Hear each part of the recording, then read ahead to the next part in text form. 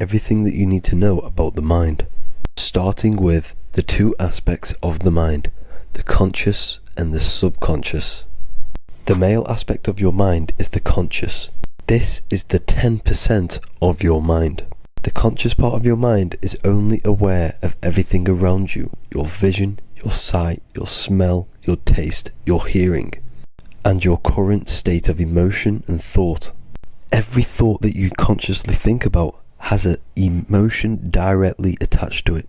That emotion is then impressed onto the subconscious part of the mind. The subconscious part of the mind is the female aspect of your mind. It is also a whopping 90% of your mind. Subconscious mind is controlling all of the subconscious processes which happen within your body. For example, your subconscious mind is controlling your heartbeat, your digestion of food, and all of the things that you do not have to tell the body to do. It is the hidden part of our mind which is controlling all of the hidden things. The subconscious mind is like a recording supercomputer. Everything that you have experienced in your life is all recorded and stored within the subconscious mind. One of the most important things about your subconscious mind is that it stores your mental programs. Everything in the subconscious mind manifests into behavior and actions within the body. Your daily basis routine and habits are all mental programs within your subconscious mind. These mental programs are created by mainly two ways. 1, repetition, and 2, emotional impact. The repetition is fairly simple to understand. The more you do something, the more it impresses onto your subconscious mind and becomes a program. That program will then manifest into your behavior. However, with the emotional programs, they work a bit different. The stronger that you feel an emotion, the stronger it is impressed onto the subconscious mind. And then that emotion becomes a program. For example, you had a very traumatic moment happen when you were a young child. The emotion that you felt was so strong in that moment that it impressed into your subconscious mind so hard that you can recall that moment like it was yesterday. That traumatic event that happened to you when you were young will still manifest into your daily basis behavior even to this day. However, it manifests subconsciously. For example, if you were in a car crash, you will be wary to enter cars with certain people. All because of that traumatic emotion that you felt and impressed onto your subconscious mind. Another example of the subconscious manifesting into our behavior is posting on Instagram. Most of the time, the reason why you post is because your subconscious mind is seeking gratification. So before you actually do something, question yourself and find out the root cause of why you are doing this. Another thing that you need to understand about the subconscious mind is that it takes everything you say and hear literally. So for example, if you go and say, "You are an idiot" to someone, your subconscious mind will only pick up the word idiot. It only knows yourself. It doesn't know anyone else. You are casting a spell on yourself just by saying that to someone else. This is why the golden rule is to treat others like you'd like to be treated. Now, you can rewrite these programs which are already in your subconscious mind. However, it does take consistency. You have to change these programs which have been running for years. And by changing these programs, you change your behavior, because these programs manifest into your behavior. The best way to do this, personally, is to listen to affirmations first thing when you wake up in the morning, and do this for 10 minutes every single morning. Then at night time, you want to think and feel that you are becoming the reality that you desire. The more that you feel this reality, the more it will become a program and impress your subconscious mind. For example, you're trying to gain financial freedom. If you trick your subconscious mind into creating a program saying that you are financially free, this will manifest into your behavior. You will start doing more work. You will start looking for ways to make money. Your mind will be set on the frequency of money and financial freedom. Therefore, you will receive thoughts based around this program. If you take enough action, your life will dramatically change because of this program that you created in the mind. This is why we call it a mindset, because your mind is a frequency tuner which sets its frequency onto different thoughts, because thoughts are frequency. If you fill your mind with a specific frequency, you will gain thoughts and ideas based around that frequency. To create a stable mind, you need to master your emotions. You need to change your mindset. Everything that you experience is neutral. Based upon the mindset that you see it, you either give it a positive or negative charge. By understanding this deeply, you will then control your emotions. I hope you gained some wisdom and enjoyed this video. Please, if you can, leave a comment and a like, and subscribe to the channel if you like this content. Love and light to you all.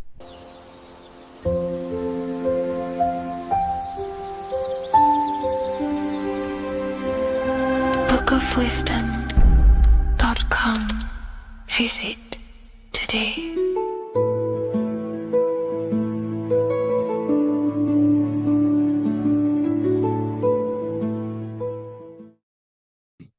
This one secret that is hidden and guarded within secret societies grants you profound power, which can fully transform your life and perspective on reality. Today, I'm going to reveal this one secret, which you probably already know, but never realized how deep it truly is. This has the power to change your life. It is the key to your potential. And if you stay with me, this power may be yours, and you could transform your life with this hidden secret that is guarded within secret societies and esoteric orders. And this secret is not really a secret, but something people overlook, that the universe is mental. Everything we experience and interact with and perceive originates within the mind. The universe is a boundless field of consciousness, a mental construct molded and shaped by thought. We do not just live in a physical world, as they want you to believe. There are hidden forces that mold the material world. They want you to believe that you are only a physical being inside of a physical universe. But this is completely wrong. You are the architecture of the universe. Your consciousness is the very fabric of reality, and you create your own universe. The universe is an infinite field of consciousness, a vast and limitless mental construct, intricately woven and shaped by the power of thought. It is a dynamic and ever-evolving field where the interplay of awareness and attention gives form to existence. Within the boundless realm, every idea, perception, and belief contributes to the creation and transformation of reality itself. Each thought holds the power to transform reality.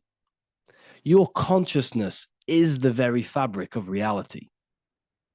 And this is shown in the symbol of the flower of life. The flower of life is a symbol. It symbolizes the interconnectedness of all existence, illustrating how every thought is not merely a fleeting moment, but a ripple that reverberates across every layer of reality. Each action, like the intricate overlapping circles of this pattern in the symbol, extends its influence far beyond its origin, weaving a web of interdependence where every choice impacts the whole. It serves as a profound reminder that everything is connected, bound by an unseen field of consciousness. This symbol represents how one action, one thought is a ripple in the whole vastness of the ether of consciousness. To master your mind is to master the universe, because your mind is a miniature universe. The mind is the very fabric of reality.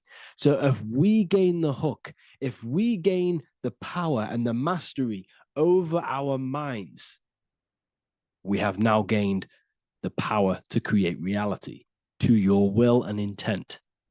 You see, most people live in a cycle, and this cycle is the outer world manipulating how they feel on the inner world. People's external circumstances are creating their thoughts and emotion in the inner world of consciousness, which is producing a constant cycle of negative manifestation. For example, let's say something negative happens to me in my external world. Then I start to think negative and feel negative. What that is actually doing is manifesting and projecting more negativity, because our thoughts hold the power to control and weave our own life. Your life is a direct correlation of every thought you thought in the past. What we need to do is stop and not let the mind control you in your reality. You need to control the mind so you can control reality. So what does this actually mean? Reality is an externalization of consciousness. Consciousness and matter are one. They're not separate. They are inseparable and interconnected. Everything we see, experience, and observe is a manifestation of thought, beliefs, and consciousness, shaping the world around us. Now, this ties in with the secret fifth element that they have hid from you. They've hid from you this sacred and very important symbol and pillar to reality. And this pillar, this sacred thing they've missed, is called the ether. And they've held this from you for a reason, a specific reason. This is the true fifth element. Why do they hide the ether? Because the ether has the power to shape and manifest whatever we imprint upon it. Every thought is a vibration interacting with the ether and actively shaping our reality. The ether, you could see it as the codes to physical reality. It's like an energetic blueprint which surrounds all physical objects. It is the life force that gives life to all things. All energy comes out of the ether and returns back to the ether. Energy, it's 0 point energy, and it is an infinite source of energy. So this is why they hide the ether, because whatever our mind can imprint onto the ether, we can create into a reality. And we imprint the ether through thought and imagination. The mind holds the power. The mind is the very source of reality. The material realm is not separate from the mental realm. Rather, it is intricately shaped and influenced by it through the ether.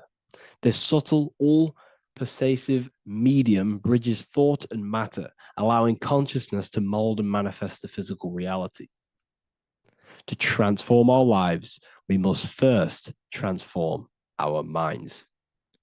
True change begins within, as our thoughts, beliefs, and perceptions shape the reality we experience. By shifting our mindset, we unlock the power to reshape our world and recreate the life we desire. This is the power of the mind, and this is the power that's been hidden from you. We're not taught these things in schools for a reason, because they don't want us all to be conscious creators. Instead, they feed you your beliefs. They feed you your thoughts through the music, through the entertainment, through the movies, through the news. They're controlling your thoughts with this information. They're installing beliefs and information into your mind. So you are producing their reality. But this is what we need to stop. We need to take control. We need to stop consuming their music, their movies, their information, their news, because all of this is contributing towards your reality. They have the collective consciousness at the tip of their fingers. They do not create the world. We create the world by believing their beliefs and their thoughts and installing their information into our minds. You see, it's mind over matter, and most people live in matter over their mind. Most people let matter, the external circumstances, dictate their mind when it should be the other way around. It should be mind over matter. This is the mental plane. This is the astral. This is the etheric. This is the physical. The mind holds power over the emotions, over the imagination, over the physical, and over our spirit. It holds power over everything. It's mind over matter. It's the mental body that we must transmute and change. Most of us live in a chaotic state of mind, and this is what we must change. Turn chaos into order. So we need to be mind over matter. We need to install this belief into our subconscious. I, Harry B. Joseph, have created the ultimate esoteric school on the earth. As a member, you'll gain access to live mentoring calls twice a week, along with new lectures, books, and exclusive content released every week. Additionally, you'll have a full access to all my life-changing programs. If you're ready to transform your life and start your journey today with me, join Ethereal University. These are the campuses. We have the real lecture exactly how to reprogram your subconscious mind so you can live that reality. Sexual alchemy, the path to empowerment of how you can transmute your sexual energy. The real library, where you gain access to powerful esoteric books, PDFs. Symbols of Secrets, an amazing course. The course that allows you to see beyond the veil that has been pulled over your eyes. The language of symbolism that secretly rules the world. I teach you how to read symbolism. Esoteric Exchange, live calls. You get to rewatch all of the old live calls. Mindwave Hub, this is a place of binaural beats where you can listen to infinite amounts of binaural beats. So you can meditate to them. Meditation section, numerology, health section, and electromagnetism. This is a life-changing place. And if you are serious, we only accept serious about changing your life and studying the occult and esoteric, this is the place for you. I've been there. I've been on YouTube looking around for valuable information, trying to find good accounts, good channels. It's very hard. I had to go through years of trying to find good information on YouTube. But what I've done is, instead of you searching around everywhere for bits of information and connecting the dots, I've put it all into one big place. You get your binaural beats, you get all the programs you need to walk the path of enlightenment to transform your life. I will connect with you on the inside, and I hope this lesson, this lecture, you gained some information, you gained some power from it. Please like and comment, or don't. It's up to you. If you have any reviews, if you have any ideas of lectures that you know, if you don't understand certain things, make sure to leave a comment and I can make a lecture about it. I can make a video about it for sure. I don't mind taking recommendations for videos. So I thank you all, people. Have an amazing day.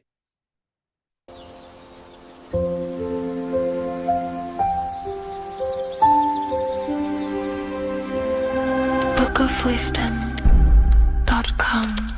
Visit today.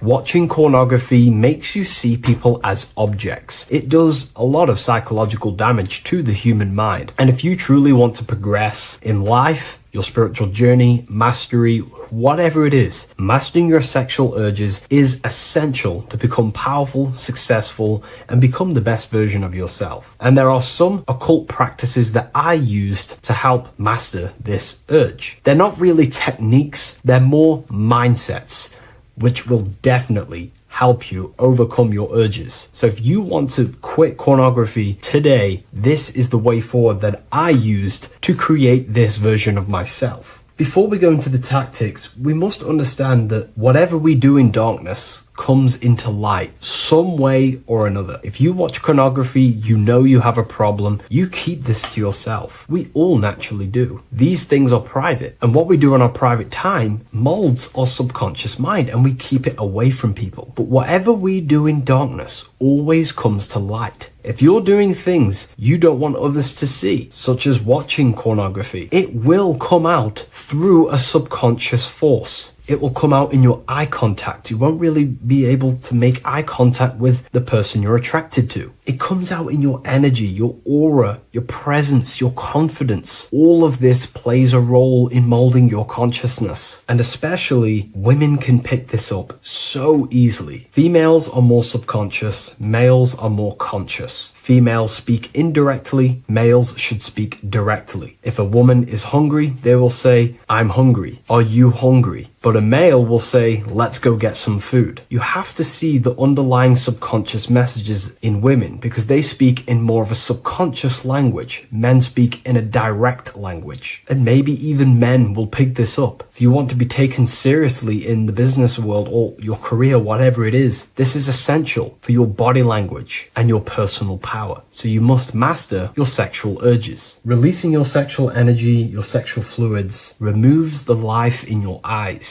A lot of people get dark bags underneath their eyes. I used to have them years and years ago. My eyes were always half shut. There was no life in my eyes. But as you purify yourself, the life and the energy comes back into your glaring eyes. The first tactic on mastering your sexual urges is understanding that thoughts produce emotions. Whatever we think about inside of our mental body directly corresponds to what we feel in our emotional body. What we see here is a piece of alchemical artwork showing you the light of the mind shining down into the heart. This represents the mental body with the clouds. This represents the human heart, the emotional body of consciousness. What we think about, if we think about sex, or if we watch things that are stimulating to us on Instagram, TikTok, that thought goes into the mind and the feeling gets then produced in the heart and the body becomes aroused. What we think inside of our brain becomes emotional energy in our heart. As above, so below. And what becomes in our heart is what we take action on. We take action on emotion. Human action, human behavior pretty much comes down to what we feel. We only act on what we care about or what we love. If you love that feeling of watching pornography, that is the reason why you're taking the action. So keeping this in mind at all times is very important in your journey of self-mastery. What you think is what you feel, and what you feel is what you act upon. Remove stimulations that can possibly produce that thought of watching pornography. Unfollow the people. Purify your environment so these thoughts do not enter your mind. And if you do become stimulated, remember, thoughts produce emotions. Change your thoughts. Think about something else instantly. The more you think about it, the more you feel, and the easier it is to take action upon it. And the second tactic that I say to myself is that it's all mental. World, the universe, life is all mental. For example, unfortunately, my brother passed away recently. I've never gone through something like this in my life. It's tough. It's horrible. It's not nice losing a loved one. However, if I sit around and focus just on the negative side of that, yes, of course, I'm going to have my moments. But if I just sit there and focus on the negative, it will destroy my life. It will pull me down. The only thing that I can do to benefit from this situation is to become a better family person out of this. Become more loving. Spend more time with the people who mean a lot to you. You can always change and transmute the mindset of every situation in your reality. There's a famous saying I like to say, if you can change it, change it. But if you cannot change it, change the mental attitude towards it. Never just sit there focusing on the negative side of reality. This helped me with mastering myself watching pornography. It's all mental. You hold the power over the mind. And the next tactic is probably the best one ever. And I still use this today in everything in my life. Before I make any decision in life, I always say to myself, what is the effect of this cause? Is that effect going to push me towards who I want to be? Or is that effect going to pull me away of who I want to be and become and where I want to go in life? If the effect is not pushing me towards who I want to be, I will not take the action which is the cause. Consciousness cannot escape the law of cause and effect. It is an immutable, inchangeable law that is governing your consciousness and your mind. You have to keep this law in mind because it is the law that is creating and crystallizing your reality. Any decision you make, what is the effect of this cause? The law of cause and effect is a force that you cannot escape. So you have to work with this law and become conscious of the law. So before you do take the action, what is the effect? Is watching pornography going to push me towards who I want to be and where I want to go? If it's not, do not take the action. That's where willpower comes in. You can do little exercises for willpower, meditation for 30 minutes of not thinking. You can do rituals that strengthen the connection to your mind with your willpower. At the end of the day, the willpower is the most essential force in the consciousness. Another thing is remove any music that talks about it. Even the words will be producing thoughts in your mind. What you feed your consciousness is ultimately what you project back outwards. Don't listen to the rap music. Don't listen to any music that talks about it. Try and remove this from your environment. These tips that I've given you don't just work in quitting pornography. These work in every aspect of your life, and they will dramatically change your life if you become conscious of them and actively use your mind. Don't fall under the spell of becoming unconscious. Never act unconsciously. Never think unconsciously. Never feel unconsciously. Stay on top of your mind. Be the observing eye in your mind. Never fall unconscious. Of course, we all need to sleep, but I mean in the waking times. And this is why learning about yourself or consciousness is essential for every aspect of life. Business, your career, money, whatever it is. Whatever you're doing in your life comes down to understanding human consciousness. And that's why I wrote these books, so you understand yourself, so you gain your understanding of the functions of your own mind, body, emotions, and how you are creating reality. That's why I wrote the book of symbolism, because symbols are not just symbols. These symbols represent forces and aspects of the human psyche themselves, and they are veils, they are keys that help you remember and become conscious of what has fallen unconscious in your mind. We're simply just becoming conscious of what we are unconscious of and becoming conscious of them and using these powers. You want to take your life to the next level? Feel free to get the book of symbolism. I'll leave a link in the description. Take care, everyone.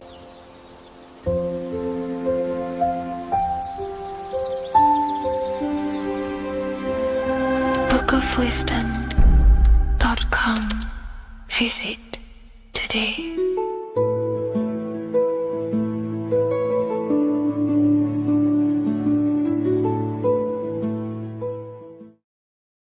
Greetings everyone, it's Revival of Wisdom. I facilitate human enlightenment through occult and esoteric teachings. I hope this video expands your mind into a new field of thought. In this video, we're going to be discovering the true esoteric meaning of the 7 planetary energies. So let's jump straight into this. In order to fully understand this, you must understand the esoteric teaching of as above, so below, and as within, so without. Our inner world is mirrored into our external material reality. We have a physical voice, which you are hearing right now, and I also have an inner voice, which no one else can hear. The inner world is invisible, and the external world is visible. In other words, the inner world is the spiritual world, and the outer world is the material world. The inner world of ourselves reflects and projects our outer world, which means everything in our external reality is somewhat reflection of our internal self. You are made in the image and likeness of God. You yourself are the universe experiencing itself in a 3-dimensional physical form. The Newtonian science has programmed you to believe that you are a physical being inside of a physical universe. They did this to limit your mind to only believing there is a physical universe and that you are separate from the universe or God. But you yourself are the divine essence of the universe, experiencing itself in a physical plane, which means everything you see is inside of you, including the stars, the planets, and the elements. As above, so below. As within, so without. An example of this is the 4 physical elements: fire, earth, water, and air. In the external world, these are physical elements. In our internal world, they represent the 4 bodies of consciousness. We have 4 different bodies. We have a material body, we have a spiritual body, an emotional body, and a mental body. The mind is not made out of the same substance as the body. The emotions is not made out of the same substance of the mind and the body. These bodies exist in 4 different dimensions, 4 layers of consciousness. With that being said, the 4 physical elements are inside of us. The earth is our material physical body. Fire represents our spiritual astral light body. Water represents our transformative and emotional body.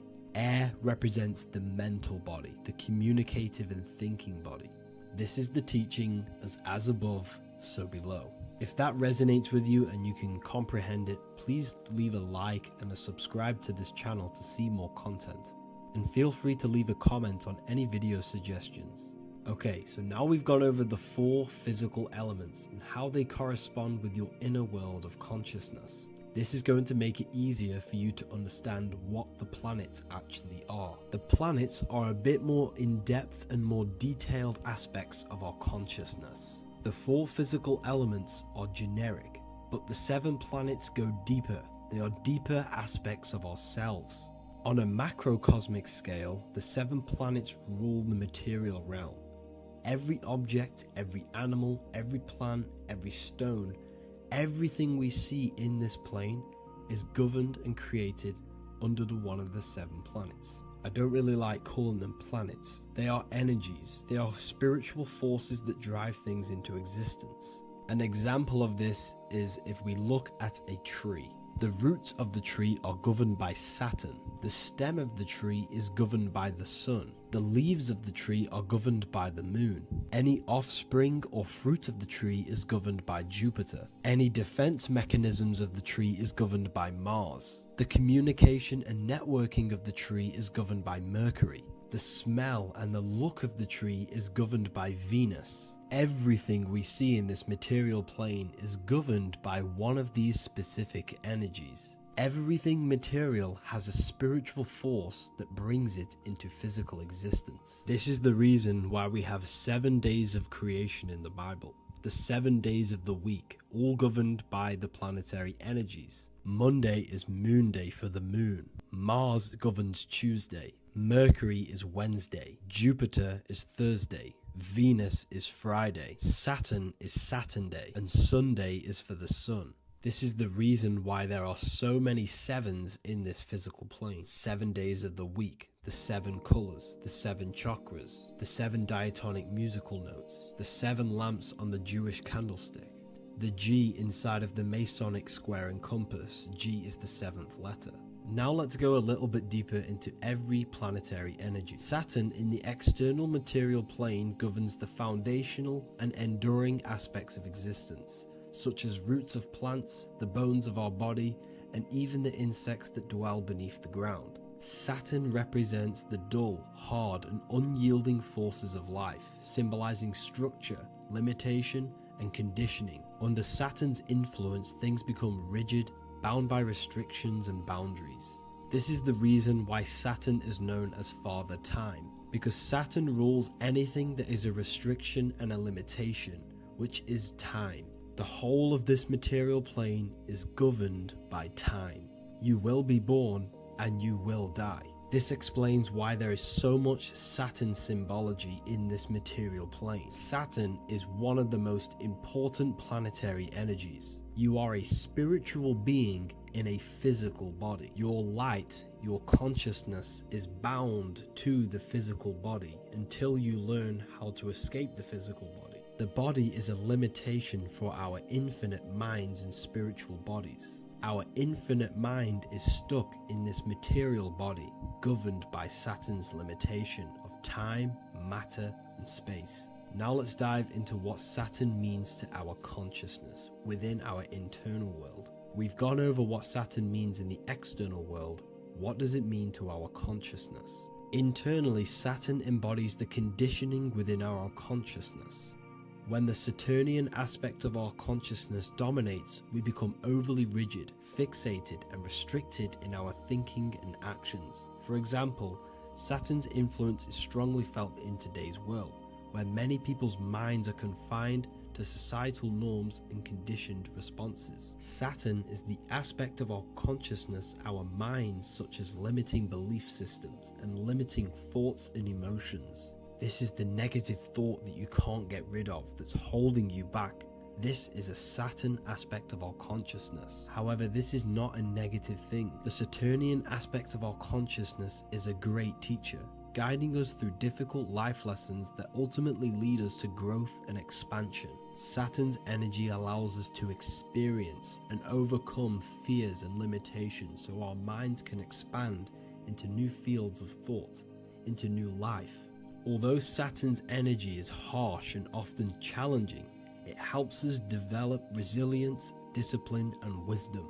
However, in the modern day, this Saturnian energy has overpowered the minds of the masses, fostering excessive rigidity and limitation. This is why we see so much Saturn symbolism. It's literally everywhere because our minds are being dominated by the Saturnian limiting aspect of our consciousness. Now, let's move on to the moon.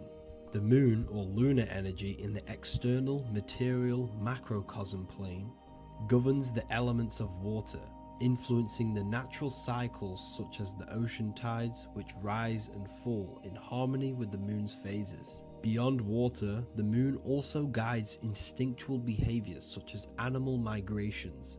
Birds, insects, and other creatures rely on the moon's subtle energies to navigate their journeys. For example, dung beetles use polarization patterns in the moonlight to orient themselves and travel safely home. The moon creates the months. M-O-N is moon. There are 28-day cycles, and this 28-day cycle of the moon is reflected in the woman's body, known as the menstrual cycle. The moon is a feminine energy, governing the feminine elements such as water and the feminine cycles of the body. The moon is the womb. This is why eggs have the same color as the moon, because eggs are ruled by the moon's energy. Now that's the external world. The internal world, the moon symbolizes the emotion aspect of our consciousness. It represents the subconscious mind, the seat of intuition and psychic abilities. Just like in the external world, things are born out of the moon, such as eggs and the womb. The subconscious mind acts as a womb for our conscious mind. Our deep subconscious emotions and programs are born into light into the conscious mind and controls the conscious mind. The moon represents our hidden psyche, our shadow self. Now let's go on to the sun. The sun represents the life force. In the material external world, the sun is ruling over pretty much all life. The sun gives life to all things. Without the sun, animals could not exist, the human body could not work, and plants would not grow. The sun is the life force. It's the soul of the world. Now, in our internal world of consciousness, the sun represents our passion, our drive, our conscious mind. The aspect of our internal world that wants to drive things and give life to physical manifestation. Now we go on to Mars energy. Mars is well known for being the god of war. Mars energy manifests into the material plane through anything that seeks to protect or defend itself. For example, the holly tree. The holly tree leaves are very sharp and they defend itself.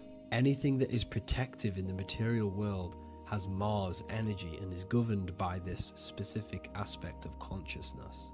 For example, any predators or animals such as hedgehogs with spines on their backs for protection. Mars represents all things that is driven by conflict, aggression, and defense. Now, internally, inside of our inner world, Mars symbolizes the aspect of our consciousness that is focused on self-preservation and protection. Mars governs our ego, the instinctual urges of anger or maintaining reputation. Mars is not evil. It's necessary. Sometimes it's necessary for us to protect ourselves. Mars is the aspect of our consciousness that is anger, rage, the desire to fight or conquer. When this energy is activated within our consciousness, we become defensive, assertive, and even combative, ready to dominate others and destroy obstacles in our way. Now let's move on to Venus energy. Venus in the external material world manifests its energy through the aesthetics of creation. This planet governs the beauty and harmony found in nature, including the nurturing environment of a mother's womb where life begins. Venus embodies the essential love, not only in romantic relationships, but also in the bonds between family members and all living beings. Venus represents relationships. We have relationships between plants, animals. They all depend on each other to give life. Plants provide food and medicine, while living creatures contribute to their own growth and pollination. Internally, Venus represents the aspect of our consciousness that yearns for relationships and connections with others. This is an aspect of our consciousness that encourages to care for our physical appearance and embracing beauty. Aesthetics play a role in our interactions and self-expression.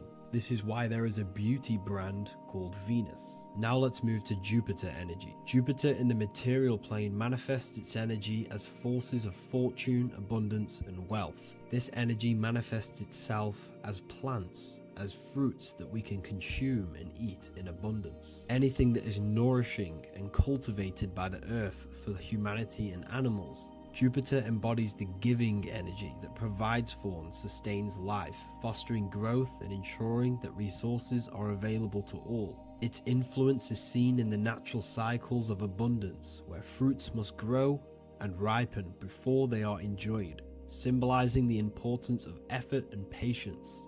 Internally, in our spiritual world, Jupiter represents the aspect of our consciousness that yearns for abundance and seeks growth in various aspects of our lives, including wealth, knowledge, and personal development of the mind, spirit, and the soul. This is the aspect of our consciousness that wants to gain wealth, that wants to gain expansion and abundance in our lives. However, when Jupiter's energy dominates our consciousness excessively, it can lead to feelings of stinginess and greed. It represents material possession.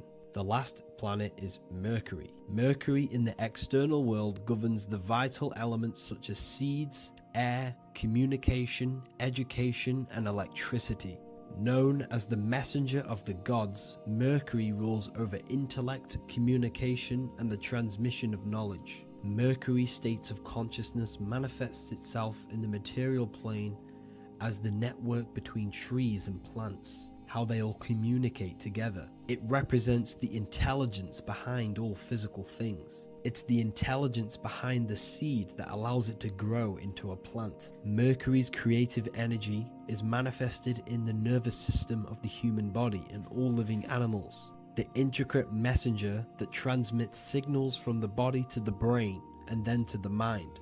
This intelligence within us allows us to facilitate thought and movement. Internally, in our spiritual aspects of consciousness, Mercury is the state of consciousness that seeks knowledge, understanding, and intellectual growth and expansion. This part of us is curious, eager to learn, and driven to communicate ideas and information. It represents our mental body. The Roman god Mercury is often depicting flying because this symbolizes the air. Air represents our mental body. When the Mercury aspect of our consciousness dominates, we become highly intellectual, constantly seeking information, analyzing situation, and communicating our ideas. While this can enhance our understanding and ability to interact with the world, an excess of Mercury's influence can lead to overthinking, excessive analysis, and focus on intellect over emotions or intuition. Okay, so they are the 7 planetary energies in the external world and your internal world of consciousness. These energies are manifested in the Roman mythology as human beings. They are depicted as human beings, but this is nothing but symbolism. These gods never existed physically. They represent aspects of our consciousness and spiritual forces that govern the material plane. Every material object, every intelligence, every piece of life in this universe is governed and brought into existence by one of these spiritual forces. Now, I hope this video has expanded your mind into a new realm of thought. Make sure to leave a like, a comment, and subscribe to the channel for more occult and esoteric information. You can read more about this topic and many more occult and esoteric teachings inside of my books, the Book of Wisdom Volume 1 and the Book of Wisdom Volume 2. I honestly advise that not everyone reads these books. These are books which will completely transform your view on reality. You will feel a lot better reading these books because you will find a connection with yourself and the universe. Understanding truth and knowing thyself gives you a sense of well-being. Like I said, this is not just a book. This is a beginning of your journey of expansion and growth. Reading them can be life-changing.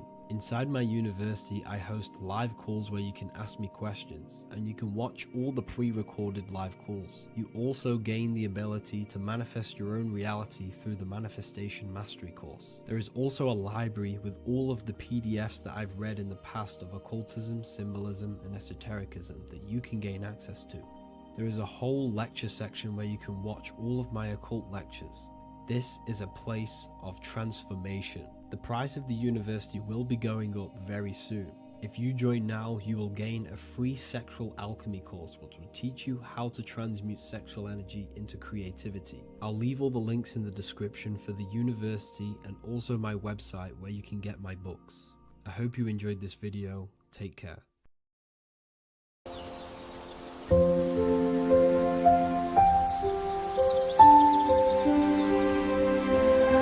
bookofwisdom.com. Visit today.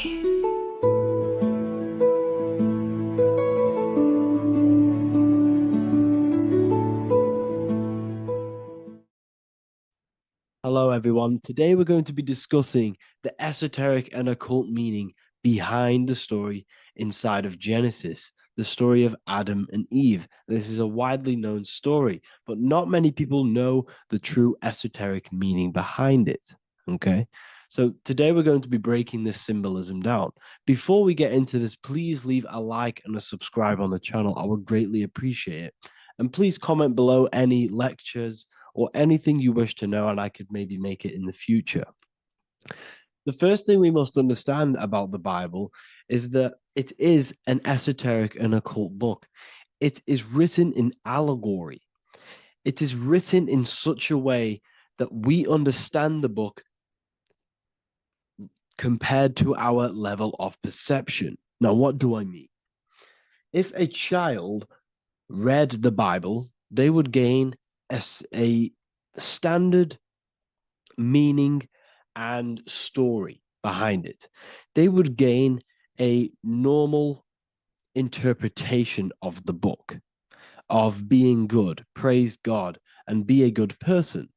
However, me, who have studied the occult and esoteric and symbolism for a very long time, when I read the Bible, I see a deeper meaning. I can read between the lines of the allegories, which means the Bible is written in such a genius way that it speaks to your level of intelligence. Depending on how advanced you are mentally and with knowledge, will depend on how you decipher this book and how the parables inside the book can speak to you in your personal life. Okay, so the Bible is the greatest psychological book ever written in history. This is why it's known as the greatest story ever told. It's a story. What we must understand with the Bible is that the Bible creates on the surface a logical way of thinking, which is what we call religion. We read the Bible and if we think logically and we take that book literally, then we gain a religion. But if we look beyond the surface, this is what we call esoteric, metaphorical, symbolic. You can read between the lines using our right hemisphere of the brain in deciphering this book and what it truly means to us and the evolution of our mind, body, and soul. What this book actually reveals between the lines is instructions and stories which teach you how to level up your consciousness, how you can sync the mind, body, and spirit and the soul all together so you can live like a god. This is what the esoteric is. It's the purification of consciousness. Now, when it comes to Adam and Eve, okay, what we must understand is that this is the beginning of creation. This represents the beginning of your life in an esoteric way.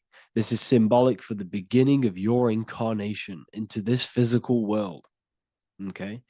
And we have Adam, masculine, Eve representing feminine. These are the two masculine and feminine energies which create the whole material universe. Okay. And as we are born with a pure consciousness. We are born with pure consciousness. Well, now, what do I mean? As a baby, we have no knowledge. We are pure essence of the soul. You know, we don't gain the knowledge of good and evil. We are pure. Yes, we're not happy all the time as a baby, and we're not sad all the time, but we have no ego. This is what I mean. Our consciousness is not split. As a baby, you are whole. You have a whole consciousness. You are yourself. You have no false identifications, no limiting belief systems, nothing. You are pure awareness and the pure soul and the pure mind. Now, this is what Genesis is representing. As we grow older, the more experiences we gain, the more thoughts we start to think, the more knowledge we gain of this world, the more impure our mind, our heart, our soul, our spirit becomes, the more impure our body becomes. As we grow older, we're infected with negative beliefs, negative thoughts, and society norms. This is a big one. As we grow older, we are molded by society. We shut off areas of ourself and we push them away so that we fit in with society. We all know this. We all did this in school. We pushed away parts of ourselves to act cool or to fit in, whatever it may be. Whatever type of person you were in school, we all went through this because society and culture is programmed. So as we grow older, our consciousness splits. We gain a persona, an ego, and we gain a shadow self, the subconscious, and we gain an ego. Now, the ego is what you show to people. It's that character that you show, that you put on to your culture, to your family, to your friends. This is a false identification. And we also gain a shadow self. The shadow self is gained through experience. This is the subconscious. Our ego is created through experience. And so is the subconscious and the shadow self. Okay. So as we gain age in this material body, we fall from the Garden of Eden. We gain the knowledge of good and evil. This is what the symbolism represents of us leaving the garden, us eating from the fruit. Now, the fruit represents the knowledge, it represents the insight, the experience, which splits our pure consciousness. Our soul splits. Okay? We lose connection with the divine. We lose connection with our pure self through material experiences. We may lose ourselves in material experiences. We may lose ourselves in lust and material gain, wealth, and all of these lovely things that the material world offers. We lose ourselves in this. Okay? And not only that, there's another symbolic thing that we're missing with being a child. There's another symbolic meaning behind this tree in this story of Adam and Eve. And this is sexual energy. Okay? As we are a baby, we have no ability to create another human life. We have no sexual urges. We have no desire for the material things as a baby. Nothing. As we grow older, our sexual energy cultivates around the age of, it's like 10, maybe earlier for some people or later for some people. This is what we call puberty, when our sexual energy activates. This is when the masculine and feminine energies are present within the body. And we are now given the ability to create human life. We're now given the ability to bring in a soul into the material world. Now, this is what we believe and know in the esoteric world. That is what sex is. You're bringing a soul from the astral into the physical. Okay?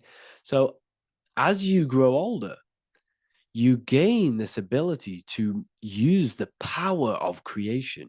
You gain this force within you that allows you to open a portal in the astral and bring in a soul to the material. Now, this power can be misused. This power is very powerful and should not be misused. In occult and esoteric teachings, we teach and learn sexual transmutation, how we transmute sexual energy into different areas of our life so we can grow and create. Because sexual energy is creative energy. It creates a whole new human being. So if we retain it, we can transmute it into creativity. So this energy is kind of corrupting us as well. And now I'm not saying growing up is evil, all this thing is evil. This is a natural cycle that we must go through. The soul of us must go through this cycle so that we learn, so that we overcome it, so that we gain mastery over ourselves, so that we expand ourselves. I recommend you watch the Evolution of Consciousness lecture that I did on my YouTube. An amazing lecture.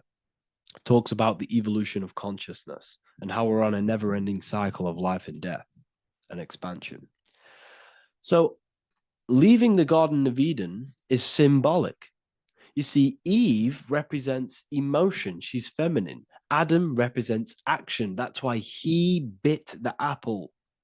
You see, Eve takes the apple and tempts Adam because she's the emotion. She's the sexual desire. And Adam eats it. He releases. He misuses the power of his creation. He misuses his consciousness because of material illusions and material desires. This is natural, okay? As we grow older in this life, our soul has to experience sin. We have to experience negativity. We have to experience evil, okay? And we have to misuse this power within us to learn about it so we can overcome it and gain control over it. Now, this is why the Bible says in Genesis 3:6, "For God doth know that in the day ye eat thereof, then your eyes shall be opened. Ye shall be as gods, knowing good and evil." This is very, very, very symbolic. We come into this world to experience a dualistic way of reality.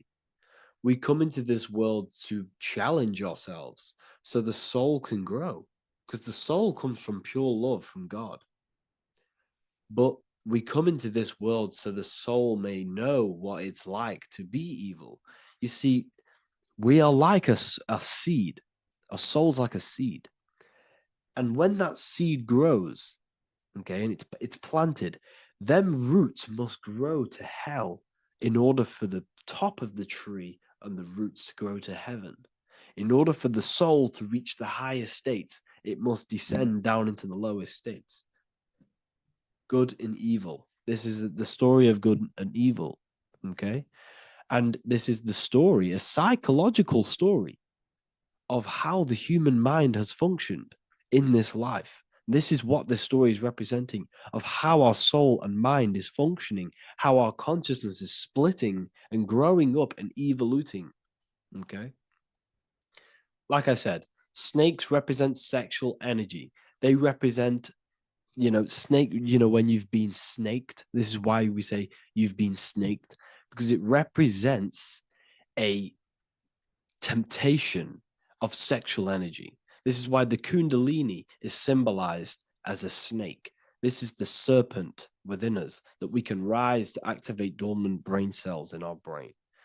Now that's called the Kundalini awakening. I'm not going to get into that into this video, but this is what it symbolizes, the tree and the knowledge of good and evil, because our body is the tree.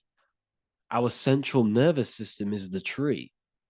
The snake is our sexual urges and this false temptation that tempts us to interact with sin, the material world, okay, and go against our higher divine self. This is what it represents. Now, it's very, very symbolic. Not everyone is going to agree with this, but this is my interpretation of Genesis based on my research of occultism, symbolism, metaphors, and me studying the Bible. This is my interpretation, and I hope it resonates with you. It might not resonate with you, but this is what makes sense to me, and this is what has made sense to many other occult researchers who are in this space as well. Okay.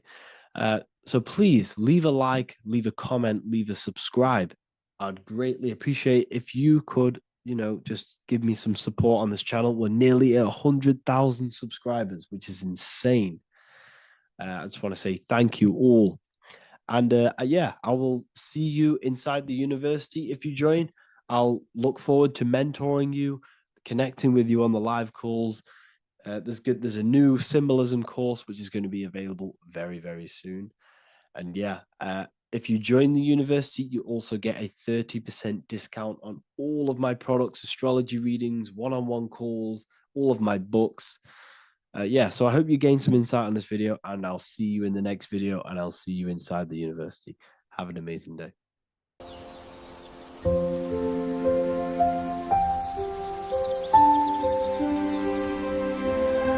bookofwisdom.com. Visit today.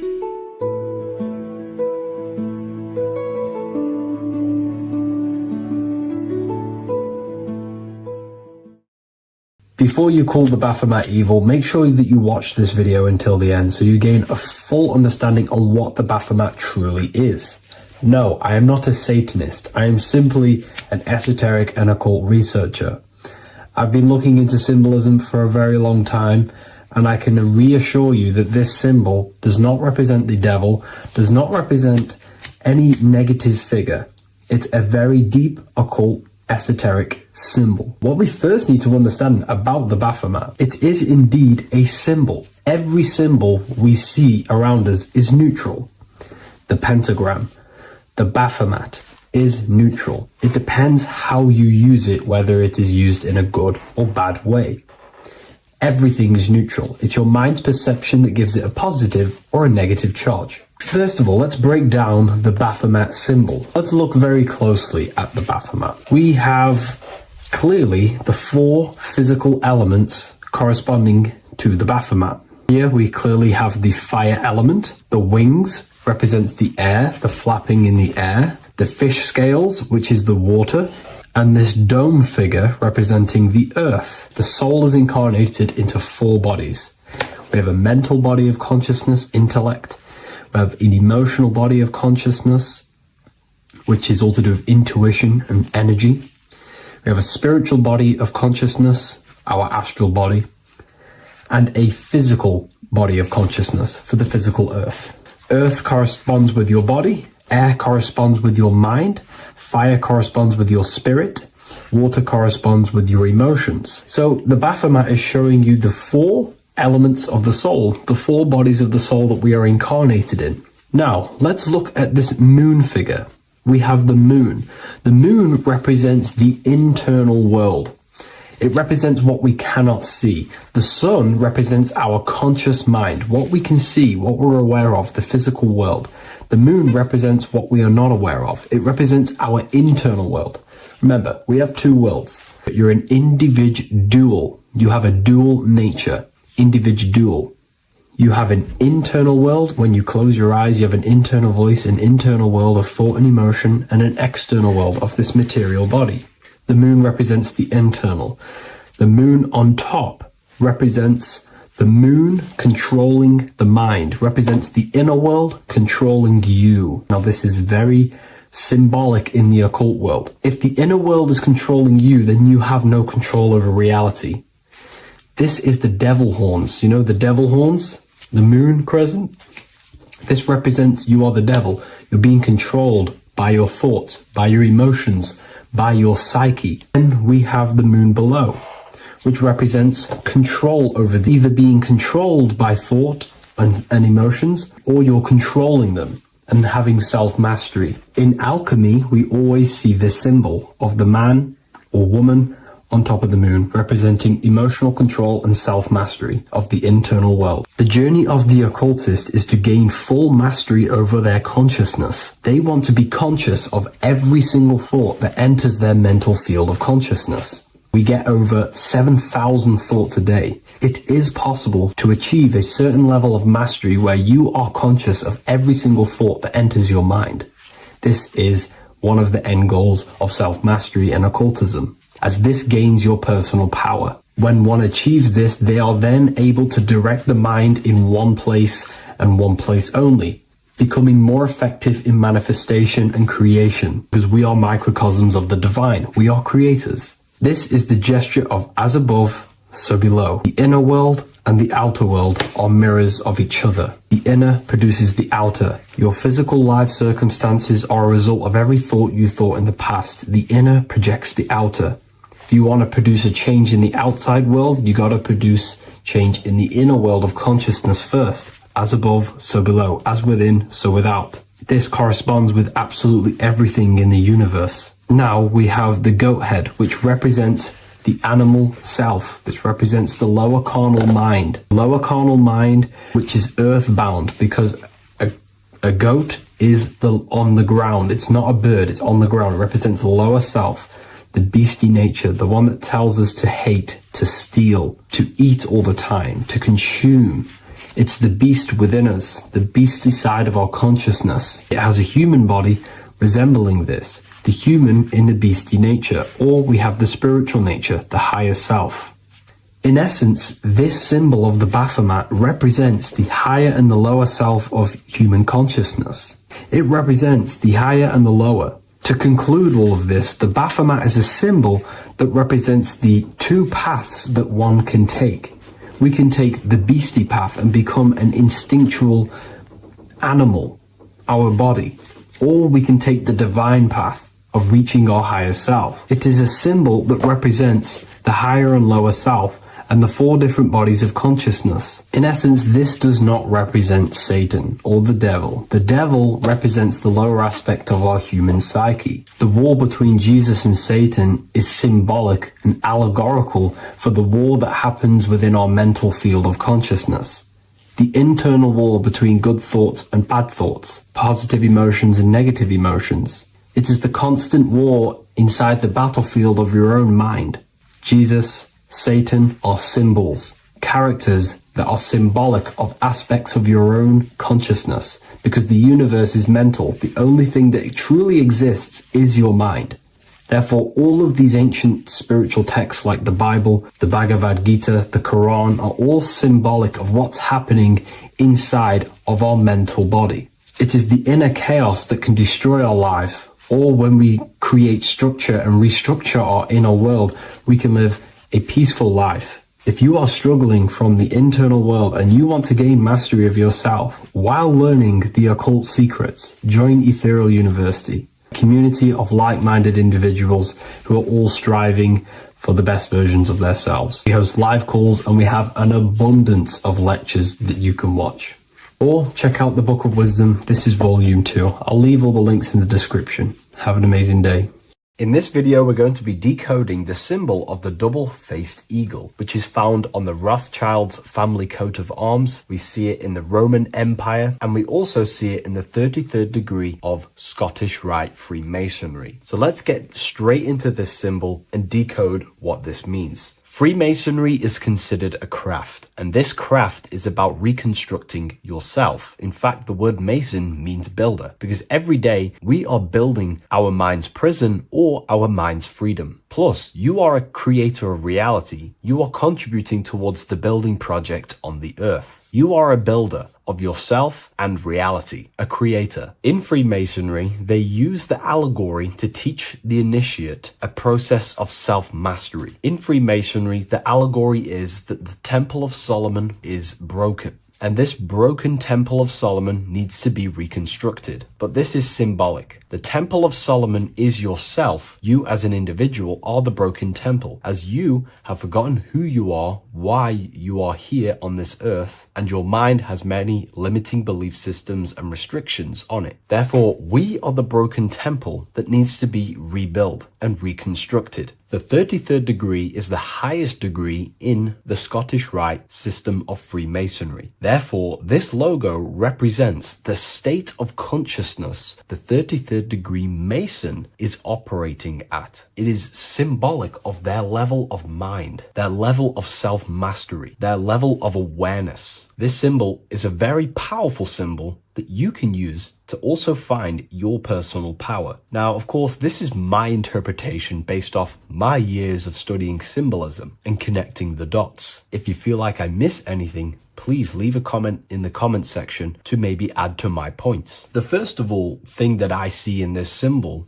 that reveals a great power of mind is the eagle. The eagle itself is a bird, and a bird can go on the ground and in the sky. In a symbolic sense, this represents the body and the spirit, the ability to transform from this earth body and then also access astral projection and the spirit. The bird sees things from a higher perspective while it's flying in the sky. If you're only in the physical body, your perception of reality is limited to the ground. We do not see much from the ground. This is all symbolic to a level of mind. The bird can see things from above. It sees the earth from a top-down view and sees the whole, sees things from a higher perspective, symbolic of the mind of a 33rd degree Mason who understands who they are, what reality is, what consciousness is, and the human psyche. Their level of intelligence allows them to see reality from a higher perspective, and they also have the mindset of seeing things as a whole, which is a great truth. We are all part of a greater whole, the unfolding of creation that is taking place in the present moment. We are all unfolding creation as a collective consciousness, and we are part of a greater whole building project.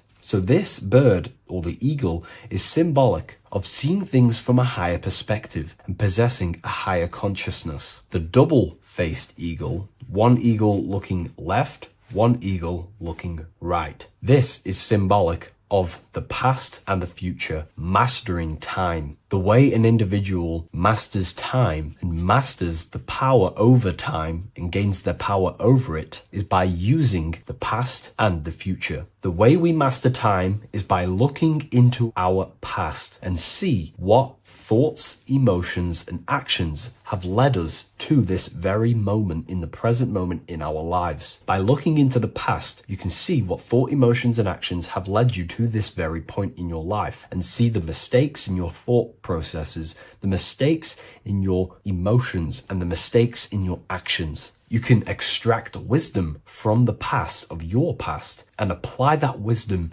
in the present moment to then change your future to a better future for yourself and the collective consciousness and your contribution towards the creation taking place on the earth. That is how an individual masters time. You can do this through memory work. Every time you go to sleep, go through your day backwards. Follow the events backwards. What this does is literally create new neural pathways in your brain and allows you to strengthen your memory so you can remember more. Memory work is massive in Freemasonry based off my research. They make you do rituals, memorize rituals, because they're trying to develop these different aspects and cognitions of the human mind. We see that the double-headed eagle is looking left and right, but then joins. This is symbolic of unity of duality, unifying duality. And the only way you can do that is by connecting with pure awareness without distortion of the mind and body. If you turn off your body, it goes to sleep. If you turn off your mind, you go to sleep. But if you can turn off your mind and body, then who are you truly? When you turn off your mind, you're no longer your belief systems, your name, your job, your reputation, your status. You are this pure awareness who's observing the mind. So in meditation, you realize you are not the mind. You are the awareness, and the awareness is singular, and the mind thinks in dualism. So this is symbolic of unifying and seeing things through the lens of the awareness and not the mind, because the mind can produce illusions. So this is symbolic of a state of consciousness of the 33rd degree who sees everything as oneness. We are all one witnessing consciousness experiencing itself. However, this witnessing consciousness is molded differently through the mind. My mind has gone through memories, traumas, events, and belief systems, which makes my mind unique to you. But when we all turn off the mind and connect with pure consciousness, the pure awareness, then we are all, on the deepest level, actually one. The universe is one. This is symbolic of seeing and perceiving that reality and truly maturing that understanding in your consciousness. We also see that the double-headed eagle is standing on a sword, which is a tool. The tools that you possess in life are aspects of your consciousness. Your thoughts are a tool. Your emotions are a tool. Your actions are a tool. These tools are creating and building your reality, and they're also building your soul, building your consciousness. But we see that the double-headed eagle is standing on top of the sword, the tool. The sword is a powerful tool. So this is symbolic of power on the surface level. But if you go deeper and decode the symbol, it reveals something way more powerful. The sword carves through things. It's also a very murderous tool. If you hold a sword towards someone or something, you hold power over it. It is a symbol of power. And that power that you possess is, in fact, the mind.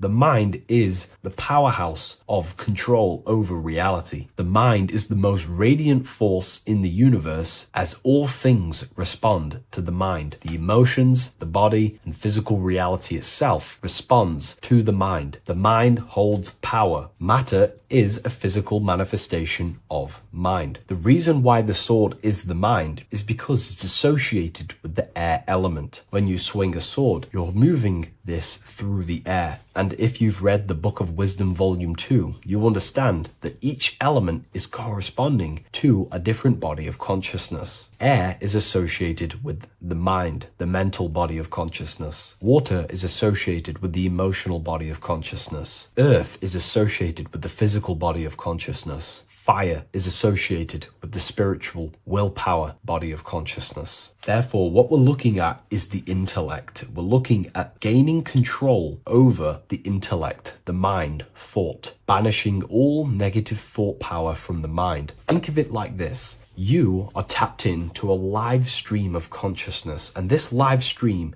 is flowing into you in the present moment. Your mind directs this creational force, this flow of consciousness and power. You can use that mind to think about negative things, anxiety, depression, or you can use that power that's flowing into you for the positive only. The universe does not create what you want. It creates what you are. What you put in is what you get out. Your reality is a reflection of your mind. So it's about using this tool for the good. For example, no negativity even has any space in my consciousness. There is no negative thought that pulls me down. And if there is, I banish it instantly and remove it. So this is about gaining power over the mind and using the mind as a tool to carve your reality with the sword. This is your power. This is your sword. Below we see a banner that says Ordo Ab Chaos. Most people see this and understand it as order out of chaos.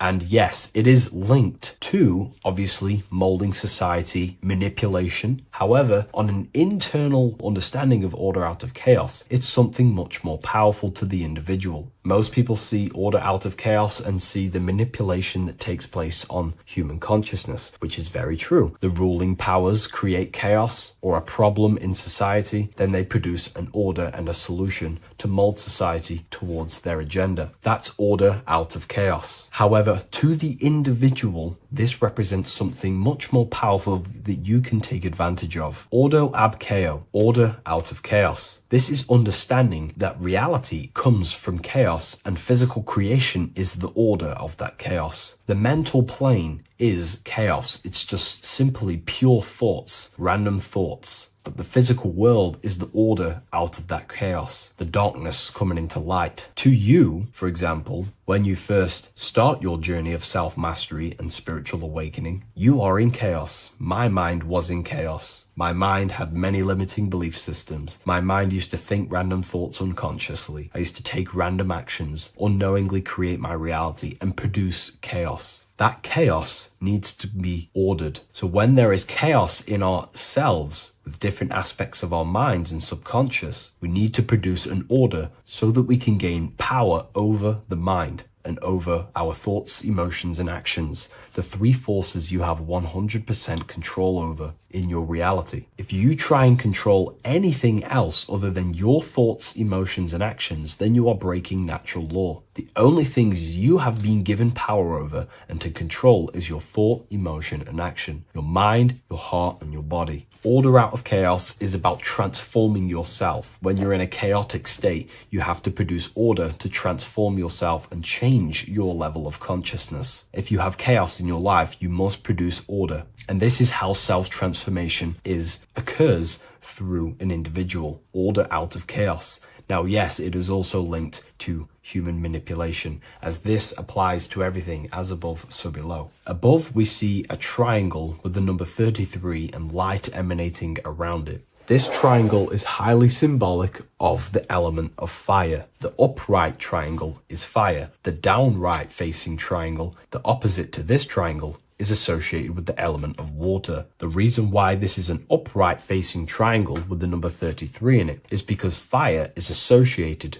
with dissolving. If I place this pencil in fire, it will burn this material into its raw form. Fire is about removing the illusions in our mind to gain power over it. It's about dissolving all the illusions in ourself, the false belief systems, the negative subconscious programs and thought patterns. This is about destroying them and producing order out of them. It's about removing the veils of consciousness so you can figure out who you truly are. If I burn this down, it will reveal its raw essence. It's the same with consciousness. If you want to figure out who you truly are beyond your mind, emotions, body, then you have to remove the veils of consciousness. You have to dissolve the mind by meditation and stillness. You have to dissolve the nervous system by keeping very, very still. And you will connect with pure awareness and can connect with lucid dreams and out-of-body experiences. It's like finding a needle in a haystack. If you want to find a needle in a haystack, you don't go looking through the haystack to find the needle. You burn the haystack and the needle reveals itself. That's how you truly connect with who you truly are. And this is why it's associated with the number 33 also, because the number 33 is the symbol of rebirth. Jesus dies at 33 and ascends to heaven. The human mind is fully developed at the age 33. Ice melts into water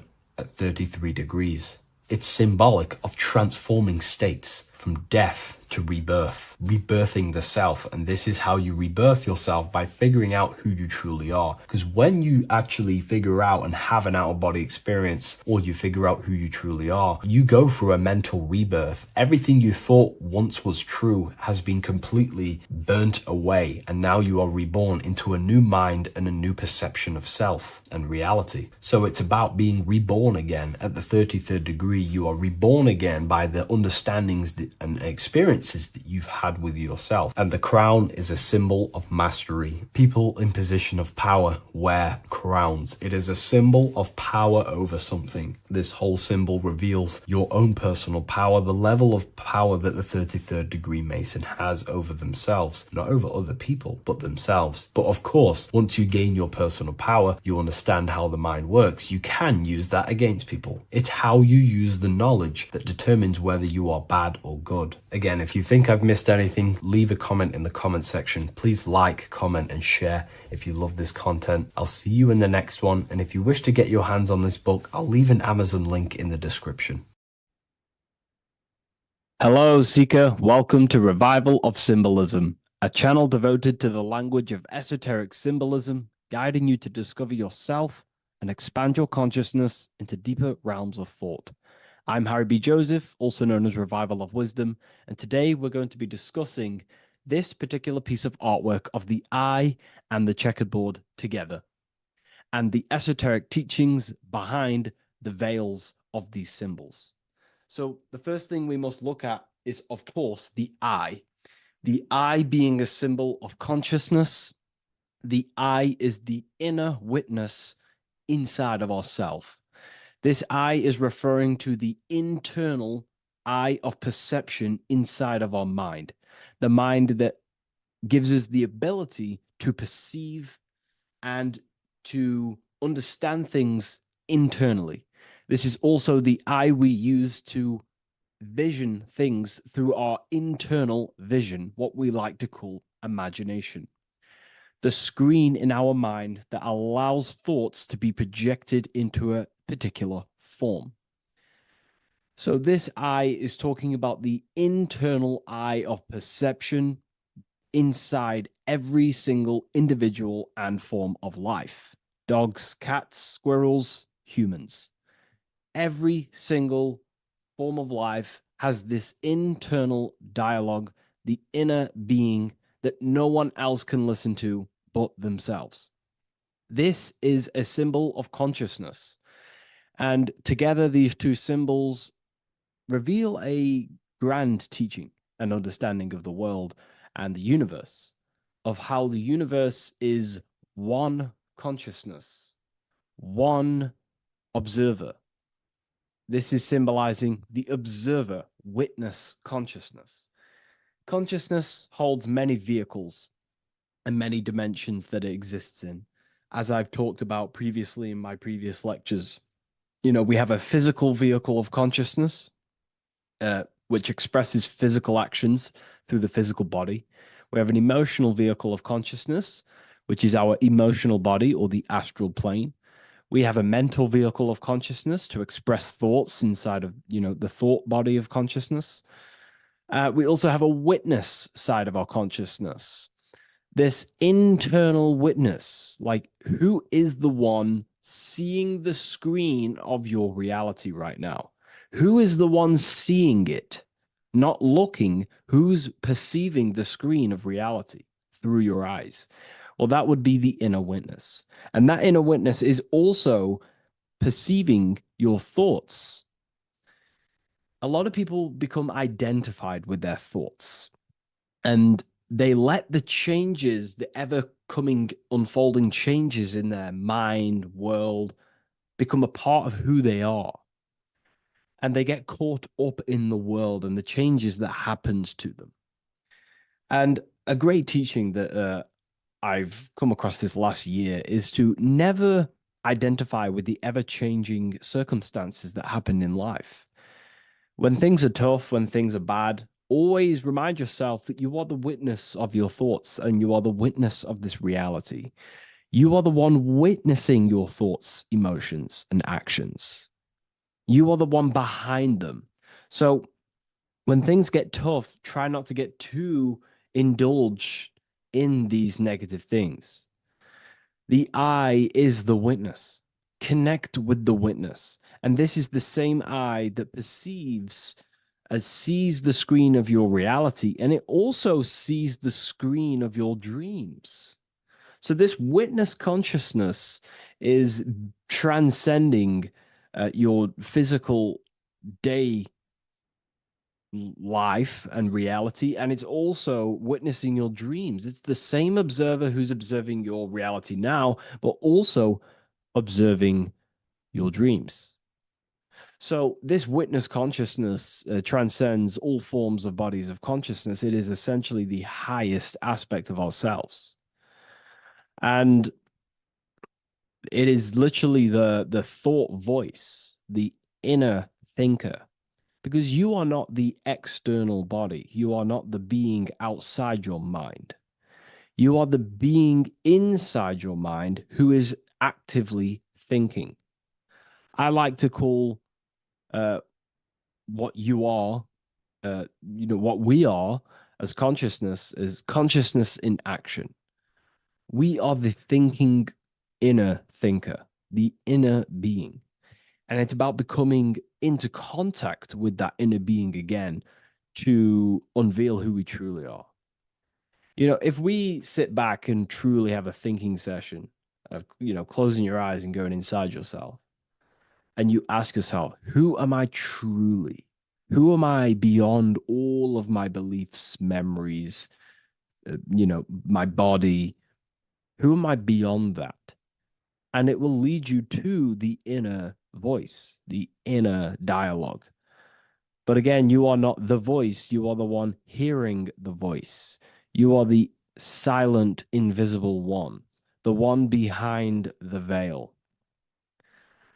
So this is ultimately what the eye is representing. It is representing the inner self shining, looking down upon the earth, upon duality, right?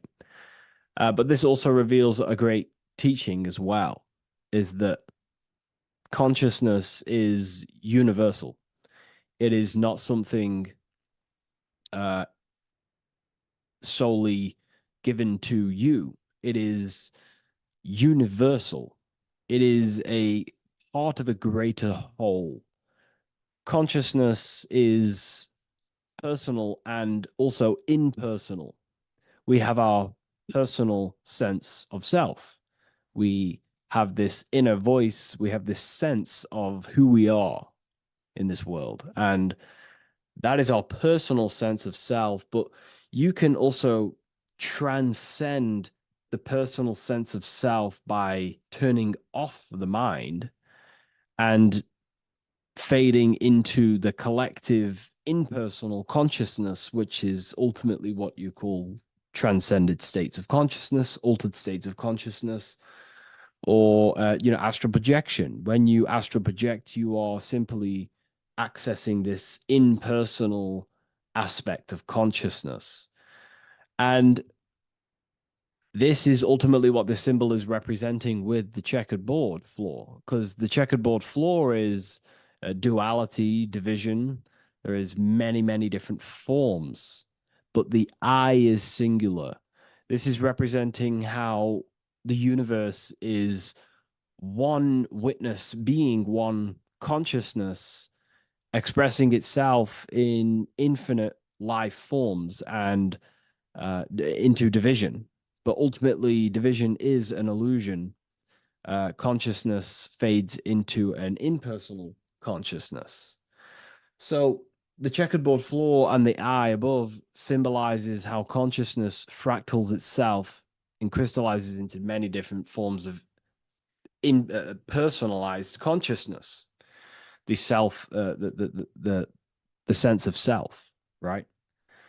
And this is why we always say, I am. I. If we look at the word I and the word I, so we have I, which is I am, and you also have the word I, which is like the eye you see here in the sky. The I, and if you look at the beginning of some words, you have inside. You also have internal, intelligence. All things to do with the inner self. Most words begin with an I, which is, I find, is a great connection because it's referring to the inner intelligence, the inner being, the inner sense of self.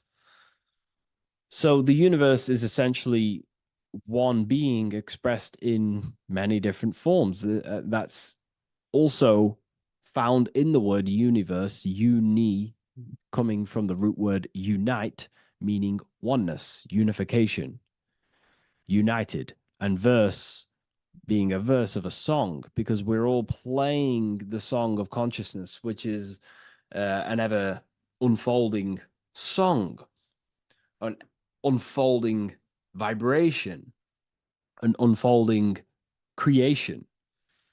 So this is simply representing how consciousness fractals itself into many different forms.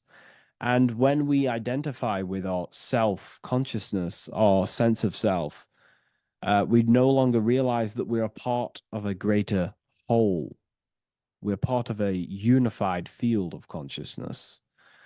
And there is only actually one true being in the universe, and that is the inner witness. And that inner witness is inside of every living form. And in order to truly process that, it takes a lot. You have to disintegrate who you truly think you were before you wake up to this universal truth. before you understood this, you just think, I am me, you are you, and everyone is divided and everyone is their own being. When in fact, we're all not. We're all one consciousness expressing itself infinitely. Uh, and it's kind of like a social system. Consciousness is always interacting with itself. You know, when you interact with someone else, you're interacting with yourself. It's a very mind-boggling concept to truly understand. But again, in order to truly understand this, you have to let go of who you thought you were. And when you do no longer identify with your personal consciousness and you identify with the witness consciousness, you become unified with the whole, with the greater, with the collective consciousness. And this changes the way you think, you feel, and act, because you then realize that we're all playing a part of creation on this earth. You know, we're all contributing towards the building project of Earth. And your thoughts, emotions, and actions also hold a great impact on the building project, your contribution towards humanity and the collective. And you start to have empathy for other people and you start to care for other people naturally by understanding this concept. And it's a very important concept because if the whole world truly understood this, you know, we would live in a better reflection in the material world. The world would be reflecting a better place because the world is simply just a reflection of consciousness. And the world today is so bad because people's thoughts and consciousness is not in the greatest state of mastery, of self realization, and people don't understand who they truly are. And a religion plays a massive part in this. Our whole lives, we're stuffed with someone's going to come and save us. Jesus will return and save the whole world. It's to me, to be honest, it's complete utter nonsense.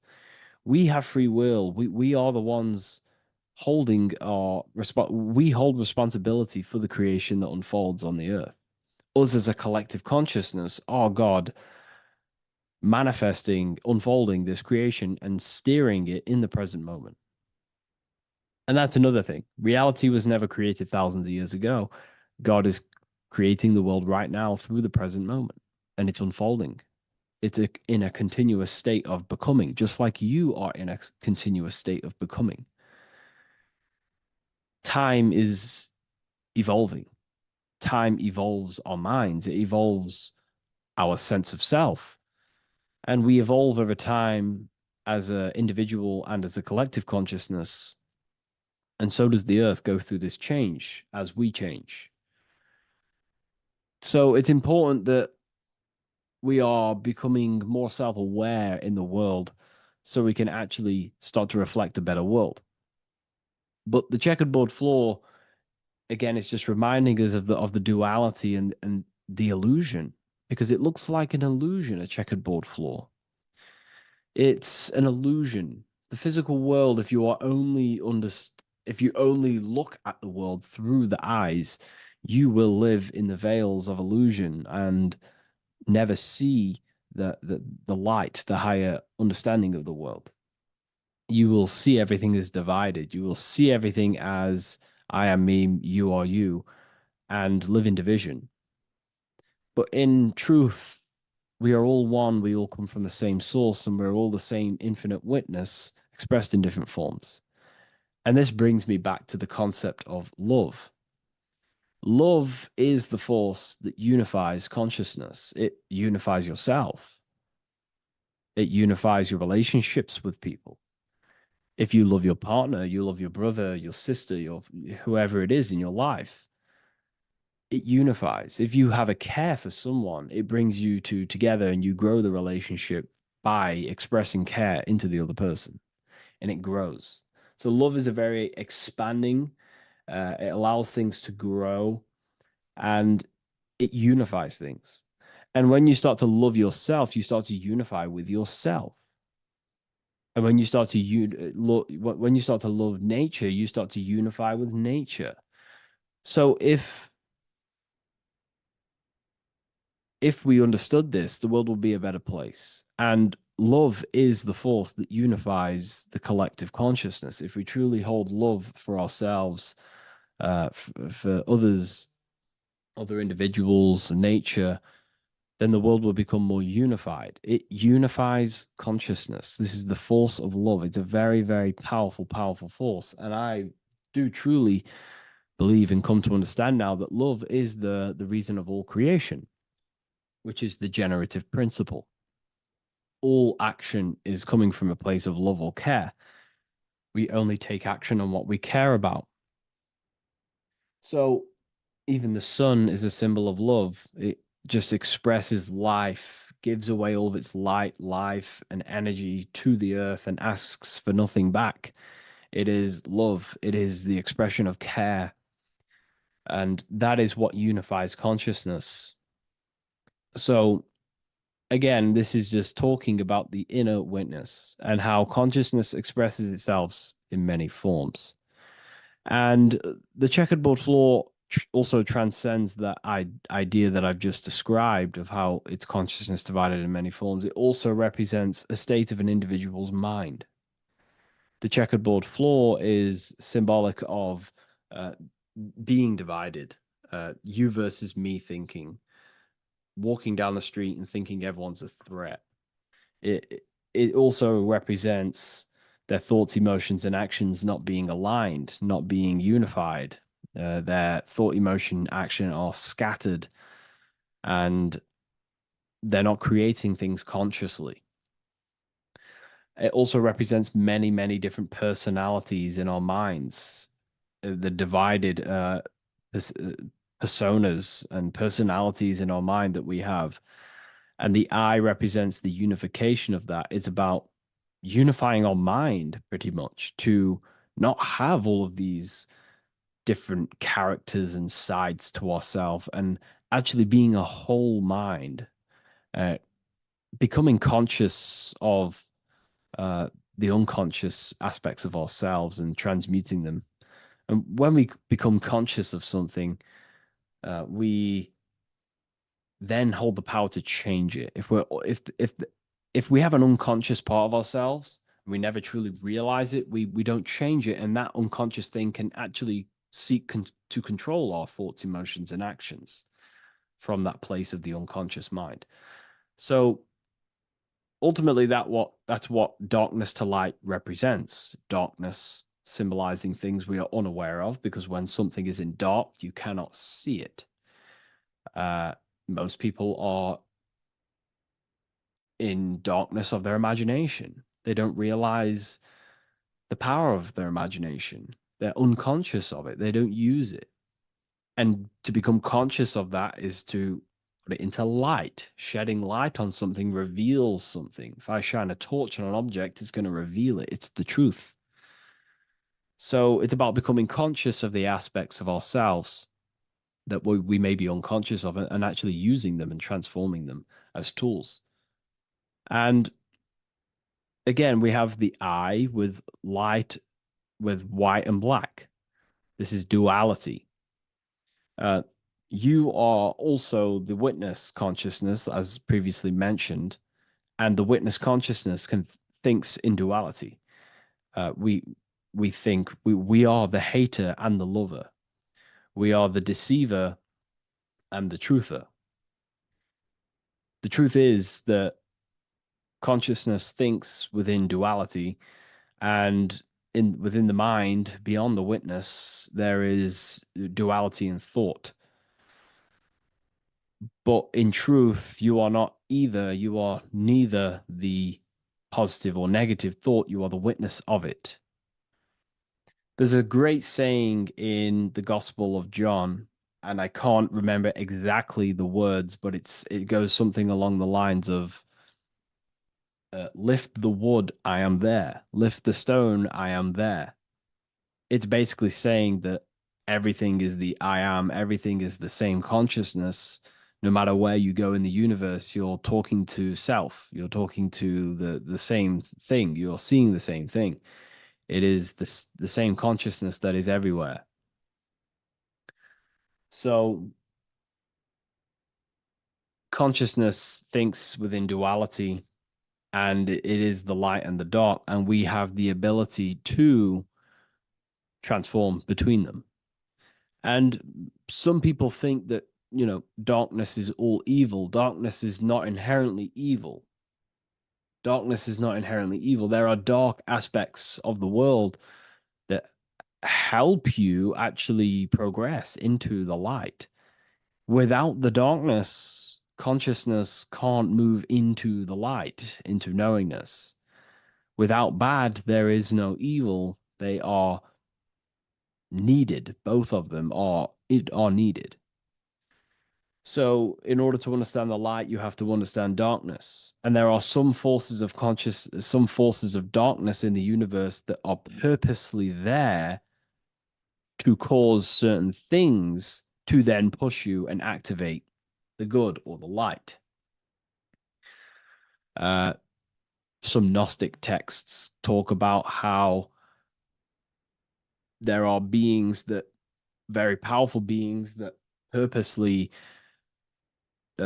descend themselves into darkness on purpose to make things happen in certain people's lives, so it actually pushes them towards the light, towards the good. So, this is ultimately what the whole allegory of Satan is. Satan was created by God, and Satan is necessary, which is symbolic of darkness. It's symbolic of evil, the evil forces of the universe, because the universe is simply just one force of consciousness, and that one force can express itself in good and evil. The power of the mind can be used to kill, or the power of the mind can be used to create amazing things. So there is only one force in the universe, symbolized by the one eye, the one force of consciousness, and that one force can be used for light and dark, which is the checkered board. It's also symbolic of the checkered board being on the ground, symbolizing the earth, which is base awareness, duality thinking, base consciousness, stuck in division consciousness. And the one eye symbolizes unification of the mind, a balanced internal perception. We're rising from the ground to the sky, symbolizing from heavy to the light, from darkness to light. The eye is also symbolizing perception, what we perceive, and this is ultimately the end goal of all occult and esoteric research, is to gain more light, to gain a higher perception of the self, to gain a higher eye, a higher perception. That's why the eye is always raised above, symbolizing you're chasing the eye, you're chasing a higher perception of yourself and reality and the universe. It also reveals the teachings of the eye that is always watching you. There is an eye always watching you, and then that eye is the laws that governs consciousness. Consciousness, or your mind, is governed by certain laws that your mind cannot escape, such as cause and effect, vibration, mentalism, correspondence, rhythm. The 8 universal principles that pretty much crystallize consciousness into a reality.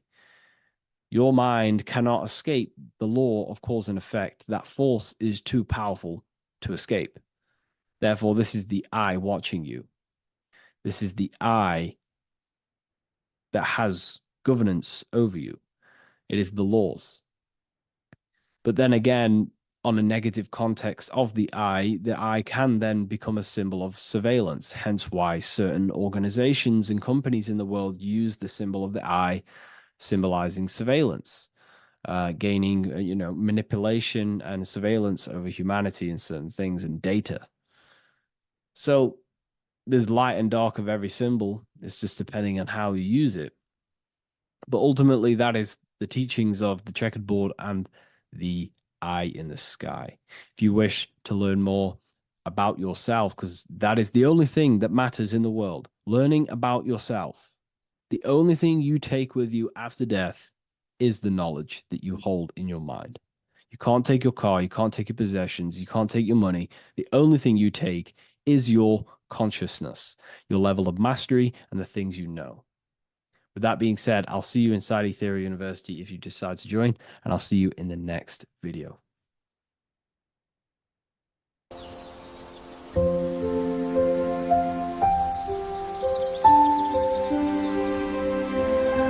bookofwisdom.com. Visit today.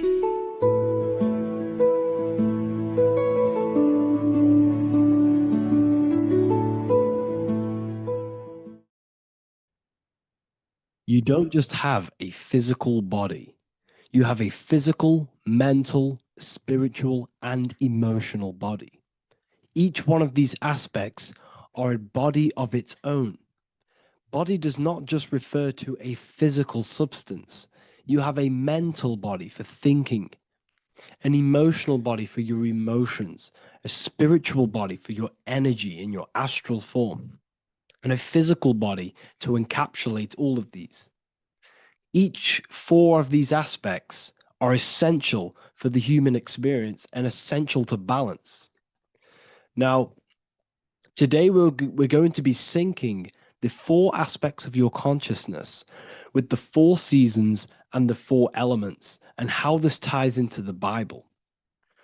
So we have four physical elements. We have 5 elements in total, spirit being the most important, but spirit is pure invisible. We have 4 physical elements. We have air, fire, earth, water. Earth and water are feminine. Air and fire are masculine. Air and fire are active. Water and earth are passive. The air corresponds with the mental body of consciousness. This is where your intellect, this is where your communication, this is where your thoughts, intuition all comes from. This is the mental body of consciousness that allows you to think, allows you to process, figure things out, and have intellect and gain knowledge. This is your intellectual aspect of your consciousness, located in the head region. We have a fire nature, a spiritual nature. This is our astral body.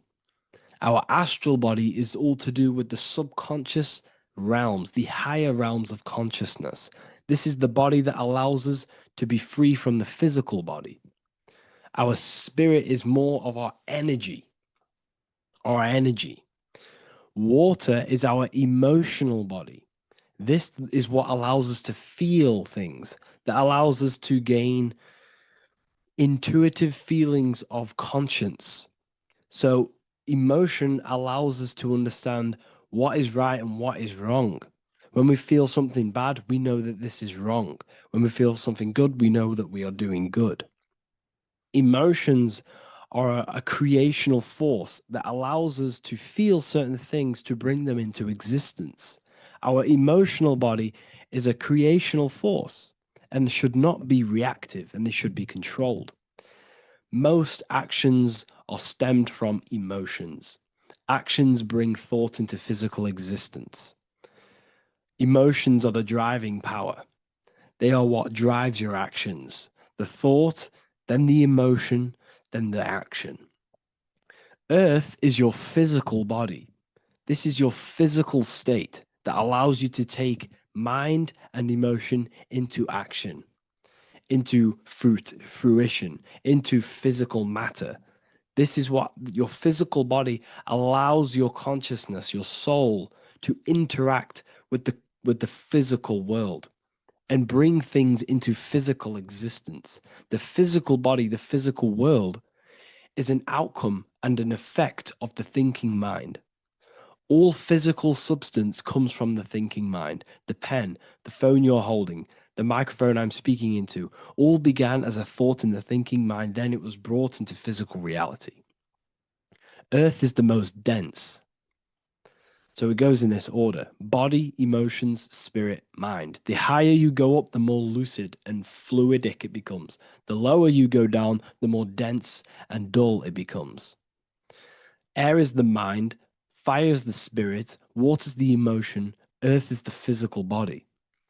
So this is why you are a microcosm. You have these four things within you. You contain of these four elements, which correspond to the four bodies of your consciousness, the four bodies of the soul. You are the soul. You are the spirit. So this is why in Theologians 4:17 it says, "Caught up together with them in the clouds to meet the Lord in the air." You don't meet God or the Lord in the physical air, in the clouds. This is clearly a parable. A human being cannot go up to the clouds and meet a mystical man in the clouds. This is obviously a parable, a metaphor. The air is your mind. You must raise your consciousness beyond the body, beyond the emotions, beyond the spirit, and enter in the mind during meditation, turning the mind inward to connect with the Lord. The Lord is the highest aspect of your consciousness, the one that exists beyond the physical body, beyond your emotions, beyond the thought. So you meet the Lord in the air, in the mind. The mind represents the air. This is why in America there's a saying called an airhead. You're an airhead. This means that you are stupid, or you don't think, or you have nothing in your mind. You have nothing in your head. When someone's very stupid, you call them an airhead, because air represents the mind. The air is elevated. The air is invisible. The mind is totally invisible to the human eyes. It is a metaphysical substance. In fact, it's not a substance at all. It's so fluidic. It's everywhere. The mind can be everywhere at all times. It can be anything. Nothing is impossible within the mind. Now, this is synced with the four seasons. The four seasons represent the four aspects of human consciousness, the four bodies of your consciousness, the four bodies of your soul. The sun is your soul, okay? And the sun travels around four seasons. Summer, when the sun is the most hottest point. Autumn, when the sun starts to move away from the hottest point. Things start to die. Then it goes to winter. This is when everything dies. This is when things enter in within itself. This is when darkness occurs. Then spring. This is the reignition of the sun. This is when the sun starts to bring back the warmth back to the summer. You have four seasons which correspond to the four bodies of consciousness. Fire is the spirit. This is when you are passionate. This is when you are taking action. This is when you are fiery. The sun is blazing. You're taking action. You're very passionate. You're very spirit. You're in the spirit. Autumn is water, emotion. This is when you start to become very reflecting. This is when you start to feel emotional, because in autumn there's lots of water. This represents the emotional body of consciousness.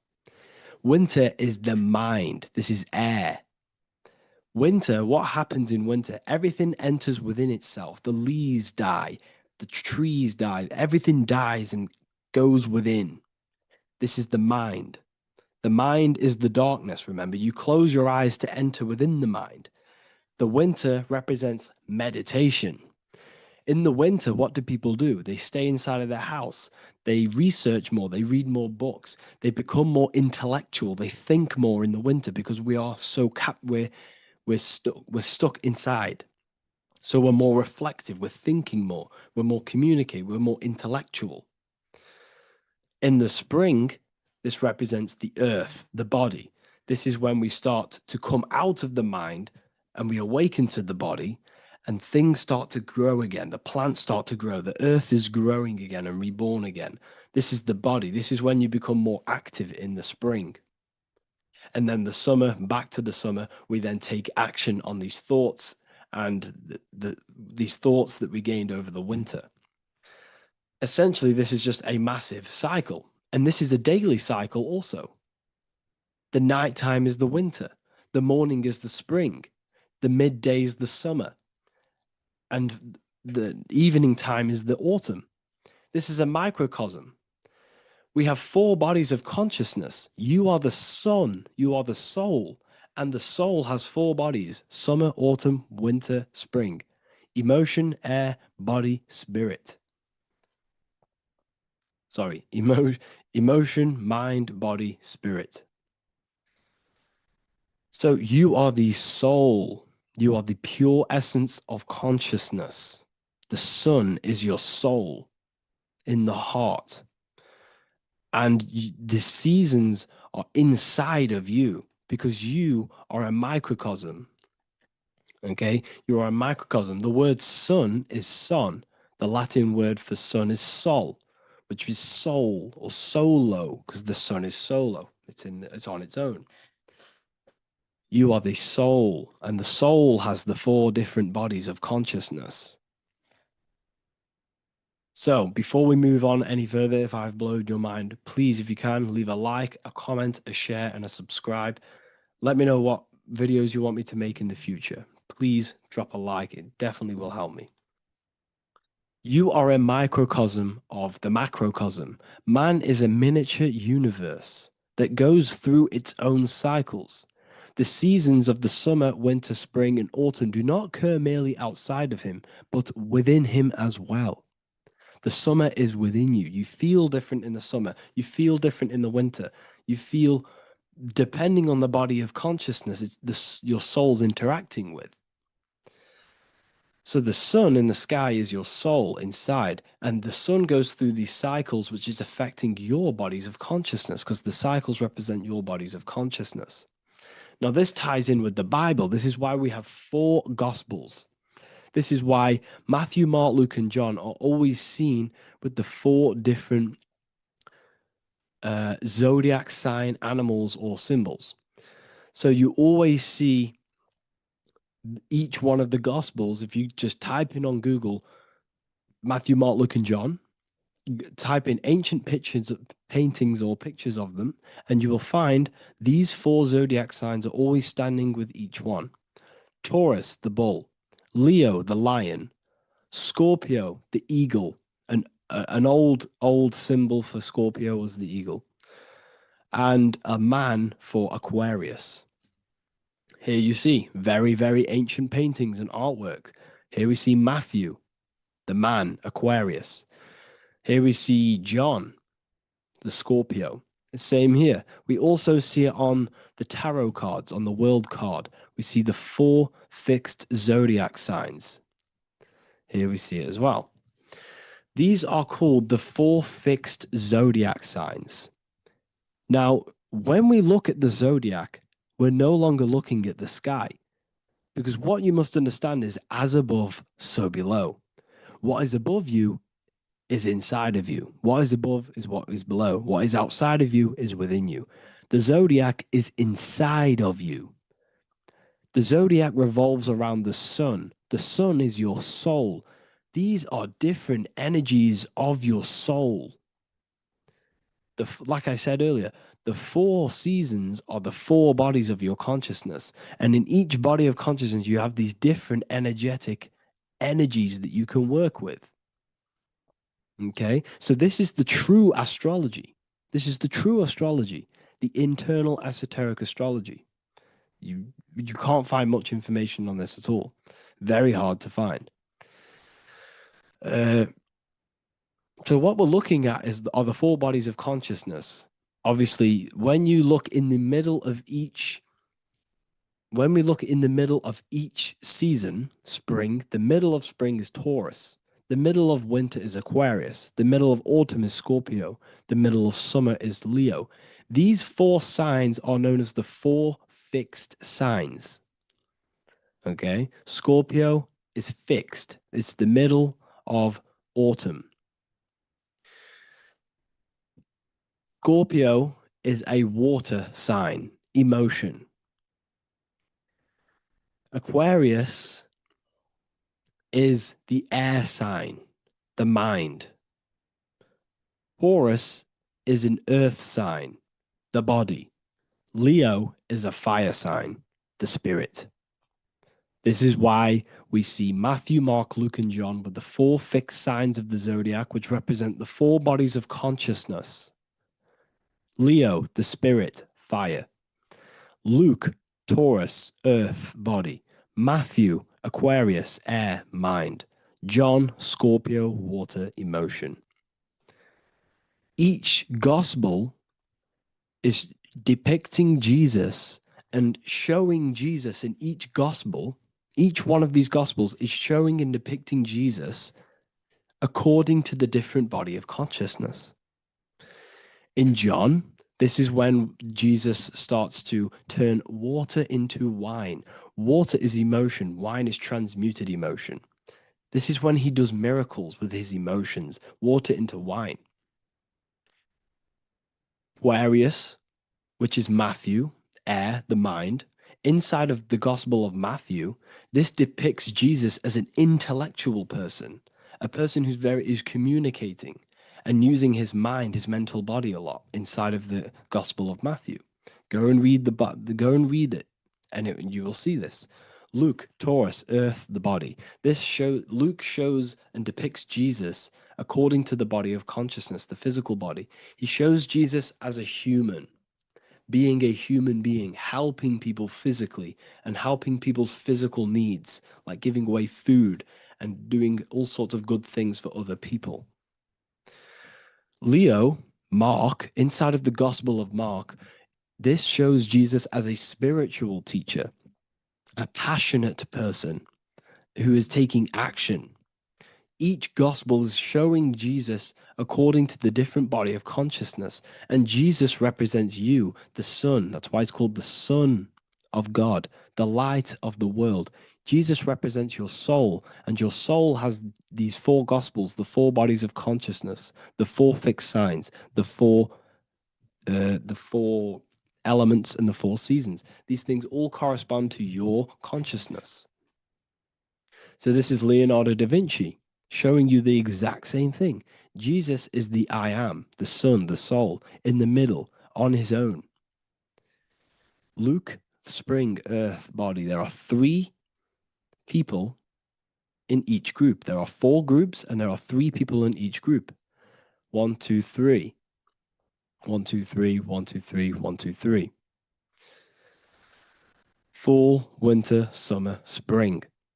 These are according to the 4 bodies of consciousness. Here we see Aries, which rules the head region. He's on the head of the table. Gemini, he's holding up the 2 hands because Gemini rules the 2 hands, the 2 arms. Gemini is the 2 twins, which is the 2 arms and 2 hands, and the 2 lungs.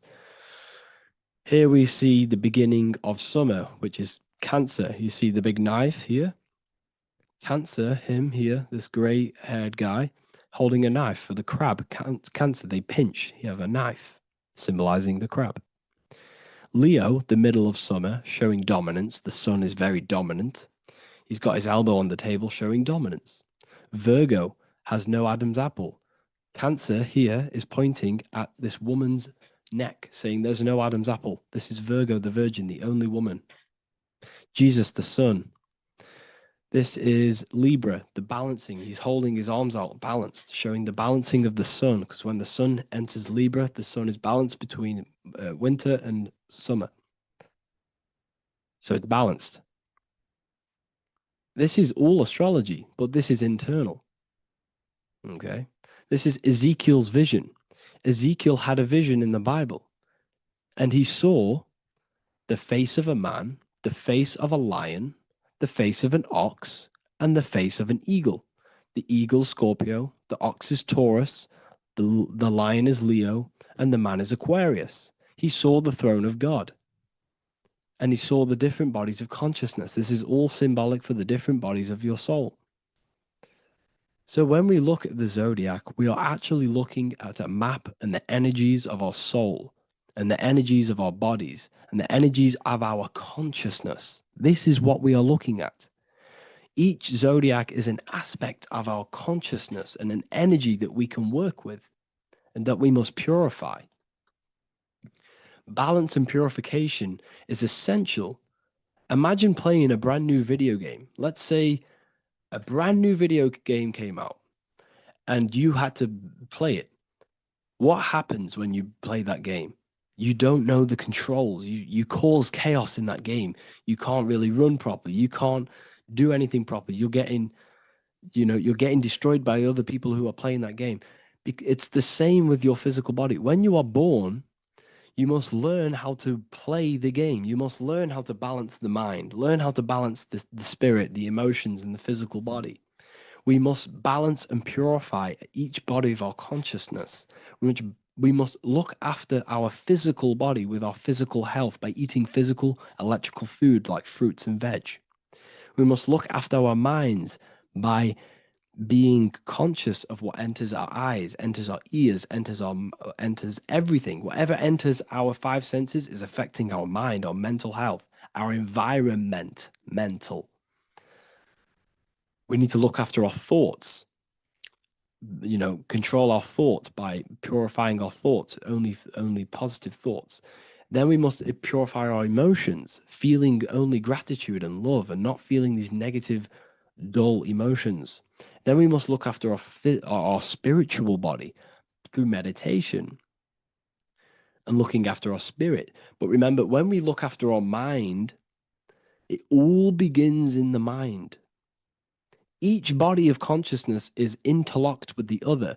If you have a if you have an unhealthy body, you have an unhealthy mind, spirit, and emotions. If you have an unhealthy mind, you have an unhealthy body, spirit, and emotions. If you have an unhealthy emotions, you have an unhealthy spirit, mind, and physical body. They're all interlocked. You must balance each one of them. Look after your physical body, look after your thoughts, look after your emotions, look after your spirit. But remember, the mind is the most powerful one. It's mind over matter. Once we look after the mind, because once we start to control our minds and control every thought we think, this will then turn into discipline in our physical body. Because once we learn how to discipline the mind, we learn how to discipline what we eat, we learn how to discipline what we feel, we learn how to discipline our spirit. This is all interlocked, but work on the mind first. Work on the mind first. All of this knowledge is inside of the brand new Book of Wisdom, Volume 2. This is a revolution of human consciousness. If you've read it, please leave a review down below. If you've read Volume 1, leave a review down below. This is the next revolution. I don't see this information anywhere. This is the next revolution of human consciousness. And of course, if you are serious about this and you truly want to gain enlightenment and join an amazing community where you can connect with me on live calls, lectures, the Manifestation Mastery course, you can gain access to my library with over 45 PDFs plus my books. And if you do join the university, you can order a Volume 2 free of charge. All you have to do is to pay for shipping. If you truly take your knowledge serious and you want to take advantage of life, join the university. This is where truth seekers belong. Just want to say thank you all. Please leave a comment. Please leave a like. It's going to help me a lot spread this knowledge to the world. And yeah, share this with a friend and subscribe. Thank you all.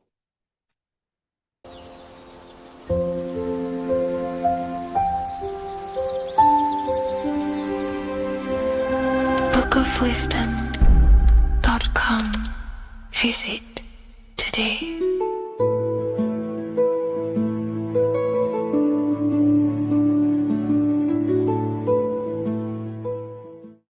What is good, people? It's Revival of Wisdom. Today we're going to be talking about Saturn.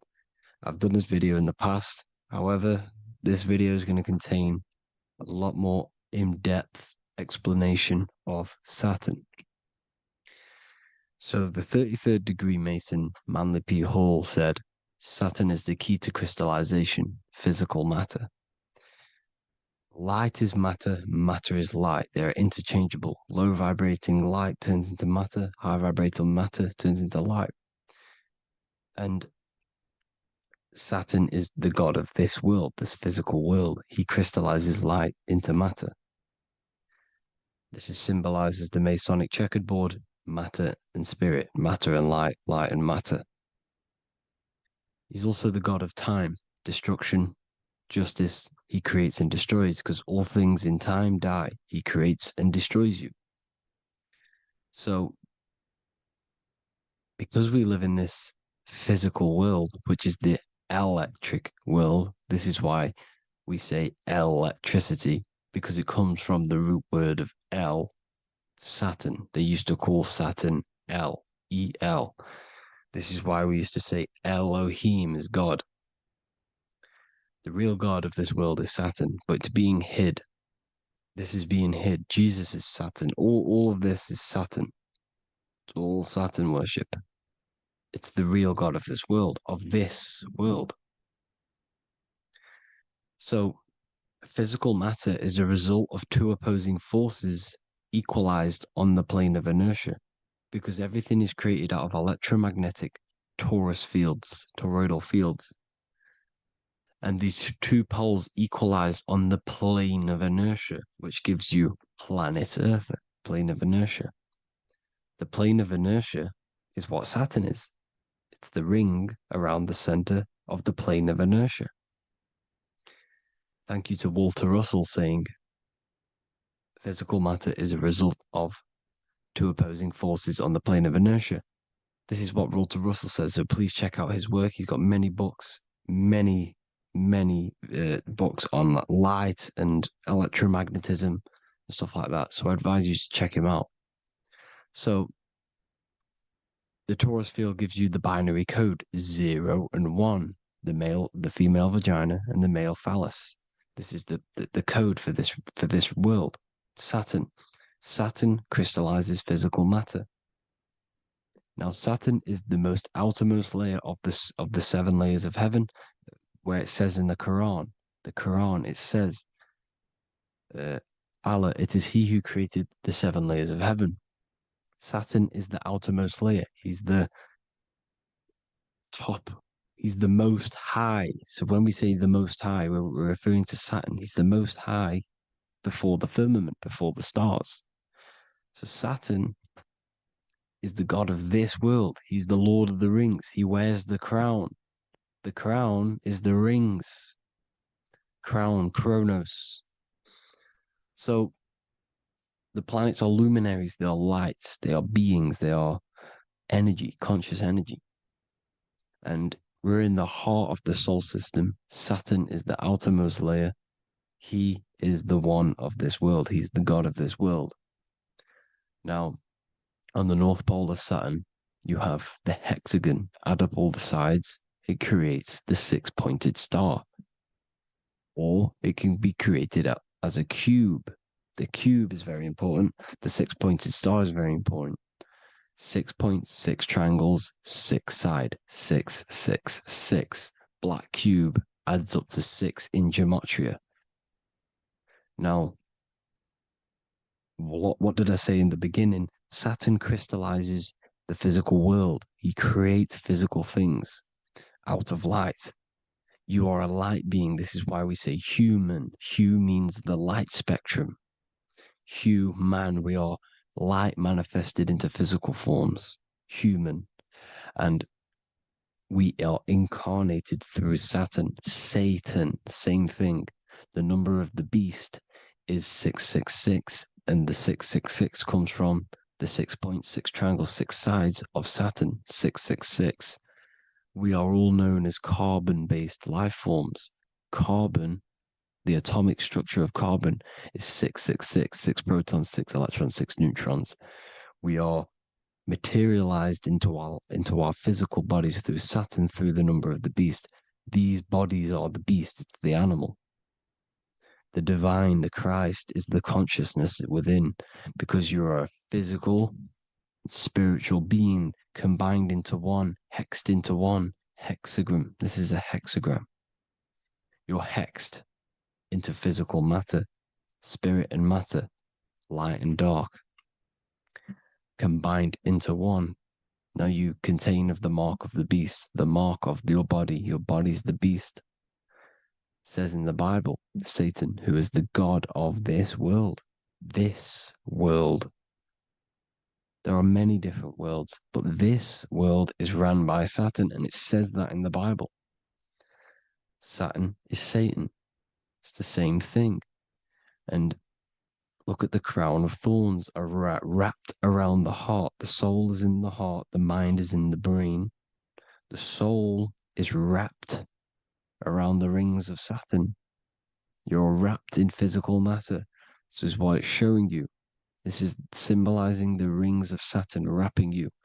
And the cross on top is the cross of the cube. The cube, the black cube of Saturn, unfolds into a cross.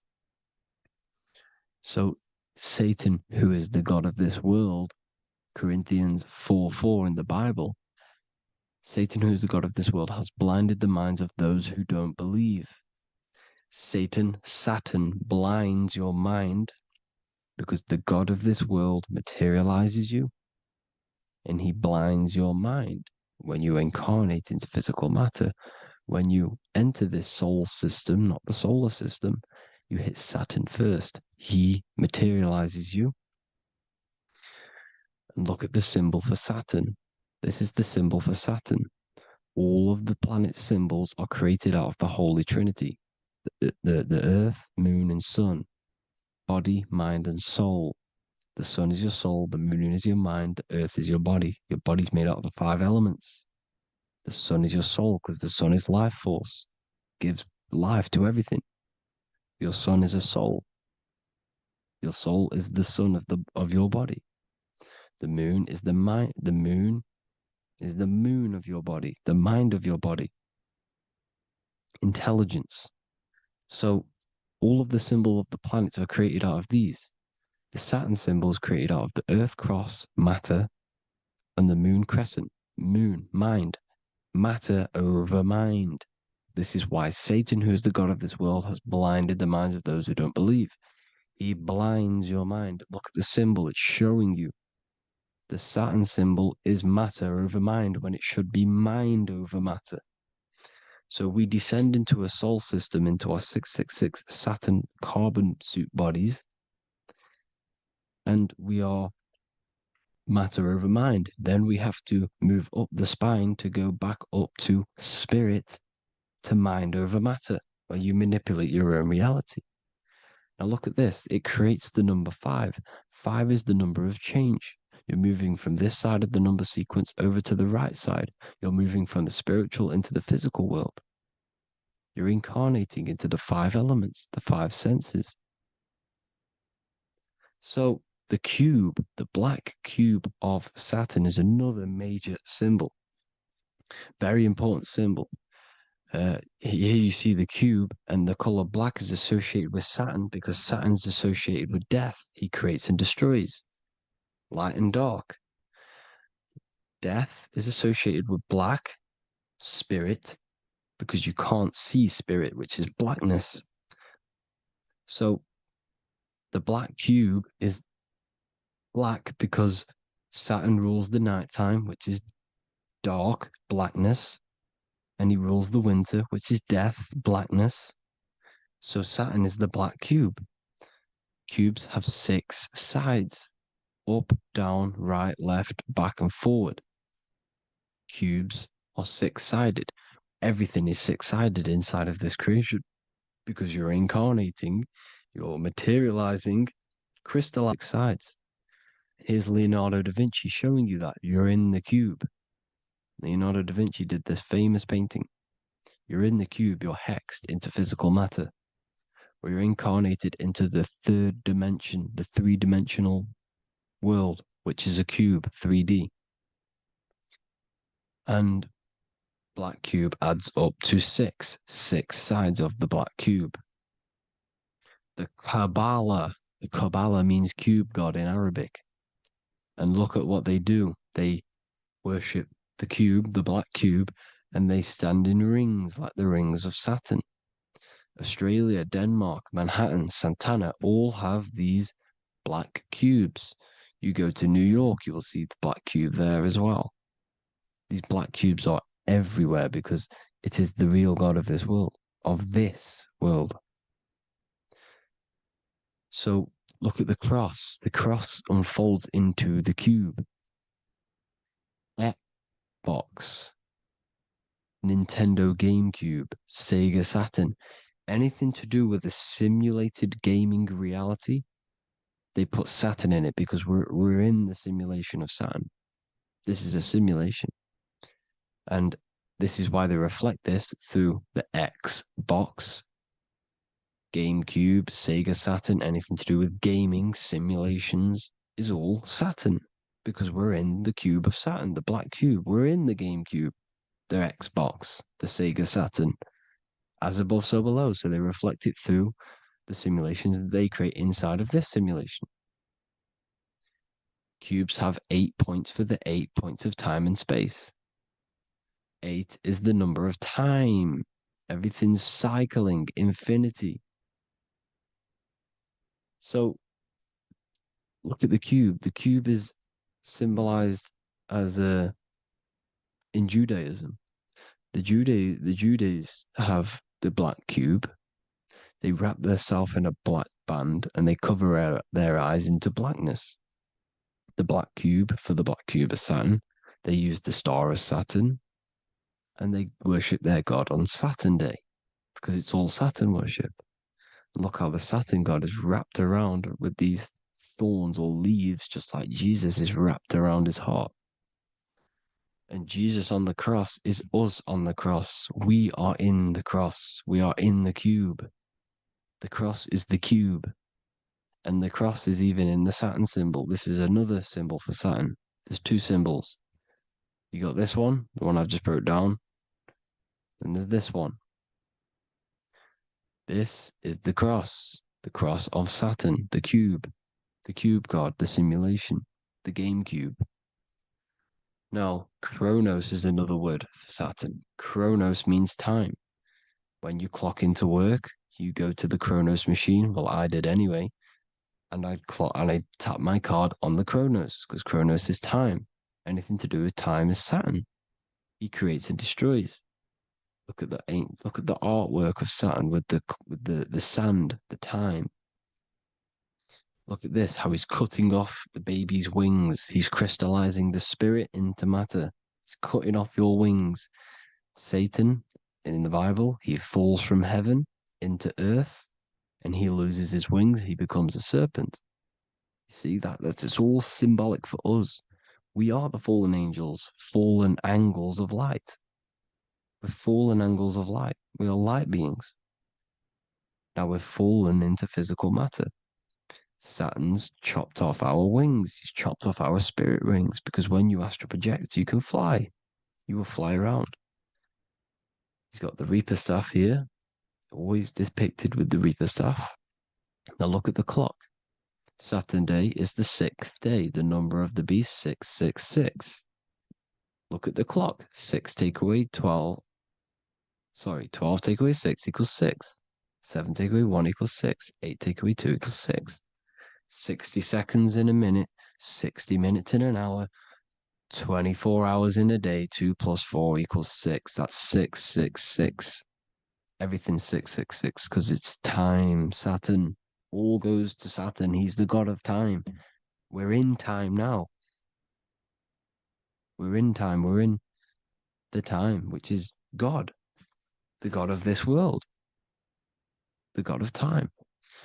Now look at this. The Reaper is also depicted as the Reaper with the staff, the black cloak, black symbolizing death, spirit. Judges wear black because Saturn is the law. He's the god of this world. He's the law. This is why they wear black cloaks. When you graduate from university, you wear a black cloak and a black cube on your head. You've been hexed. Funerals, you wear black because it's all to do with Saturn, Father Time, Father Crystallization. Now, Saturn, here's another one of him cutting off the wings of a child. Because he cuts off the wings. He creates and destroys your body. We're in the electrical world to a standstill point, which is death. This is why your body dies. Your atoms stop vibrating. Herona. Look at the crown. The crown is the corona. Corona means crown. And look at this is an alcohol brand for beer. You can see the staff of Saturn in the symbol with the moon crescent. Corona, which is the crown, Saturn, the crown on Saturn, the rings. And then you've got the staff. It's all Saturn worship.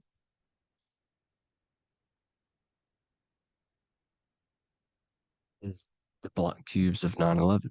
2 black cubes. This was a ritual for Saturn. It's all ritualistic. And look at the Star of David, the Star of Saturn. It's not the Star of David. Creates IXXI, the sigil of Saturn. IXXI means 9/11 in Roman numerals. 9/11. It's all a ritual for Saturn, and they have the 2 black cubes of Saturn. Now look, XX, there's more symbolism of Saturn now. We're going deeper. XX is more symbolism for Saturn. The sigil of Saturn is XX, as above, so below. Same with the Star of David. You split it in the middle, as above, so below, as above, so below. XX, this is a Knights Templar cross of Lorraine. XX, Knights Templar, high order of masonry. They all worship Saturn. Well, Saturn's the real god of this world. X Eon with the XX, XXL magazines, which is all to do with famous rappers and stuff like that. When you die, you put XX on the eyes because it's Saturn. He's the Reaper. Is Jesus with the XX crown with the thorns around his heart, around his soul, with the cube on the top, the cross cube. Lil Uzi Vert with the XX cross of Lorraine.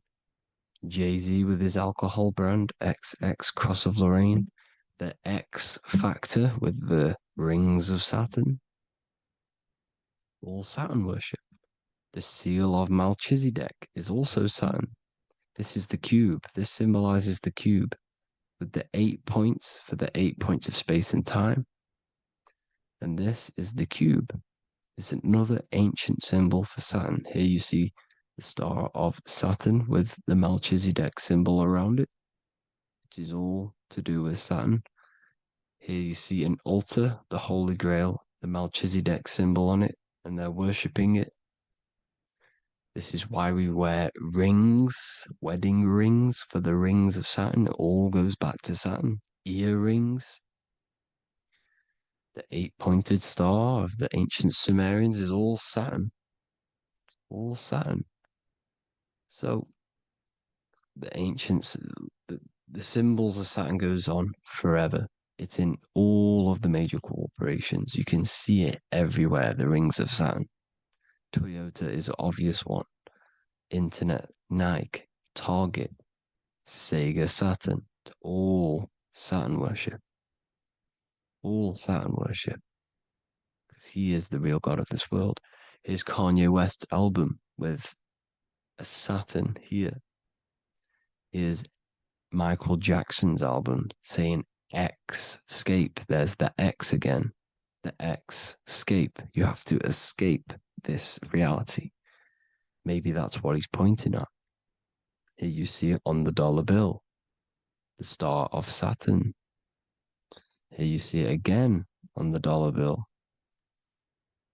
So that is it for today's people.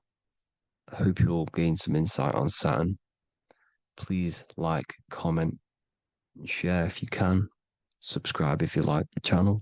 Please have an amazing day. God bless.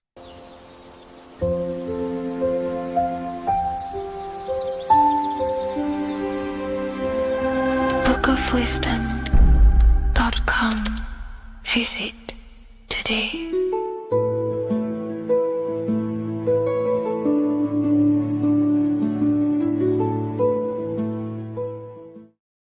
The Freemasonic square and compass is not just a symbol that represents Freemasonry, a lodge, or a secret society. It is a symbol of gaining your own personal power. Now, in this video, I'm going to be breaking down this symbol in the most detail I can possibly go into. Most people live in a state of illusion. They live their life impulsively, acting based on their five senses, tasting, they want to feel a certain thing like an orgasm, or they're basically just slaves to external things and their five senses, which leads to a very dark path where you'll never actually become a conscious creator and you'll never actually be internally happy. The Freemasonic square and compass reveals some deep wisdom about this. Now let me break this down. If you want to gain your personal power, listen up. The Freemasonic square and compass is a compass which is used to create circles. Now, if you notice something about the circle, they have no beginning, no end. You can't tell where it begins and ends. It's eternal, which means this represents consciousness. Now, if you don't know what consciousness is, if you close your eyes, you have an internal world. You have thoughts, emotion, visualization. This is all consciousness, spiritual. Then we have the square. The square creates squares or lines, which represents matter. It has a beginning and an end. You can quite see where the beginning of the end is, right? So we can even link this to Leonardo da Vinci, the Vitruvian Man. We see the man in the square with the circle. The circle is the eternal consciousness, and the man is the square, limited to the physical world. But consciousness is not limited. That's why it's outside the square. This is eternal. The body is mortal. The body will die. Consciousness will never die. If we look even closer at the symbol, we notice in this particular symbol, we have the compass overlapping the square. This is very, very symbolic. This represents spirit over matter, also known as mind over matter, consciousness over matter, the circle over the square. Like I mentioned earlier, most people are slaves to their senses. They go through their day and all they do is chase validation and feelings. They eat all day to feel good, which means they're a slave to their taste. They're slaves to their feeling. They masturbate, which means they're a slave to orgasms and external things. They're literally being governed by the external world controlling their internal world. They're literally living life on autopilot. And don't get me wrong, I was guilty of this too. We're all guilty of this when we join this world because we're not taught this sacred knowledge. Until you actually stop and recognize this, you'll be living life on autopilot, literally not even living. You'll be running off subconscious programs, seeking external validation and being ruled by these five senses. The square underneath the compass represents consciousness on top of matter, which means the internal world is controlling the external world. It is the mind controlling matter and not matter manipulating the mind. In the occult and esoteric world, it's very important that you are conscious of every action that you are taking in your day-to-day life. Never act subconsciously. Always be conscious. What are you thinking? What are you acting? What are you giving your attention? All of this is contributing towards creating because you are a creator. Consciousness is a creative force. You need to make sure that the compass is on top of the square, that your inner world is controlling the outer world and not the outer world controlling the inner. As I've mentioned in many videos before, the internal world of consciousness is what's producing the external world. Your life is just a result of every thought and emotion that you felt in the past. Everything you own, everything you possess, your friends are all reflections of your consciousness. They're all reflections of what you are thinking about. When you change your thinking, your external world starts to rearrange itself. On a basic level, this symbol represents the combination of spirit and matter. You are a spiritual being and a material being. You are heaven, the sky, and earth, the ground. You are heaven and earth, spirit and matter infused into one. You are a bridge between the divine and the earthly worlds. And you can bring down these higher realms of consciousness, thought, imagination, and emotions into a physical, tangible reality. To do this consciously, we need to make sure the external world is not manipulating the inner world. Because if your internal world is being controlled by external circumstances, for example, you have a circumstance happen in your reality, an emotion triggers inside of you, and that emotion is a command to create more of that. and the thoughts that you think are creating more of that negativity. So it's a constant cycle of negative manifestation if you let the external world control your internal world of consciousness. So we need to make sure the compass is on top of the square, that the internal world are commands and not reactions to create your external reality. And not only just to create, but to actually enjoy life. If we let the external world bother our internal world, this means that we have some sort of mental or emotional attachment to the external world. We need to detach from the external world. Why do I say that?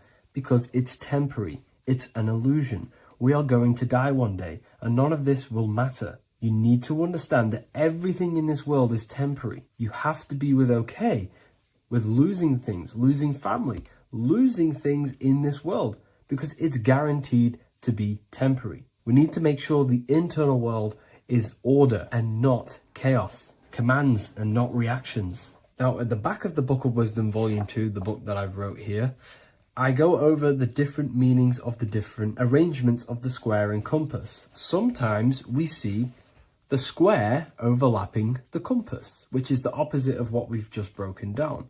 Or sometimes we see one leg of the compass on top of the square and one leg of the square on top of the compass. These are all highly symbolic. When we see the square overlapping the compass, this pretty much represents the beginning of the Freemasons' journey, when their internal world is being controlled by the external. They have a lot of spiritual growth and a lot of learning and inner work to do. Now, when we see half and half, one leg of the square on top and one leg of the compass on top, this represents the Masons' gradual emergence from the material realm into the spiritual. This interplay of symbols reflects the process of gaining greater light and knowledge as the Masons ascend from material concerns towards spiritual enlightenment. And of course, we've just broken down what this means. This represents spirit over matter. They're not chasing external physical things anymore. They're actually chasing and gaining validation and happiness from spiritual growth, more knowledge and deeper understanding of consciousness and themselves. Most people chase external material things, which actually don't make you happy in the long run. You could be given £1 million today. In a week's time, you would be back to the same original state of consciousness and actually chasing more and more millions of pounds. It's because nothing physical in this tangible world will ever satisfy your internal world of consciousness. So through spiritual growth, we can actually become happy and seek higher understanding, higher consciousness, which actually satisfies us eternally. So when we see the compass on top of the square, it symbolizes the triumph of spirit over matter. This arrangement not only signifies the mastery of spirit over the material realm, but also represents the resurrection, ascent, and dominion of spiritual principles over all earthly conditions. It's all about gaining personal power and spiritual growth. It's all about spiritual evolution, going from matter to spirit. The external world controlling the internal world to the internal world ruling over the external world, where the mind becomes a powerful tool to actually create and command reality.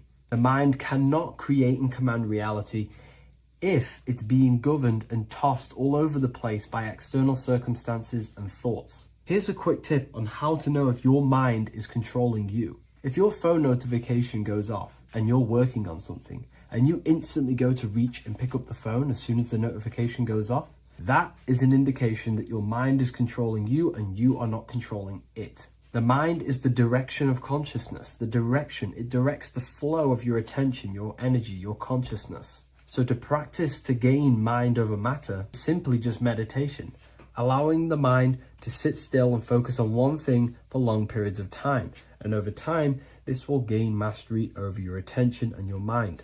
If you are on your spiritual path, this should be your goal. Your internal world becoming the master. The mind becoming a vessel for you and not a vessel controlling you. It needs to become a command center and not a reaction. Please like, share this with a friend, and subscribe to the channel if you're new. Leave a link in the description for the Book of Wisdom Volume 2. In this video, we're going to be talking about the evolution of consciousness. You are born human, however you possess consciousness, which is the awareness behind your being, the awareness behind your thoughts, the experiencer behind your five senses, the experiencer, the observer behind your thought, emotions, and senses.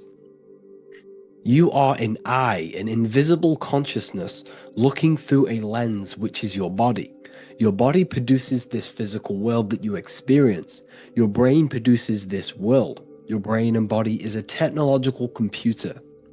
However, you are an infinite, ever-expanding consciousness behind this physical body. And there is an evolution of consciousness, a cosmic journey of expansion. And this is why we see so much pyramid symbolism in the occult and esoteric world, and especially within Freemasonry. Because the pyramid represents climbing, an evolution, a raising state of consciousness, a journey. Steps symbolize a journey upwards. This is the raising and the evolution of consciousness, our inner world, the transmutation of our inner selves, of our souls and consciousness and our minds. So when we see this pyramid, we're seeing a evolution, a way up to source consciousness. And the eye in the pyramid represents your source consciousness. It represents illumination. It represents divine guidance through this evolution of consciousness. This is why we see the ladder. Consciousness is ever expanding on an infinite journey of evolution. Each individual is a part of this cosmic process, contributing towards the ongoing expansion of both mind and awareness. As we evolve, we collectively explore deeper levels of existence, expanding the boundaries of thought and consciousness.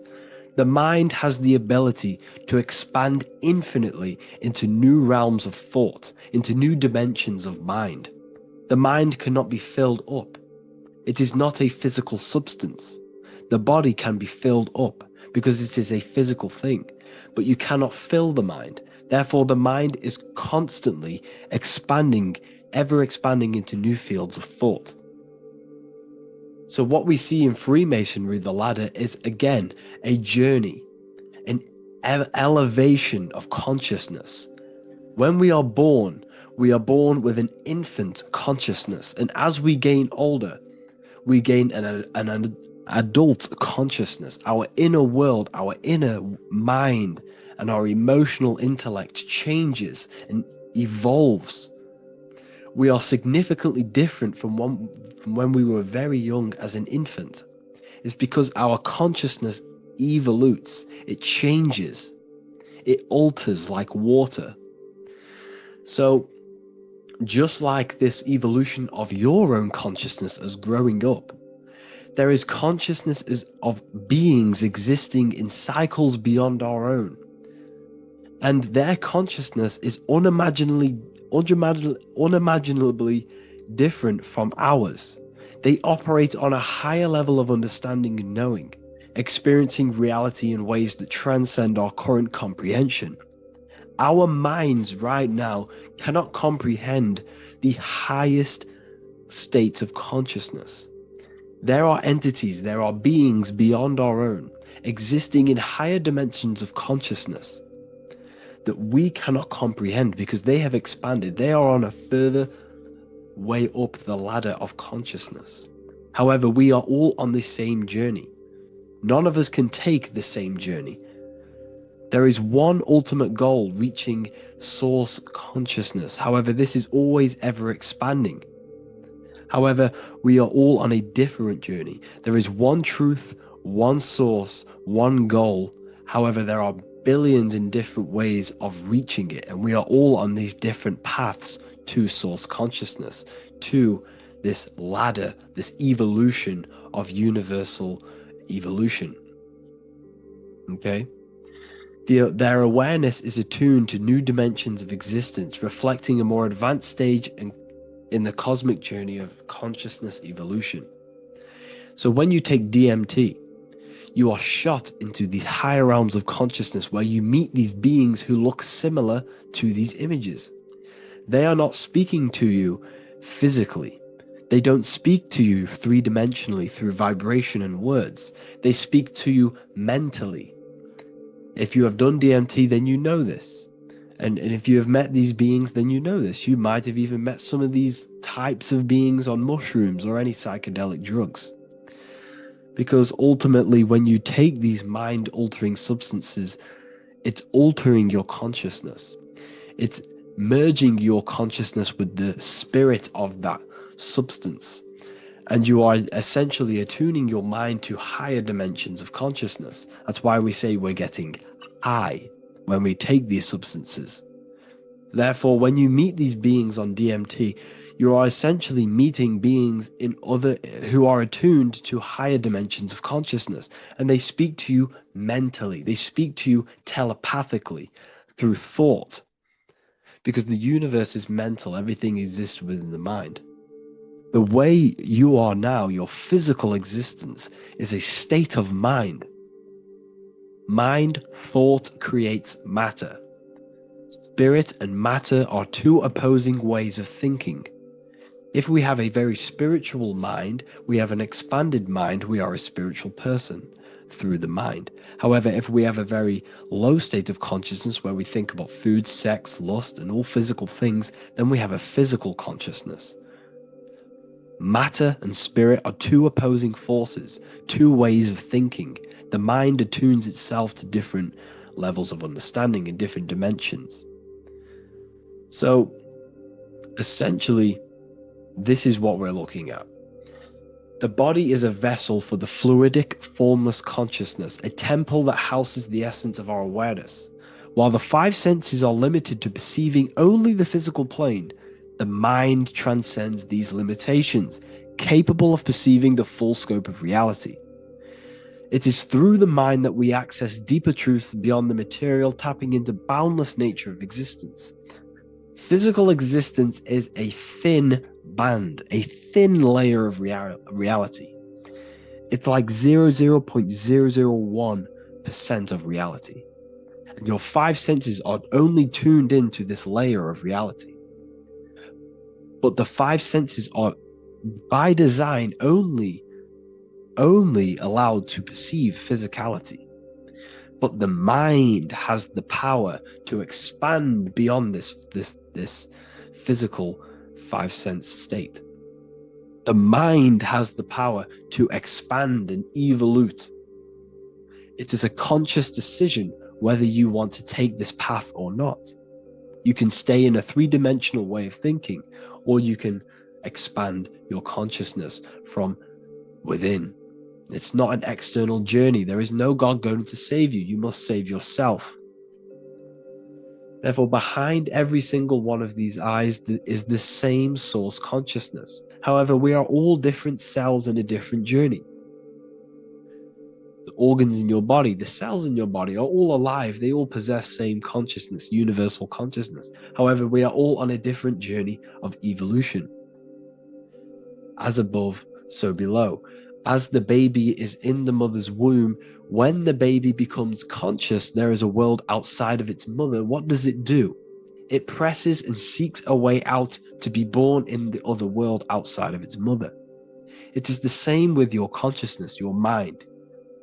When your mind becomes aware that there is realities beyond the immediate surroundings, it seeks a way out. And this is exactly what I'm doing to you now. I am now expanding your mind and telling you there is other ways of reality. There's other dimensions of consciousness which you can access through inner transmutation, through different ways of thinking, spiritualism, and meditating and connecting with yourself and detaching from external things. We can upgrade our consciousness. Your body is a womb. Why Jesus says you must be born again to see the kingdom of God, because you are born physically and then you must be born again spiritually, awakening your inner consciousness. So like I said, as the baby is in the womb, it's the same principle. As above, so below. You were a baby, you were in your mother's womb, and you figured out there is a world outside of your mother, so you seek to way out your mother to be born in another world. It's the same now. You must do this now. This is your spiritual evolution. This is the evolution of consciousness. It's ever expanding.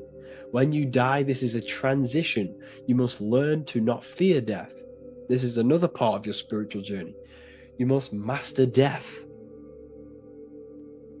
Therefore, like I said before, the mind has limitless capacity to expand into new realms of thought, continuously exploring uncharted ideas and concepts without boundaries.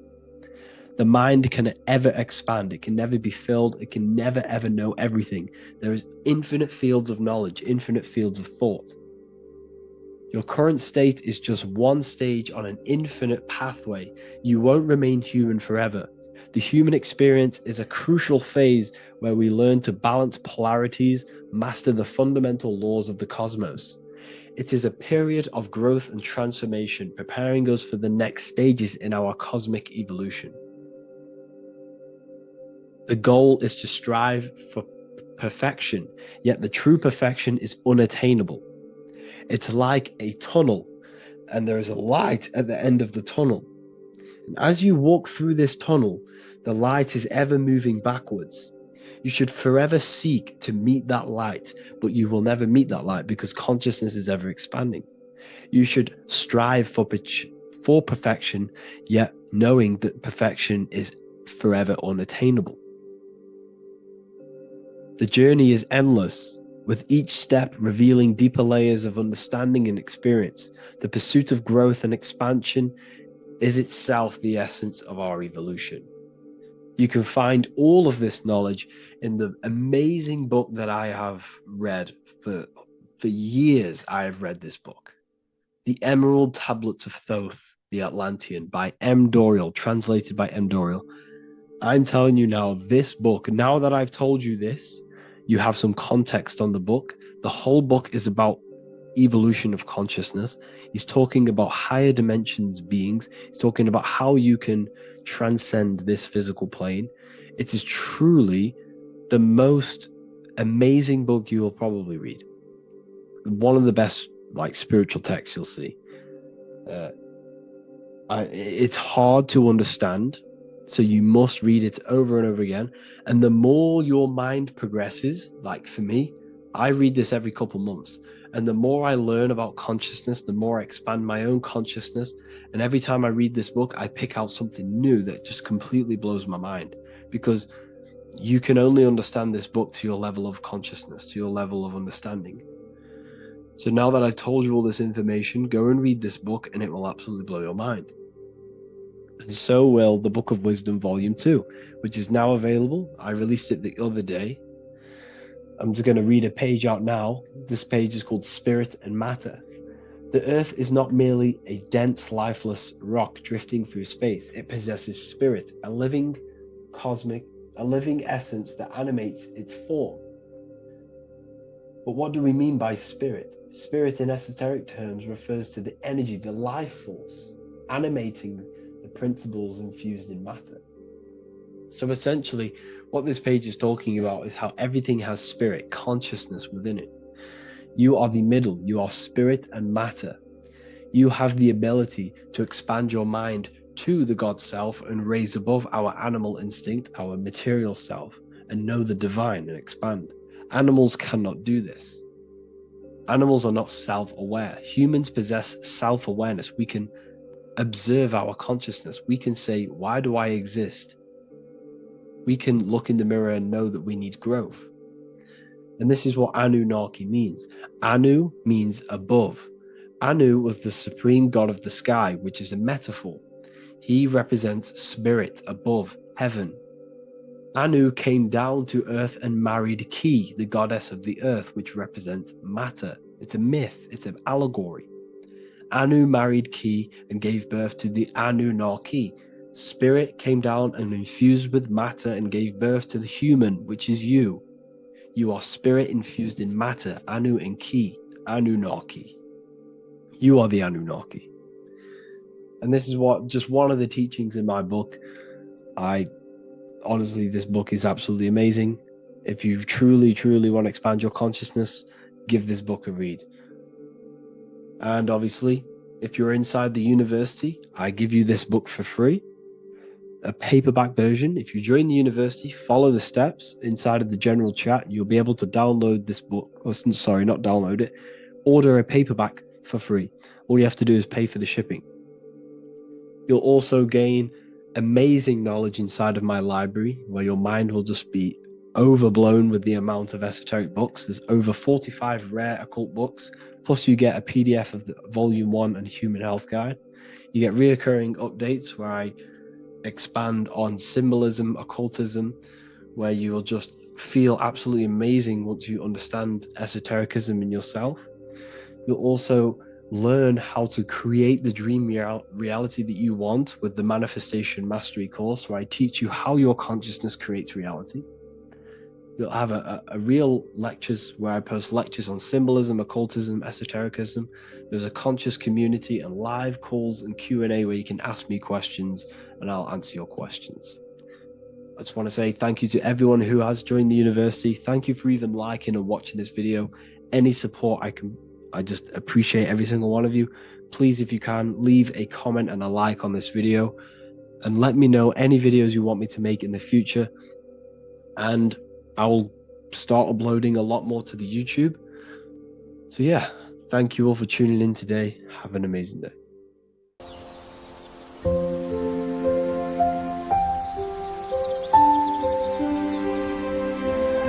bookofwisdom.com. Visit today.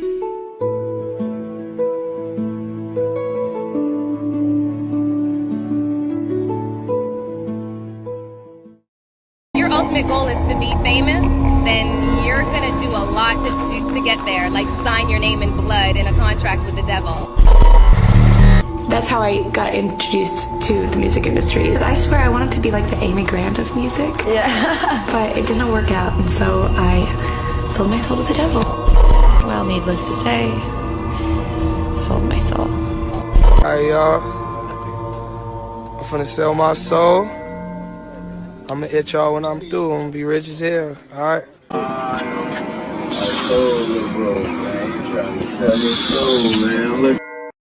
So what exactly is selling your soul?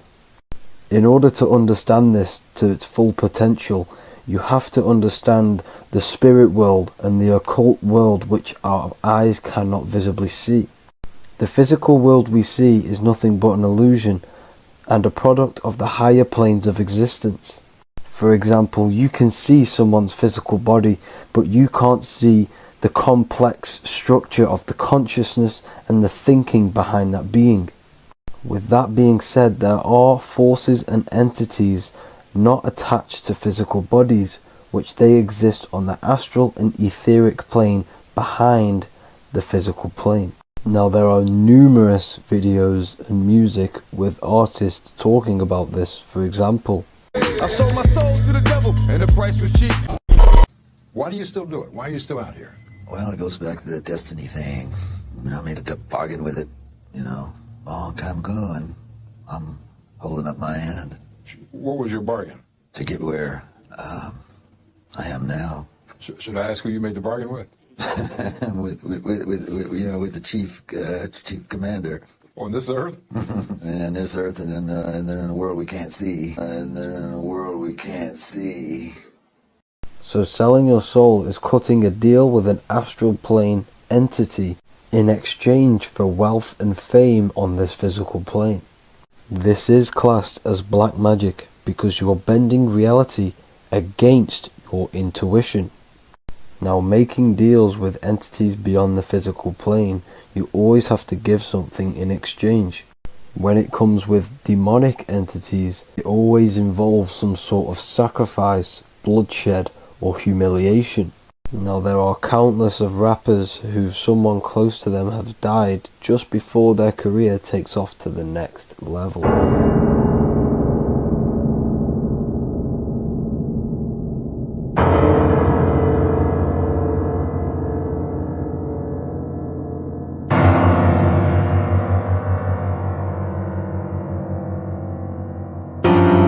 My mama was sacrificed. Me too. You understand? Yeah, I'm Christian. Michael Jordan, what about him? His daddy, right? Bill Cosby, his son, right? Dr. Dre, his son. You know, out in Hollywood, a lot of people come up missing. So these rappers and celebrities do have to do sacrifice rituals in order to take their career to the next level. Top flight, I've been growing up, it's a ritual. So the occult side of this reality is heavily connected with the music industry and the elites. This is why they are all connected to Freemasonry.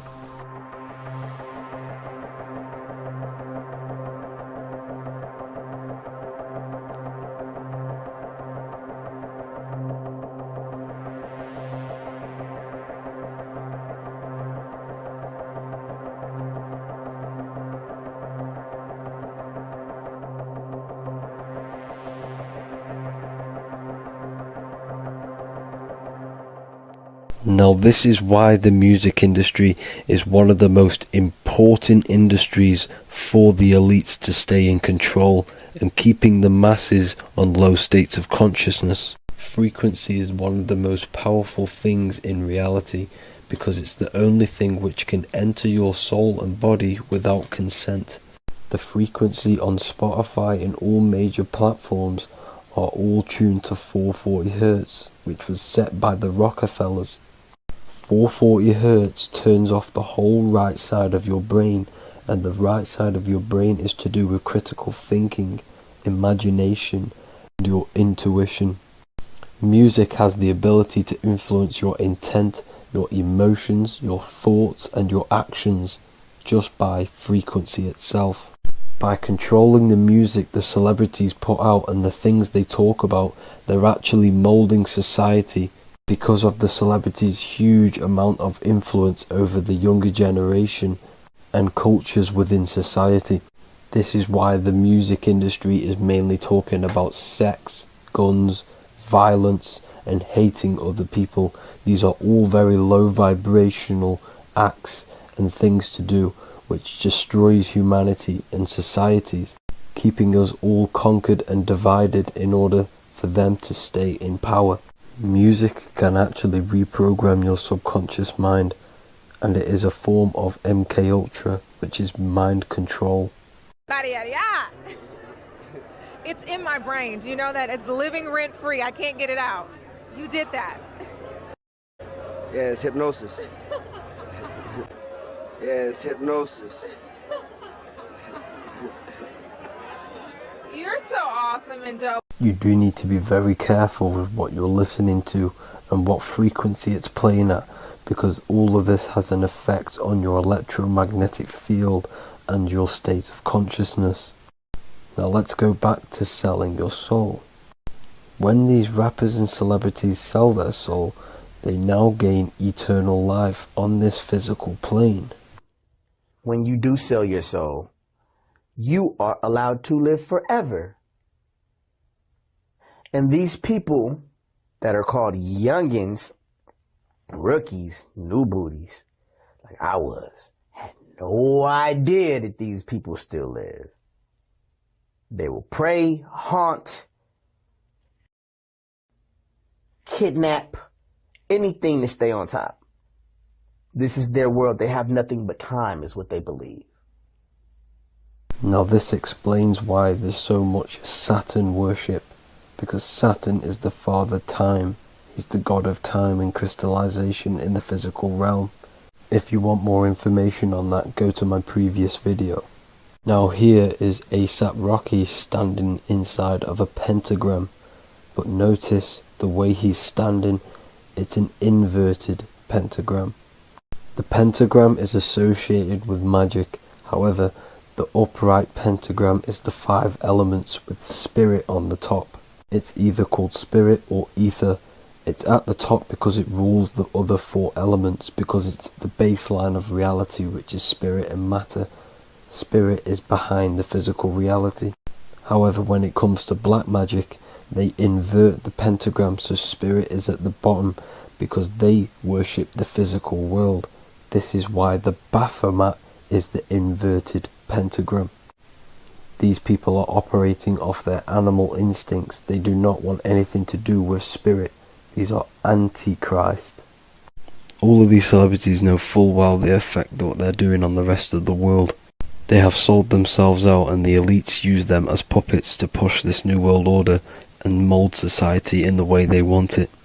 This is why all the celebrities are linked to Freemasonry, because in Freemasonry you have to take the oath of silence, where you can't speak on anything that they learn inside of Freemasonry. This is the symbol of silence.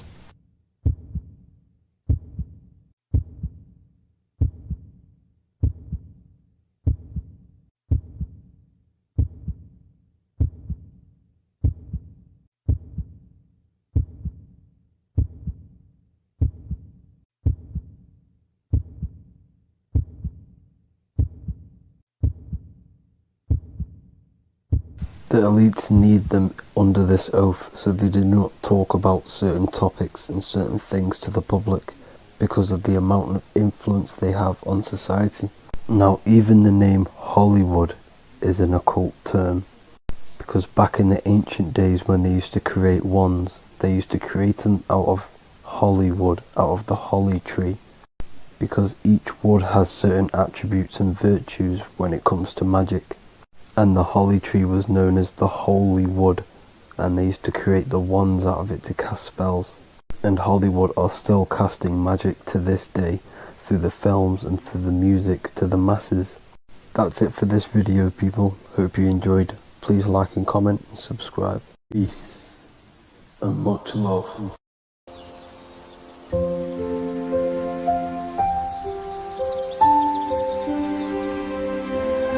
bookofwisdom.com. Visit today.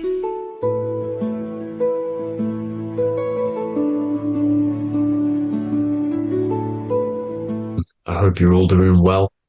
Now, this video is how to raise your holy oil or your kundalini. Let's get straight into this.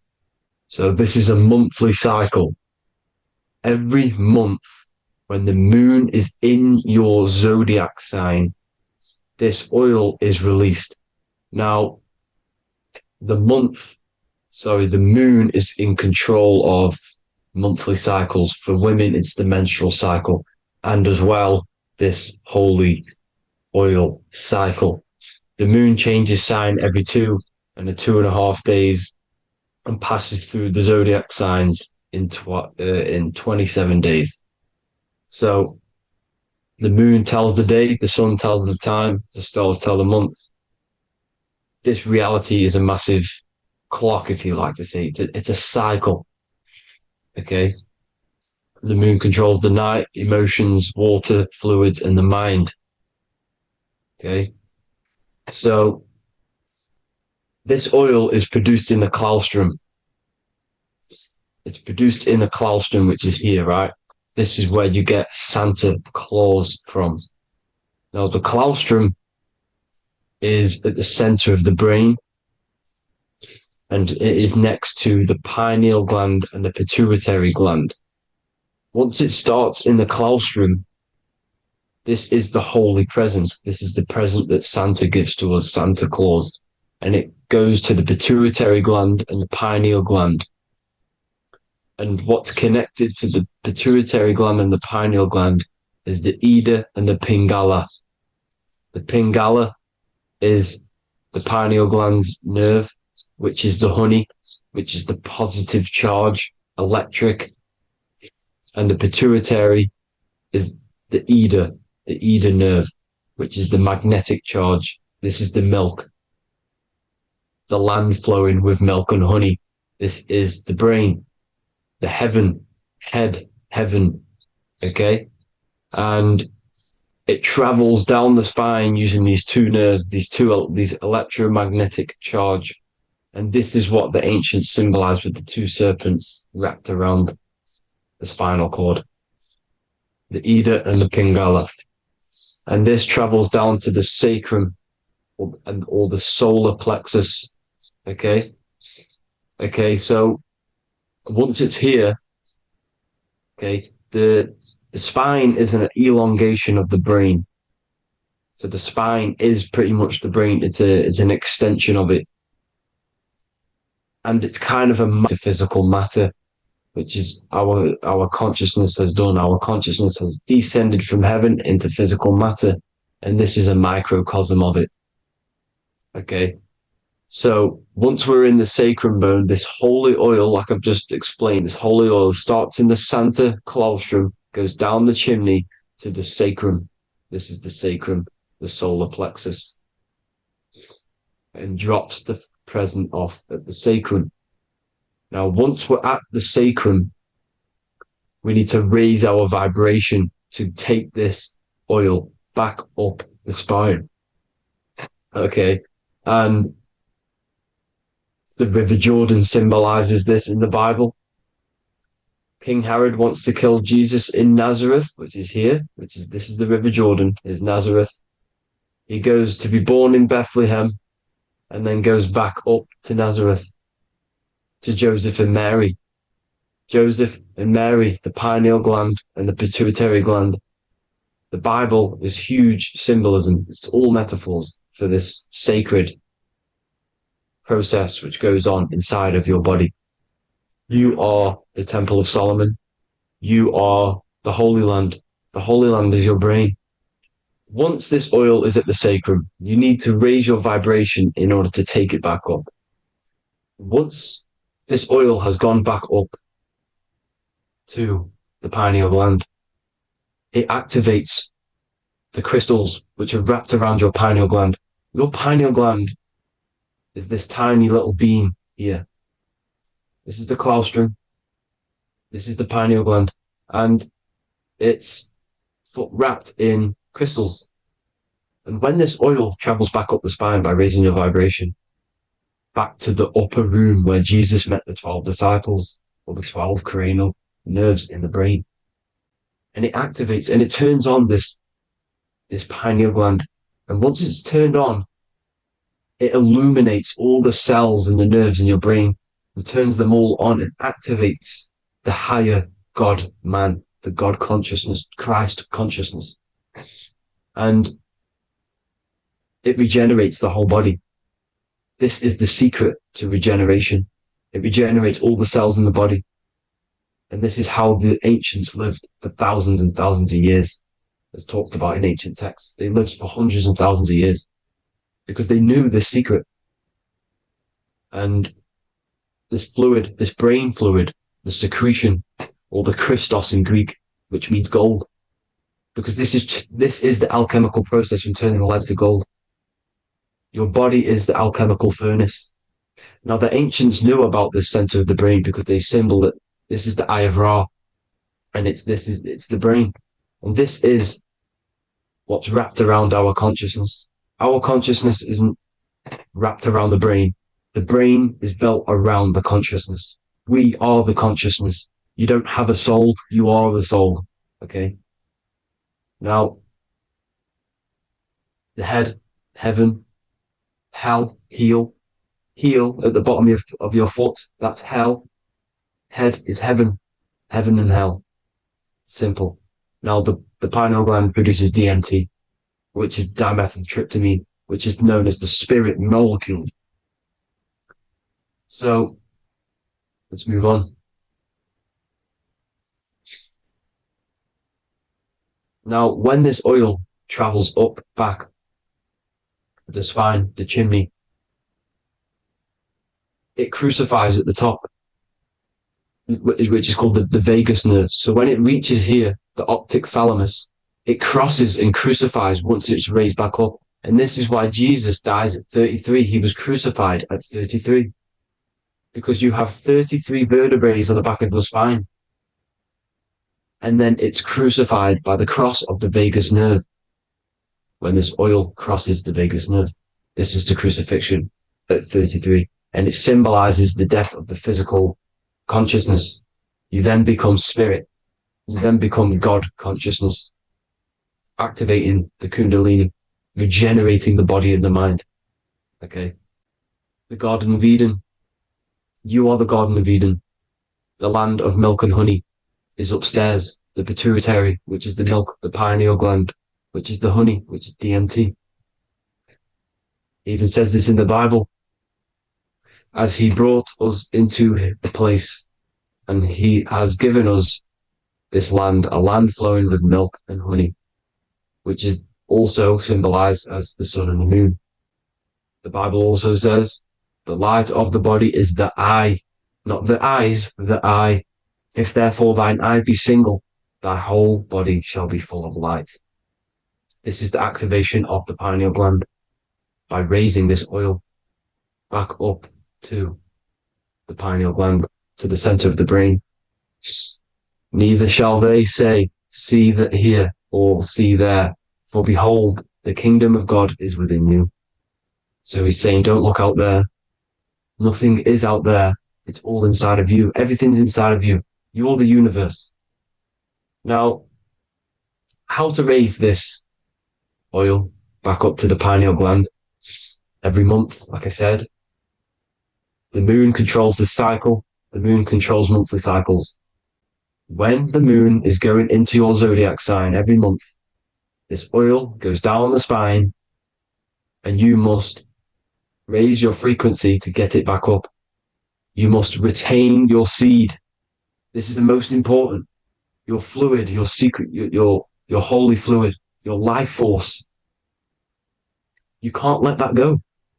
That life force is the reason you're alive. This holy oil is the reason you're alive, because it feeds all of the systems in your body. It feeds all the systems in your body. You have to retain your seed, alkaline diet, positive thinking, and meditation. Okay? When you retain your seed, you will live longer. The moment you release it, you're killing yourself. You're killing a piece of yourself every time you release your seed. Every single time. You're killing a part of yourself. Okay? Now, this could be why this could be the illumination, the single eye on the Illuminati's symbol, the Freemasonic symbol, the illuminated eye, the triangle, which could symbolize the body, mind, and spirit, but the eye illuminated. Now, in the Bible, it talks about the two trees, the tree of knowledge and the tree of life. The tree of knowledge is the tree of good and evil, which is the most important system in your body, which is the nervous system. The nervous system, the most important. The tree of good and evil. And the tree of life, which is the cardiovascular system. Now, this oil, when it's released every month, feeds these two systems, and these two systems feed everything. Now, it's important you understand that. Okay? The ancients knew all of this knowledge. The Bible's telling you this knowledge. But it's in a metaphorical way. You have to understand the context behind it so you can read it properly. Now, eating of the tree of life, which is when it talks about in the Bible, eating from the tree of life is actually symbolizing a bad diet, ejaculation. Because you're eating from these two systems. You're killing yourself with a bad diet. You're killing yourself with an ejaculation. Okay? So, that's important to understand. Now, this is Jacob's ladder in the Freemasons. Jacob's ladder, which is the spinal cord. It's the stairway to heaven. And this is Jack and the Beanstalk when he goes up the beanstalk and finds the golden egg in the grey clouds. The grey clouds symbolize the grey matter in your brain. Now, the Garden of Eden talks about the 4 different rivers in Garden of Eden. As we see here, the North Pole map, the ancient North Pole map, because the center of the earth is the center of the torus field. Everything's the torus field. Atoms are torus fields. Everything's torus fields. You are the universe. Everything is within you. The North Pole is your spinal cord. This is why they say Santa Claustrum comes from the North Pole. This is the North Pole. And the Santa Claustrum is the center of your brain. Now, there's 4 rivers which come from the Garden of Eden. There's the blood, the Christ oil, which is the oil we're talking about, urine, and saliva. These are the 4 sacred oil, 4 sacred fluids in your body. And these are constantly abused in today's society. These secret societies are targeting these fluids. Okay? This is why porn is free. They sexualize society through Disney. Go and look at some of the Disney movies. There's so many subliminal messages which sexualize these children because they want you sexualized.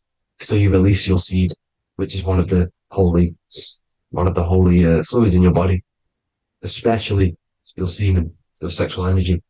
So important you retain this. So, so important because it's your life force. It keeps you alive. Okay. Now, let's recap on this. If you want to raise your oil every month, you can't just retain your seed for the month. You have to retain your seed forever. Don't just do it for a couple of days. Have to do it. It's a lifestyle. You want to become God consciousness, you got to do what it takes. It's hard in this society because this society is it's designed to kill you pretty much. It's designed to keep you in these lower states of consciousness with all the bad food, the chemicals in the food, the chemicals in the water, the sexualized TV programs, sexualized adverts, sexualized TikTok and apps, videos, subliminally stimulating you because that is your weakness, sex. It's a weakness. Now, you have to retain your seed, meditation, and an alkaline diet. Why alkaline? Because acidic is low vibrational. This is the color spectrum. And what's the highest vibrational color? Violet. It's the lowest, red. You have to have an alkaline body in order to raise this oil. When you have a bad diet, when you drink alcohol, when you smoke, this destroys the oil. It destroys the oil in your sacrum and it can't be raised again, can't be raised up. This is why it's so important. Without that oil, you don't live. That oil makes you live. It feeds everything in your body. It's crazy how we're not taught this. It's insane. But that is how you raise the oil, people. I hope you all gain some knowledge out of this video. And I hope this assists you on your journey, your spiritual journey. And please like and share this video. We need this knowledge out to the public to wake up humanity. Thank you all, people. God bless.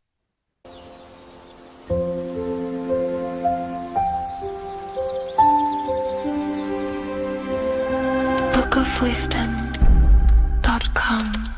Visit today.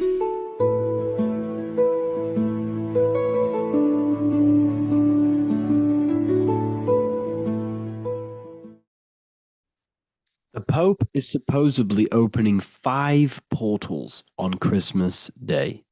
Now, I know this video is a bit late, but I'm going to be commenting on what I think this symbolism and this ritual truly means and what they are trying to do to society with this symbolic ritual.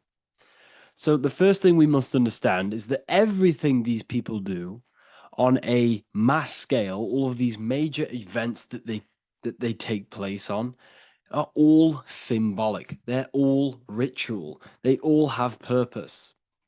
Okay?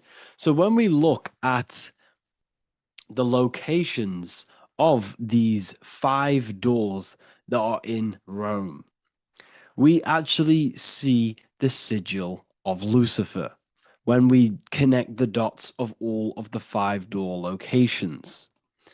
This is the sigil of Lucifer. Lucifer is not what you think. Sigil of Lucifer represents the outline of the human brain and our visual perception field. Now, the human perception field is how our brain interacts with the external reality. Our external reality is not physical. The only thing that exists outside of you is pure energy, formless, vibrational energy and light. Your brain is an energy decelerator. Your brain decelerates this light, this energy, into a material reality or perception that you can interact with. You don't look into the external world. the energy, the light enters the eye retinas, goes through the optic nerve, and travels to the back of the brain called the visual cortex. And the visual cortex is what shapes your visual screen. Now, if you are seeing the screen, this means that you are not the body, you are not the brain, you are the perception observing the screen that you are seeing. You are the eye behind that, you are the person behind that. So, what this is actually symbolizing is perception.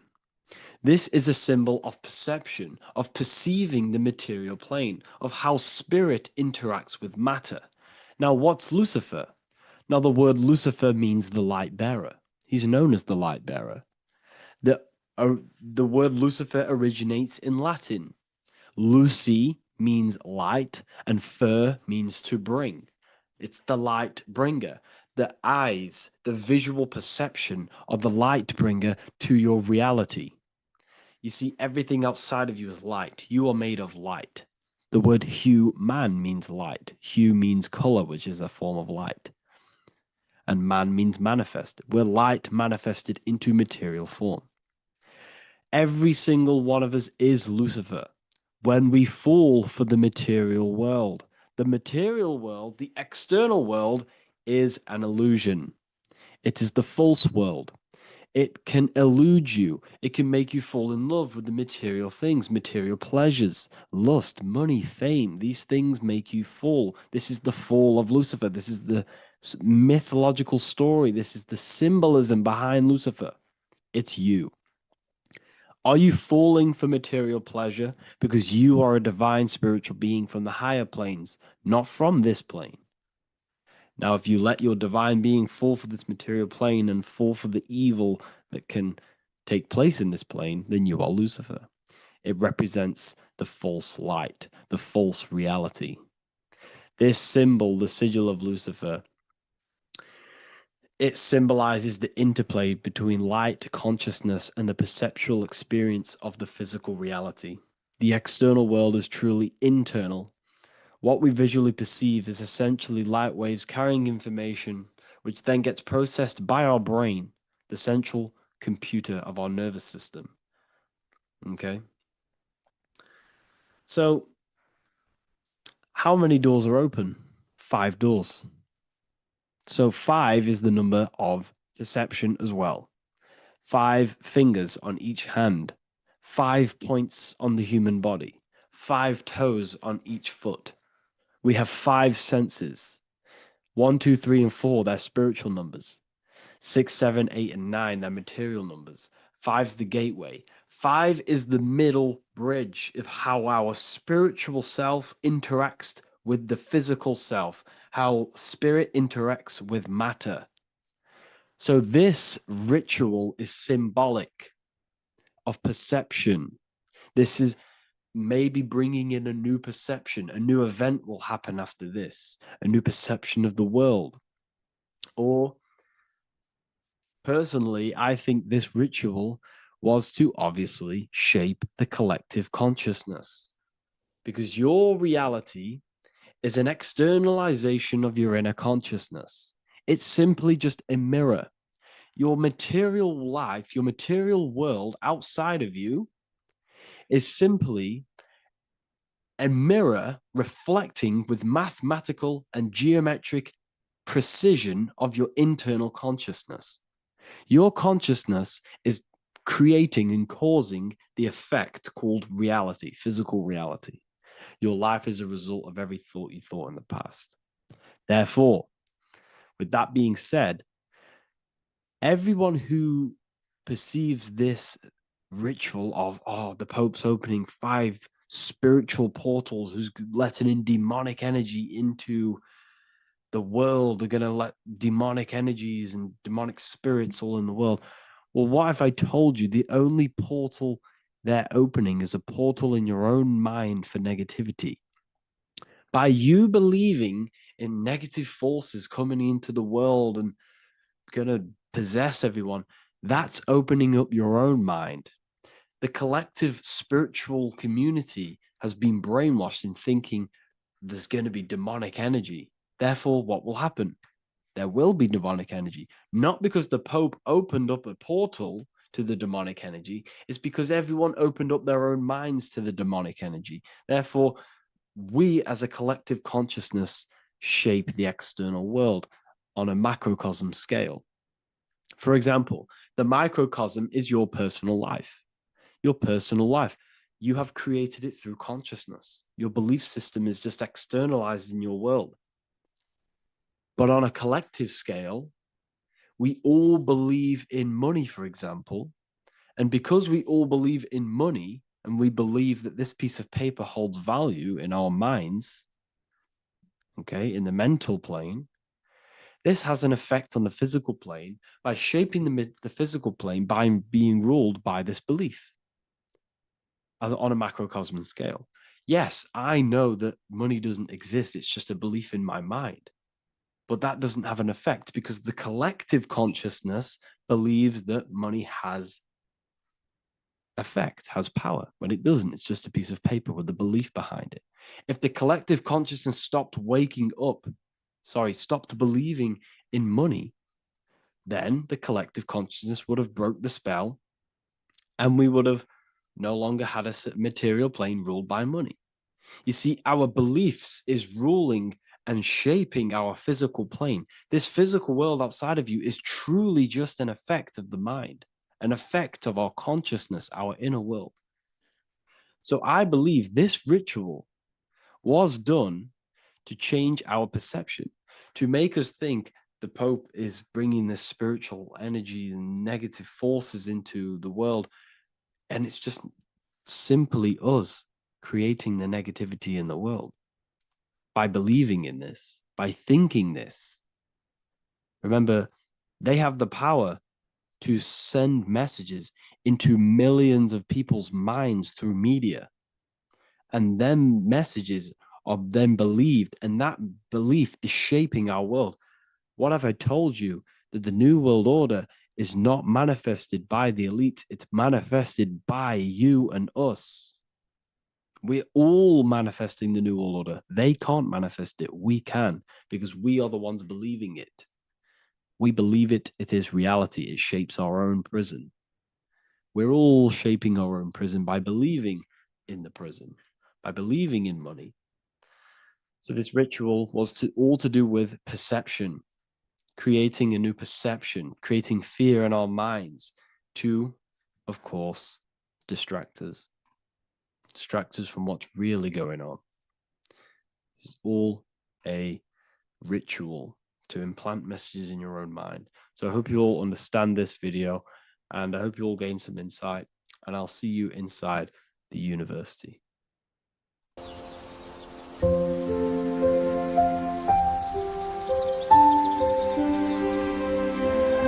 bookofwisdom.com. Visit today.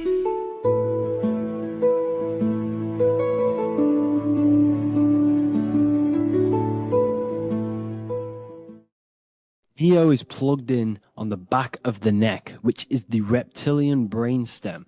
The reptilian brain is all to do with survival mode, survival state.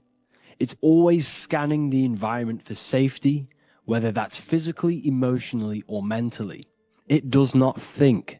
It is instant. For example, do I smack the guy or run off?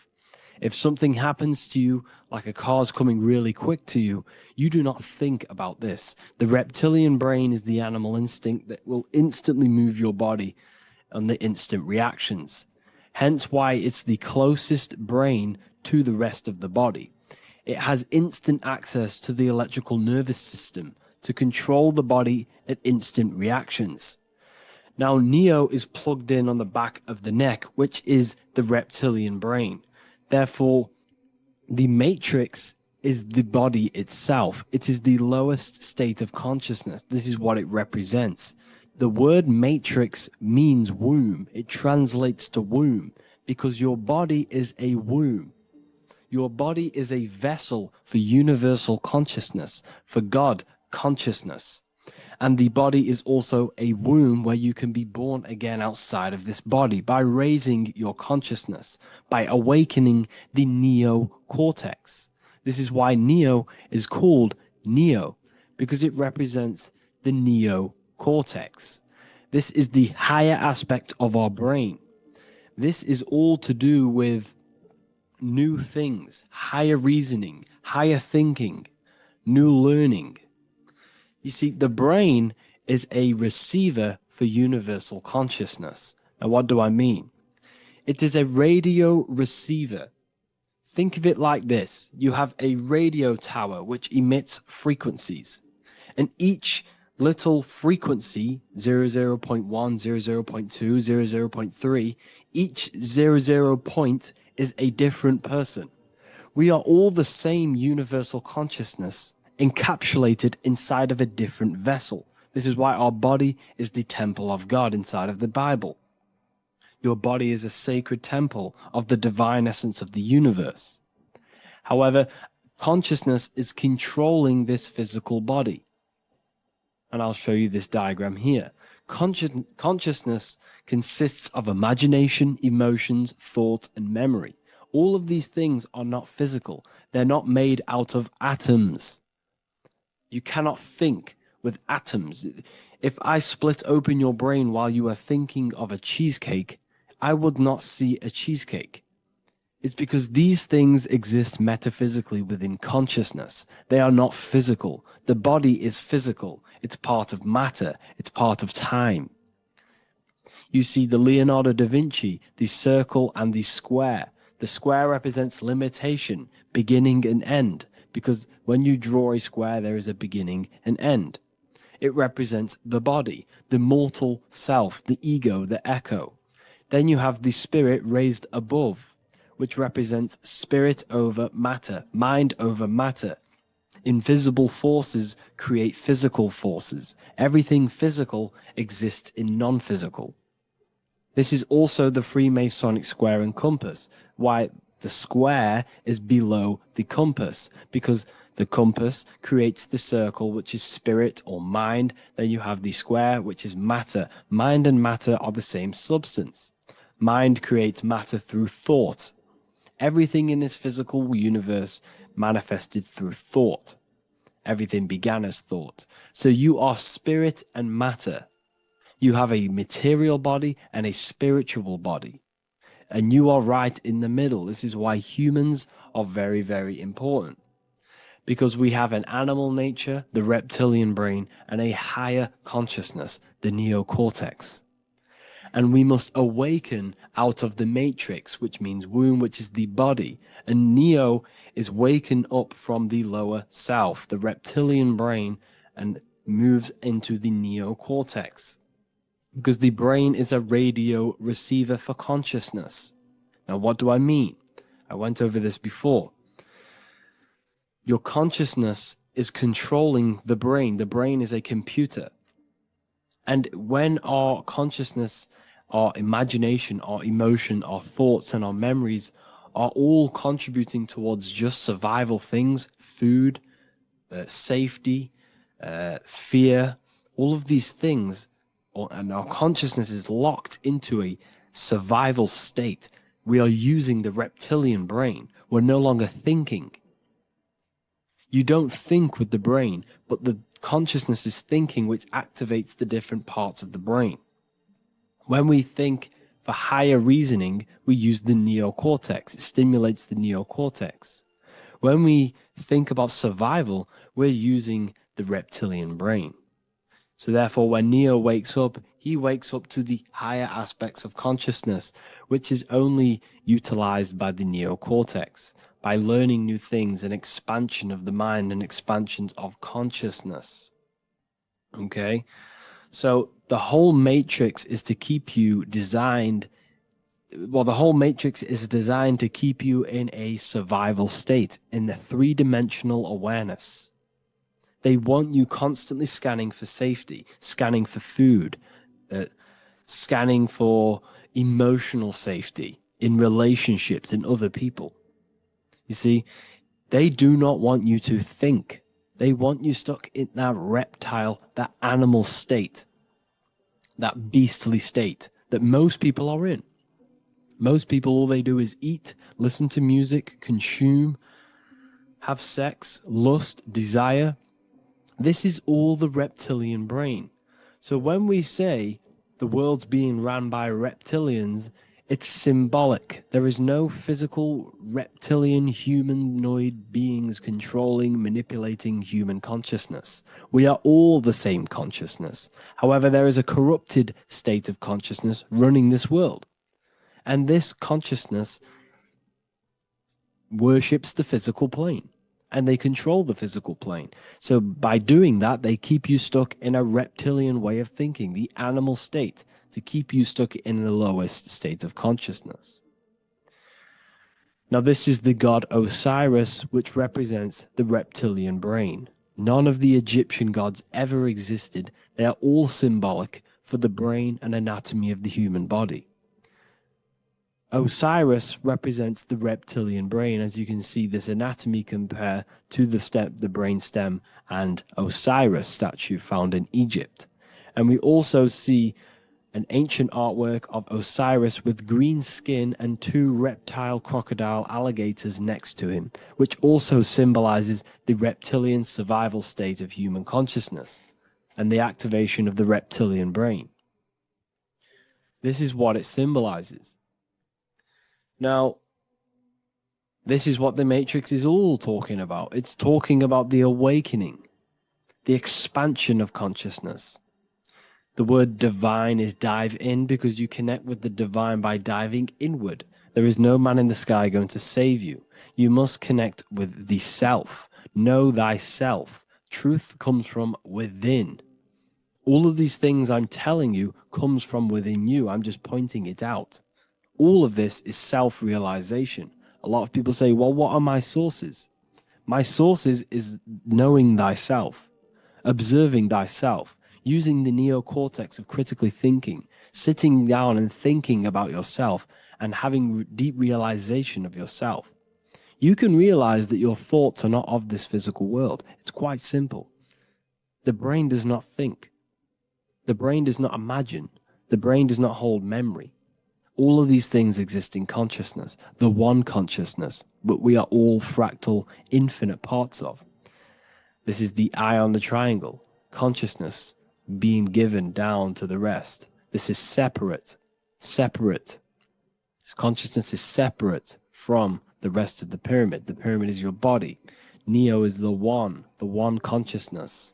This is the Egyptians symbolizing the one consciousness giving Ankh, which is life, to all the different life forms. However, you can see that the central sphere is giving a big Ankh to the humans, because humans, like I said, possess the advanced consciousness, an advanced brain that allows us to turn above our reptilian animal self. For example, we can go against our reptilian lower animal nature and turn to our godly nature. Animals cannot do that. They are stuck in instinct. They are stuck in a reptilian animal way of thinking and operating. Everything they create is to survive. We can turn against our lower nature and create for amazing things like buildings, architecture, technology.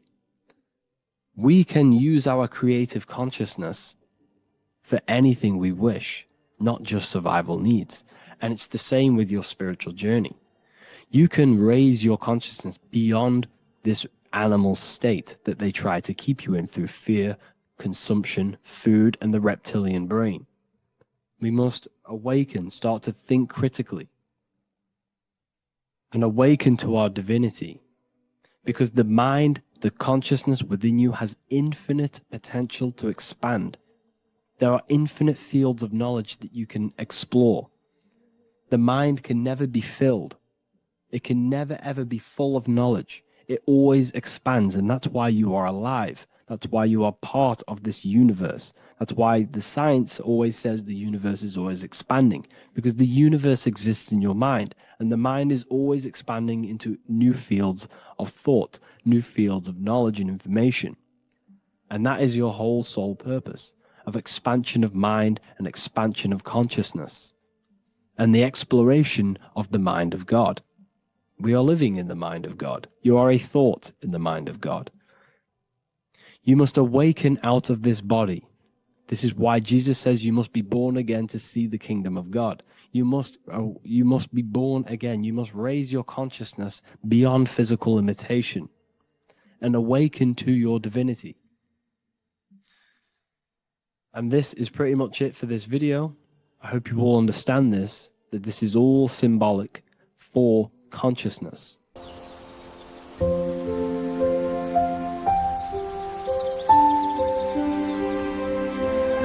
bookofwisdom.com. Visit today.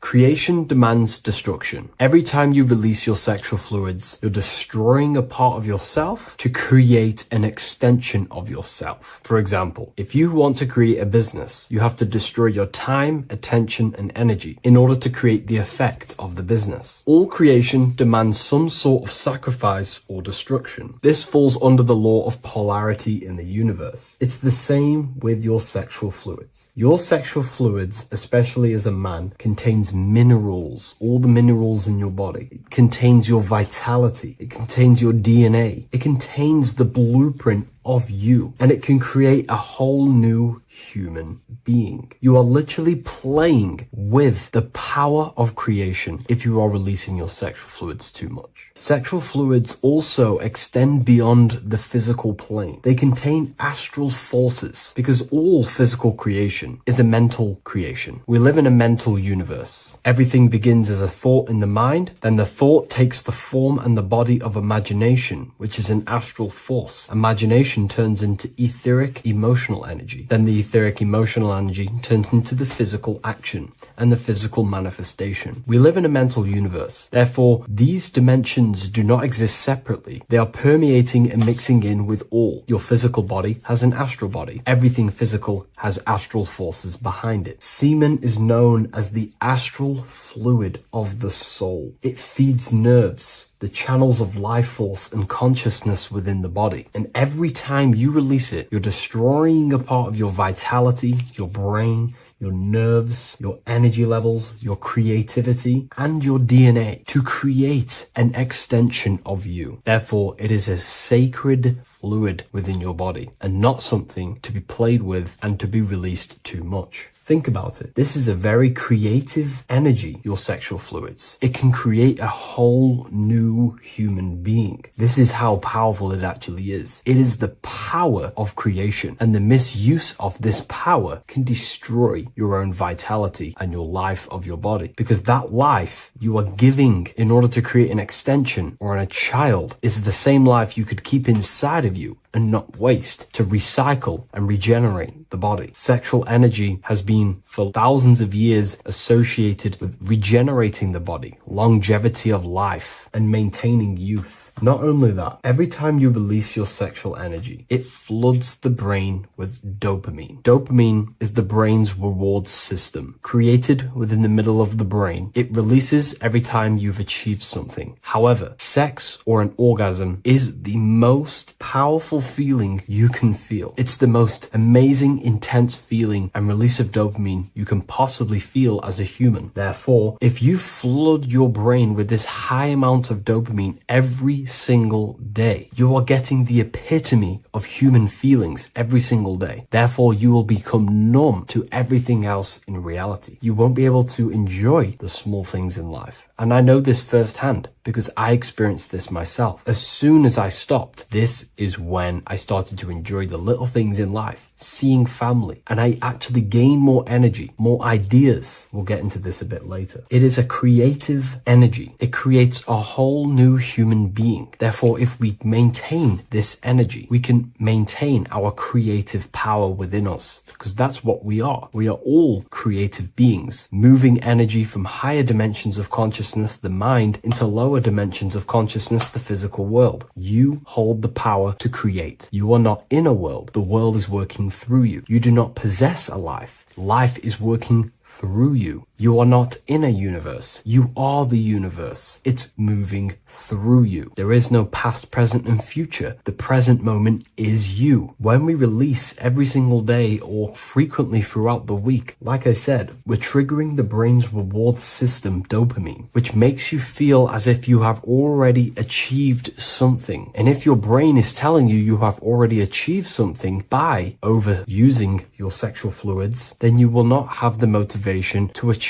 other things in your life. I know this firsthand. I became very lazy. I didn't want to work. I didn't want to do anything because subconsciously my brain felt as if I've already achieved. If we look at the symbol of the Baphomet, we notice the Baphomet has horns and a goat head. Now we look at the word horny. When you become sexually aroused, it's known as horny, which is the horns, representing the lower mind. The lower mind is the mind we use for our animal instincts. We have two parts of our mind. A higher mind, which is contained of higher thought, which chases spiritual things such as love, wisdom, knowledge, and God. Then we have a lower mind, which chases the things of the material world closely associated with the ego, chases validation, material gain, status, and physical sensation, physical pleasures. It is these physical pleasures that can keep you in an endless loop, making you feeling empty inside, because nothing material can ever satisfy our internal world. Nothing. You can achieve millions of dollars. You can achieve your dream house, your dream car, your dream watch. And if that is the only thing you are chasing, you will feel empty inside when you achieve it, because nothing of this material plane can satisfy you. Nothing of the lower mind can ever satisfy you. This is why we must sacrifice the lower mind and overcome the lower mind and the lower instincts. One thing I found amazing when I mastered my sexual urges and my lust is that my mind became a lot more clear. The thoughts and the time and the attention that I used in my mind to go towards lust, sex, and chasing these things was taking up a lot of mental space, time, and energy. But as soon as I removed it and mastered it, my mind became an open vessel for higher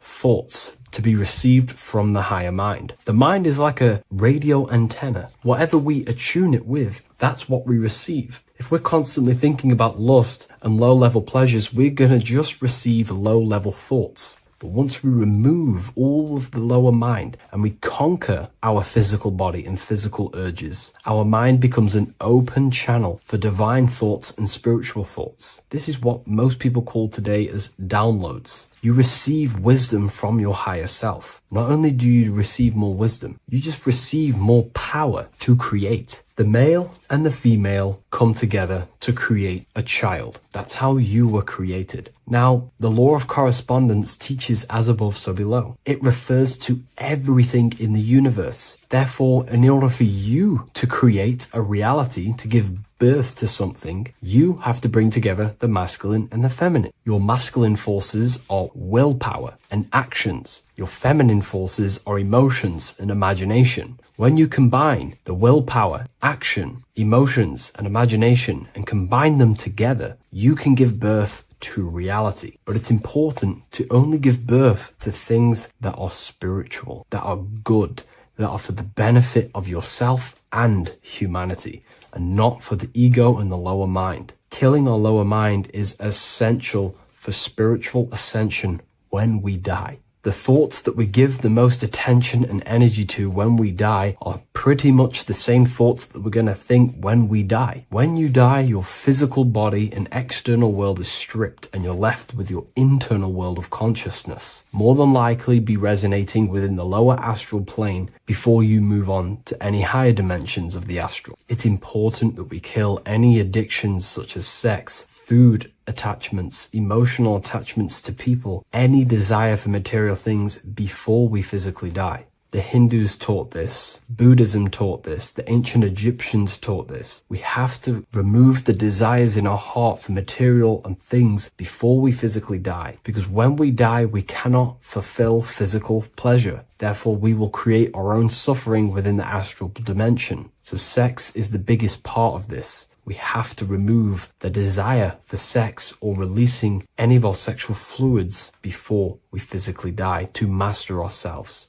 And not only that, it's going to benefit the way you feel, the way you think, the way you act towards people once you have mastered this. Porn psychologically damages you. You are quite literally the person in the corner of a room watching two other people give pleasure to each other. Psychologically, that is not good. And what happens in darkness is always revealed in light. What you do in your alone times will show in your confidence, in your eye contact, in your presence, in your aura, your energy. You cannot hide things that you do in the dark, because they always reveal themselves in a subconscious way, whether physically or through an energetic spiritual way. Sex can be known as sacred energy exchange. You are exchanging energy, bioelectrical energy. It's a scientific fact that when you hold hands with another person, your brain waves of each individual become synced. Your emotions sync. And you exchange electromagnetic energy because you are an electromagnetic being. When you have sex with someone, you are literally exchanging emotional energy. Your aura is not just an electromagnetic field. It is literally a manifestation of your internal consciousness. Your consciousness contains your thoughts, your beliefs, your traumas, your emotional state. And this manifests externally through the vortex of your heart into an energy presence around your body. This is why you can feel sad when someone else is sad next to you, because their energy is merging with yours. When you have sex with someone, you are quite literally exchanging consciousness, beliefs, traumas, emotions, feelings, vibrations, and your consciousness merges with their consciousness. So be careful with just having casual sex. Now, I'm not here trying to say never release, never have sex with your partner. I'm not saying that. I'm saying take caution with these things. Take my teachings with a pinch of salt. If it benefits you, that's great. I'm not here to tell you how to live. I'm simply giving you my research and the things that have helped me in my life on my esoteric research, awakening, or spiritual path. I don't like calling it a spiritual path, because it's not spiritual. It's simply just life, the knowledge of consciousness and the self. So I hope this video helps. If you'd love to read this book, I'll leave a link in the description. This book I wrote myself called The Book of Wisdom, Volume 2.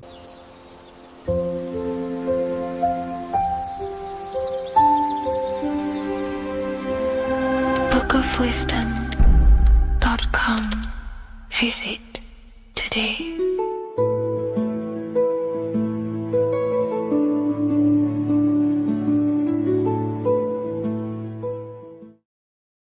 What is good, people? We're back with another video, and today we're talking about the chakras.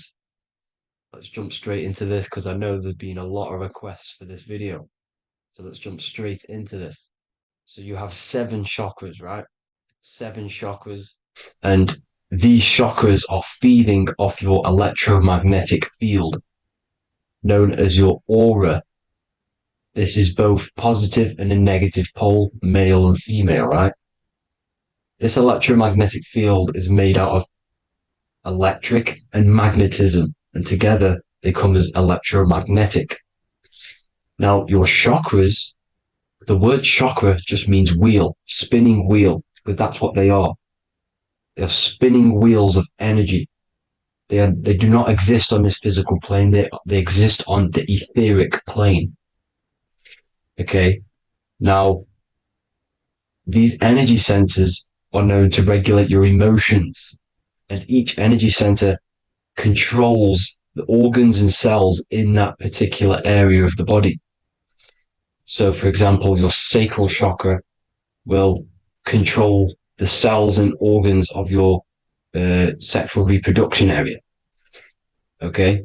The navel chakra or solar plexus will control the digestion in your body. Same with the heart, same with the throat, right? So they are like mini brains for each center of your body. They run along up the spine, but notice the crown chakra exists outside the body. It's just above the head.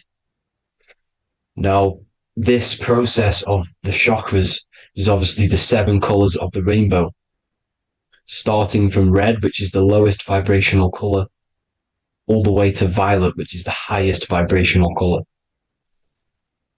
This, like I said, these energy centers are feeding off your electromagnetic field.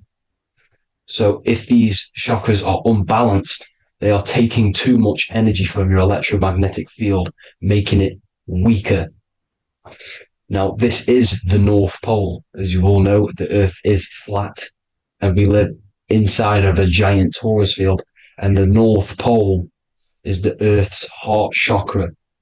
And this is why the aurora borealis, or the northern lights, whatever you want to call them, that's why they are green, and they are being emitted from the center point of the Earth, because it's symbolizing the heart chakra, which is green, right? Now, you do work your way up to these. However, this is a torus field. You are a torus field. You have different layers of this torus field, right? And you need to balance all of these chakras, but you can't move up these chakras until you open the one below it. So it's like a stairway. You can't go to your solar plexus without going through your sacral. You see? So you have to work up these. However, you have to work up these and then live from the heart, because the heart is the center of the torus field. It's the balance between male and female poles, positive and negative poles. So you have to balance all of these chakras and then bring them all into one, which is the heart chakra. Now, they exist on the etheric plane. They exist on the etheric plane, and the etheric plane is a layer of the material plane. It's the one higher than the material plane. And then after the etheric plane, it melts into the astral plane. So they exist just between the physical and the astral aspect. Now, this is the yin and yang matter, which is the lowest root chakra, physical matter, and then to spirit, because high vibrational matter turns into spirit, low vibrational spirit turns into matter. So they're interchangeable. This is the yin and yang. Now, when you see ancient paintings with the halos, you see this is like a toroidal field coming out the top of his head, you see, with a halo. This was symbolizing in the old days, in the ancient days, that they've aligned their chakra, they've reached Christ consciousness, which is God consciousness, right? Now, this electromagnetic field is the apple that we bit out of in the Bible, because you see that apple is a torus field. So they were metaphorically or personifying the torus field. That's what the Bible is. It's a massive personification. It's all metaphors. You have to read it properly. It's got a greater meaning behind it. Now, when we bit from the apple, we ate from the tree of knowledge, which is good and evil. Our lower mind took over, so we materialized to feed our physical bodies. We materialized through Saturn. That's what Saturn does. Now, if you don't understand that, go and watch the video previous to this one called Occult Secrets of Saturn. And that will show you how Saturn is the materializer. Now, this is one of the secrets behind the Masonic compass, electric and magnetic, male and female, duality, positive and negative. Now, like I said, they teach you about the torus field, about a magnet in school, but they don't teach you about your electromagnetic field. Everything alive has a torus field. It is the building block of this creation. Absolutely everything has a torus field. There's not one thing without it. And as you can see here at the center of the apple, that's where the seed is. That's where the life is. The reproduction of that organism. As you see, this is where the most electromagnetic energy is stored, in the center, because this is where the two duality, this is where the field meets at the very center. This is why the seed is at the very center. Now, your spine is a elongation of the brain. The brain is heaven, and the bottom of the spine is hell. So this is Saturn, which is the root chakra. The 7 planets are associated with each chakra. Moon equals mind. Okay. Now Saturn is physical matter, as I've just explained. This is the lowest vibrational color. And they want you trapped down here, which is your hell state, your animal nature, your physical nature. They want you to identify as the physical body. They don't want you to reach these higher states of consciousness. Okay? Now, in the brain, you have 12 convolutions. Now, this is what they were symbolizing in the Bible with the 12 disciples. And obviously in the Bible, it says the upper room where Jesus met with his disciples. This is heaven, the brain, the higher states of consciousness. Now, this is your North Pole. This is Jacob's ladder. Okay. This is why you have 33 levels of Freemasonry, because it's symbolizing the 33 vertebrae, which are these little things here on the back of your spine. Because once the Kundalini energy from the bottom of your spine rises to the top, this is when you get enlightenment and opens your third eye. Spiritual enlightenment. As you can see here, this is Jacob's ladder. This is the Kundalini symbol, right? And they're even showing you this in the medical symbol. They're putting it in your face. The serpents are wrapped around the spine. Now, the serpents symbolize how the energy moves around the spine, because it's a torus field, you see? At the center of the torus field, it wraps around the center pole. It wraps around it, and this is how the energy moves up. So they're symbolizing it with the serpents. Okay? Now, every religion has a sacred river. For the Egyptians, it's the River Nile. For Christianity, it's the Jordan River, right? This river is the canal, the energy canal at the center of your spine, all the way leading to heaven, to the Holy Land. This is the chamber which the energy rises up, right? Now, they used to say the gods descended from heaven to man. This is just heaven. This is the mind state. And they said the gods were connected by a rainbow bridge. That's the chakra system, the rainbow bridge.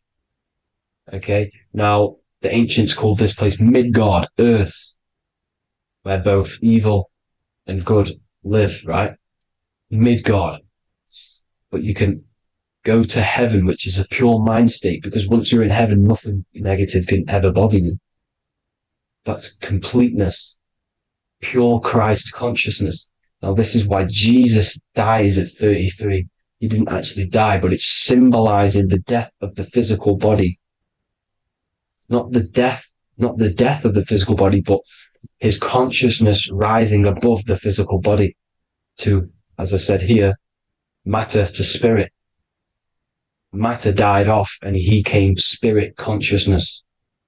This is symbolized by the 33 vertebrae, which is obviously the 33 levels of Freemasonry.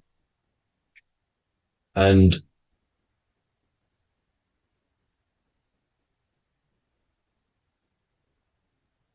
now the pineal gland, which is at the very top of this Jacob's ladder, or the River Jordan, the canal, your 33 vertebrae on your spine. This is where the pineal gland sits, right? At the very top, at the center of your brain. Now, there's multiple ways this was symbolized. The Eye of Ra, which is used by the Egyptians. Now, this pineal gland is the seat of consciousness. This is where your consciousness is stored, right? And the ancient Sumerians used the pine cone, hence why it's got the word pineal gland, the seat of the soul consciousness. It produces DMT, dimethyltryptamine, which is known as the spirit molecule. And the pineal gland is wrapped in microcrystals, and we all know crystals transfer frequency and energy. Now, radios use crystals. A radio is a frequency transmitter, turning a frequency into a frequency that we can hear with our ears, right? Because all the radios are actually playing right now in your ears. However, our ears can't pick it up, so the radio transmits it into a frequency that we can hear using crystals. So this is the power of crystals, and this is what our third eye is wrapped in, crystals. Now, this third eye is not actually your third eye, it's your first eye. When you're being materialized in your mother's womb, this is the first gland that is produced, and everything's built around it, because it is the consciousness. It is your consciousness essence. It lives forever. You never actually die. Only the mortal body dies. Now that's what we call life. Life is abided by time, and time is change, and change is what we call life, because everything's constantly moving and transforming into different things, right? Now let's not get off track. The pine cone is obviously, this is in the Vatican here. The pine cone is symbolized as the pineal gland, pine. And this is the opened pine cone. The opened pine cone means, or symbolizes, the awakened man, the awakened third eye. But the ones here, which the Sumerian gods are holding, these are shut pine cones, symbolizing the unawakened man. But let's not get confused, people. These gods were not gods. They are human beings just like you. They reached Christ consciousness. They are nothing more special than you. They just had the ability to reach Christ consciousness. And obviously their knowledge was far more intelligent than ours, far more advanced than ours. They knew the truth about this reality to the depths. Now, the ancient Hindus had a goddess called Kundalini, which is said that she descended by the means of a ladder or a cord from heaven, which is symbolizing the spinal cord. Now, this is what Hickory Hickory Dock, the mouse went up the clock and came back down. This is all these stories, like Santa as well. Santa comes up and then down the chimney. This is symbolizing the Christ oil. There's an oil which is produced in your pineal gland, right? And this oil travels down the spine. And once it's down on the spine, you must have to raise your consciousness, just like I said, with the chakras. You have to raise your consciousness, raise your vibration to heat up this oil and turn it into a gas. And it travels back up the spine through like the serpents up the spine, and this awakens the third eye once it's coming back up the spine and hits the pineal gland. This is the secret behind Santa and Hickory Hickory Dock, because Santa comes down and feeds the presents and goes back up the chimney, and he lives in the North Pole, the positive pole. This is the North Pole, people, and the presence is your sacred oil. This oil, your physical body is the furnace. It's the spiritual furnace, which you have to heat up this oil by raising your frequency and turning it into a gas to rise up this chamber, the River Jordan, to your third eye, right? Now, this is an alchemical process. Your body is the alchemical furnace. It says in the Bible, if therefore thine eye be single, thy whole body shall be filled with light. I shouldn't have cut that out, but that's what it says. The light of the body is thine eye. If therefore thine eye be single, thy eye shall be filled, their body shall be filled with light. This is symbolizing the pineal gland, enlightening the body, the spiritual body, filled with light. Now, as I said, they want you kept down here, which is the root chakra, which is your animal nature, which is obviously mind, matter over mind. This is the symbol of Saturn, right? As you say, we're built of body, mind, and spirit, the Holy Trinity. That is the sun, moon, and earth. The sun's your soul, solar. Moon is your mind. Earth, which is the cross, which is your physical body, the 5 elements, right? So body, mind, and spirit. So the Saturn symbol is actually made out of the cross on top, which is the earth, and the moon on the bottom, which is symbolizing matter over mind, because earth is physical matter. You don't want to be matter over mind. You need to be mind over matter. See, they want you identifying as your physical body. They don't want you to realize you're an eternal consciousness. You're an eternal essence of consciousness which never dies. They want you trapped in your animal nature. And this is why the Baphomet has a goat head, because it's symbolizing your animal nature, which is evil. Not evil, but you're more likely to do evil things, right? Which brings bad karma. That's your animal side. This is why the Baphomet has an animal goat head. As you can see here, he's got the Kundalini energy here. So when you see the inverted cross, the cross is your body, as you can see here. The inverted cross means your chakra's downwards, down here. Your head's down here. Your mind is down here. But your mind needs to be up here, which is the upwards cross, which is Christ consciousness.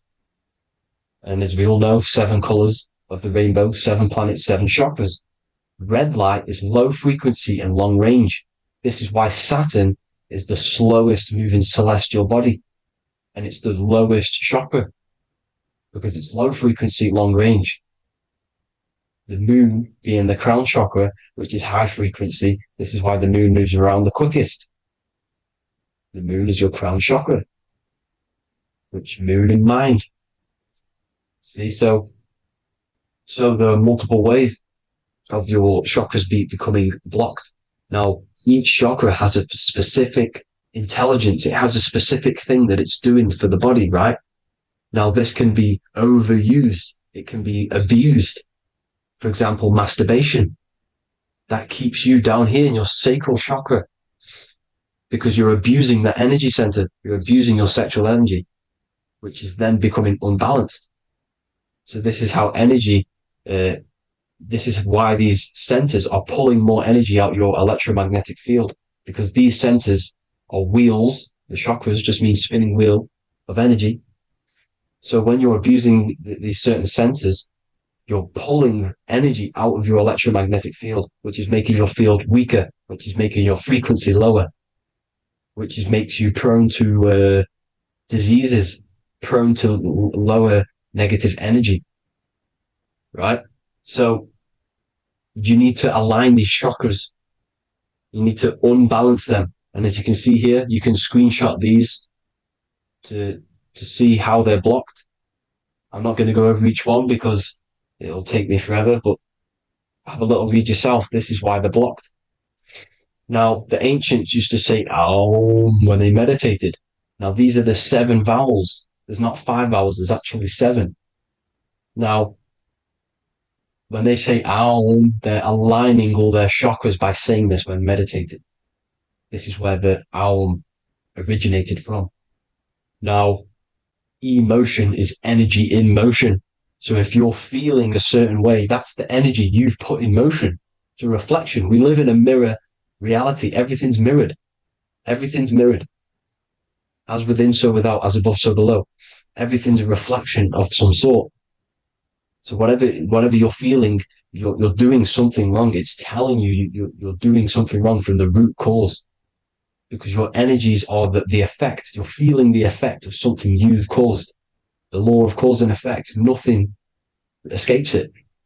Now, the Jehovah's Witness believe that exactly 144,000 faithful Christians go to heaven or be resurrected, right? This is not true. This is symbolic. 144,000 go to heaven. Now, the petals on the chakras, this is the root chakra, this is the crown chakra. Now, if you add up the first 5 chakras, the petals, add up the petals on the first 5 chakras, you get 48. And then you get to the third eye, which has 2 petals. 48 times 2 equals 96. 96 plus 48, which you got from here, equals 144. The last chakra has 1,000 petals. Times 144 times 1,000, you get 144,000. This is a frequency. This frequency is the frequency of the ascension up your chakras. This frequency is a high frequency, which turns that oil into gas, which rises up the spine, activating your third eye. Right? So this is all the religions are all symbolic for this sacred secret of Christ consciousness. As it says in the Bible, the kingdom of God is within. It's not out there, people. You must look within yourself. You are God. You are a spark of his consciousness, infinite consciousness, right? So 144,000 is a frequency, and you must achieve this. Like I said, these people in the past, they're not gods, people. These were just humans. Nothing special. They just reached Christ consciousness. Now, they keep you in these lower vibrational states with the food, right? And as you can see here, all of these fast food restaurants are mainly are red and yellow, which are these lower states, these lower two chakras, lower vibrational colors, because they want you trapped down here in matter. And these foods are so low vibrational, they will keep you down here, because your gut produces, I think it's like 80% of melatonin. Melatonin is your feel-good hormone.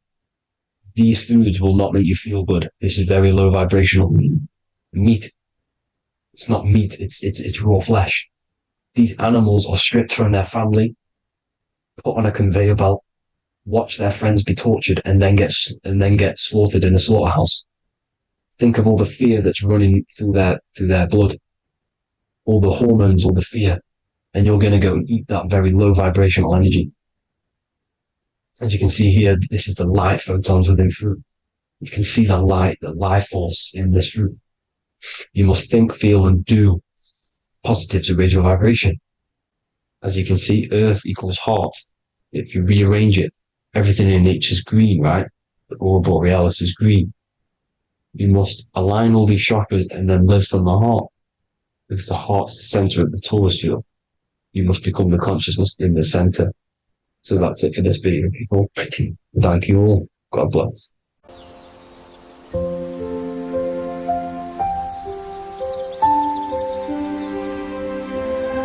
bookofwisdom.com. Visit today.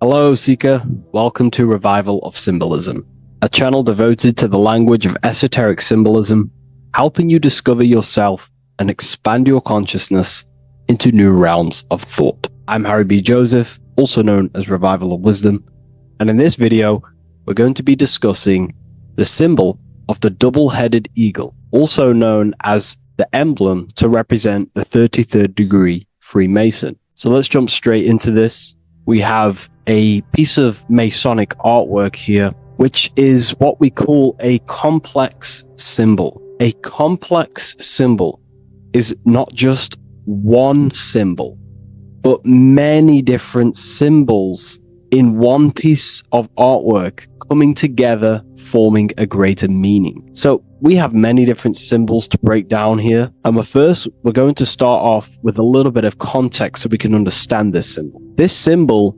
represents the 33rd degree Freemason. Once you reach the 33rd degree of the York Scottish Rite Mason system. So once you reach this level, this symbolism corresponds to that individual. So therefore, this piece of artwork is representing the consciousness, the mindset, the ways of thinking, the ways of viewing the world of the 33rd degree Mason. It represents the consciousness of the 33rd degree Mason. And this is what esoteric symbolism is about. Esoteric symbolism is symbols and emblems representing states of consciousness and teachings within the forces of consciousness. So let's jump straight into this. The first thing that I see when I look at this piece of symbolism is the double-headed eagle, okay? The double-headed eagle. What is this eagle doing?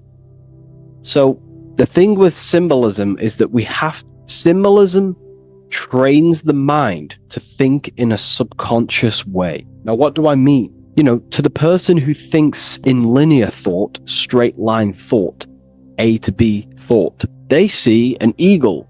They see a piece of artwork. They just see a piece of artwork with no meaning. But to the person who is trained in the occult, these symbols are representing thought vibrations. One example would be in occult symbolism, what we're meant to do. These symbols represent thought forms in the mental plane, within the mind of the individual. Instead of me just giving you the answers, in the occult, they give you symbols. And what you're meant to do is look at these symbols, stare at these symbols, and see what kind of thought arises in your mind, and follow the chain of thought. This is how you unlock deeper levels of symbolism. This is what we call the chain of thought. Now, what do I mean by the chain of thought? If I look at the eagle, I see an eagle on a basic level thought.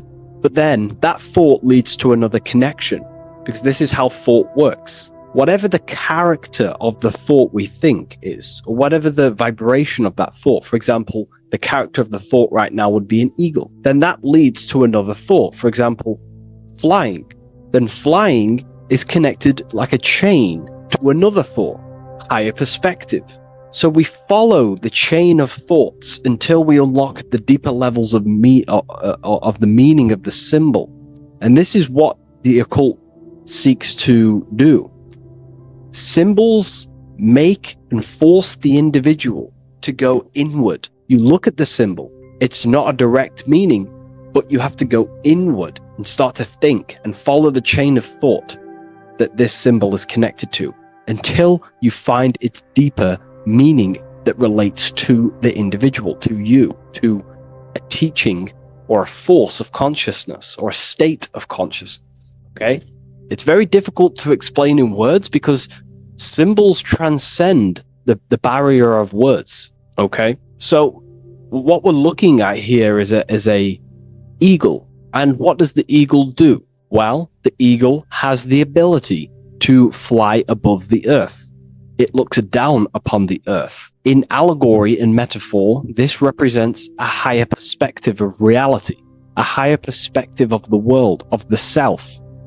So this is representing the consciousness of the 33rd degree Mason. They have a higher perspective of themselves. Why? Because they studied the mysteries.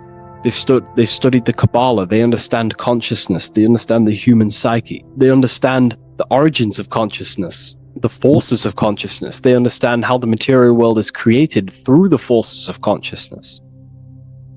So the eagle represents higher perspective because it can fly above the earth. And here you have the earth, this circle here, this sphere. So it's flying above, symbolizing a higher perspective of reality, a higher perspective of the physical world, the physical body, and the self.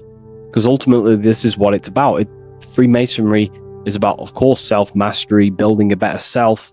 That's what the craft is. But it's ultimately trying to figure out the mysteries of consciousness itself and the origins of reality. We gain this insight through Kabbalah, the study of the Kabbalah tree. So let's not get off track here. So the eagle ultimately represents a higher perspective of reality because it can fly.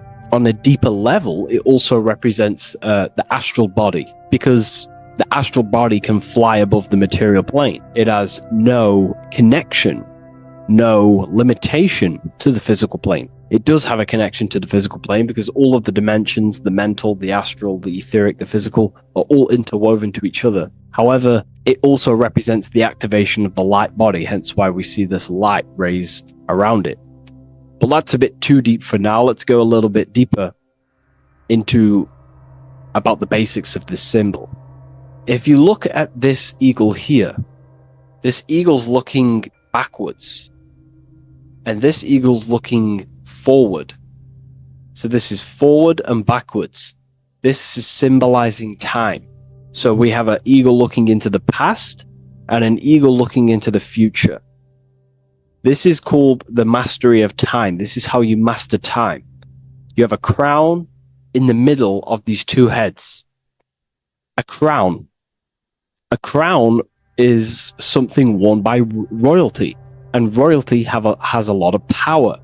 So this is symbolizing personal power and mastery. How do you gain your personal power and mastery over time, over the past and future? Well, it's very simple. In order to master time and master your future and master your past, you have to look at the forces in your past that have led you to this very moment. Here we have a triangle which represents the number 3. Remember, in this middle, which is the present. So you have to look into the past to see what thought, emotion, action, the number 3, the 3 expressions of consciousness. Consciousness expresses itself through thinking, feeling, and acting. That's how consciousness manifests itself in 3 different ways. You have to look into your past to see what thought, emotion, and action has led you to this very point in your life in the present moment. And what you can do now, which is your power, the present moment is your power, you can ultimately change your thought, emotions, and actions now to create a better future. You observe the past to see what thought, emotions, and actions created your present moment. You notice the mistakes and you change the now through thought, emotion, and action to generate a better future. This is how you master time. Now, keep in mind, this is always in the mind of a 33rd degree Mason. Someone who is highly, mastered, they keep this in mind. Just like they keep in mind what thoughts they are paying attention to. 33rd degree Mason has a lot of self-mastery power, and they hold conscious thought. Most people think unconsciously and without power. A 33rd degree Mason is trained, their mind is trained. Therefore, their mind thinks powerfully. They do not think randomly, because they understand thoughts are the seeds to physical creation. All physical creation is a crystallization of thought. So ultimately, this double-headed eagle representing left and right, and the crown in the middle represents mastery over time. That's how you master time. Again, here we have the eagle standing on top of a sword. The sword is, of course, on a basic level, the sword represents power. Because if I hold a sword to you, I hold the power over you, because you will more likely fear. But if we go even deeper, the sword cuts through the air. When you swing it, it moves through the air. Therefore, it's a symbol of the air. Because you can't really make a symbol of the air, because air is invisible. So the sword is a symbol of the air. And the air is one of the 4 physical elements in alchemy. We have water symbolizing emotion. We have fire representing the spirit. We have earth symbolizing the physical body. Then we have air symbolizing the mental body. The mental body. So the mental body is symbolized by this sword. A sword has to be continually sharpened. If you don't sharpen the sword over a long period of time after using it, it will become dull and it won't be very effective. This is an allegory symbolizing the human mind, because the human mind is like a sword. If you do not sharpen your mind, you will lose control of your mind. When you stop doing the meditations, when you stop being conscious, when you stop doing the affirmations, the mind falls back into old, unconscious thinking patterns, and we start to lose control of it. The mind is seen as a sword within the occult, because this is pretty much your tool. Your mind is your tool. This, just like the sword is a tool. Your mind is a tool to create reality. So we need to make sure this tool is always sharpened, that we stay on top of the mind, hence why the eagle is on top of the sword. Thought. This also goes into thought forms. In the occult, there's something called thought forms. Thought forms are basically taught to the individual and understood by the individual, who understands that the mind is not just in the brain. The mind is a part of a mental field. All around you, there is not just a field of energy. There's also a field of mind surrounding you. It's a mental universe. And this field of mind is what we call the mental plane. The field of mind is where all of the possible thoughts in the universe infinitely express itself. So each area has different thought forms. Each postcode, each place you go has different thought forms. This is why if you walk into a cathedral, for example, an ancient, amazing structure, your mind instantly becomes, you're amazed. You feel different when you walk into these areas because all around you is a mental field, and there's something called thought forms. Thought forms are basically what religion call spirit guides or angels, helpers. This is what thought forms are. Thought forms are basically, if you dwell on the thought that you are going to lose your girlfriend, for example, let's use a negative example here, because a lot of people can relate to this, or your boyfriend. Let's keep it simple. Everyone can relate to this at some point in their life, hopefully, or if not, it's okay, no worries. It's just an example that most people can relate to.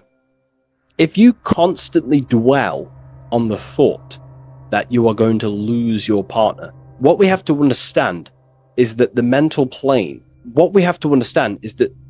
the forces within consciousness, within what we call the universe, is always trying to give you what you want to create. That's your right. The universe or mind or consciousness, whatever you want to call it, is always trying to unfold what you want to create. It doesn't know the difference between something you don't want to create or do want to create. Whatever you think about is ultimately what this power of consciousness or the universe will try and manifest. This is why we have to gain mastery over our thought, because thought are basically the seeds that we impress into the dimensions. So we have a mental dimension, we have a higher, middle, lower subplanes of the mental dimension or the mental plane. Then that's just thought. The mental plane is just thought. Below the mental plane, thought takes the body of imagination, which is what we call the astral plane. And the astral plane also has higher, middle, and lower subplanes. Then we have the etheric plane. The etheric plane is basically an energetic copy of the physical plane. So you have an etheric brain, you have an etheric body.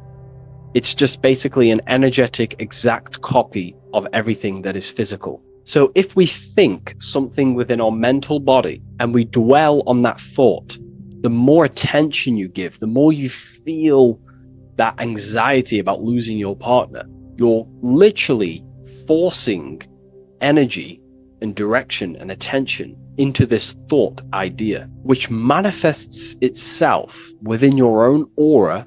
Your aura is basically, it's not just your electromagnetic field. Your aura has many different levels. It has a physical level, it has an etheric level, an astral level, and a mental level, layer. So it has a layer for each one of these bodies. If you dwell on this thought and you keep giving attention, power, you start to imagine this because you're worrying about it. You literally create a elemental or energetic substance that clouds your aura. And this is what people have been called demons, people call spirit guides, whatever you want to call it. This is what it is. It's a thought form. But this is not something that's come after you. This is something that the individual has created. And wherever they go, this cloud of thought forms that they've manifested literally clouds their aura. You can see it within the astral plane and the mental plane. You can see how it's affecting them. Wherever you go, you start to randomly think about it. You keep thinking about it. It's infecting you. It's like a demon. It's tormenting you. But it's simply just a force, an astral force, and a mental cloud that they've manifested within their aura.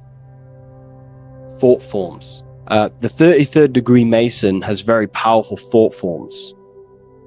And this is, if you're a Mason yourself, and you're not aware of this, this is why it's great to be around a 33rd degree Mason within your lodge, because they have very powerful thought forms, and you being in the present of them, you're also taking on his thought forms, and they can assist you.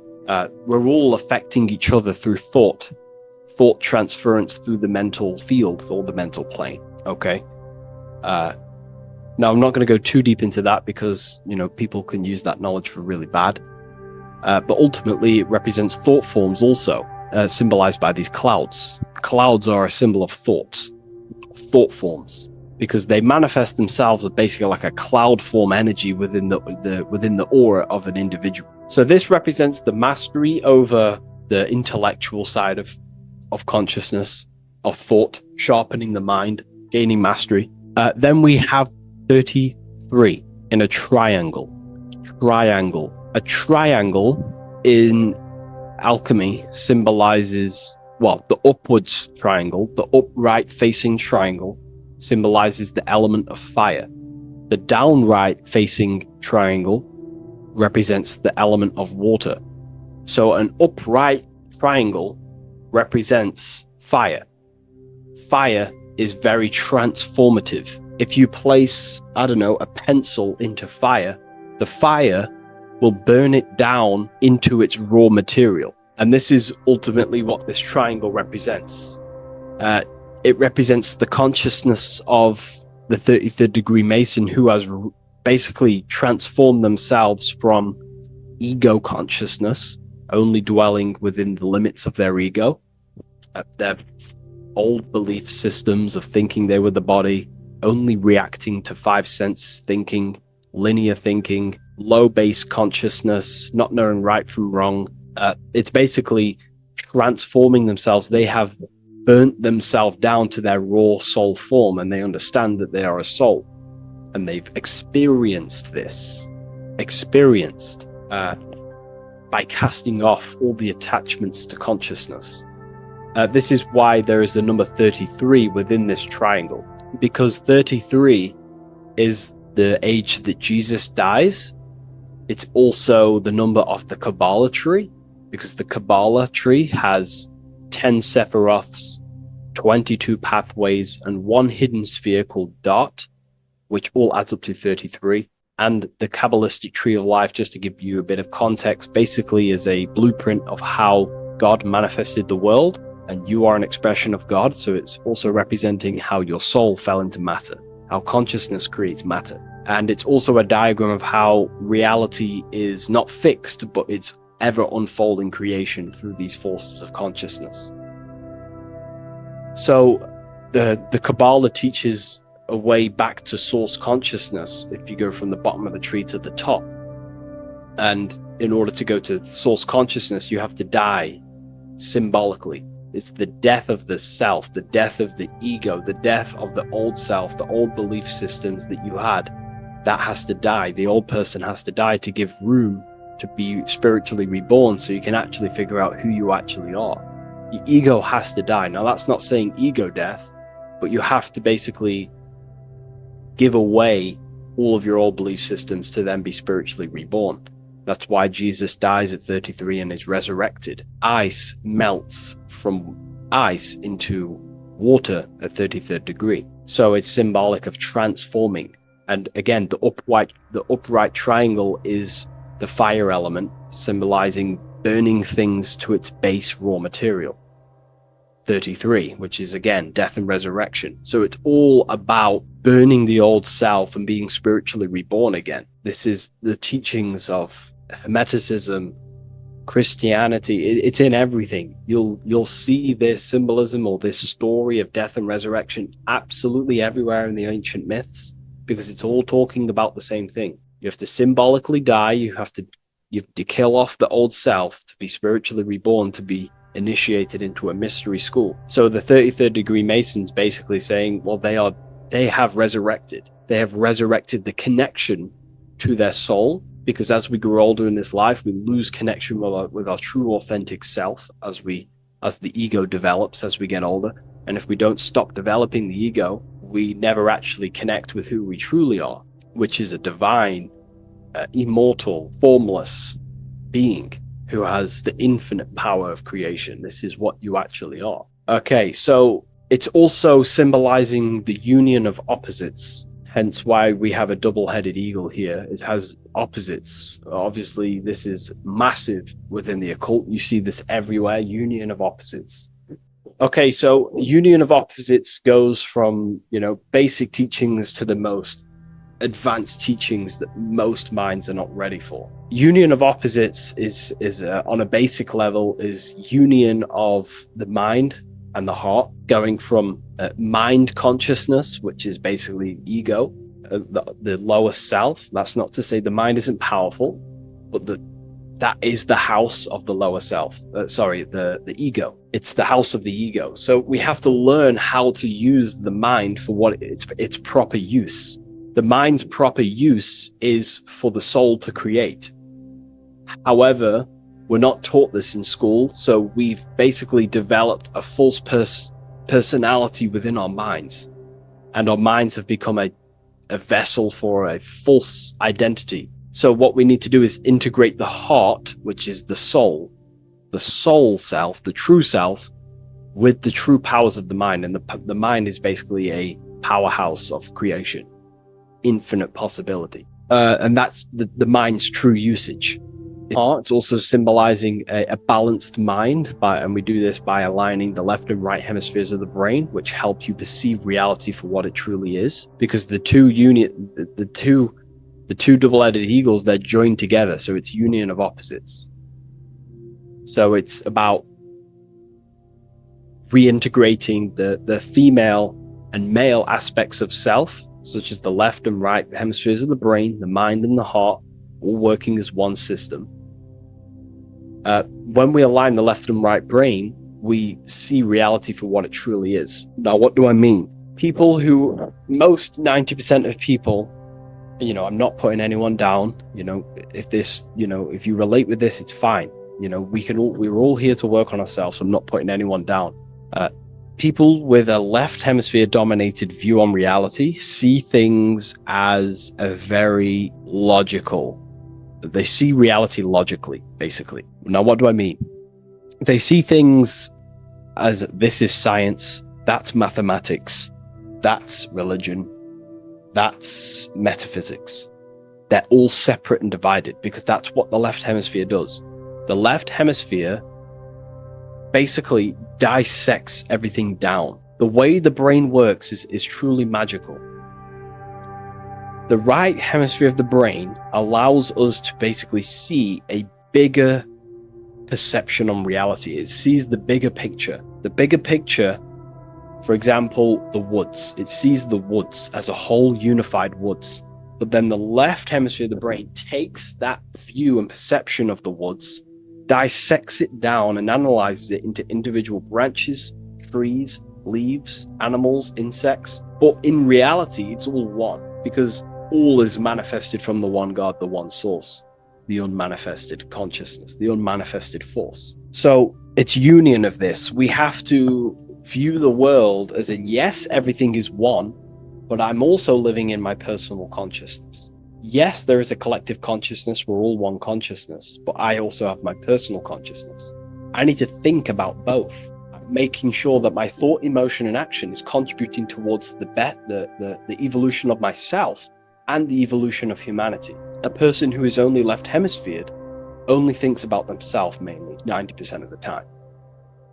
They only, they're trapped in ego, and the individual can't see pattern recognition, really. Pattern recognition is more the right hemisphere because it sees the whole. So it's about aligning the brain hemisphere so we can actually see reality for what it is, so we can, without distortion or illusion, and be neutral. Okay, we have light rays. Light rays are very symbolic within the occult, especially Freemasonry. Light rays are symbolic of force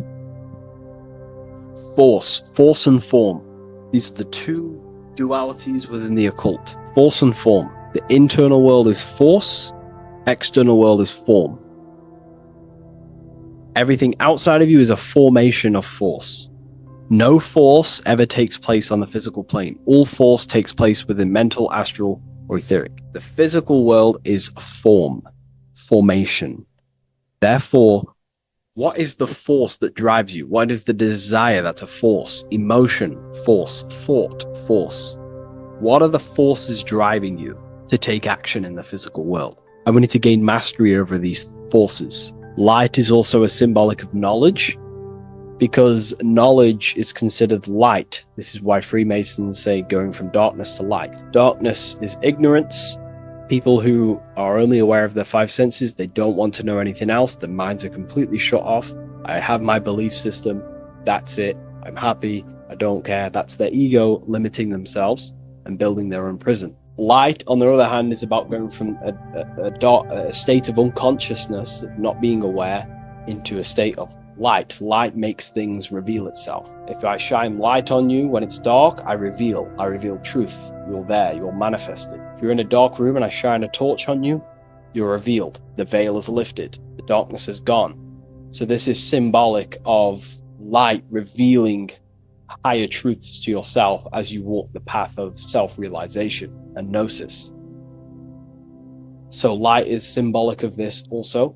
They have high amounts of intelligence, the 33rd degree Mason. They have a lot of light. They have a lot of knowledge. They've researched a lot of things.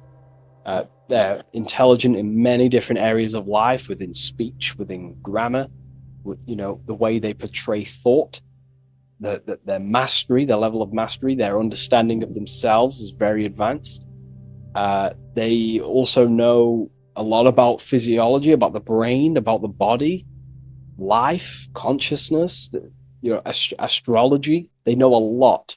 They have a lot of light. 33rd degree Mason.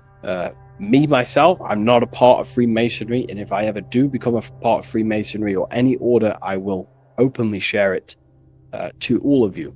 This information has come from following the chains of thought through self-study and self-realization, and studying Freemasonry from an external view. You can gain a lot of insight just by studying symbolism itself. Masonry is about being a builder. That's what the word Mason is. Mason is about building. The word Mason means builder, and it's about building the self. We're all building either our prison of our soul, or we're building our freedom of our soul.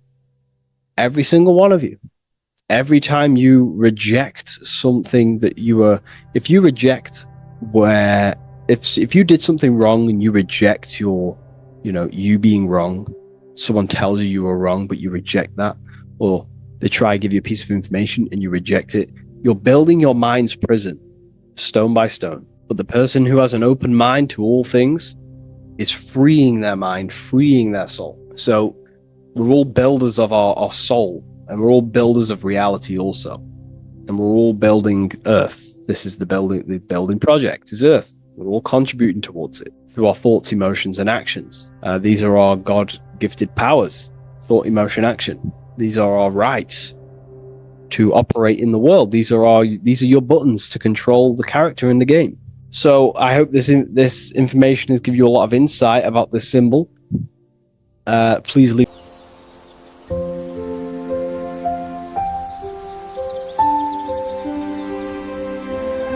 bookofwisdom.com. Visit today.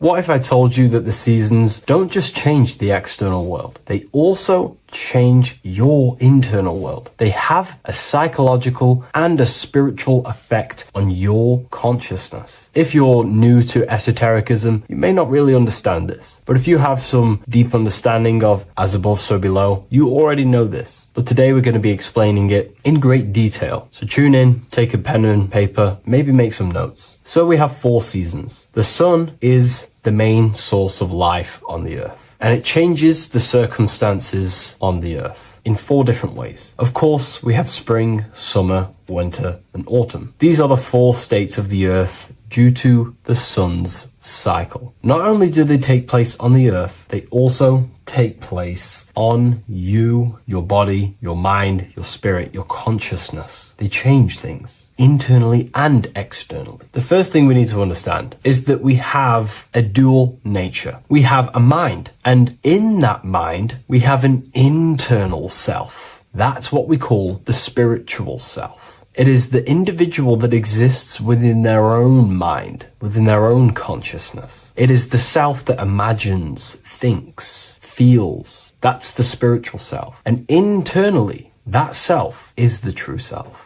When it's detached from the false identifications, of course, such as the ego. But the true self dwells within the mind, and that's the immortal self. That's the self that will never die, never perish, that will always be there and it always has been there. The internal self. But on the other side of the mind, the outside of the mind, we have this, what we call our physical human body. This is our external physical body. So outside of us is a physical reality, but inside of us is a spiritual non-physical reality. Inside of us cannot be measured. Outside of us can be measured. So we have an internal world and an external world. I think this is the reason why the word individual has the word dual at the end. Dual meaning opposing or two. We have a dual nature. Inner world, in the mind, and a self out the mind. And the mind acts as some sort of doorway. It is a doorway into ourself. So in esotericism, this is what it's all about. It's about we work with the internal world. We try and figure out who we are from the inside out, not who we are outside of us. Because we realize that the external world is nothing but a crystallization of what's happening inside of us. Our lives are a result of every single thought that we thought in the past. So let's not get off track here. Let's carry on. As I was discussing the seasons, we have an internal world in the mind and a self outside the mind. And this is reflected even in the cycles of the heavens. This is how you know the universe is intelligently designed, and the law of correspondence corresponds with everything. The law of correspondence is as above, so below. It's not a Hermetic principle. It's not a Freemasonic principle. The law of correspondence, as above, so below, is just the law of life of the universe. It is in everything. So the daytime, the sun, this is external impressions or expressions, should I say. We express ourselves outside the mind, in the outside world, in the material body, taking actions outside of us during this daytime. The sun represents outward expression, the daytime. This is when we wake up, we're conscious, we do things outside of our mind. But then the nighttime comes around and it becomes dark and the moon rules over the nighttime. And we return back to our internal world. We return back to the darkness. We return back to the internal self, the self in the mind. Really is fascinating. And this is as above, so below. This follows the correspondence. This follows the law. Although that the outside world has a cycle of day and night, so does our own mind have this cycle. As above, so below. As within, so without. What's happening outside of us is also happening inside of us. The mind is also going in a cycle. Because in the daytime, the mind wakes up and we express things externally. But when the sun goes away and the electromagnetic rays of the sun are not very strong, our brainwave decreases, our body activity decreases. It slows down and we return to the internal self. The body switches off and we return to the internal self in the mind. We enter in the doorway of the mind and return to the internal, the spiritual self. And when the body is less active, this is when we are more connected to the internal world, our spiritual true self. So as above, so below corresponds with the day and night, the sun and the moon. The moon represents our internal world, the world inside our mind, the self inside the mind. And the sun represents the external self in the external world. So not only are these cycles happening in nature, the darkness outside of us when the sun goes away is the same darkness that we go within ourselves when we go to sleep. It's the same cycle. Our bodies are in the cycle of the external world also, as above, so below. But then we can even take this even further. This fractals down even further. If we look at the cycle of the yearly cycle of the sun, which is what we call the 12 zodiac signs, we notice that these 4 seasons also take place in every single cycle of the day. So a yearly cycle can be seen as a big version of a daily cycle, or a daily cycle can be seen as a smaller version of a yearly cycle. For example, if we look at Aries, which is spring, this is when the sun springs everything back to life in the spring. This is when the crops start to spring up and start to grow again. But we could see that at 6 a.m. in the morning, when the sun rises and just cracks over the horizon and starts to bring light into our day. day. Aries is associated with the morning time also as spring. Morning time is a smaller version of spring. Then we look at the summertime. The summertime is midday, when the sun is at the top of the middle of the sky. This is when the sun is most powerful, most radiant in our day. This could be seen as the summertime. Then when the sun starts to set, this is associated with autumn. Autumn time is the sunset. Then the winter time is associated with the nighttime, the midnight, when everything's very dark. So a daily cycle is basically a smaller version of a yearly cycle. And just how I explained how the cycle of the sun outside of us also happens inside of us with our consciousness falling asleep when the sun goes away, is also happening to us on a yearly cycle also. So the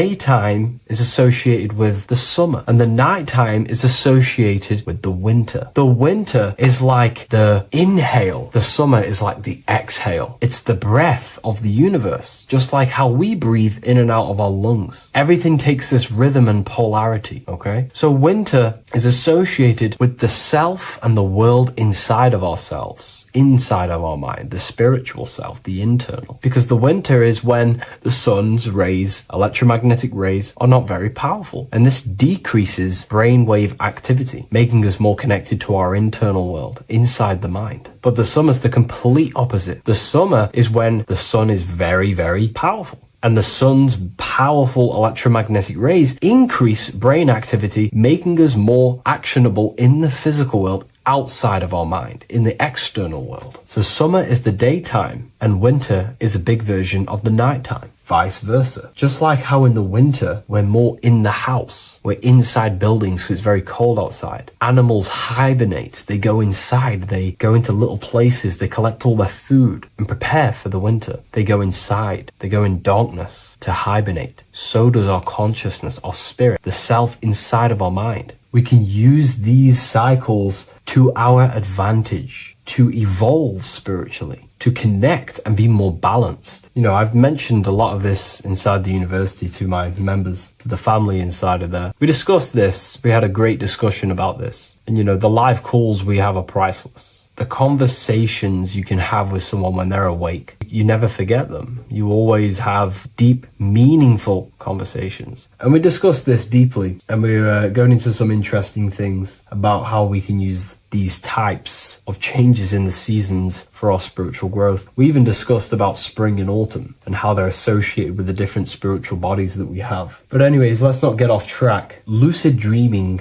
dreaming itself, and astral projections, I find are more easily accessible during the winter and the night times. Like I said, because the brain activity is decreased due to the sun being not powerful, we are more reconnected with the self inside the mind, the spiritual self, the immortal self. Wintertime is a great time to work on yourself, to start to gaining discipline, to meditating, to really working on the subconscious. Because spiritual work is harder than any physical labor. You really got to dig deep within yourself and be honest and true with yourselves. I think this is the reason why, you know, a lot of people convert to spirituality from religion. They come into spirituality and then they go back to religion because they realize spirituality is it's difficult. You have to be honest with yourself. You have to really face the traumas, the negative aspects of yourself, the dark side of yourself, and bring it to light and transform it. And that sort of work is a lot more difficult to do than any physical labor. So the winter time is the time that we go inside ourselves. We reflect a lot more. We need to work on ourselves, on our mind, on our negative habits, on our dark traits, on our things that we have been pushing away and not controlling. The winter time is that time we can really start to connect with the internal self, work on our imagination,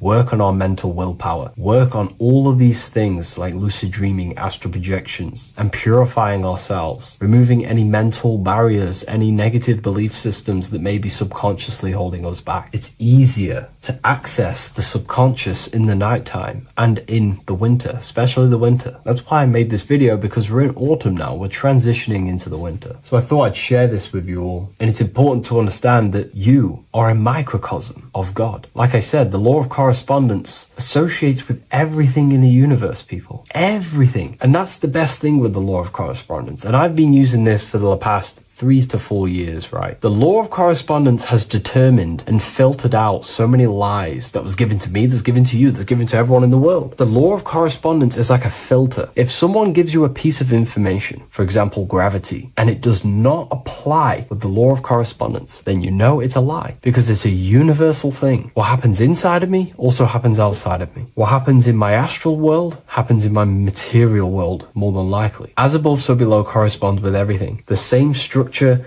in my veins, in my nervous system, is the same structure in the trees, in galaxies, in everything. As above, so below, the universe is a fractal universe. Therefore, the point that I was getting at is that you are a microcosm of God. The same mind that God manifested things through thinking. He thought the stars, the earth, nature, the human body, designed everything with the God mind. He thought everything into existence. And that mind then powers that God used to manifest everything into physical existence through the power of thought is the same mind that you possess, but on a smaller scale. God manifested the macrocosm through thought, as the universe is a mental universe. Everything you see around you was thought, then manifested into physical reality. God manifested the macrocosm, the world, through thought, and that same force of thought you use to create the microcosm, to create your own world. You think your life into reality, your world into reality. Your body is a microcosm, a miniature universe. Every thought you think commands 50 trillion cells in your body, and your cells religiously execute on every command that you give it. You're in charge of 50 trillion cells. You're literally commanding a whole civilization inside your body.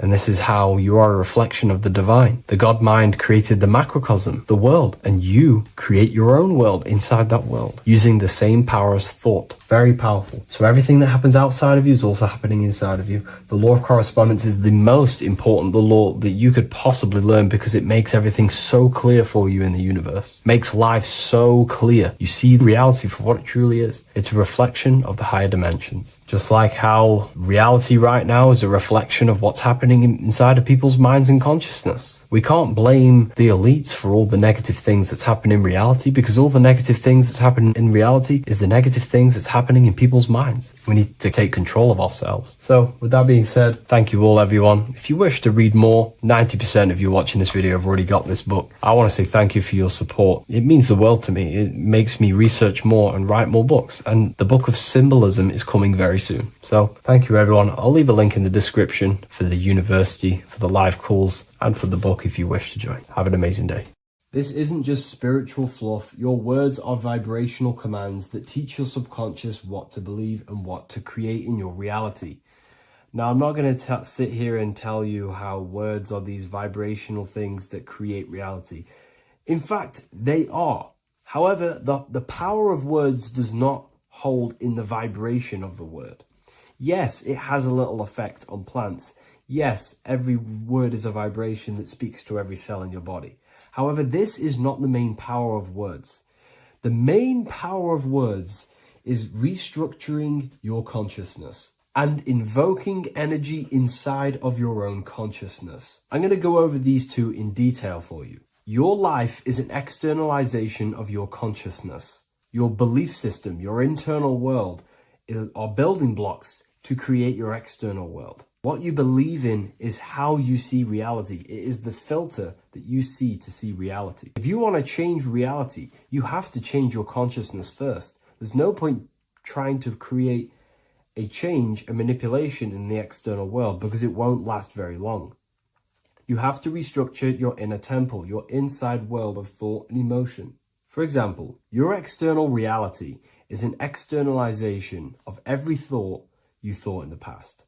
Your life circumstances are just a result of every thought you thought in the past.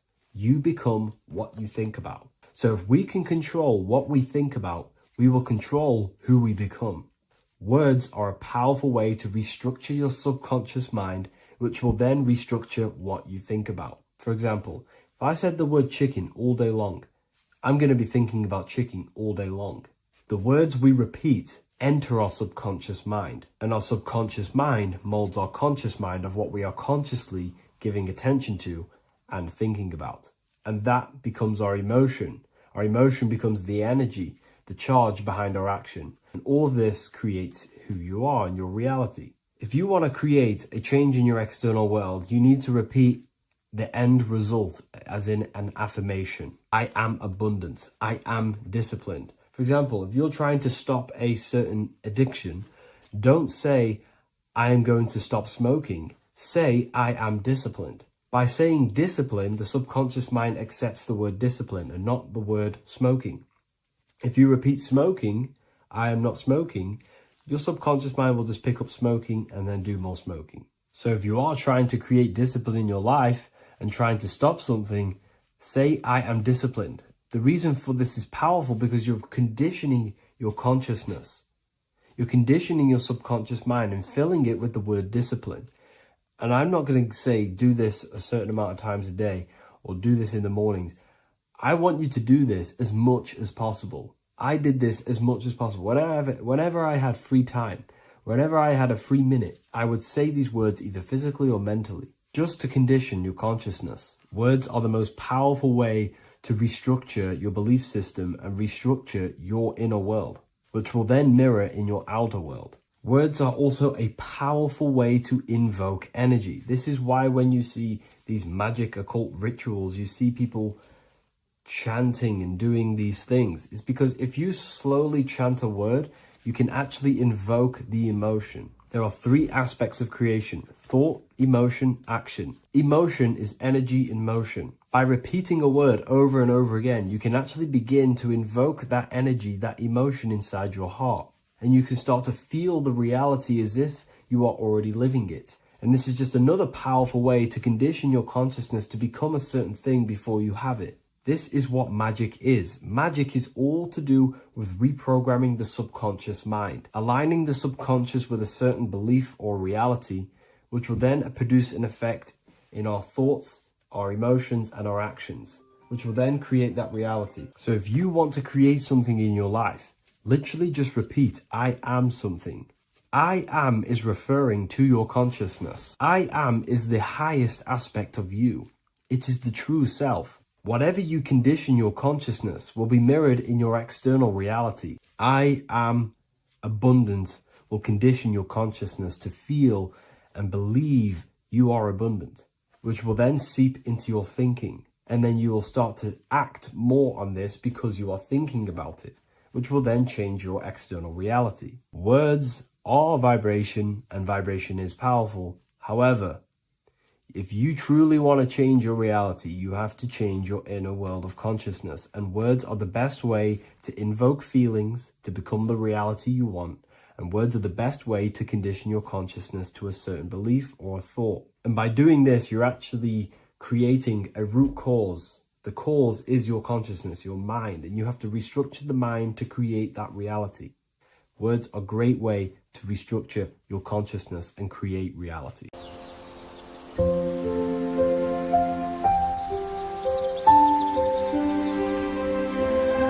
bookofwisdom.com. Visit today.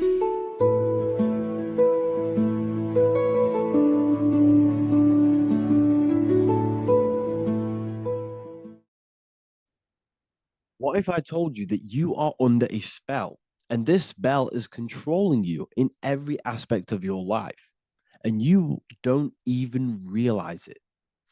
Spells are not what you've been taught. They're not fantasy magic wands that are casted over you. No, no, no. Spells are much, much deeper. A spell is a belief system that is installed into your subconscious mind, which holds power over you. Okay? If I install a belief into your mind and that belief holds power over you and controls you, that is you under my spell. A spell is a belief that someone has installed into you. Okay? You have a subconscious mind. The subconscious holds power over 90% of your daily basis behavior, thought patterns, and overall emotional state. Because the subconscious is the back end of our mind, the mind that we don't really have access to. It's the shadow self, where all of our programs, all of our memories, all of our traumas, all of our everything that we've ever experienced is recorded and kept in this vast database called the subconscious. Now, the subconscious is the 90% of our mind. We are only aware of 10% of our mind, which is the conscious mind, which is what you're using now, what you're consciously aware of. But there is a subconscious mind that holds power over your conscious decisions, and you don't even realize it. For example, as a child, you had a very, very traumatic event happen. Let's say as a child, you were not loved enough by your parents. And this feeling of you not being enough for your parents and feeling alone as a child implanted this seed. And this seed was planted by your emotions, a strong emotion. And over time, as you grew older into an adult, this seed grew and grew and grew. And what this seed grew into is you being very needy, you always seeking validation from others. Okay. But you taking this conscious decision 10 years down the line actually stems from this hidden cause within your subconscious mind, within this little feeling, this seed inside your subconscious where you don't feel like you are worthy. So this results in a conscious decision of you seeking validation from others, being very needy from others. Okay. This is what the subconscious is. The subconscious holds power over us. For example, posting on social media. Why are you actually posting on social media? If you take a selfie with your new watch, new car, and you go and post that onto your social media, why are you actually doing that? On the deepest root cause, it's not because you just want to post a picture. No, it's much deeper. It comes from a subconscious belief or a subconscious emotion of you seeking external validation, whether you believe that or not. But that's what it is. If you're posting on social media, you're seeking attention, you're seeking validation from others on a deep level, on a subconscious level. You may not even realize this because it's subconscious. Now, this is what a spell is. Money is a type of spell. Remember, money doesn't actually exist. Money does not exist. Money is a physical object inside of the material plane. But the physical object has a belief in the mental plane. See, the mind is the highest plane. This is the root cause of reality, the mental plane. Okay? So our belief in our mind has given this piece of paper value and a meaning. But in reality, it's just a piece of paper with a belief behind it. But this subconscious belief behind this piece of paper is controlling your daily basis behavior, is controlling your emotional state and controlling your life without you even realizing it. Without you even realizing that it's all an illusion. Money does not exist. It's the belief that gives the piece of paper a power. And the way we break the spell is by realizing that the money doesn't actually exist. The whole world is under the spell of money, and it's controlling all of us. But the spell is the belief. Once we all wake up and realize money has no value, it doesn't actually exist, it's only a belief. There is no actual money. That's how we break the spell. The spell is broken when we figure out that we are under the spell, under the belief, under the illusion of this piece of paper having value, and it's controlling our lives. That's why the word money has mon within it. Mon is moon, and the moon represents our hidden aspect of our mind, our subconscious, and the sun represents our conscious mind. So you have two versions of yourself. You have the self that you show to everyone, the conscious mind, and you have a shadow self called the subconscious, which is the hidden aspect of you. For example, do you really love your partner who you're with, or are you just with them for Is there a subconscious fear of being alone? Do you really want to be with this person, or is it stemming from, are you staying with them because it's stemming from this fear of being alone, of being lonely? Or are you just with them because you have a subconscious sexual addiction? And all of your conscious decisions are actually coming from this little seed of wanting sex or not being alone. You have two versions of yourself, the conscious mind and the subconscious, the shadow self and the self that you show to everyone else. Okay? And the subconscious is what's holding power over you. When you drive your car, you don't consciously have to think about changing gear. You've done it that many times. It's on autopilot. That's the subconscious doing it. You can be walking down the street. Your conscious mind can be thinking about what you're going to cook for tea later, but your subconscious mind is controlling your body and walking your body. You don't have to think about moving the body. You just do it because you've done it that many times. It's a program. It's a belief in the subconscious that's giving this movement power. You see, the subconscious holds a lot of power over you. Our beliefs hold power over our daily basis behaviors and actions. Okay, like I said, posting on social media, this is seeking external validation.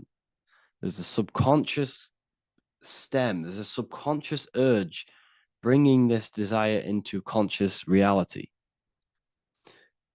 So we must break the spell of our emotions controlling us, our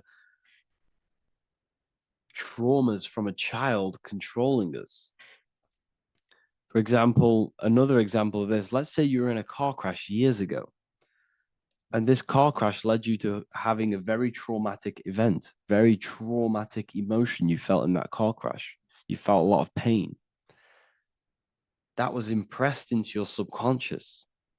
And even to this day, you're probably scared of going into trains, going onto cars, going inside of vehicles. And you might not even be aware that it's actually stemming from this event that happened 10 years ago. That's the spell. That's the spell that's holding power over you. And you don't even realize it.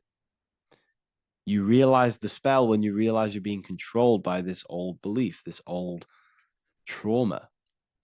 That's what a spell is. A spell is not something I cast over you with a wand like Harry Potter.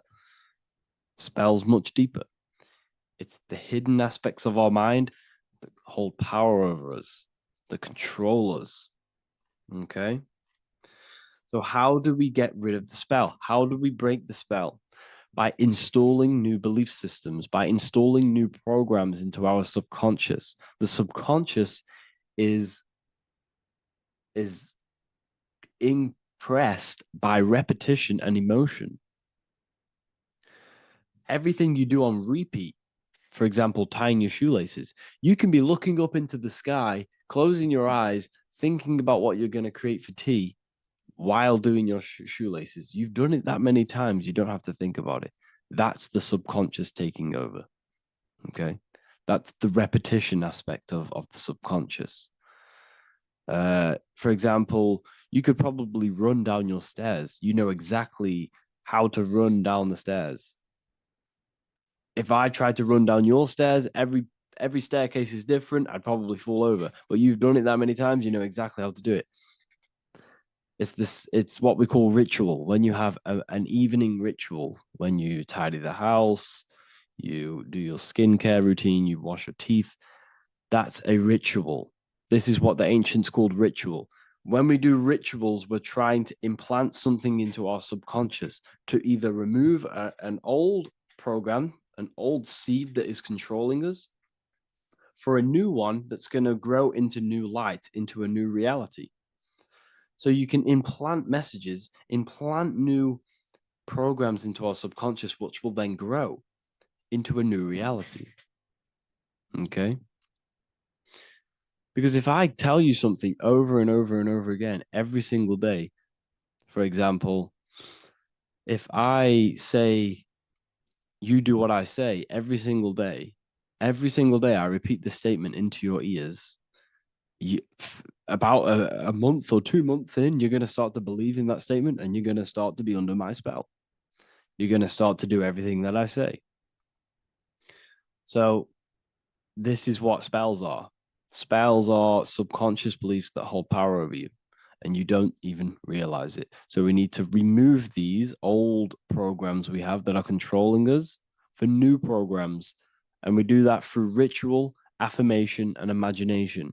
Repetition and emotion is key to impressing the subconscious. They are the two ways that spells are created, that programs are created.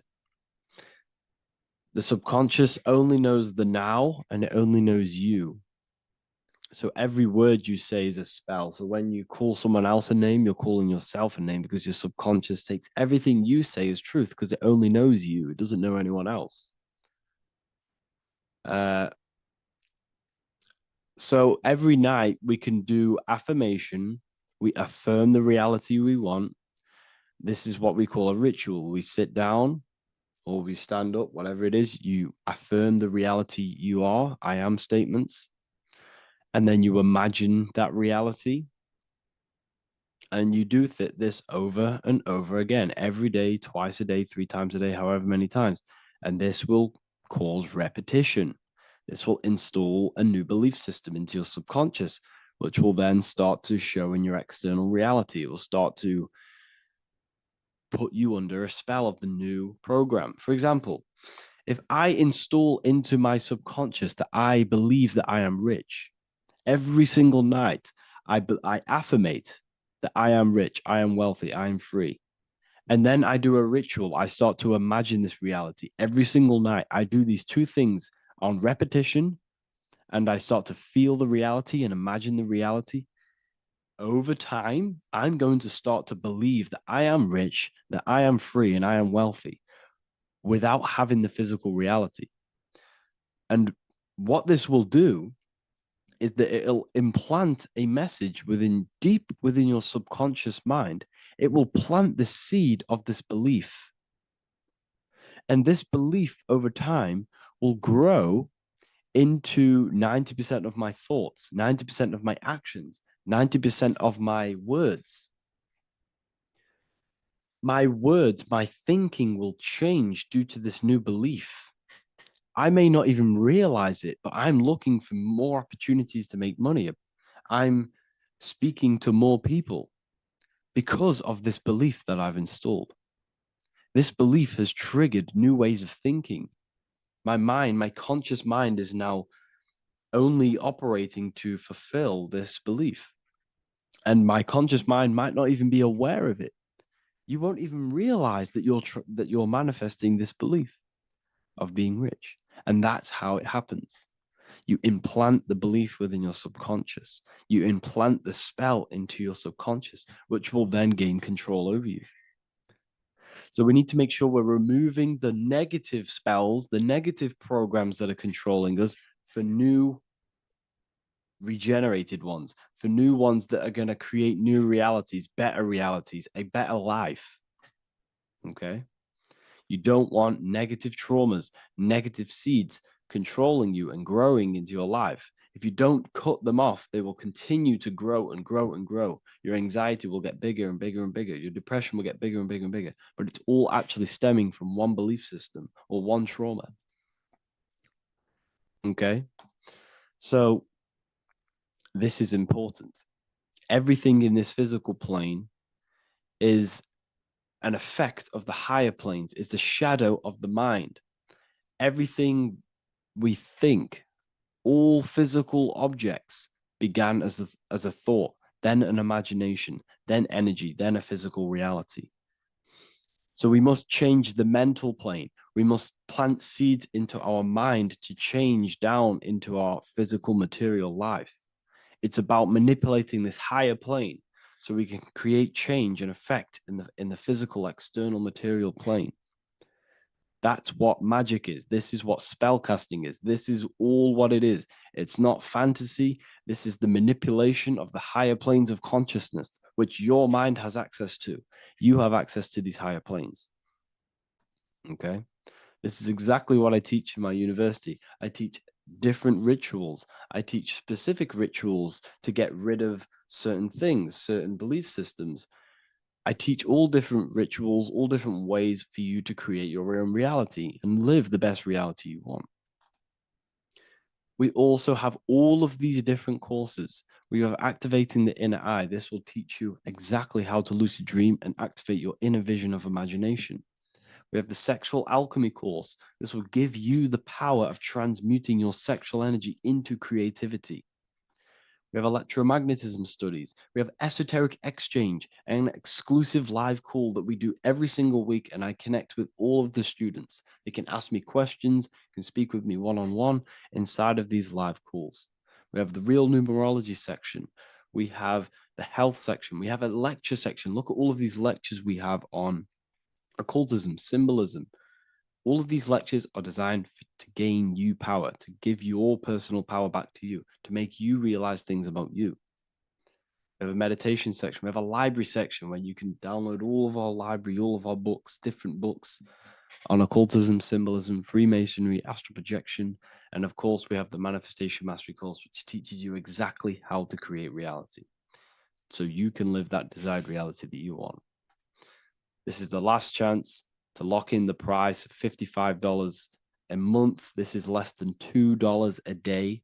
You can really level up your life because the price is going to increase as the value of the university increases, because there's a new symbolism course coming out. And if you join now, you'll get this course for free, because obviously when this course releases, the price will go up. The symbolism course will teach you the language of esoteric and occult symbolism. I'll leave the links in the description. Make sure to leave a like, comment, subscribe to the channel if you want to see more content.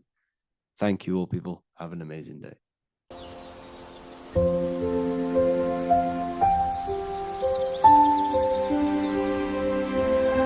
bookofwisdom.com.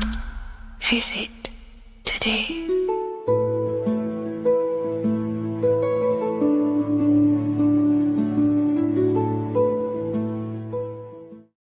Welcome to Revival of Wisdom. Welcome people, we're back with another video. Please make sure to hit the like, the subscribe button, and turn on notifications to never miss a video. The Vatican is a giant key from a bird's eye view, and it also contains an 8-pointed star. The Anunnaki Sumerian gods also depicted this 8-pointed star. The sky god Anu from the Anunnaki also uses the 8-pointed star for his symbol. And even Freemasons depict an 8-pointed luminary with a ladder and a key.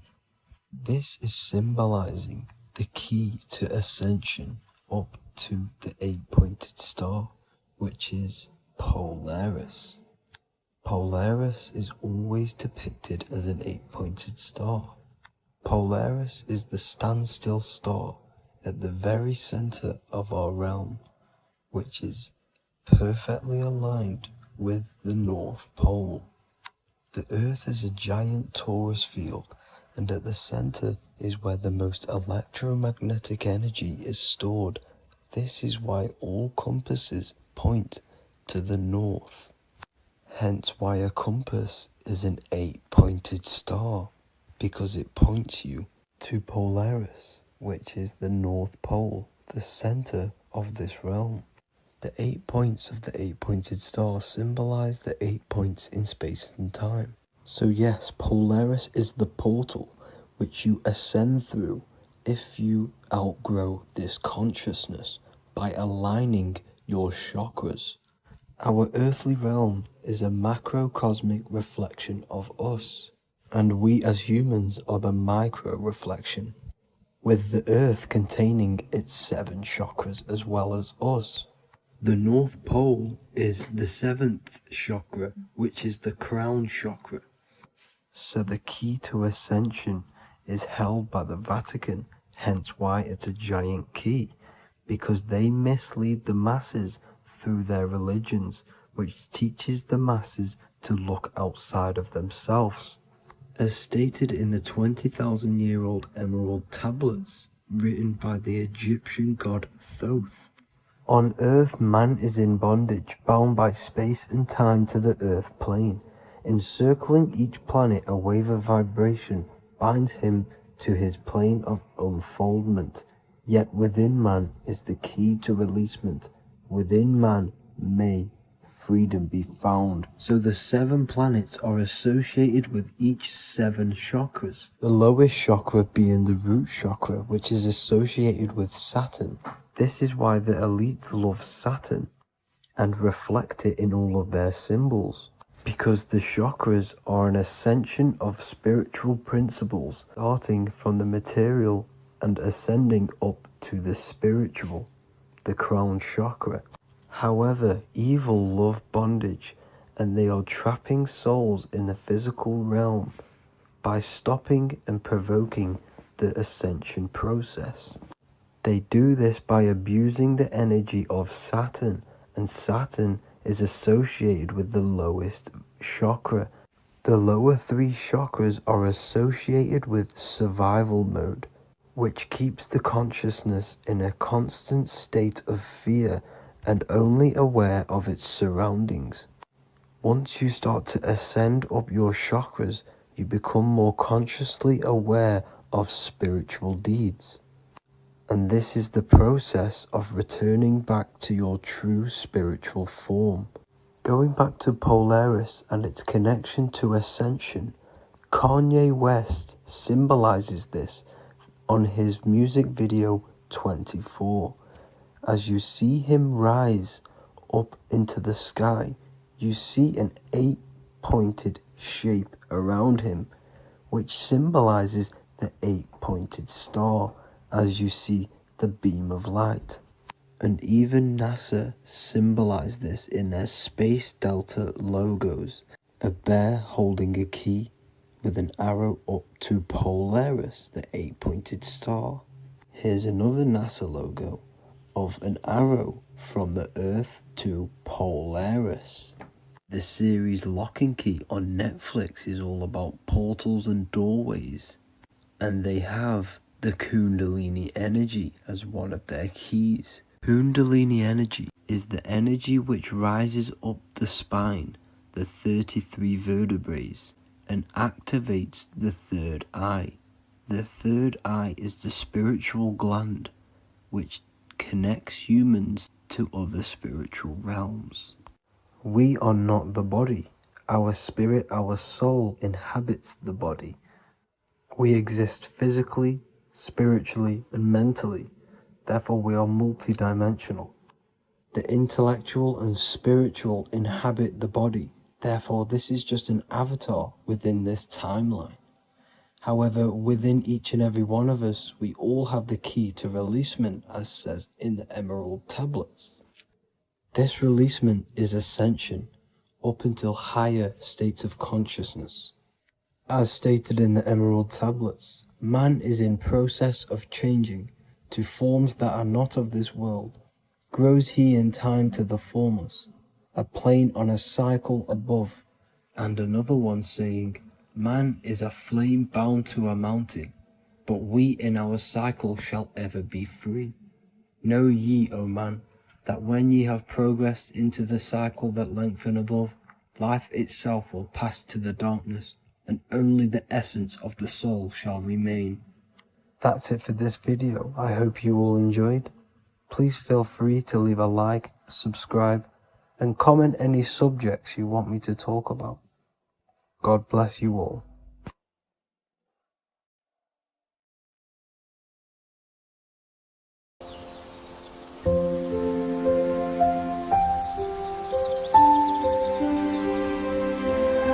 bookofwisdom.com. Visit today.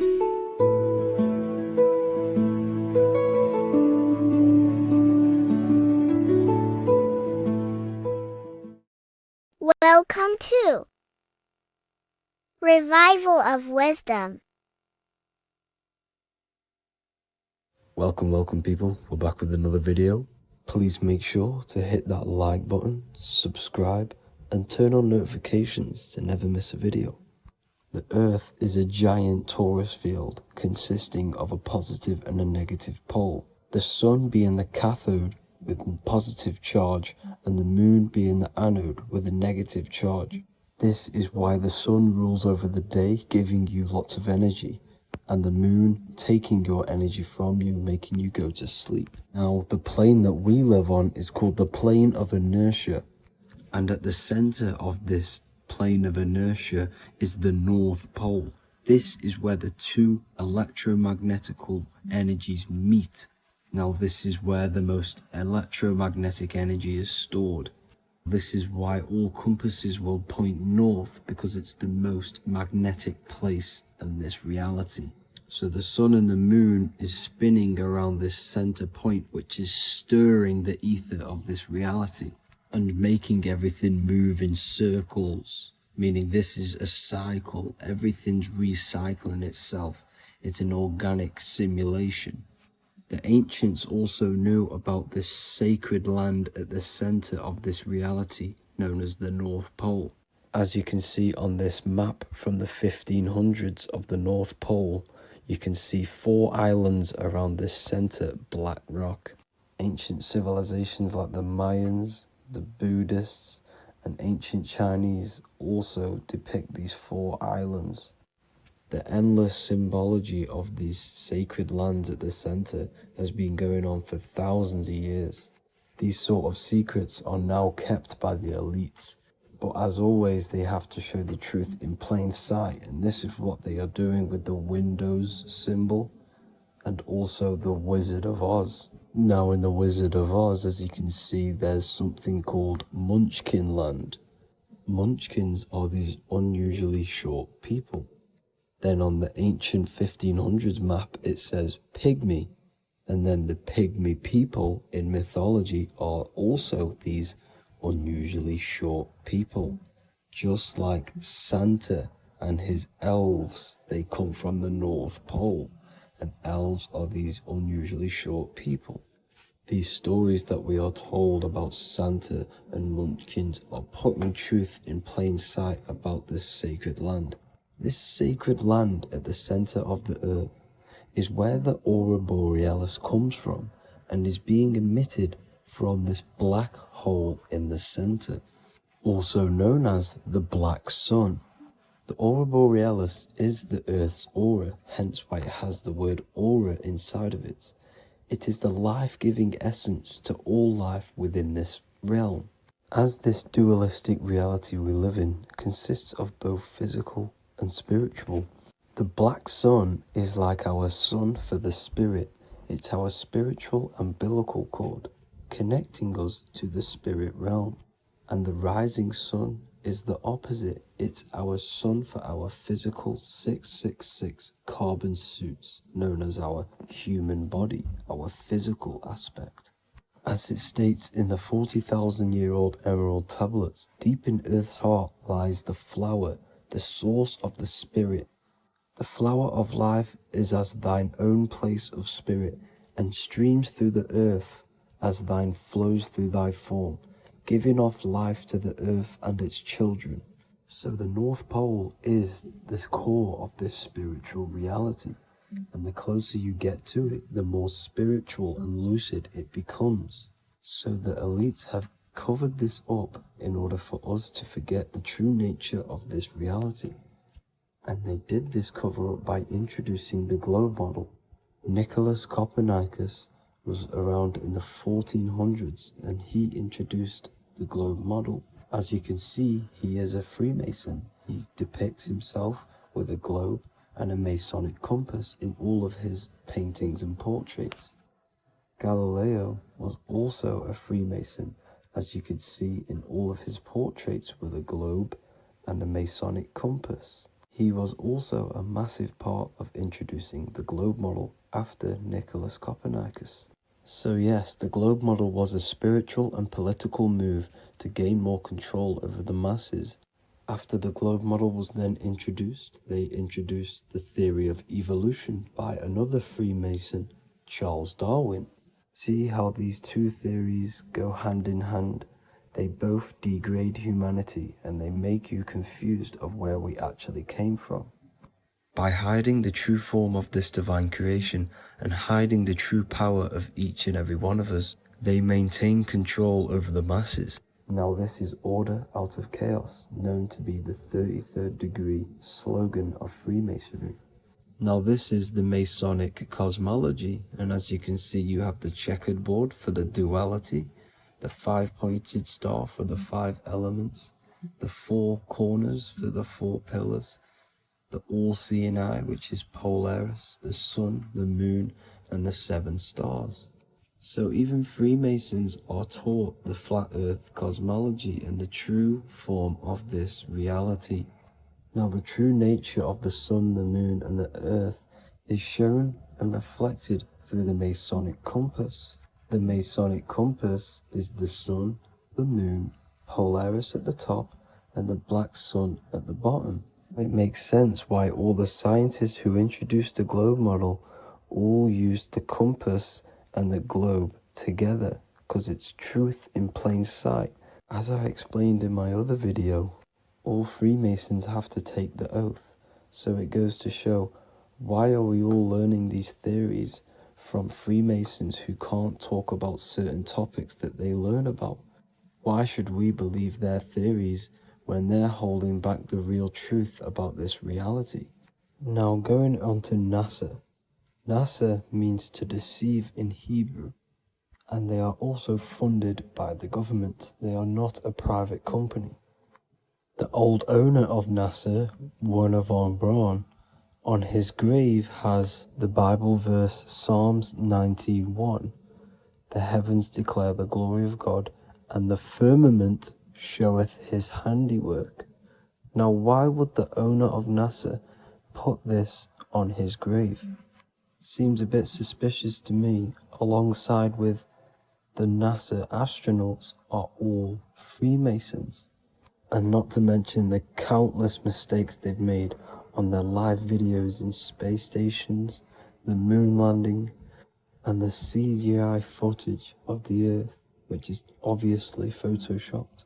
Just by tricking the masses that they live on a spinning ball, the elites gain the perception of the masses. Not only does it hide the divine creation we're inside of, it hides the divine spark within you. It hides the creator, the source. And by believing in space and we live on a spinning ball, it makes people come to the interpretation of that we are a coincidence and we do not have any purpose. And of course this is false. When you come to realization that we are all a divine creation and we can create our own divine life in this reality, life becomes more sacred and you start to enjoy little things. The elites want you to believe everything exists only in the 5 senses.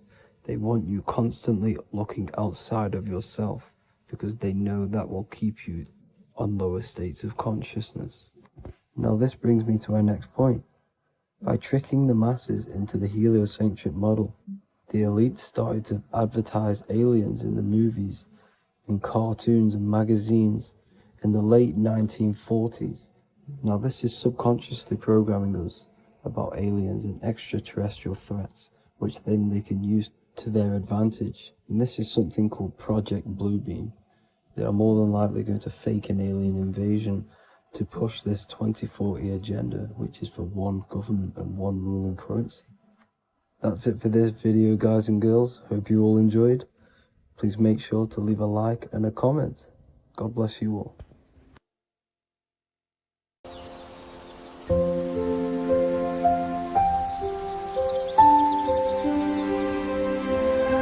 bookofwisdom.com.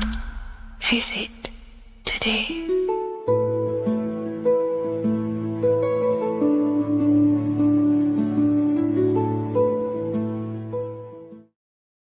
What if the word Yahweh is proof that God is embedded in our very own being? Stay with me, because what I'm about to show you might change the way you see yourself forever. Today's topic is decoding the mystery name of Yahweh, the sacred name of God from the Hebrews. By the end of this video, you'll uncover the true meaning of the word Yahweh and how your connection to it unlocks your own personal power. When we look at the word Yahweh in Hebrew, we flip it on its side. We're actually looking at the human body. These are the legs, this is the torso, here are the arms, and here's the head. So if we actually switch this on its side, we see the human body. The Hebrew name Yahweh often translates to I am. The I am. Now, what is the I am? The I am, when you say I, you're referring to your highest self. Everything with the letter I in the beginning, most of them words are referring to our inner self, inside, intelligence, internal, in. The I represents the inside self, the invisible self. You cannot see the I am because this is the spirit, this is our consciousness. It's the intelligence controlling the human body. When you say I, you're not referring to your name, your job, your reputation, your ego, or your thoughts. You're referring to the observer who is beyond the thoughts, the one who's observing the thoughts. That's the soul. Look at the word Yahweh, Yahweh, the sacred name of God. Yahweh can be observed in the natural rhythm of the human breath. When inhaling, we subtly hear Yah. When exhaling, we hear Way. Do this yourself. Breathe in through your nose, you'll hear Yah. Breathe out, you'll hear Way. And in fact, the letter H, H, when it's pronounced, it carries the soft sound of wind or breath, a gentle exhale that mirrors the very essence of life, giving air. Breath is the spirit of life. It's what connects us with consciousness. If we stop breathing, we lose consciousness. The body shuts down. We're breathing the spirit of breath. We're breathing in the spirit of life. It's the very essence that gives us physical existence, and we're constantly staying connected to this breath at all times. Now let's look at Yahweh. 1, 2, 3, 4. There are 4 letters. The tetragrammaton is the 4-letter Hebrew name for God. Okay? Tetra meaning 4. We have 4 gospels of Jesus. Jesus is depicted with a cross with 4 sections. Jesus has the 4 sacred animals around the side of him, always depicted with these 4. A bull or an ox, an eagle, a man, and a lion. These are the 4 fixed signs of the zodiac. Aquarius, the man, Scorpio, the eagle, Leo, the lion, Taurus, the bull or the ox, which are related to the elements. Leo is a fire sign. Aquarius is an air sign. Taurus is an earth sign. Scorpio is a water sign. These are the 4 elements. And the 4 elements correspond to the 4 bodies of consciousness, as we see here. This is fire. This is air. This is water. This is earth. So we are made out of the 4 elements, which represent the 4 bodies of consciousness: mind, emotion, spirit, and body. The soul is incarnated into 4 sections. Hence why Jesus has 4 gospels. Hence why Yahweh is a 4-named word, because we are tetraform. We have 4 bodies of consciousness. There are 4 pillars to reality: the mind, emotion, spirit, and the body. So what we're actually looking at here is the name of the very essence of the self. Yahweh represents the universal consciousness that we're all tapped into, because the body is like a radio. The body is basically a radio antenna, which is picking up the stream of consciousness, and we're all the same consciousness, just experiencing it in a different body. And Yahweh is the name for this intelligence that we're all acting out, that we're all manifestations of. So now let's look at the word Yahweh, where we read it this way in Hebrew, which is 10565. 10565 in the Hebrew letters and the numerical values. And the DNA is made up of 4 bases. These 4 things which create the DNA. This basis is the genetic code for all living things. Each DNA strand is held together by sulfur bridges that appear in a repeating pattern of 10, 5, 6, 5. This pattern matches the numerical value of the Hebrew letters of Yahweh, Yod, He, Vah, He, which are 10, 5, 6, 5. This means the structure of DNA, the code of life, follows the same number sequence as the sacred name of God, Yahweh. This is a factual observation. So we're looking at 10, 5, 6, 5. So let's look over this one more time. Yahweh represents the breath, Yahweh, inhale, exhale. It translates to I am. It's written in our DNA. The word Yahweh on its side looks like the human body. Now, this is where things get a little bit deeper. 10, 5, 6, 5 adds up to 26. The number God, well, the word God adds up to 26. Allah adds up to 26. There are 206 bones in the human body, 26. 26 adds up to 8. 8 is the number of infinity. We are all the infinite consciousness. Consciousness will never die. It's immortal. It's infinite. We are all infinite. We are not these skeletal structures. We are Yahweh, the universal consciousness. The creator of all things is our essence. We're all God with individual identities, but the highest versions of ourselves is God. The ego is our own personal experience of God. Does this make sense? So in conclusion, Yahweh is not the name of a separate God from us, but rather the reflection of the divine consciousness manifesting through the human form. The human body is like a receiver acting as an antenna that tunes into the infinite intelligence and life force we call consciousness or God. This means that rather than being external, the divine presence is within us, expressed through our very existence. It's very interesting when we look into this, and what religion has done has flipped all of this knowledge. All of this sacred knowledge has been externalized. They've externalized God so that we worship God and we view God as something separate from the human experience. They do this so that we don't find the God within us, so that we don't find that we have the power of creation. The mind is the creative force of God. The body is the will to act out that thought. They don't want us to figure out that we are creators and we're all creating our own earthly experience. We're all projecting this reality.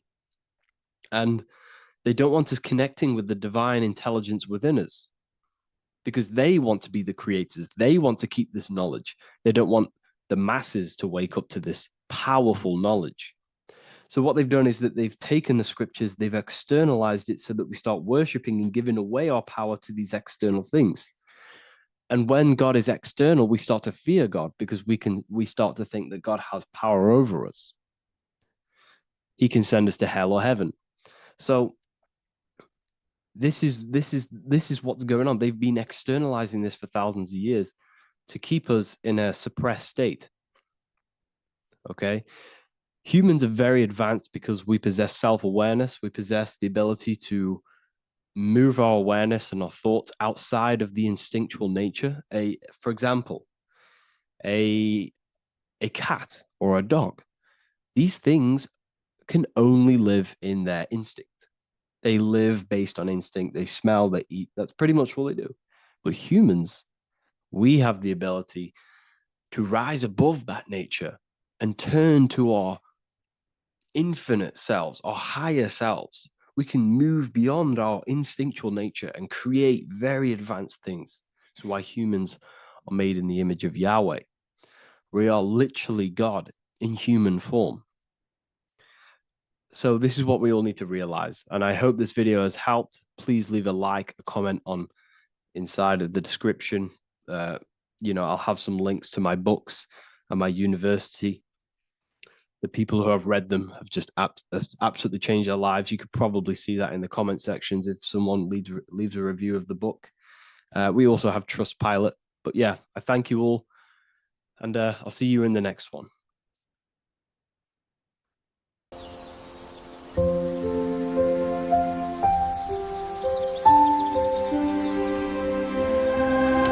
www.wellofwisdom.com. Visit today.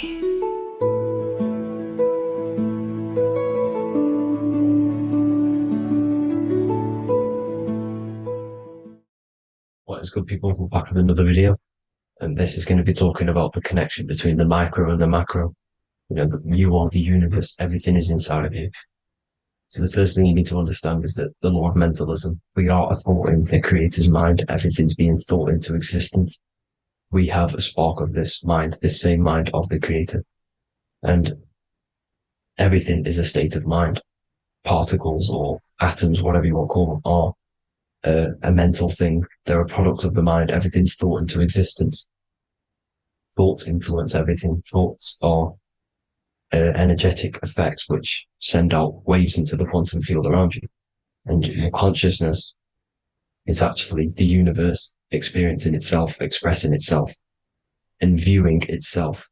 So we are the creator, but viewing itself in separate bodies. And this is why they call the material world the world of illusions, because everything's separate here, but we all forget that we are all one. We've all been brainwashed to think we're all separate, but we're all one. We're all the same mind, the same consciousness, everything.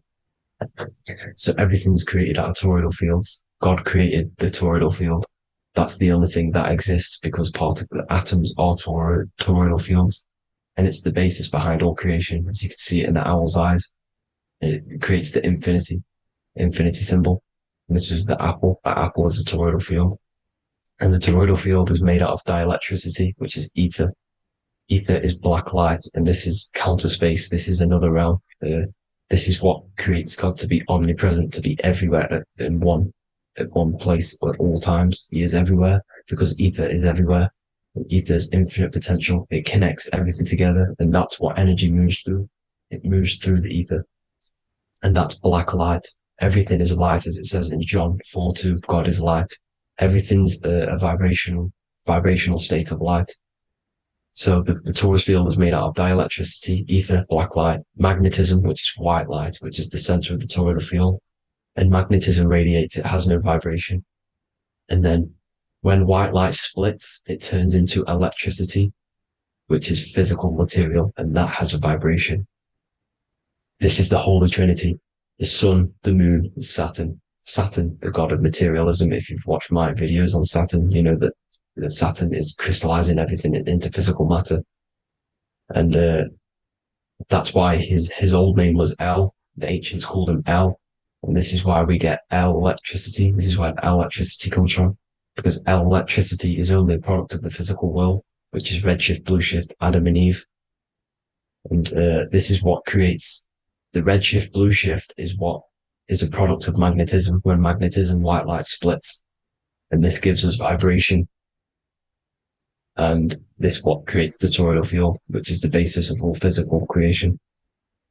The sine wave is created out of the magnetic wave and the electric wave. The electric wave is the blue wave, and the magnetic wave is the straight wave, which is radiation.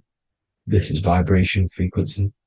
So the magnetic wave is straight, and then you have longitude and amplitude, which is depth, which is dimension. You see how the electric wave has depth and a dimension. This is why you get the cross. This is the cross of Earth. This is the symbol of Earth, of bondage, of physical matter, because it consists of magnetic wave and depth, which is electric wave. And this is where you get the sun cross or the Earth cross, whatever you want to call it. It's the cross of physical matter, and the ancients knew this. This is why they used that symbol. Redshift, blueshift, which is the toroidal field, is the basis of all creation, physical creation. And this is why you have the police siren is red and blue. The Matrix movie, red pill, blue pill. You have red blood and blue blood in your body. The Democrat and Republic, the two parties, red and blue. Like your taps on your taps, you have a red and blue tap. One's generative, one's destruction. Fire, destruction, water, generative. So this is the basis of all things. And electric wave has dimension, like I've already said, depth, material, and it's measured in hertz.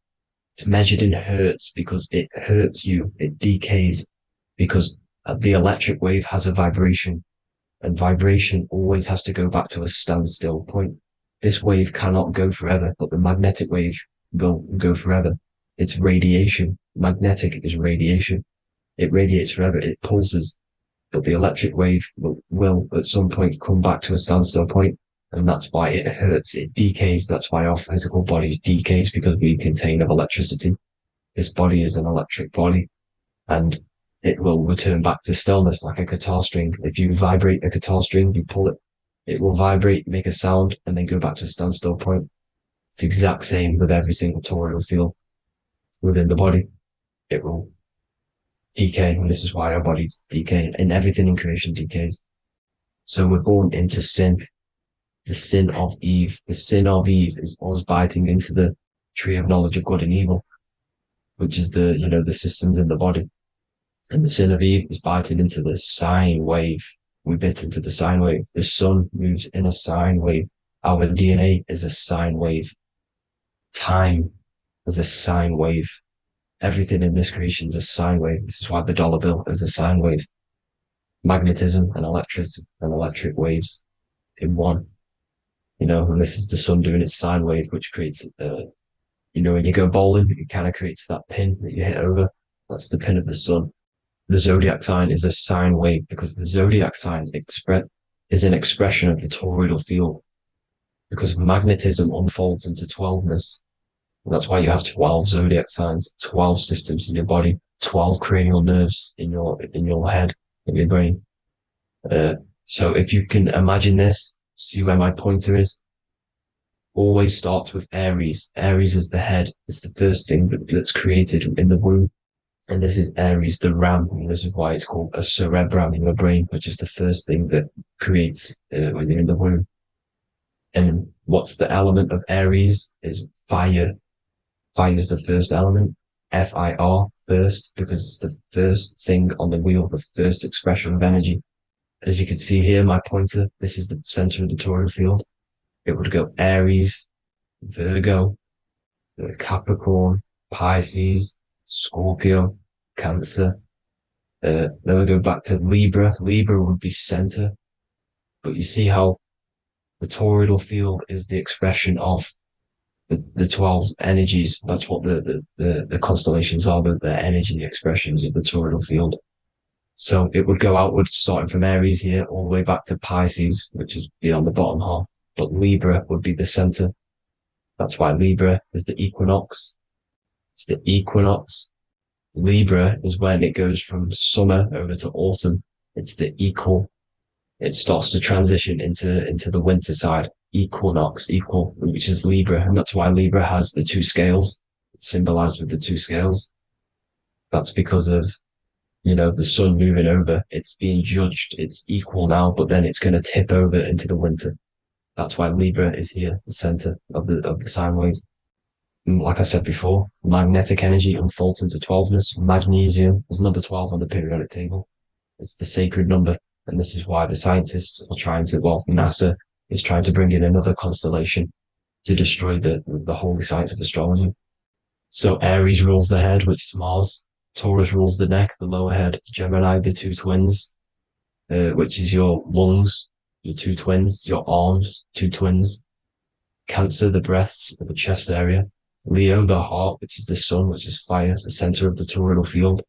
Virgo, the belly, which is the intestines. Libra, the kidneys, the two scales, the kidneys, balancing out everything. Scorpio, the sex organs. Sagittarius, hips and thighs.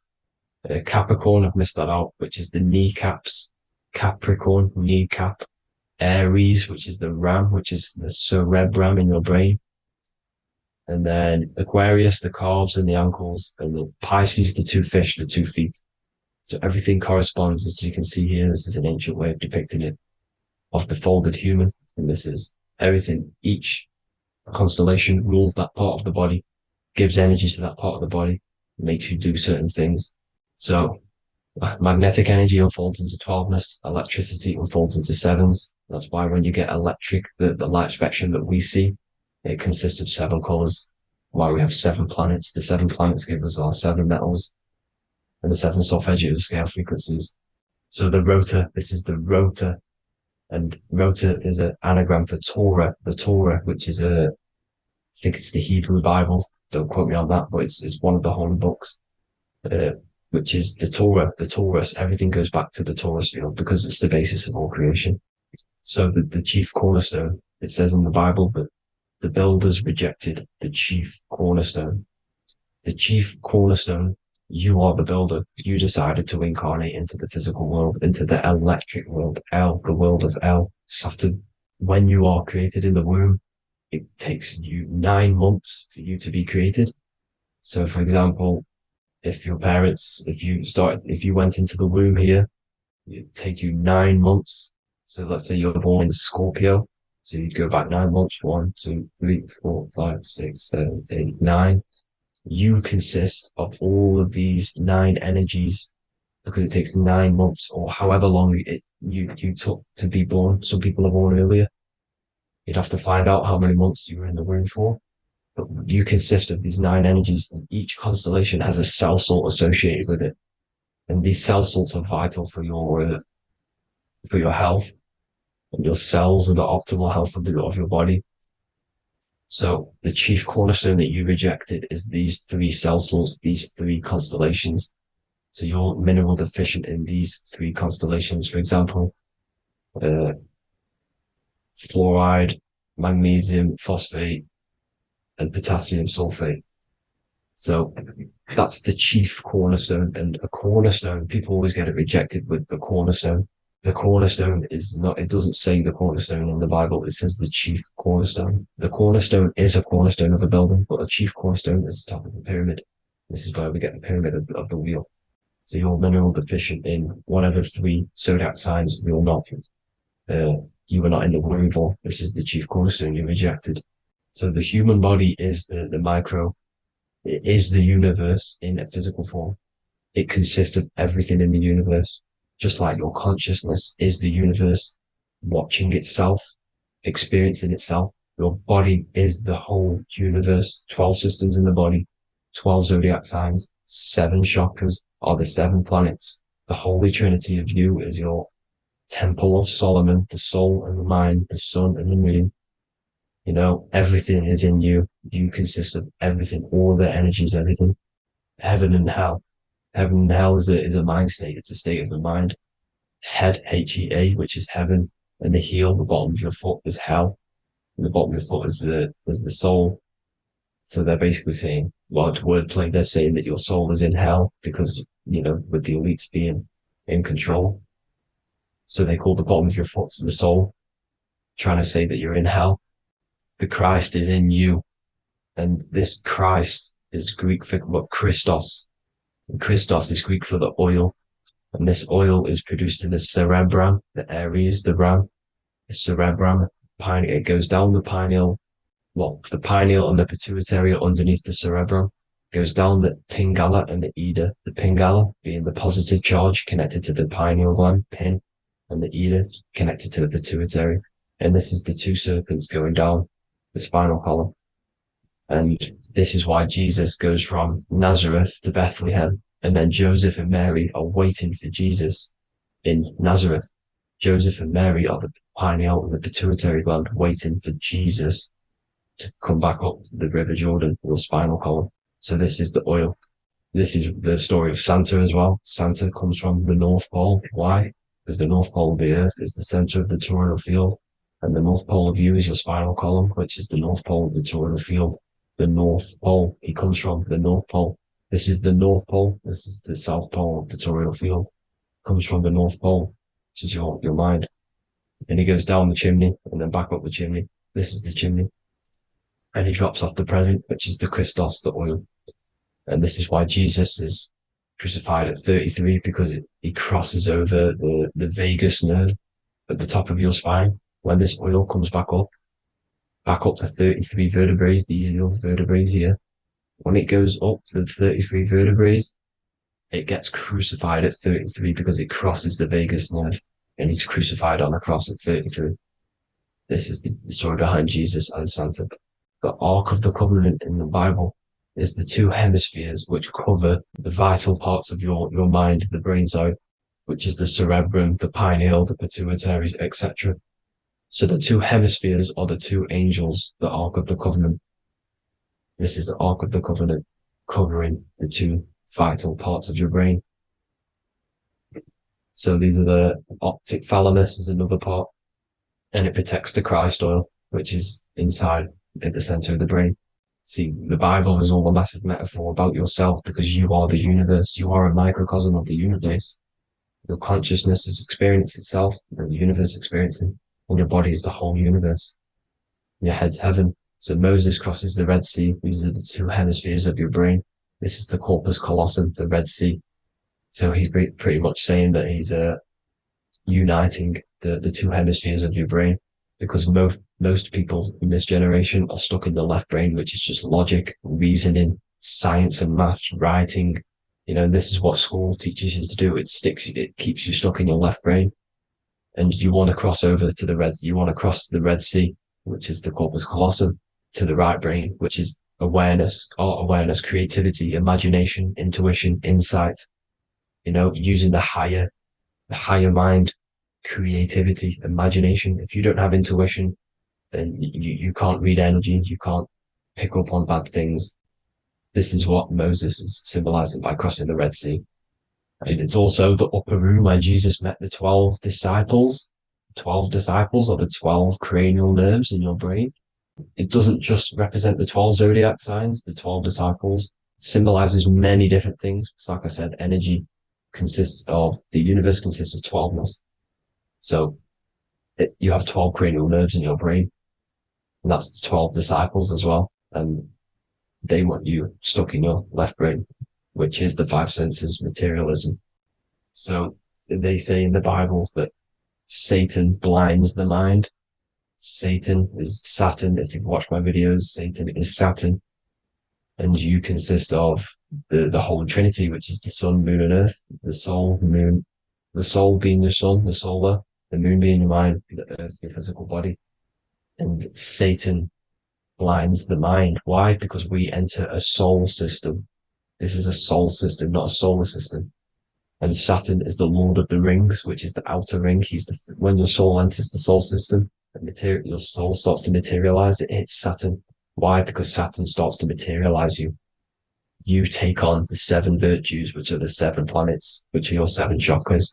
And to get out of this soul system, you must get out of your lower nature, your animal nature, which is lust, desire, greed.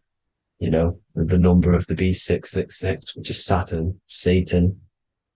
So you enter the soul system, you take on the 7 energies, which you turn into physical matter. And this is your descension from heaven to, well, to say hell. And then you must raise back up from matter to spirit. They say Satan blinds the mind. Why? Because your mind gets materialized. Your soul and mind get materialized. And when you get materialized, it's an intense experience. You lose the divinity within you. You forget the divinity. So Satan, which is the first planet, the first energy you take on, the material body, he blinds the mind. He makes you forget everything, your divinity. Then you must remember, ascend up Jacob's ladder, the 33 vertebrae, to heaven. And this is a microcosm of the macro, because you will ascend back up to heaven if you do this, when you leave your physical body, when your body decays. So when it talks about in the Bible, completely destroy them, the Hittites, the Amorites, the Canaanites, all the ites. This is what God says to the Israelites. It says completely destroy them. It's basically symbolizing saying destroy your lower nature. The Canaanites, cannibals. We're under a Canaanite system now, which is cannibalism. And this is flesh eating, lust, greed, all the demonic stuff, all the lower vibrational stuff. The lower nature, eating, sex, and survival, the lower 3 chakras. You must get out of these lower 3 chakras and return back to spirit, which is heaven, which is spirit, love, being holy, being truthful, being passionate. Going back to Satan blinding the mind, all of the planets are made out of these 3 symbols. Satan blinds the mind, and that's why Satan's symbol, this is the symbol for Saturn, Satan, the symbol for Saturn is the cross, which is physical matter, the earth, over the moon. The moon is your mind. So the Saturn symbol saying matter over mind. He blinds the mind. Satan blinds the mind once you enter the soul system. And you must remember, in the Bible, it talks about the Genesis, which is Eve, the sin of Eve. which is biting of the tree of knowledge, with the serpent which wraps around the tree. It says the serpent placed himself on the tree. Well, the serpent is the spinal column. It's the serpent telling you eat from the tree of knowledge of good and evil, which is your nervous system.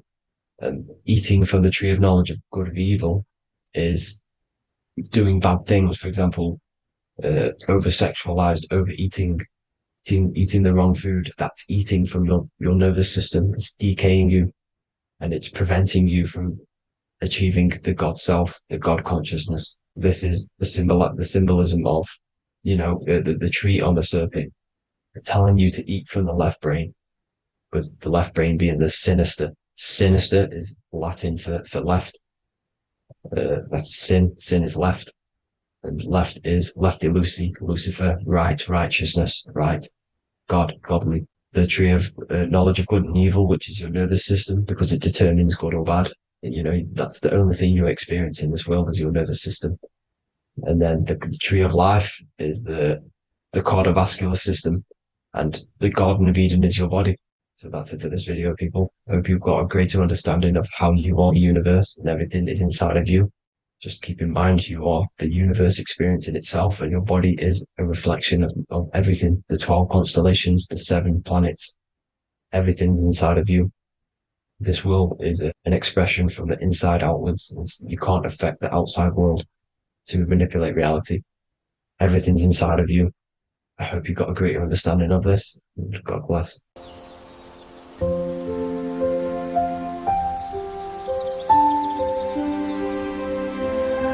bookofwisdom.com. Visit today.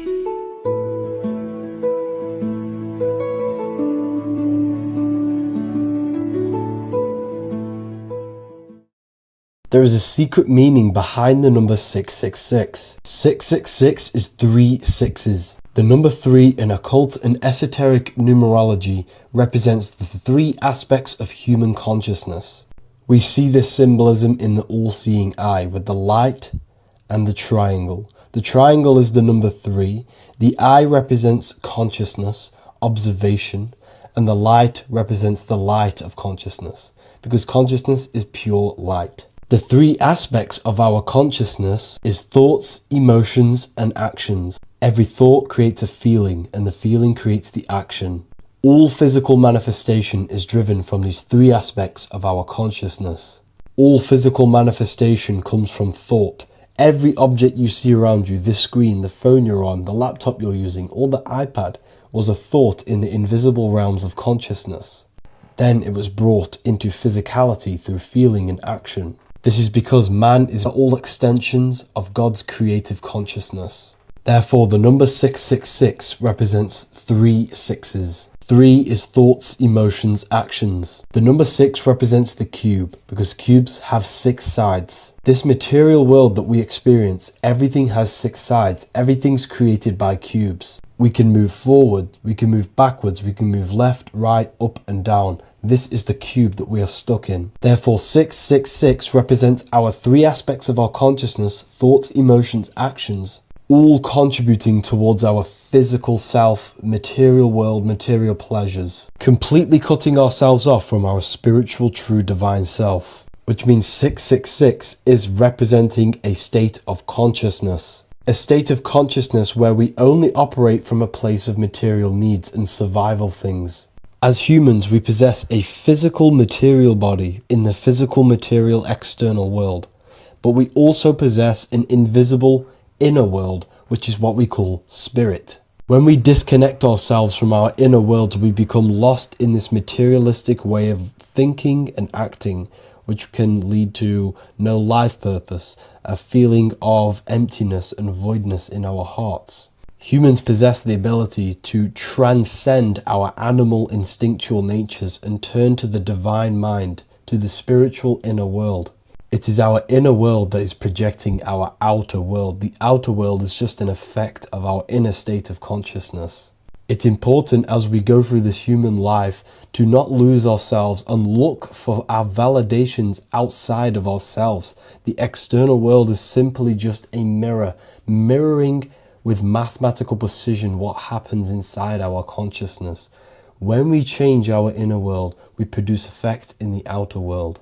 To get back on track about this number, this represents when we are lost in our material self and we are completely cut off from our true divine self. The devil is always having goat horns, which represents a ground animal. This is the lower animal self of man. He's always red. The frequency of red is the lowest vibrational color, and it also represents the root chakra. This is all to do with survival mode and our physical needs and physical self. Red represents chaotic and intense emotions like hatred and anger. This is why the devil is always red, because it represents anger and an uncontrolled state of emotion and consciousness. You see, we've been taught in the church and all through religion indoctrinations that the devil is an external deity which influences humans. And in fact, this is nothing but a metaphorical story.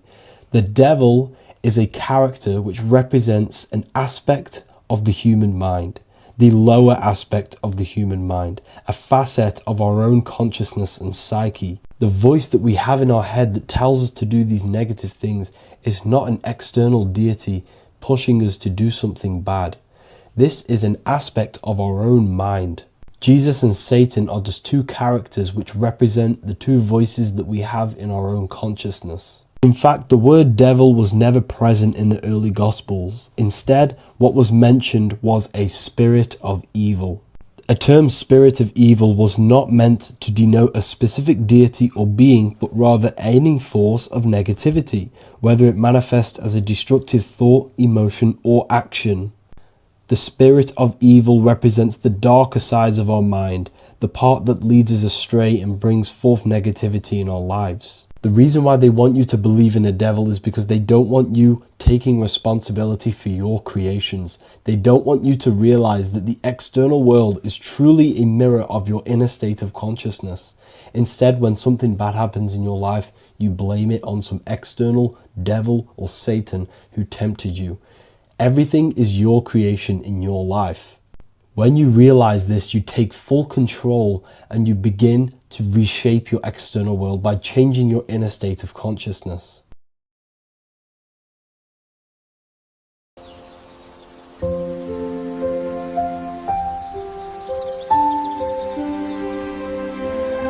bookofwisdom.com. Visit today.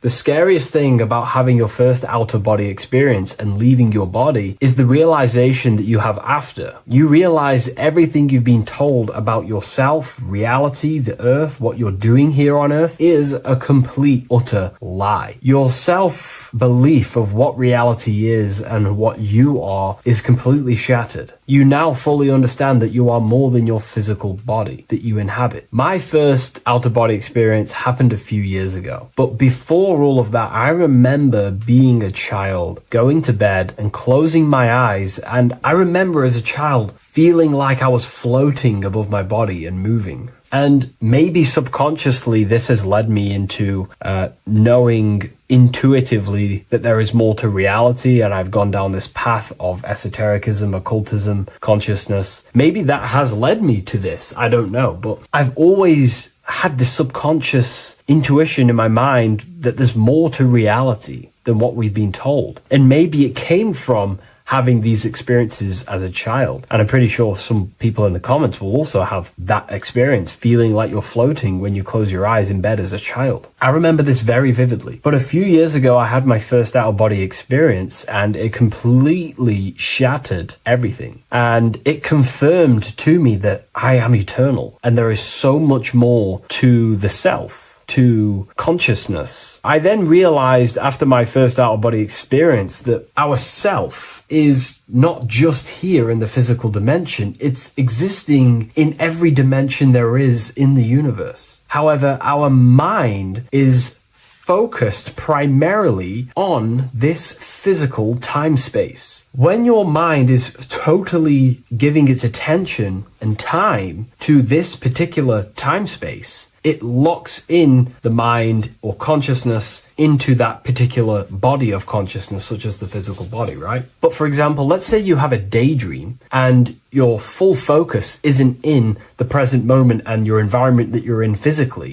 Your mind kind of wanders off into a daydream, what we like to call it. That again is shifting time space. Your consciousness is 40% here in the physical plane because your body's there, but then the other 60% is in this daydream, this imagination. So you're shifting time space, and what an out-of-body experience does is allow your mind to reduce that attention to the physical body and access attention to this altered body or dimension of consciousness. So I'm going to give you the story of my first out-of-body experience, because I know when I was researching this, I was always looking for personal stories about someone's out-of-body experience, and there's not many out there, to be honest with you. Well, based off my research, I couldn't find many. You find a few, but I'm going to give you my experience of my first out-of-body experience that happened a few years ago. It was early in the morning. I kept on waking up and falling asleep to my alarms. I went back to sleep after waking up for like the third time in the morning. When I fell back to sleep, that is when I had my out-of-body experience. It's also good to mention that I have been listening before that about podcasts, books about out-of-body experiences, astral projection, and things along them lines. So this was stored in my subconscious, this topic. And I had a desire in my heart to actually experience this for myself. Long story short, I went back to sleep early in the morning because I kept on waking up, and it began with this tingling sensation, a high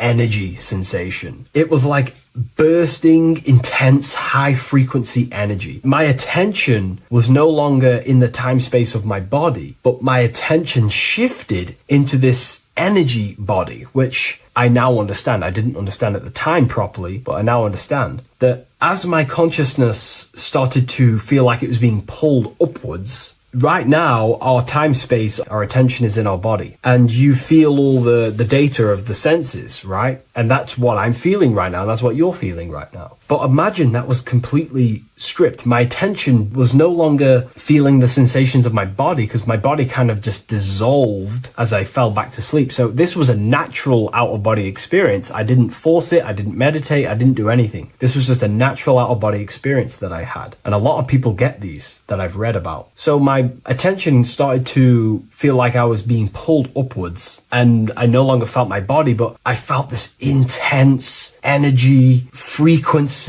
sensation all around my body. It felt like this, it felt like illuminating energy that's moving very, very, very fast. So my conscious awareness was now shifting. I now understand. My whole body faded into this sensation. My whole mind faded into this energy sensation, this tingling, free, and it was very, very intense. I was not feeling my normal senses anymore, only this energy. This energy was also pulling me up. The more I was lifted up, the more intense the frequency became. So think of it like just a frequency resonator, how it just goes up and down, up and down. But then imagine the frequency resonator just going higher and higher and higher frequencies, and it was just getting more and more and more intense. The energy was moving faster. This tingling was faster and faster and faster as I was being pulled up. Part of my mind began to fear this. My arms and legs grew very tense. I started to tense up because at this moment in time of the experience, I was very vaguely conscious. I was half there, half not. And as I was being pulled up, my physical body started to tense. And this is again when I started to feel my body again. But then I remembered what I heard out of body experiences is that you have to submit to the process. If you try and force an out-of-body experience, it will never happen, because an out-of-body experience is not truly out of body. What we're trying to do is trying to find a needle in a haystack. If you're trying to find a needle in a haystack, you don't go rummaging through the haystack to find the needle. What you do is you burn the haystack and then the needle reveals itself. It's the same with an out-of-body experience. We dissolve the senses of the body, so the body falls asleep, but the mind stays awake. As soon as I let go of this fear and I let go of the tensations in my body, I started perceiving through another state in this energy body, but I didn't see my body. It was just like perceiving and seeing, but no body, like a camera. When you look at a camera view, you don't see what the camera looks like. You're just seeing through the camera. It's the same as that. I had no form, but I was just seeing. I was just like a floating eyeball, seeing into this altered state of consciousness. I was just seeing. I first saw my street outside my house with lots and lots of people walking on the street, but I could not see the people directly. Everything was black and green. The background was black, but I couldn't see the people. I could just see a glow of light around people, like an egg shape. They were just walking on either side of the road, other directions. I could just see more and more people moving faster and faster and faster. I didn't realize then, but then I did start to realize later on in my journey that that was more than likely the etheric plane that I saw. The etheric plane is the plane of life force and vitality and electromagnetic auras. So that was my awareness shifting from physical into then the etheric plane, the plane of life force and energy. Now, the etheric plane is very, very, very difficult to actually access consciously. The etheric plane acts as a bridge between the physical body and the astral body. To actually access the etheric plane alone is very, very, very difficult, and only certain trained individuals can do that. The etheric plane is not really a conscious plane where you can stay there and be conscious. It acts as a bridge between the physical and the astral plane. I could see the glowing auras around people moving along the pavement. The people moved faster and faster until the scene started to just dissolve as these people were just moving faster and faster. It was not very clear at first, but I subconsciously knew that I was having an out-of-body experience. This is when I really started to realize that I'm being shot out my body. When I realized this, I submitted even more. I started to just let go. The more and more I let go, I kind of like split through a veil, and everything became super clear. Before, in the etheric plane that I think it was, the ethereal plane, things weren't very clear. I could only just see glowing auras. However, as I split through the veil of the etheric, this bridge, this place that I was going to, I then split and everything just came super, super clear. I was floating in the sky. I subconsciously knew that I was having an out-of-body experience when I realized this. As I was still being lifted upwards, I then split through the layer where everything just suddenly became super clear. But then I was awake, fully conscious, but I was not in my body. I was just like a camera in the sky. I had no body, no form. I could just see. When I entered this plane, there was some sort of voice guiding me through this whole process. It was a male voice, and it was basically guiding me where I was going. It was telling me what I can do here. This voice was pretty much saying, you can fly, you can think things into reality, you can do this, you can do that. While he was saying this voice, there was no being around me, but I felt a presence of another being. But this voice was just speaking to me mentally. Like, you can't hear it, but I just knew what it was saying. It was so weird to describe. It was like telepathy. You couldn't hear it, but I just knew what it was saying. But it was a male voice. It's so hard to describe. I still could not see any form of myself. I was not seeing my astral body or any shape. I was just perceiving a point of awareness like a floating eye, like I said earlier. While this voice spoke to me, I saw fractal patterns as he was saying, you can do this, you can do that. And while he said, you can fly, I remember just seeing this line like splitting and creating fractals. It was like this black line that was just splitting off into duality, creating fractals. But then my physical body just went through this line, split, and then split into fractals again. So strange, very difficult to explain because it's four-dimensional. To explain it in physical language, it's very difficult to actually explain what was going on. So as he was saying what you can do, I was seeing these fractals dividing and then creating fractals. When he says you can think things into reality or something along them lines, my awareness just did a full 360 as if I did a backwards flip. I had no conscious control over this. That's something that you later develop as you keep having these out-of-body experiences. Your first out-of-body experience, you probably won't be able to control what's going on, but you will have an out-of-body experience if you seek them. I could see all around as I rotated. I looked all the way down and then back to my original angle and point of awareness. During that rotation, when I started to turn upwards to do the backflip, I looked up And it kind of looked like the sun in the sky. It was very dark and gloomy. I think now I know that that was more than likely the lower astral plane, because very dark and gloomy, and it was very kind of dense there. I looked up and I could see this. It was like the sun, but it was white, pure white light, and it was shining down over the astral plane, and that was the only light in that place. That's why it was so dark and gloomy there. And I then realized in that particular state at that time, I thought that was God. I don't know what it was. Maybe it was, maybe it wasn't. Maybe it's the light of the higher mental plane shining through into the astral. But I looked up at it and I realized that was God. That was the source. That was the higher dimension beyond the astral plane, which is the mental plane. The higher astral planes and then the mental planes, the planes of thought. Then once I saw that, I was in complete shock. As I rotated backwards even more, I then get the view of seeing down, completely down, like a bird's eye view. And I could see like an old medieval gloomy town.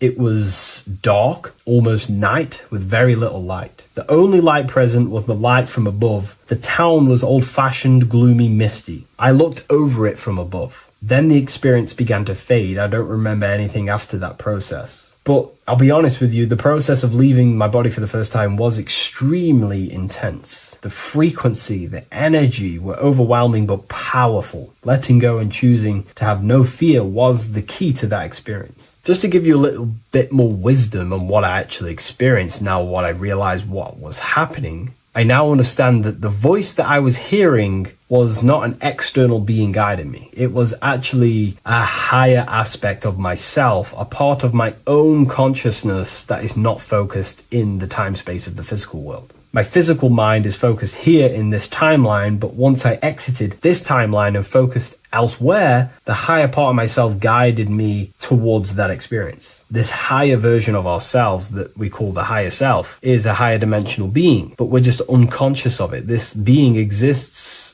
beyond our ordinary thinking mind. Our self exists everywhere in the universe, and we can unlock higher versions of ourselves as we progress on our journey of awakening and self-realization. Because let's say right now, only 10% of your awareness is actually in the physical plane. Science tells you that 90% of you is actually in your subconscious mind. 10% of your awareness is your conscious mind. So there's 90% of you that your conscious mind is not aware of. But our conscious mind becomes so addicted with the physical world and distracted with the physical world, it just gets totally locked in with the physical. And we never pay attention to the hidden aspects of ourselves, the unconscious aspects of ourselves. And that's why everyone in the esoteric and occult space talks about gnosis, seeking knowledge of self. Gnosis is not knowledge, it's knowledge of self obtained through direct experience. So gnosis is about rediscovering who you truly are. And another bit of wisdom that I could give you from this is that the observer is the same observer that is observing this video right now. You're watching this video, but who is the one seeing the screen? Who is the one seeing the screen of your reality, of what you call life? There is an inner witness consciousness within you who experiences and observes your thoughts, emotions, and actions, experiences and observes the screen you call reality. And that witness also witnesses your dreams. When you shift your awareness from your time space of this body into your dreams, that same witness is witnessing your dreams. So when you meditate, connecting with this witness aspect of our consciousness really does help to excel the process of having an out-of-body experience. Because a lot of people have out-of-body experiences, but they don't understand what's actually going on. They don't understand the nature of it. But it's all mental. You move mentally in that dimension. You create mentally in that dimension. The same that you do in this dimension, but just on a quicker scale, because things manifest in the astral plane instantly as soon as you think of it. Just like the screen in your mind, you think of something, you have a screen of an object in your imagination. That plane, it manifests instantly, but down here, it takes a longer time for things to manifest and condense. Once you understand that thought rules the universe, thought is the creative force of the universe, you start to understand,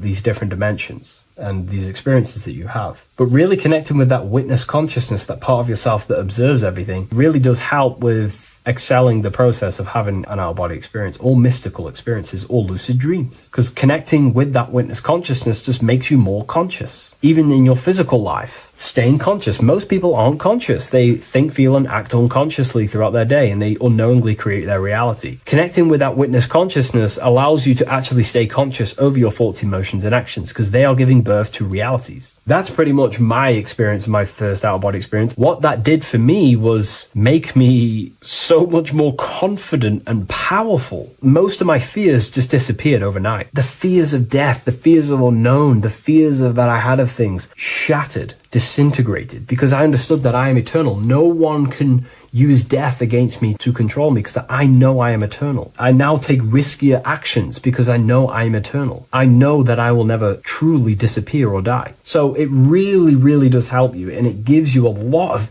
internal power, because no one can make you scared of anything. You should not fear someone who can hurt you physically. You should fear someone who can corrupt your soul. That is the worst thing, who can corrupt your internal world, because that is what truly matters. So I hope this helps you understand out-of-body experiences. Hopefully this can help you move along in your journey. It's good to hear other stories, because this is exactly what I was seeking when I was researching this stuff. Maybe in the future I can share some more stories about my out-of-body experiences now I'm a bit more advanced. But yeah, please leave a like, comment, and subscribe on the video, and thank you all for watching.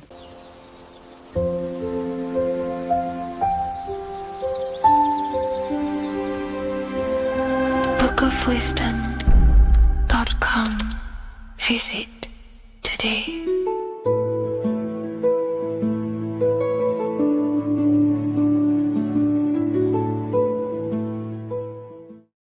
Creation demands destruction. Every time you release your sexual fluids, you're destroying a part of yourself to create an extension of yourself. For example, if you want to create a business, you have to destroy your time, attention, and energy in order to create the effect of the business. All creation demands some sort of sacrifice or destruction. This falls under the law of polarity in the universe. It's the same with your sexual fluids. Your sexual fluids, especially as a man, contains minerals, all the minerals in your body. It contains your vitality. It contains your DNA. It contains the blueprint of you, and it can create a whole new human being. You are literally playing with the power of creation if you are releasing your sexual fluids too much. Sexual fluids also extend beyond the physical plane. They contain astral forces, because all physical creation is a mental creation. We live in a mental universe. Everything begins as a thought in the mind, then the thought takes the form and the body of imagination, which is an astral force. Imagination turns into etheric emotional energy. Then the etheric emotional energy turns into the physical action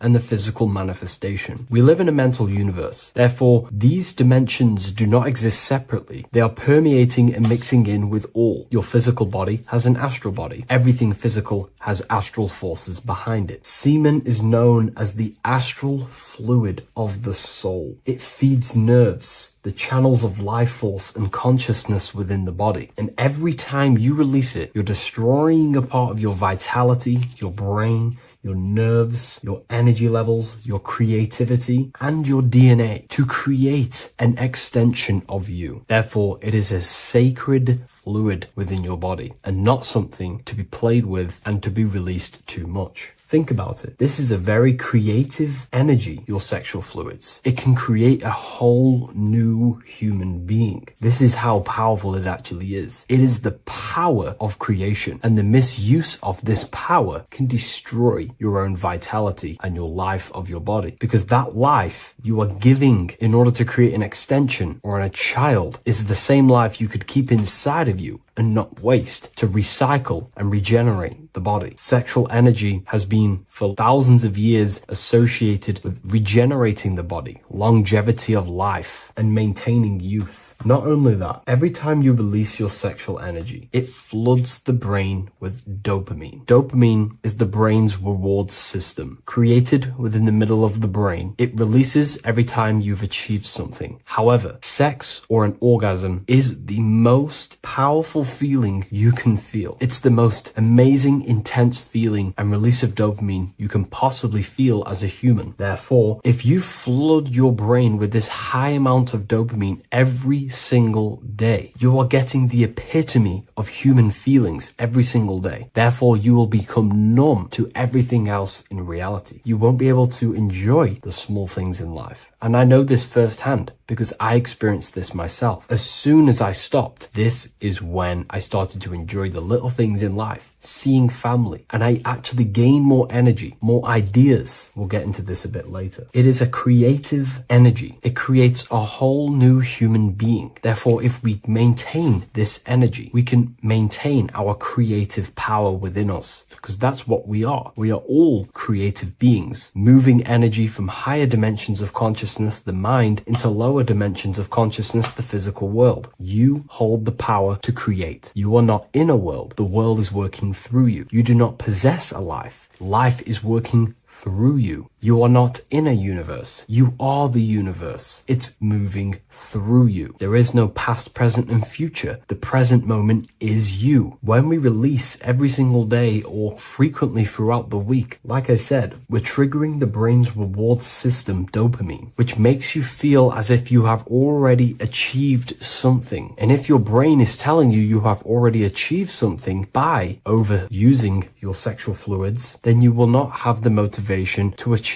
other things in your life. I know this firsthand. I became very lazy. I didn't want to work. I didn't want to do anything because subconsciously my brain felt as if I've already achieved. If we look at the symbol of the Baphomet, we notice the Baphomet has horns and a goat head. Now we look at the word horny. When you become sexually aroused, it's known as horny, which is the horns, representing the lower mind. The lower mind is the mind we use for our animal instincts. We have two parts of our mind. A higher mind, which is contained of higher thought, which chases spiritual things such as love, wisdom, knowledge, and God. Then we have a lower mind, which chases the things of the material world closely associated with the ego, chases validation, material gain, status, and physical sensation, physical pleasures. It is these physical pleasures that can keep you in an endless loop, making you feeling empty inside, because nothing material can ever satisfy our internal world. Nothing. You can achieve millions of dollars. You can achieve your dream house, your dream car, your dream watch. And if that is the only thing you are chasing, you will feel empty inside when you achieve it, because nothing of this material plane can satisfy you. Nothing of the lower mind can ever satisfy you. This is why we must sacrifice the lower mind and overcome the lower mind and the lower instincts. One thing I found amazing when I mastered my sexual urges and my lust is that my mind became a lot more clear. The thoughts and the time and the attention that I used in my mind to go towards lust, sex, and chasing these things was taking up a lot of mental space, time, and energy. But as soon as I removed it and mastered it, my mind became an open vessel for higher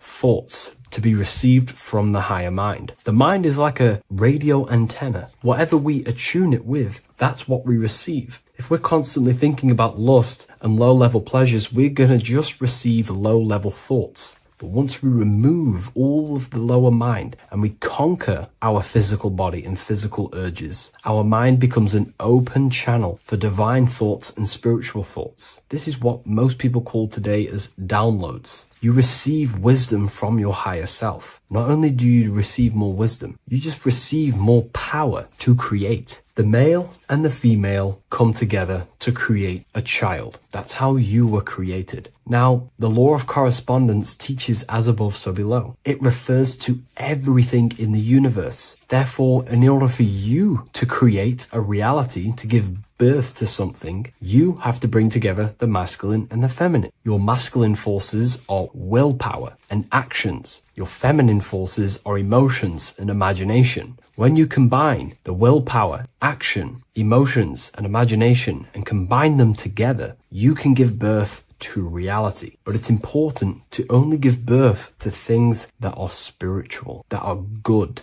that are for the benefit of yourself and humanity, and not for the ego and the lower mind. Killing our lower mind is essential for spiritual ascension when we die. The thoughts that we give the most attention and energy to when we die are pretty much the same thoughts that we're going to think when we die. When you die, your physical body and external world is stripped and you're left with your internal world of consciousness, more than likely be resonating within the lower astral plane before you move on to any higher dimensions of the astral. It's important that we kill any addictions such as sex, food, attachments, emotional attachments to people, any desire for material things before we physically die. The Hindus taught this, Buddhism taught this, the ancient Egyptians taught this. We have to remove the desires in our heart for material and things before we physically die, because when we die, we cannot fulfill physical pleasure. Therefore, we will create our own suffering within the astral dimension. So sex is the biggest part of this. We have to remove the desire for sex or releasing any of our sexual fluids before we physically die to master ourselves. And not only that, it's going to benefit the way you feel, the way you think, the way you act towards people once you have mastered this.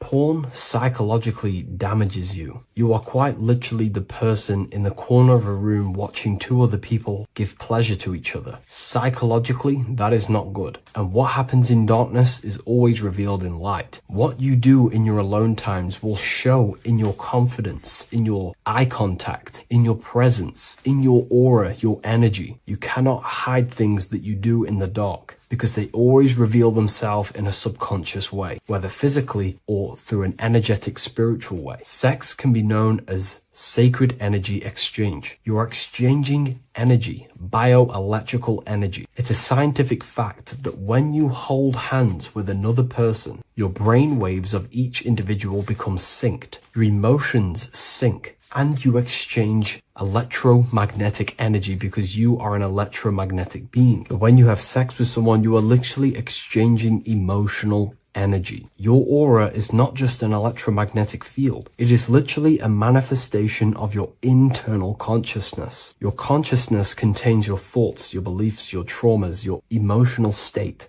And this manifests externally through the vortex of your heart into an energy presence around your body. This is why you can feel sad when someone else is sad next to you, because their energy is merging with yours. When you have sex with someone, you are quite literally exchanging consciousness, beliefs, traumas, emotions, feelings, vibrations, and your consciousness merges with their consciousness. So be careful with just having casual sex. Now, I'm not here trying to say never release, never have sex with your partner. I'm not saying that. I'm saying take caution with these things. Take my teachings with a pinch of salt. If it benefits you, that's great. I'm not here to tell you how to live. I'm simply giving you my research and the things that have helped me in my life on my esoteric research, awakening, or spiritual path. I don't like calling it a spiritual path, because it's not spiritual. It's simply just life, the knowledge of consciousness and the self. So I hope this video helps. If you'd love to read this book, I'll leave a link in the description. This book I wrote myself called The Book of Wisdom, Volume 2.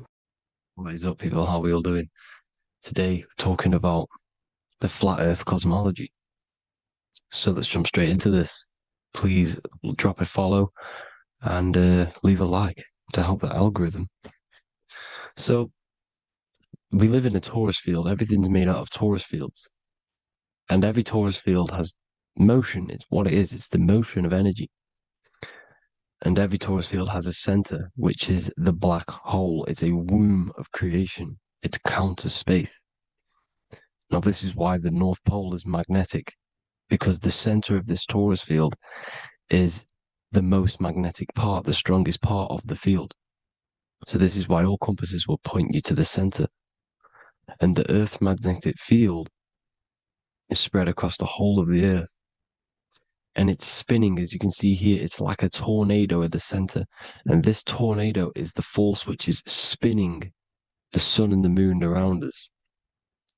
You got the sun, the moon, Polaris, just like in the Masonic cosmos here. The sun, the moon, Polaris, the all-seeing eye. Now we'll get into Polaris a bit later, but the sun is the magnetic force. Sorry, is the electric force, because every field is electromagnetic. Now, the sun is electric. It's positively charged. It's gonna give you energy. It's feeding energy. The moon is more magnetic energy, which is taking your energy away from you. And this is why you become sleepy when the moon comes out. Because it's taking away your energy. So these two forces is the balance. It's the yin and yang. It's the balance. Everything in this creation is balanced. Because the torus field is the earth is the plane of inertia, the 0 point within the field. Because physical matter is a result of two opposing forces equalized on the plane of inertia. And that is where matter crystallizes into physical results. And this physical plane is the plane of inertia, planet Earth. And at the center of this plane is the black hole, the womb of creation. And outside of this black hole gives birth to light. So the torus field is constantly rotating, going into counter space, the black hole, and then out of counter space gives birth to the white hole, white light. You see? So it's going around, black hole, birth again, black hole, birth again. And it just keeps going around. It's an infinite cycle of energy. And this is where the infinity sign comes from. This is the motion, this is the force which is creating everything to spin inside of this circle.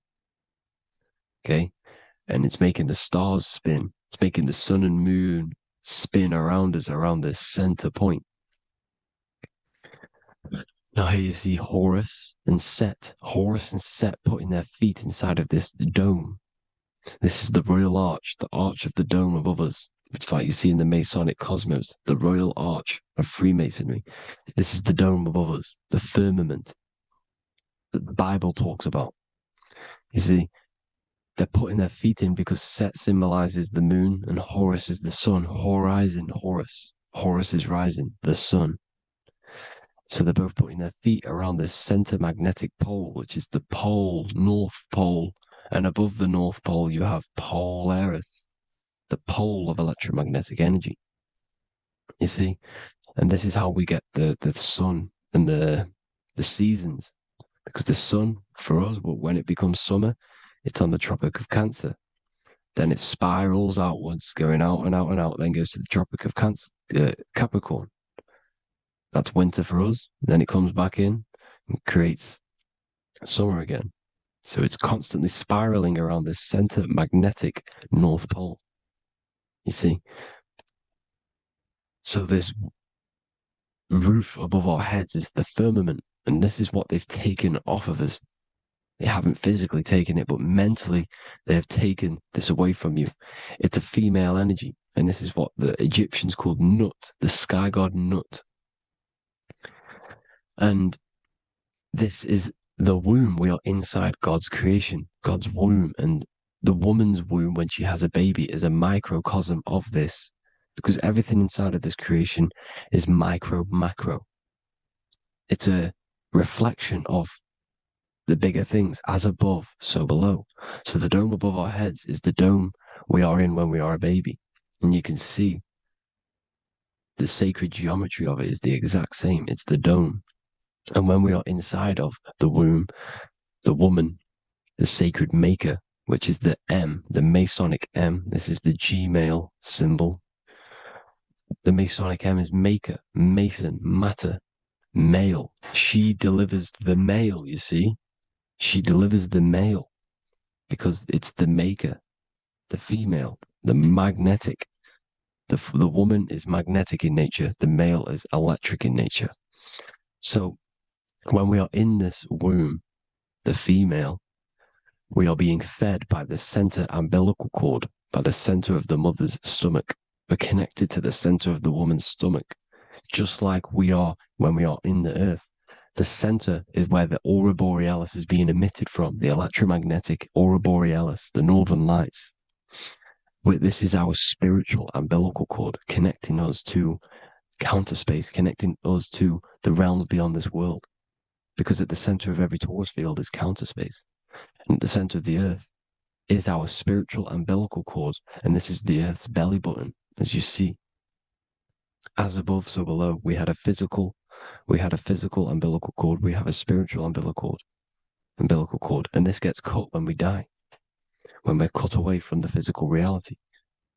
You see, here's the ancient Egyptian tablet showing this female. You can see the hair, it's a female above us, because the female energy is nurturing, helping, looking after.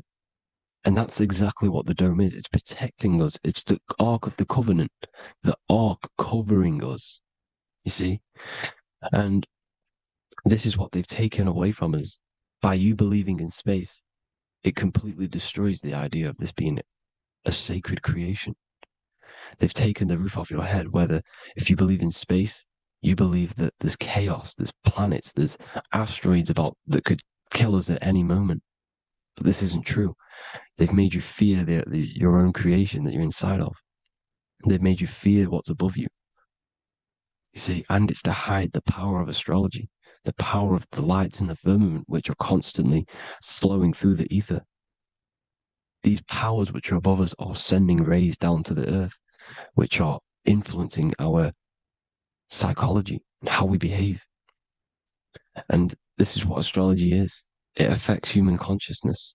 It interacts with our consciousness. And there's a different energy every day because the planets are in different houses, different alignments. And this is, we'll go into this a bit deeper later on. So the world tree, this magnetic north pole, the pole of electromagnetic energy, was symbolized as a tree, the great tree at the center of the earth. You see? And this tree is symbolized everywhere. You can see here how the center person, this Egyptian person, is holding up the sky. This is the North Pole, the hyperboloid, at the center of every torus field. And this tree was in the Mayan cosmology. This is an ancient depiction. This is the torus field. There's the plane of inertia. Here's the center tree. Here's the tree in the center, the magnetic North Pole, the woman holding the stars. Here's the Hindu with the two birds symbolizing the sun and the moon revolving around this center tree. The Mayan tree, his Horus and Set around the North Pole.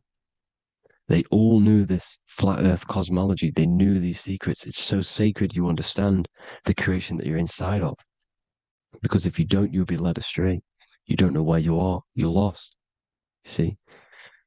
And here's the Masonic art with the rays of the stars coming down with the tree in the center.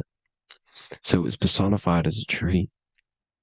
And we are in Asgard, Midgard, the middle garden, where there's good and evil. So the 7 layers of heaven, which is talked about in the Quran. Each planet has a different layer of the firmament, and this is the 7 layers of heaven, and these are our 7 layers of the energy centers in our body. So we start in the stars, so we are stars in a physical body. And this is why we say Mr., Sister, Fraudster, Sinister. Stir is star, and we are in the stars, and our star descends into the soul system, not solar system. And as we descend into the soul system, we enter Satan's kingdom, Satan's world. As it says in the Bible, Satan is the god of this world.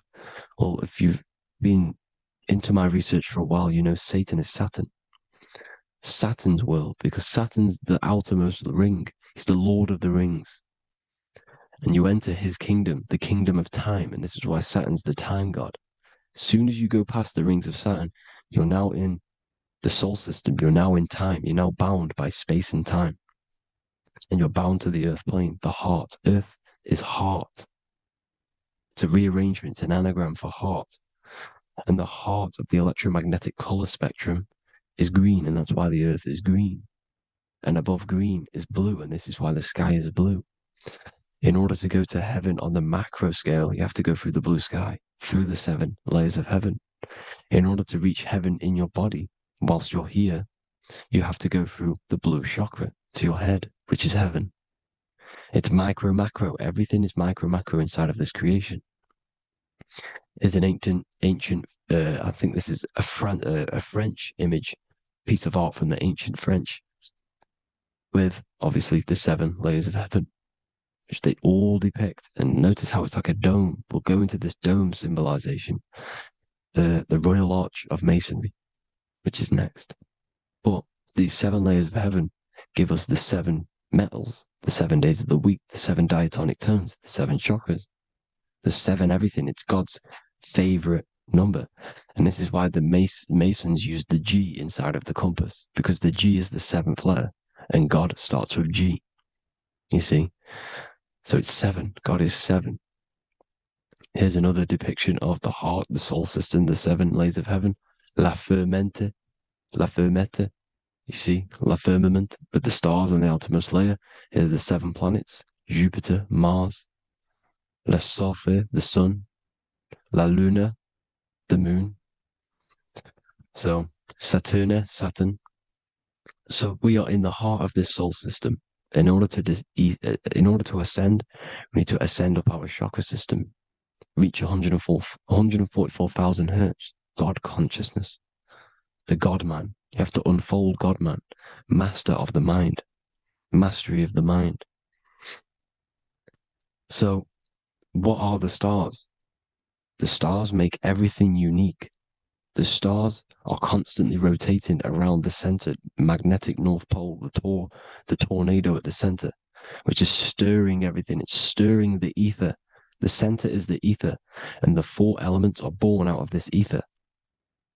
There's 5 elements: ether, spirit, water, air, and earth. The ether gives birth to the 4 other physical elements, which the whole of creation are made out of. About them 4 elements. 4 is the number of stability. You know, a chair, a table has 4 legs. It stables things. It's a foundation, and these 4 elements are the foundation of this creation. You see, and this magnetic North Pole is stirring this, and the 4 vibrational states of the ether are the 4 elements. Now let me get back to the stars. I just wanted to give you that. The stars are being stirred around this center point, center. It's stirring everything, and they're always in different alignments. Every millisecond, they're moving in different placements of the stars. And the planets are called the 7 wanderers because they're not fixed. The stars are fixed, but the planets are called the 7 wanderers, the 7 layers of heaven, because they move faster and slower than each other.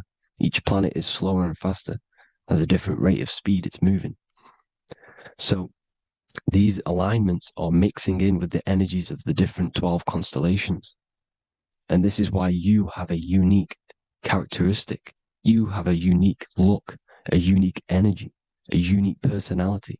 This is because when you were born and you took your first breath, that energy which was in the ether, because the ether is all around you, and energy travels through the ether.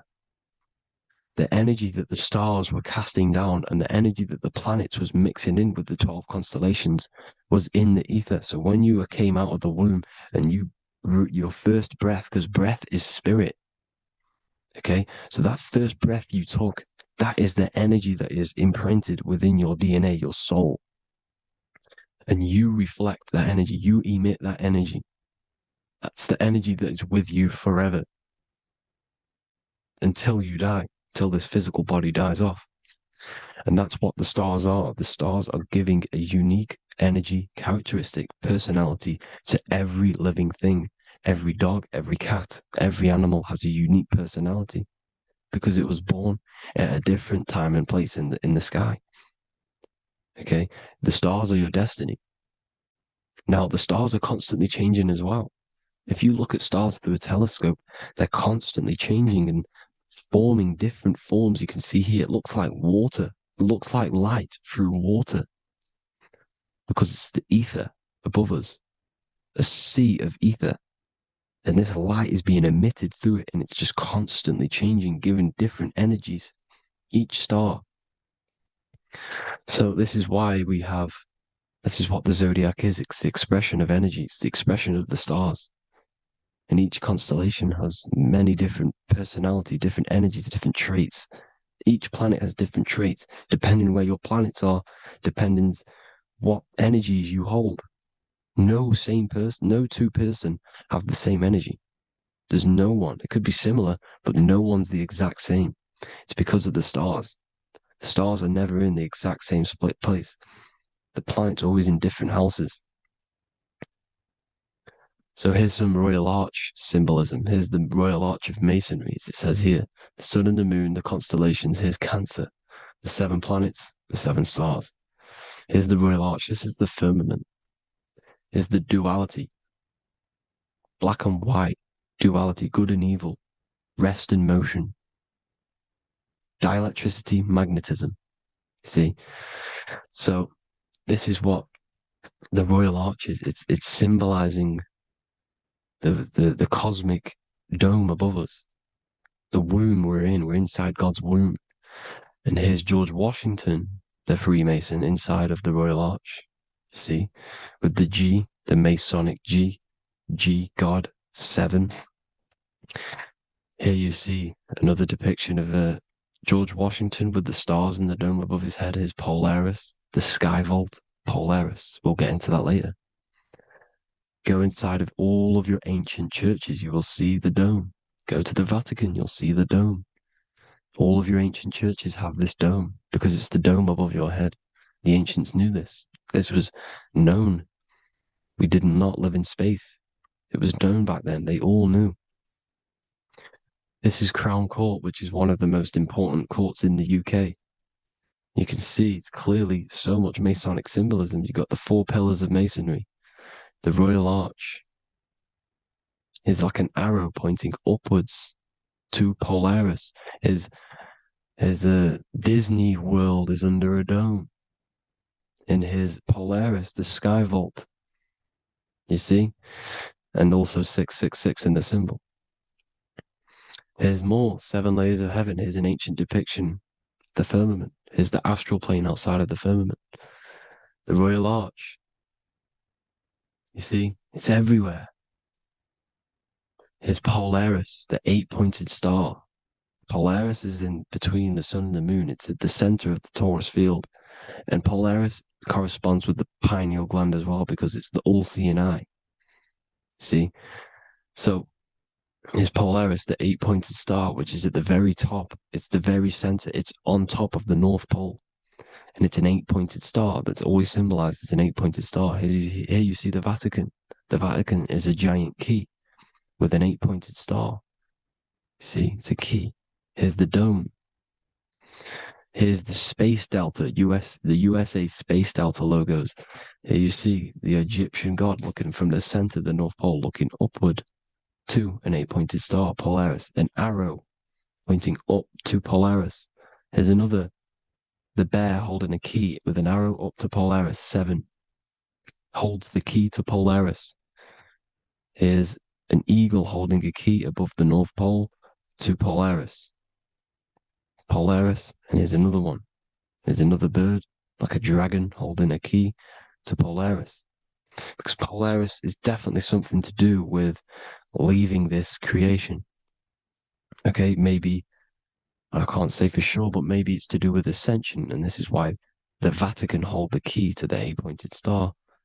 And this is why the space, well, we all know space is a lie, but they're showing Polaris and its sacred symbology.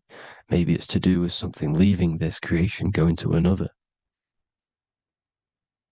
Here's some North Pole symbolism. As above, so below.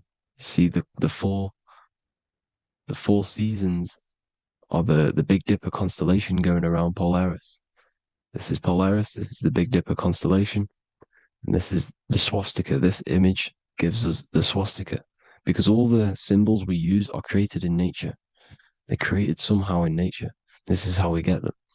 As above, so below. This is the map of the North Pole with the 4 rivers looking like the Big Dipper constellation.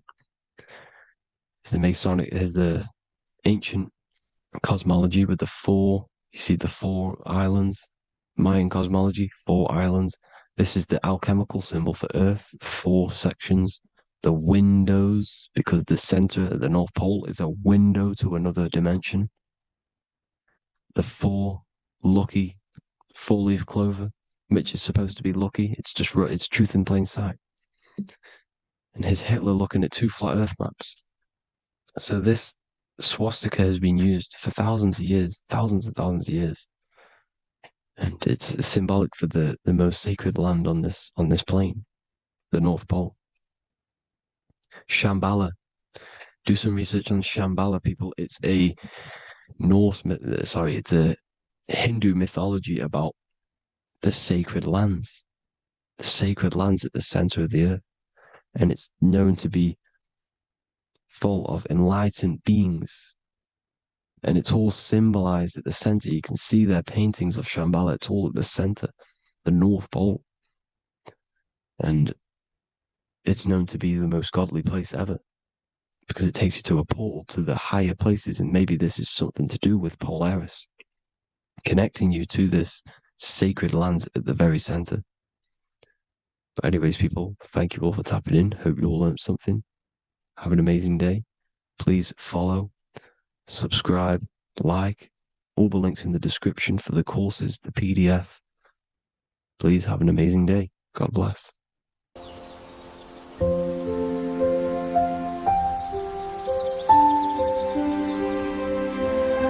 bookofwisdom.com.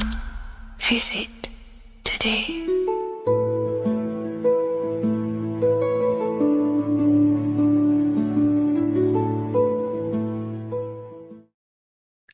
What if I told you that reincarnation is real and that there is a metaphysical, spiritual science behind this?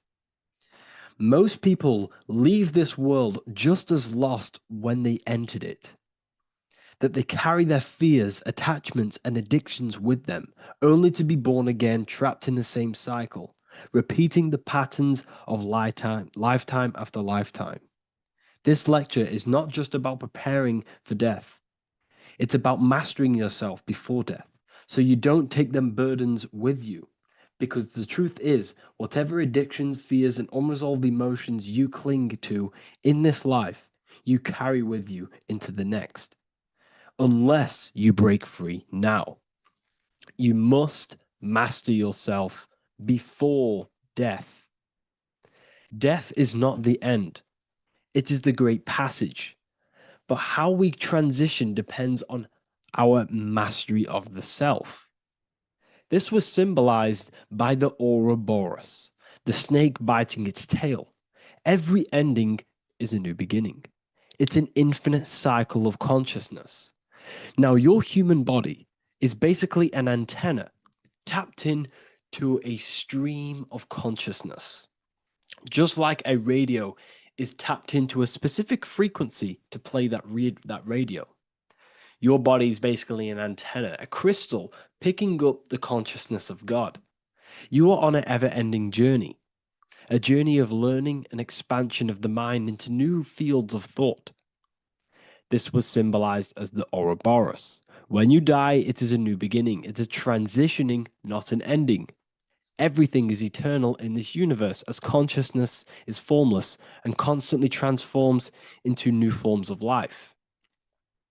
Let's break down the word death. Death contains the word ether. Now, the ether can be found in the word heart or earth. Ether. Everything in this plane comes from the etheric plane. The etheric plane is the barrier between the physical plane and the spiritual plane, the astral plane. The astral plane is the screen that you have in your mind that allows you to imagine a red apple, for example. This is the imaginative plane where thought forms start to take form. Everything begins as a thought, then the thought form becomes an imagination, then energy, then physical. Everything in the physical plane is a shadow of thought. All objects manifested as thought. You came from the astral. You came from the stars. This is why we say reach for the stars. Or this is why you say you are a star. Cis star, miss star, fraud star, stir is star. And when you become famous, you become a superstar and you gain a star on the Hollywood floor. You are a star. The ether. The ether is the infinite energy source which all things come out of and return back to.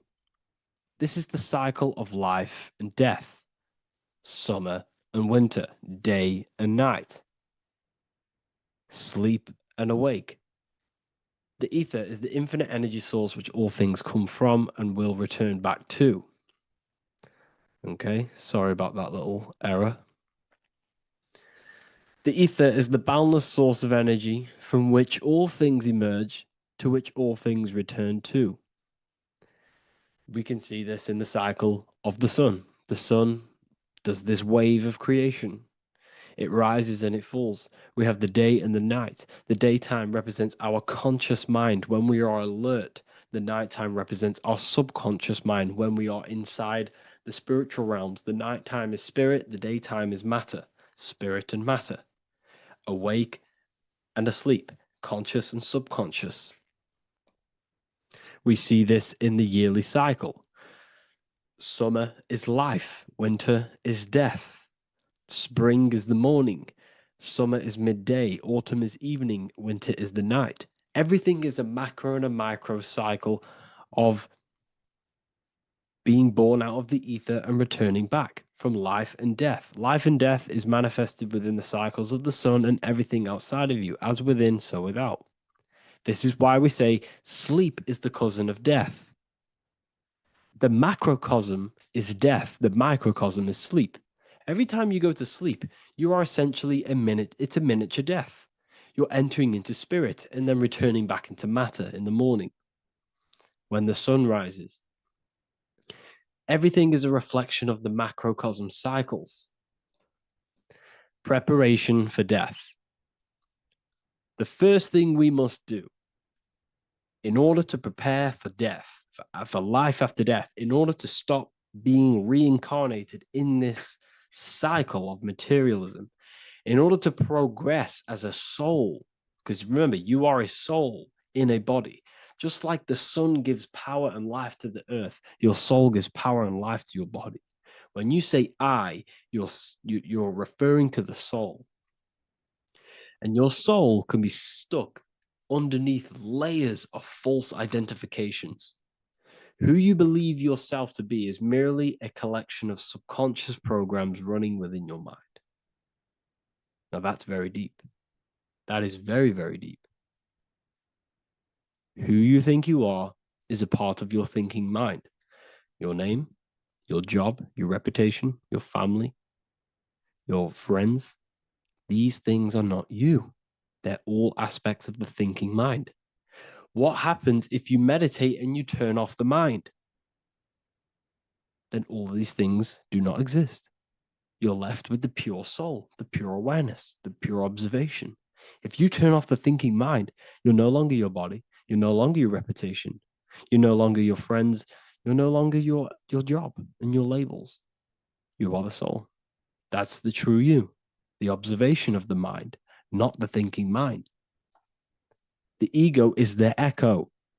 It's an echo of your true self. The ego is your mind's perception of itself shaped by experiences, trauma, emotions, and beliefs. It is merely an echo of your true soul self. The ego is not you. Your mind is not you. You are the soul. And this is the true self that we must express within our life and we must connect with before we die. Because when we die under the echo, under these false layers of the emotions, the traumas, the experiences, the addictions, the emotional attachments, when we die underneath all of this, when we don't know our true self, the soul is still hidden. The true you is hidden underneath these layers of false identification. We must remove these layers of false identifications. We must remove them. We must destroy the echo. Remember, the ego, you never had an ego when you were a child. When you were a child, you were pure. You didn't, you didn't show off things. When you were a child, you were pure. You expressed yourself freely with you didn't hide anything. You didn't hide any aspect of yourself. You didn't suppress any aspect of yourself to fit in as a child, as a baby. Because the ego was not here when you came here. The ego grows with experience. The ego is a false perception of yourself while being incarnated in this material world. It's your mind's perception of itself and it's created through your experience. Remember, you are unconditioned consciousness, and your experiences, thoughts, traumas, emotions, and beliefs have conditioned your consciousness into believing you're only a physical body, but you are the soul. We have to remove these layers. How do we remove these layers? Like I said, the best thing, meditation. Meditation. There is a great meditation that you can do every single morning and every single nighttime. You can sit there and repeat over and over before you meditate.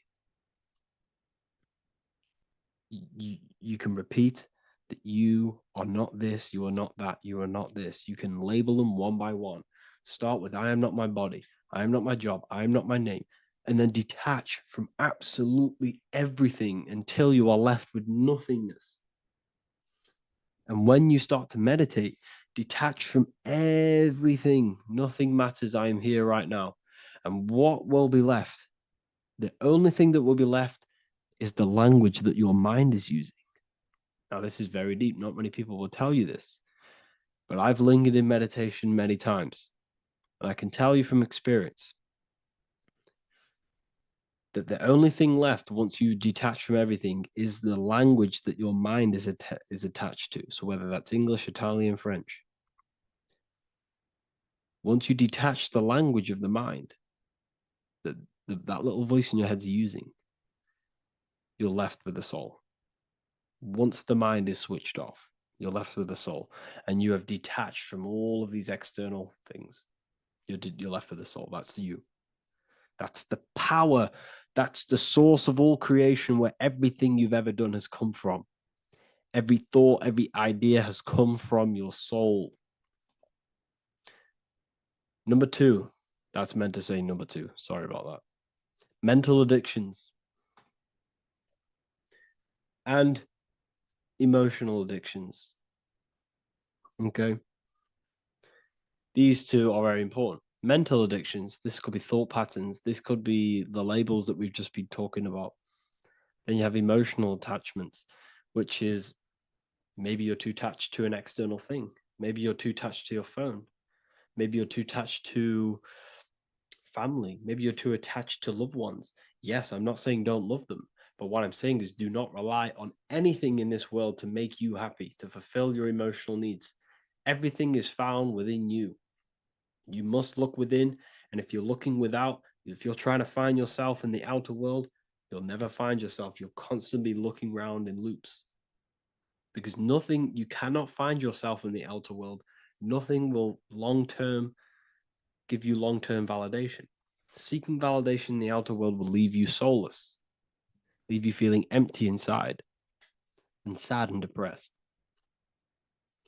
You have to find yourself within. You have to detach from everything you are relying on to give you emotional stableness. You have to detach from all. Yes, love your children. Yes, love these people, but do not rely on them. Because everything in this world is temporary. Do not conform to this world. The Bible tells you this. Everything in modern society nurtures the body, but neglects the soul. They keep you addicted to as many things as possible. Smoking, you have to detach. Drugs, you have to detach. Alcohol, detach. You cannot rely on anything. This is why this path is very, very difficult to walk. But I'm showing you the way. These are the things you must do before death. You have to detach from absolutely everything. If you die and your mind and soul is still addicted to these worldly things, then guess what? You're going to reincarnate. You're going to reincarnate because your mind is still thinking about these material earthly things. And if you are operating in that vibration, you're going to project that vibration and come back here. You have to detach. You have to master the soul and master the mind. Like I said, the matrix is designed to keep you addicted to as many things as possible. Your phone, food, smoking, drugs, alcohol, clubbing, all of these things. Everything in society is made to trap your soul and reincarnate in this world. That's why it's very, very, very difficult to walk this path. Very difficult. Matrix, matter tricks. John 2:15 to 17. Do not love this world, nor the things it offers you. For when you love the world, you will lose God. Do not love this world, nor the things it offers you. Do not conform to the pattern of this world, but be transformed by the renewing of your mind. Great quote. Do not conform to the pattern of this world, but be transformed. Let this world transform you. Learn from this, expand from this, but do not be mentally and emotionally attached. Okay? What good will it be for someone to gain the whole world yet forfeit their soul? Like I said, everything in the Bible is telling you the truth. You just got to read it correctly. This is spirituality. This is spirituality. The Bible is spiritual. It's a spiritual text. We must disconnect from everything outside of us and connect with the true soul. Here we have the Egyptians showing you the soul leaving the body. Here we have the soul here. Here we have the Masons showing you the soul coming out. The soul is real. You are the soul. And when you leave this physical plane, you will go into the astral plane. That's where you came from. You came from the astral. You came from the stars. You incarnated into this physical body. Your consciousness fell into this material form to experience limitation, to experience a 3D world. So in order to ascend properly before we die, we have to let go of all the attachments. Every addiction you have, write them down. And one by one, tackle them. Before you die, you have to, or else you will reincarnate. This is the teachings of Egyptians. This is the teachings of Masonry. All of these addictions contribute towards life after death. Everything must be controlled. And we must be attached to the soul. I'm not saying I'm perfect. I'm not saying I'm perfect, people. We're all not perfect. We're all under psychological operation by the government. We're all in a very difficult situation with this awakening. I'm simply pointing out what I know from my journey and what I've been learning through occultism and research and reading lots of books and many different things. I'm on this journey just as you are. Maybe I'm further. Maybe you're ahead of me. We don't know. But this is what I'm sharing with the world. This is what I'm sharing with my research. And this is what makes sense. It's common sense. Look at everything around you. Everything's made to feed the body, not the soul. So my beautiful watchers and fans and supporters, I appreciate every single one of you, and I hope this video has supported your journey.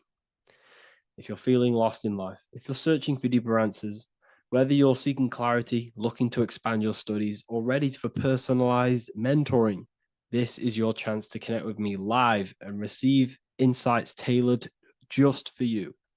Start your path to self-mastery and enlightenment inside the world's best esoteric school. Your journey starts now. Tap the link in the description if you want to join Ethereal University, or feel free to check out my books. I thank you all, and I really appreciate for 100,000 subscribers on YouTube. I love every single one of you. Make sure to drop a like, a comment, and subscribe to the channel if you're new. Let me know some ideas for, lectures, anything that you want to know. I can make lectures on them. Just drop it in the comments. I appreciate every single one of you. Take care.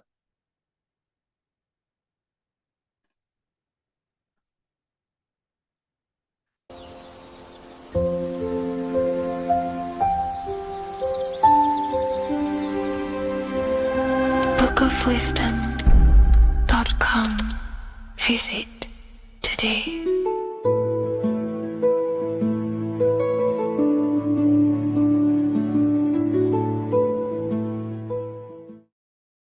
How are we all doing, people? It's Revival of Wisdom from the Wisdom Academy.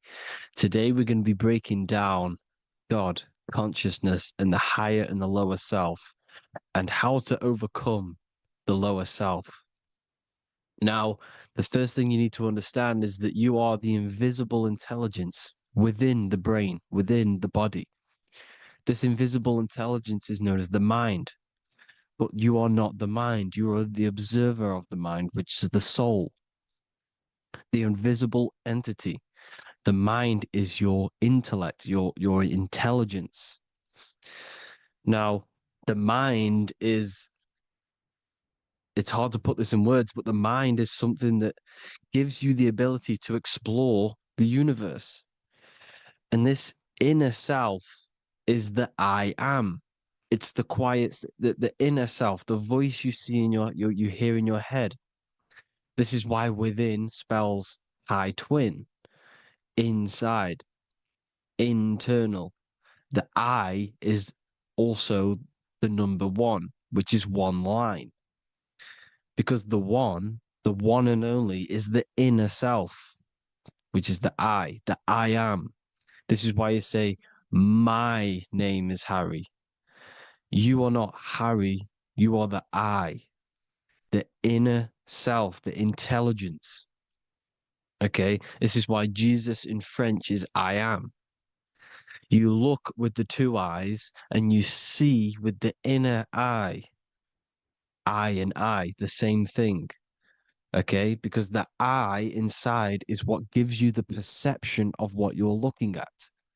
So when someone's trying to explain something and then you catch on saying, I see now, it's because you're seeing with your inner eye, the one that gives you perception, gives you intelligence, gives you the ability to understand things.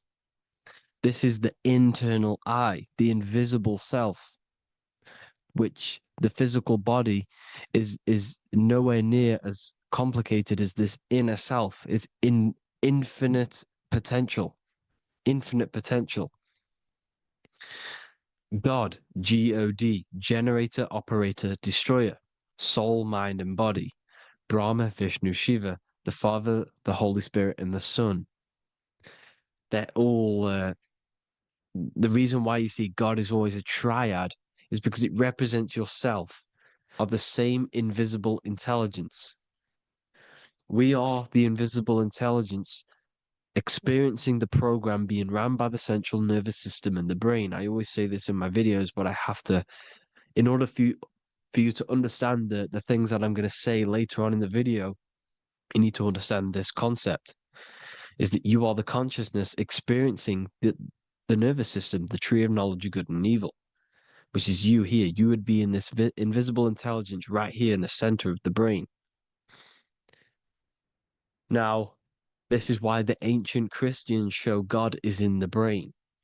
This is the brain stem. This is the brain. This is also the brain stem and the brain. The brain stem and the brain. It's all depictions of the brain because the brain's the computer, the electromagnetic computer, which decodes the demands created by the invisible intelligence, the I, the inner self, you, your true self. The person moving, if you observe what someone moving, this is going to sound, but if you observe someone walking, it's not the body. The body is moving, but the thing telling it to move is the invisible intelligence. Before you kick a football, a decision is made within your invisible intelligence, your mind. And this consciousness, this invisible intelligence, is either stuck between the lower self and the higher self. Okay?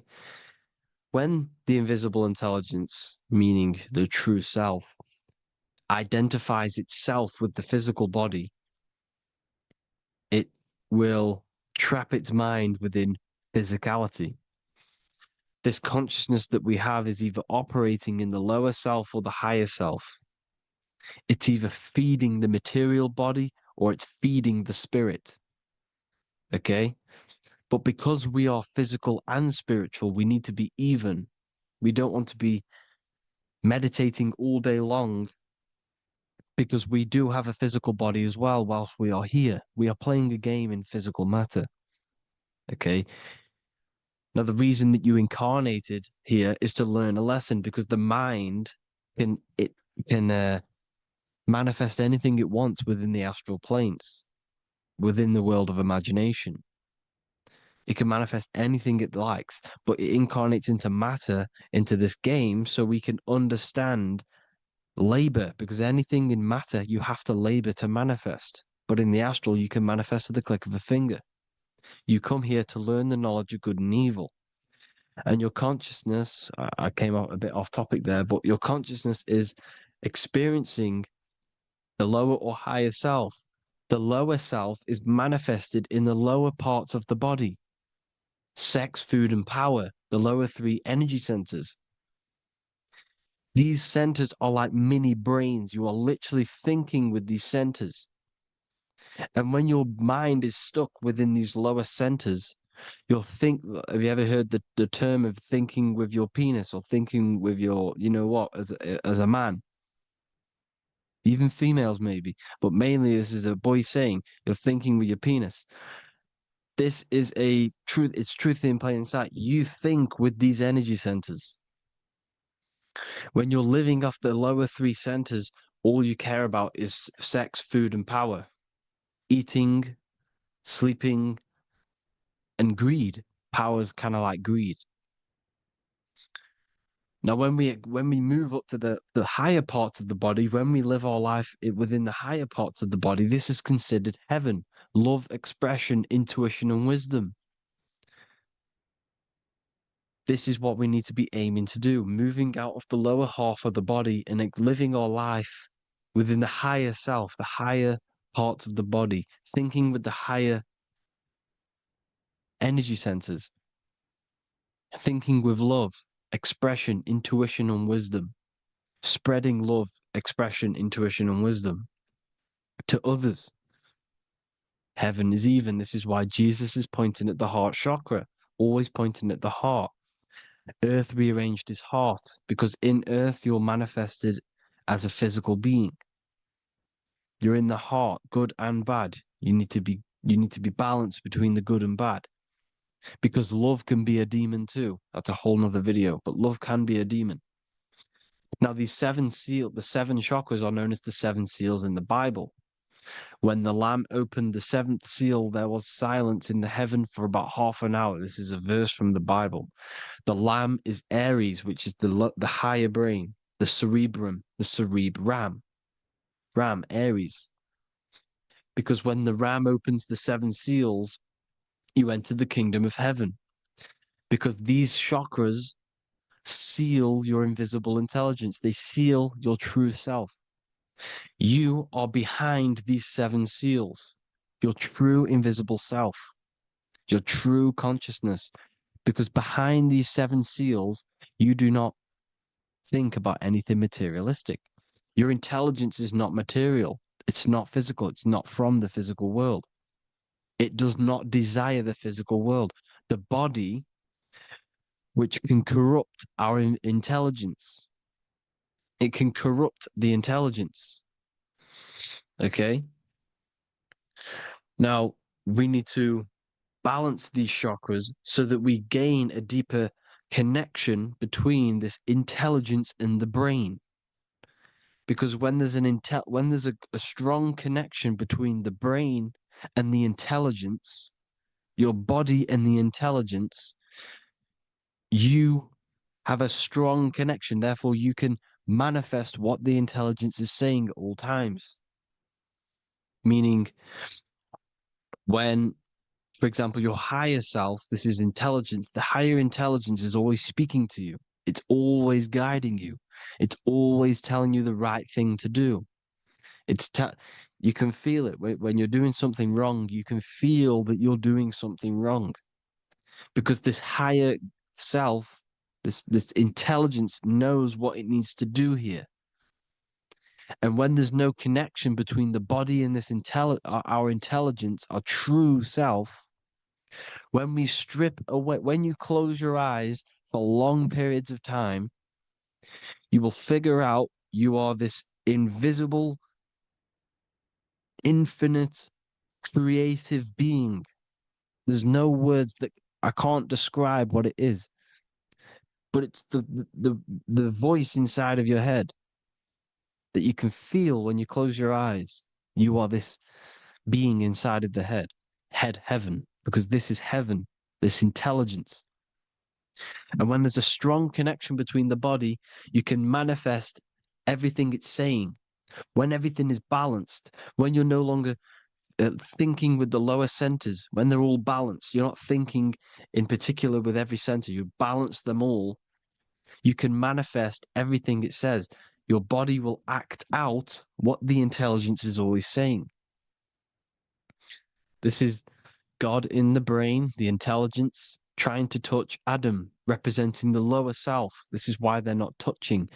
Notice how Adam is resting, but the intelligence is always reaching out, stretching, symbolizing metaphorically saying it's guiding.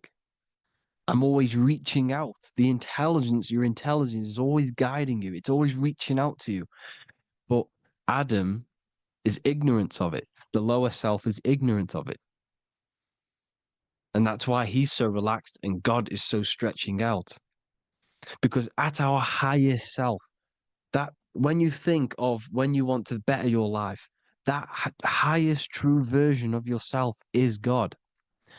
When you're manifesting this, your highest self, this is God. Your truest form, your most perfect form, that is God. Your highest version of yourself, that is God. Emotions are not what you've been taught. Emotions are not something that should be reactive, okay? You should not let the emotion be you, except that you should experience them instead of letting them become you. You need to understand there's a separation in our consciousness. You have the soul, which is the person who is observing your thoughts. When you think a thought, who's the one observing that thought? The soul, you, the I am, the I, the inner self, the one and only. And inside of every single body, inside of me, inside of you watching this video, there is this same intelligence that is inside of me, inside of you. And it's the exact same intelligence, experiencing a different body. And this is what we mean by the universe is mental. We are all sharing the same ball of consciousness in a different body. The animals, the fish, the cells, all expressing this one consciousness. Me and you are the same. This is why the golden rule is treat others like others should be treated, because I am you and you are me in a different body. Now, going back, you need to identify that there's different levels of consciousness: soul, mind, emotion, and body. Okay? Your emotions are on a separate layer than the body, the mind, and the soul. So when you identify there's a difference between all of these, you do not let them become you. You do not let your mind rule you, because your mind can be corrupted. Your soul is the one that is pure good, pure love, but your mind can be corrupted. Okay? Your emotions can be corrupted. The body can be corrupted, but the soul can never be corrupted, only layered on top. You can only throw piles of programs within the subconscious, layering the soul down, but deep down inside of it, every single one of you, there is a loving being. Because the love comes from the heart. Love is the universal emotion, expression. Now, your thoughts can become bondage, your emotions can become bondage. Now, what do I mean by bondage? By conquering the lower self, we need to conquer our own mind, because the mind is what's manifesting the lower self. When you're thinking with the lower half of the body, when you're becoming your emotions, you need to experience the emotion, not become the emotion. Do not let the emotion become you. Do not let your thoughts become you, because your thoughts are tools that you can manifest. Your thoughts are the idea. Your emotion is the energy that you can use to manifest that thought. Your emotion is energy in motion, emotion. You use emotion to manifest, to feel as if you already have the thought. Therefore, you become that vibration. Therefore, your emotions are actually a creational force that is given to you to manifest things, because you're a human, a manifester. You're here to manifest things. You're a creator. You are a god. Your inner self, your intelligence, your I am, the one and only inside of you, the inner self, the quiet one, the one that's deep, deep down, the invisible intelligence, is it's creating things all the time. All the time. Speak no evil, see no evil, hear no evil. This is the astronauts, they're Freemasons, but they understand this, because thinking, seeing, and hearing can corrupt your mind. And when you have a corrupted mind, you'll have a corrupted subconscious. The subconscious will manifest into the body, because 90% of your behavior comes from the subconscious mind. So you got to speak, see, and hear no evil. But sin, what is a sin? To overcome our lower self, to overcome our lower self, the 7 deadly sins are not something that goes against an external God. A sin is something that goes against your inner guide, your inner conscience, the inner self that is always speaking to you. It's always telling you the right thing to do. A sin is something that goes against this inner guide. And this is why you can feel something where you can feel you're doing something wrong, because the inner guide is speaking constantly. And when you commit these 7 deadly sins, which are 7 internal states which keep your invisible intelligence bound to your physical body. Because evil, right? Evil love bondage. This is why they stay in this realm and they control this realm, because they love the bondage of the body. They like matter. They want to stay in matter for eternal life. They don't want to ascend back into the heavenly realms where you do not have a physical body. You can explore the universe within the astral planes. They stay bounded to the body, bounded to the 3D construct of the physical world. They have greed, lust, envy, gluttony, wrath, sloth, pride. They want all of this. And if you want that, that's okay. But deep, deep down, you don't want that, because your soul is always telling you the right thing to do. Your soul knows what to do to get out of here. It needs to detach from the external world. Detach from all of these 7 internal states which bound you to your lower self, your lower centers. That's what a sin is. You have a left and right brain. The left brain is always analytic. The right brain is metaphorical. So the right brain is producing a holistic view of reality. Now, what do I mean? And not view, perception. When you see, because your eyes are parts of the brain, so when you look at something and you look, that image is produced in the back of the brain in the visual cortex. And then the right brain produces a perception, a holistic, it breaks down what you're seeing into a holistic image, a holistic perception. So, for example, if you're in a woods, the right brain sees the whole woods as one big woods. The left brain is breaking that perception down into individual trees, branches, and leaves.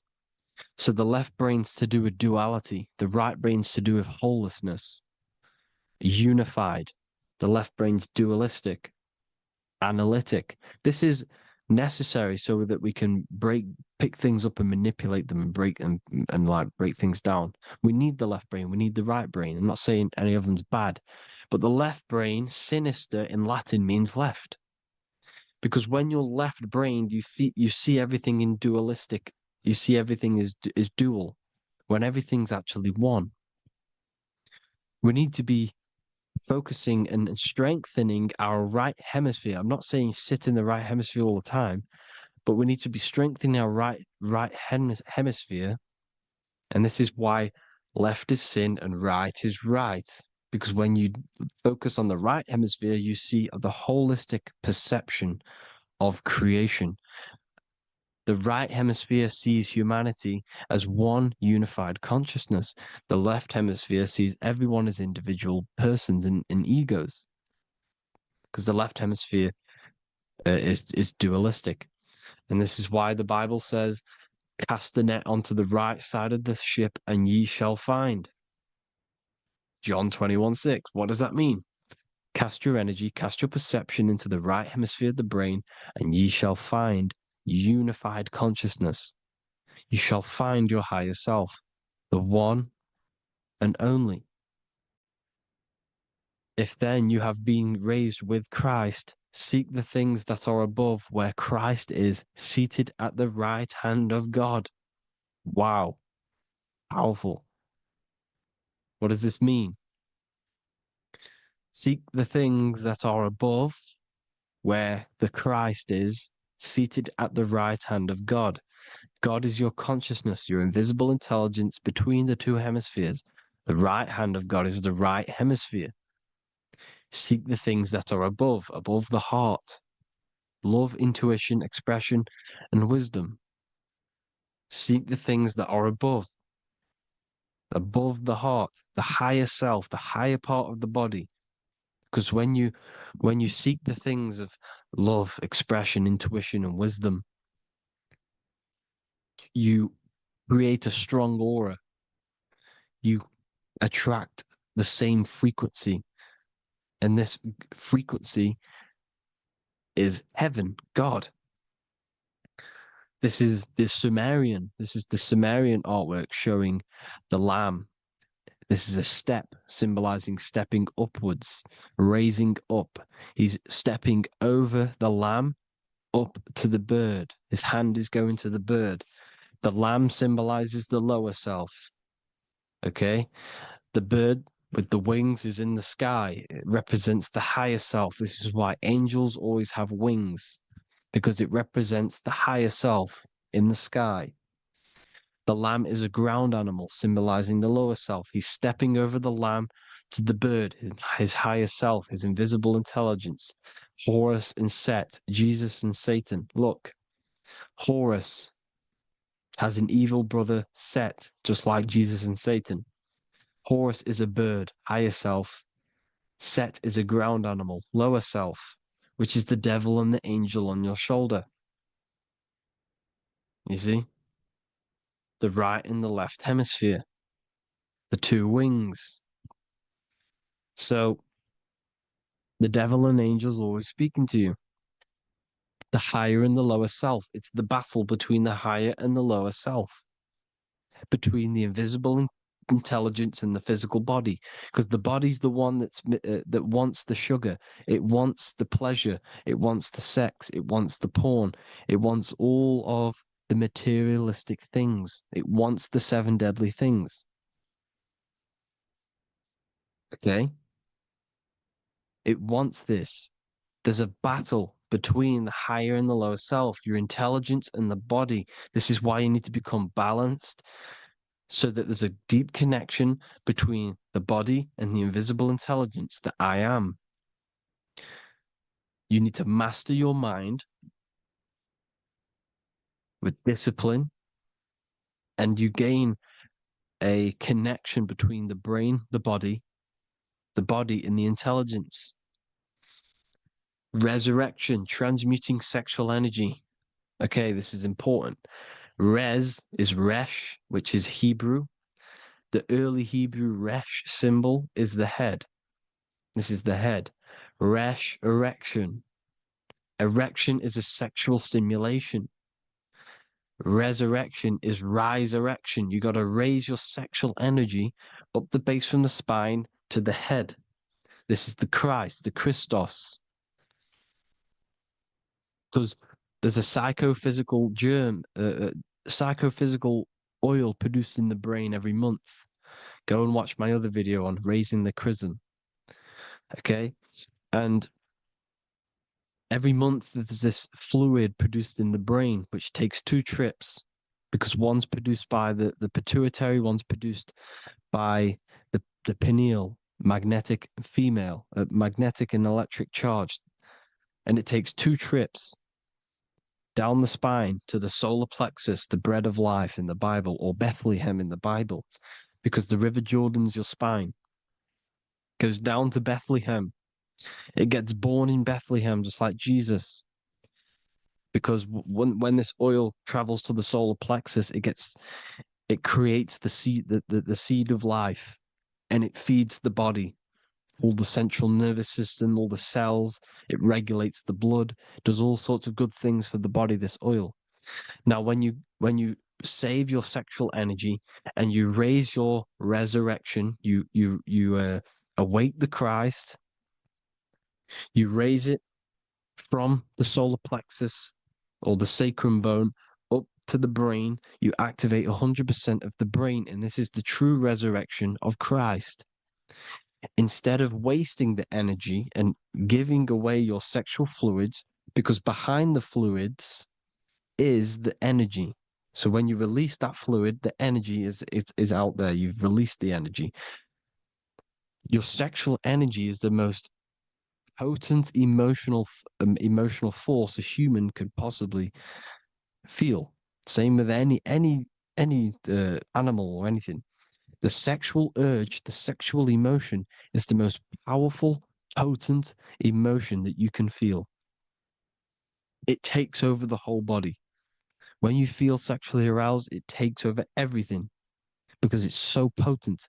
And when you fight the serpent, when you fight the sexual energy, which is shown here in the Egyptians, the cat cutting off the head of the serpent, or Hercules fighting the serpent, or in the Greek mythology fighting the 7-headed dragon, the 7 chakras. The serpent is your sexual energy because it symbolizes your kundalini.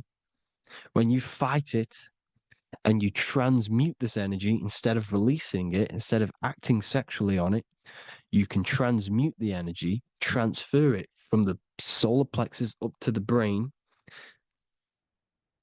You can also do this with other tasks. Instead of releasing it, instead of raising it from the solar plexus to the brain, you can use it for other things. So, for example, you want to think critically. You can use it for critical thinking. You can use it for going to do exercise. You can transmute sexual energy into anything. But you can do this, you can raise the sexual energy, and you can use this energy to push the cerebrospinal fluid from the solar plexus up through the spine, up the 33 vertebrae to the brain, and it'll activate 100% of the brain.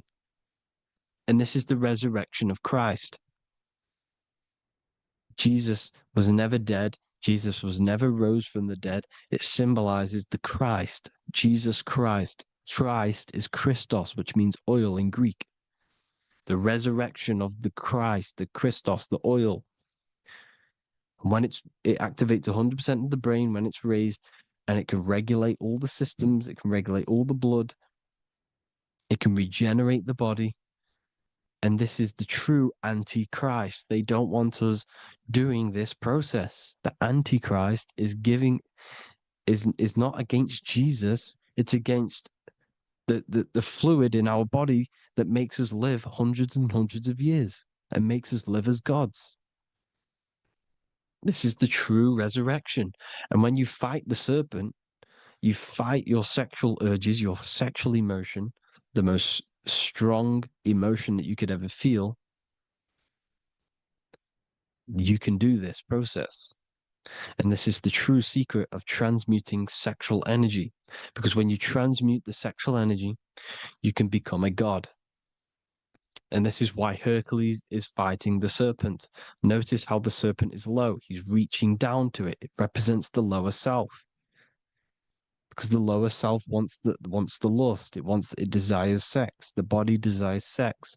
There's a fight between the higher and the lower self. But when there's balance, there's even. Heaven is even. When there's evenness between these, this is the kingdom of heaven. This is when heaven is on earth. So at our highest levels of ourselves, the highest level of our intelligence, this is God. God is something that we manifest. We need to achieve Christ consciousness by battling the body. There is no battle outside of the physical body. It's an internal battle. Jesus and Satan have been externalized. Nothing exists outside of you, because I explained in the beginning how you are the consciousness experiencing the central nervous system. Therefore, there is nothing outside of you. It's all internal. Jesus and Satan have been externalized. Why? Because it's business. The church is a business. It's all a business. They've created these figures to be historical when they're not historical. The Bible's not historical. It's all externalized. It's called exoteric, when the truth is esoteric, internal teachings. So anyways, people, balance the chakras, balance the two hemispheres of the brain, balance the conscious and the subconscious. Balance is perfect, the yin and yang. You are spiritual and physical. You live in day and night. You need to be balanced. Oneness. Seek oneness. And this is the true kingdom of heaven. And when we all realize that we are all the same intelligence, the same consciousness expressed in different bodies, when we all realize this, we all realize we're all one. Doesn't matter what race you are. It doesn't matter what race you are, where you're from, your nationality, because none of you are actually from here. None of you are from the physical world. You're manipulating the physical world through the physical body. You are the I am. We all have a soul. Every single one of you has a soul. We all have souls. The reason why they say some people don't have souls is because they're trying to suppress your mind. They don't want you to know that you have a mind. That sounds crazy, I know. But a lot of people haven't realized that they have an infinite intelligence called a mind. And behind that mind, if you can observe your thoughts, the person who is observing the thoughts, you have a soul. Everyone has a soul. Don't listen to all these people saying some people don't have a soul, some people do. We all have a soul. Every single one of us. So anyway, you need to break the lower nature of yourself. At our highest levels, we are gods. Our intelligence, our universal intelligence, the I am, the intelligence that's inside of the brain, is God. Our minds are being corrupted within believing that you are the body, and the result of this is a society like today, because everyone thinks they're the body, and everyone's living in the lower nature of self, where everyone only cares about themselves. But when we realize we're all one big consciousness ball, we're all the same consciousness expressed in different bodies, there will be peace. So thank you all, people. If you do want to learn more, if you do want to read my book, it's called The Book of Wisdom. I'll put it in the description. It's an amazing book, people. It's going to give you the best understanding possible about creation, yourself, and the world. It's amazing. The Bible, everything. I have just launched a new cymatic library. A friend of mine has just added this to the website. He creates beats and he creates the purest beats. So they are actually the frequency that it tells you.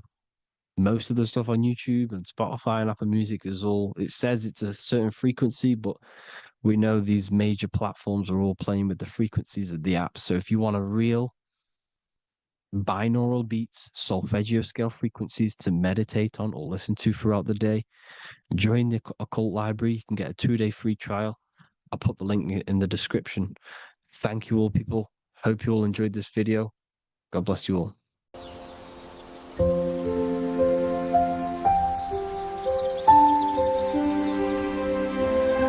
bookofwisdom.com. Visit today.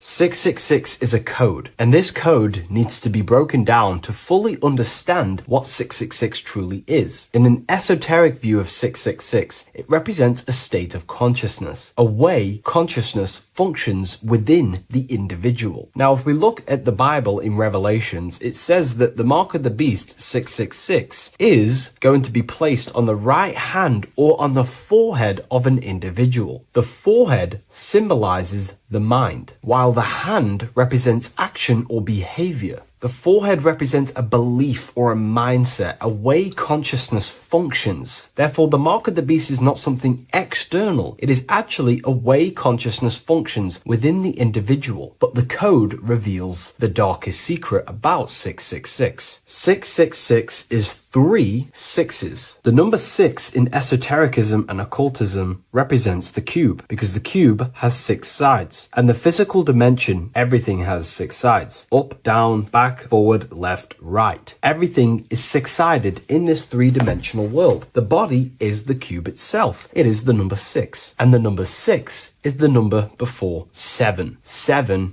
is a divine number. It represents divine perfection, as there are 7 functions and cognitions of the mind, 7 energy centers along the spinal column, 7 major planets for the 7 days of the week, 7 days of creation, 7 visible light spectrums, colors. The number 6, therefore, is often understood as imperfection, as the body is imperfect. The physical form is imperfect compared to our divine spiritual nature. But let's decode the 666 code properly so you can understand this. Now you understand that the number 6 represents the material 3-dimensional world, or the physical body of consciousness. We can then look at the number 3 because there are 3 6s. The number 3 represents the 3 ways consciousness functions. Consciousness thinks, consciousness feels, consciousness acts. We have a mental body, an emotional body, and a physical body. Most people confuse these things to be all one. They think their mind is their emotions and their mind is their brain, and they interlock all of these, but these are actually 3 different bodies of consciousness. Consciousness has many vehicles or bodies it expresses itself in. So the 3 ways that we ultimately create our life, the 3 ways that shift our reality, and the 3 full things that we have full control over are our thoughts, emotions, and actions. If you try and control anything else other than these 3 aspects of life and consciousness, you are then breaking natural law. If you try and control someone else, you are then breaking their will, their natural rights. These are the 3 things you have full control over: your mind, emotions, and your body. Therefore, the number 3 represents the 3 ways that you express consciousness in this life or reality. And the number 6 represents the material body. 666 is the mark of the beast. Therefore, the mark of the beast could be a state of consciousness where your thoughts, emotions, and actions are all directed towards the physical, material 3-dimensional world, leaving no room for true spiritual connection with your higher self, no divine connection to the source or God, giving no attention to your true internal nature, to the self inside the mind. All of your thoughts, emotions, and actions are directed only for physical pleasures, for materialism, for status, for egoism, leaving no room for connection with the divine. And this is the mark of the beast. When people's minds become so obsessed with materialism, chasing desires for the material things, they disconnect themselves from their true internal nature. And we can see this today. People are becoming so obsessed with materialism, money, becoming rich, whatever it is, they're gradually losing connection with their internal self. They think that they are the body. They think that they are these five senses. But ask yourself, if I remove my thoughts, if I turn off my mind, who am I then? Because who most people think they are is a bunch of beliefs in their subconscious mind. Their name, their job, their reputation, their friends. If you remove the mind and no longer think, who are you then? The observer, the pure awareness, beyond the mind, the body, the emotions. That is your true nature. You are the internal thinker. And when that internal thinker becomes so attached to the external physical body and does everything in its power to think, feel, and act only towards the material things, you become disconnected to your true powers,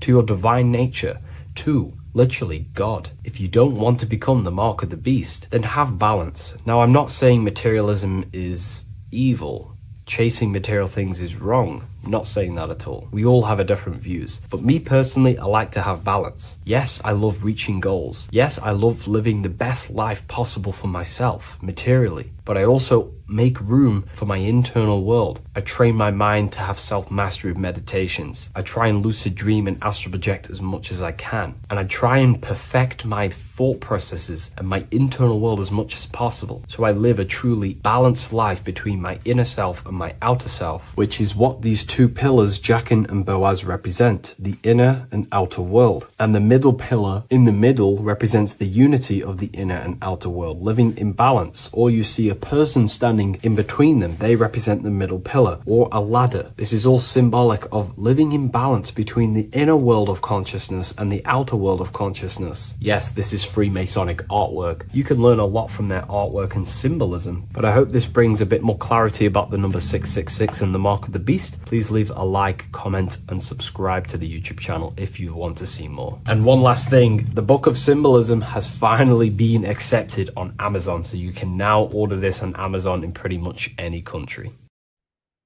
As above, so below. This is one of the most crucial teachings within esotericism, occultism, or what we like to call it today, spirituality. I don't like calling it spirituality because it's not spirituality. I teach human consciousness. I teach the science of you and your consciousness alone and your being.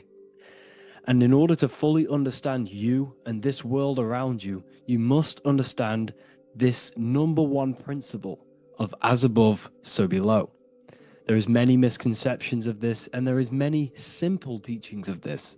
But I'm going to break it down today from the most simplest to the most complex, and you will see the connections between all things.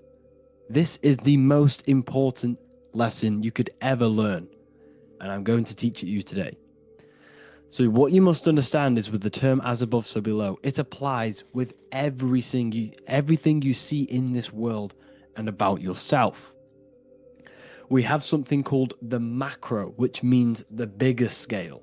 On the bigger scale, we have the whole earth. If we look down from the sky on top of rivers, this is what we see. We see this tree pattern. Then on a smaller scale, we see trees have the same pattern. Then we look even closer. We're going smaller and smaller into the leaves of the tree. We see the same pattern. Then we go even more micro into the human brain and look at the human brain cells, and we see the same pattern. This is proof this is a fractal universe, and everything is in the micro is reflected in the macro. As above, so below. As within, so without. On the macro is a reflection of the micro. So now that you understand this, we can go a bit further. A yearly cycle of spring, summer, fall, winter is a macro. A micro is a daily cycle. So a day is a mini year. The summer is the midday. Autumn is the evening. Night is the winter. And spring is the morning. This is a macro, a reflection. We have a miniature cycle of the zodiac every single day. And this cycle is also reflecting the cycle of life and death. We live, we are born, which is the spring. We live, which is the summer. We then age, which is the autumn. And then we die, which is the winter. And then we are reborn again. This is the cycle of life and death. And you do this every single day. You see, death is a macrocosm of sleep. This is why we say sleep is the cousin of death. Because you die every single night. You do this process of life and death every single day. As above, so below. What's in the micro is in the macro. So when you go to sleep, you are essentially dying. And then in the morning when you wake up, you are then born again. This is a fractal cycle that we live in. Everything in this whole world is fractal. Everything applies to as above, so below. We have the sun, we have the moon, we have the day, we have the night. We have the life, we have the death. We have the conscious, we have sleep. As above, so below. We have the conscious mind, because now we're diving into as within, so without. As above, so below more refers to the external world. As within, so without is referring to your inner world and the outer world. What you must understand is about yourself. You exist in two realms. You're an individual. The dual nature of you. You exist in two realms at once. You have an inner world of your thought, emotion. This is the inner world that no one else can see but yourself. And you have an outer world with a physical body which everyone can see. So you exist in two worlds. You have the inner voice, you have the outer physical voice, which I'm speaking to you with now. But I also have an inner voice, which no one can hear, only but me. So you exist in the light and you exist in the darkness. The sun represents your external self, your physical, conscious mind. The moon represents your shadow self, the inner self, the psyche self, the spirit self. There is an as above, so below. The sun is within you. The moon is within you. Everything is within you. Now that you understand as above, so below, what is your body? Your body is a miniature earth. Let me repeat, your body is an earth. Your body is the earth. Okay? Because like I say many times in all of my videos, you are not in the world. The world is you. You are the universe. Your brain is a computer creating this reality. What you see with your eyes is produced in the back of the brain called the visual cortex. You don't look into the world, the brain produces the world. The body produces the world. When you touch something, you're not actually touching something. This is the electrical nervous system. When you touch something, what you feel is actually electrical signals on your nervous system reporting back to your brain. Therefore, when this body dies, you leave the earth because this body is the earth. Okay? As above, so below. You have the mental plane, the astral plane, the etheric plane, and the physical plane.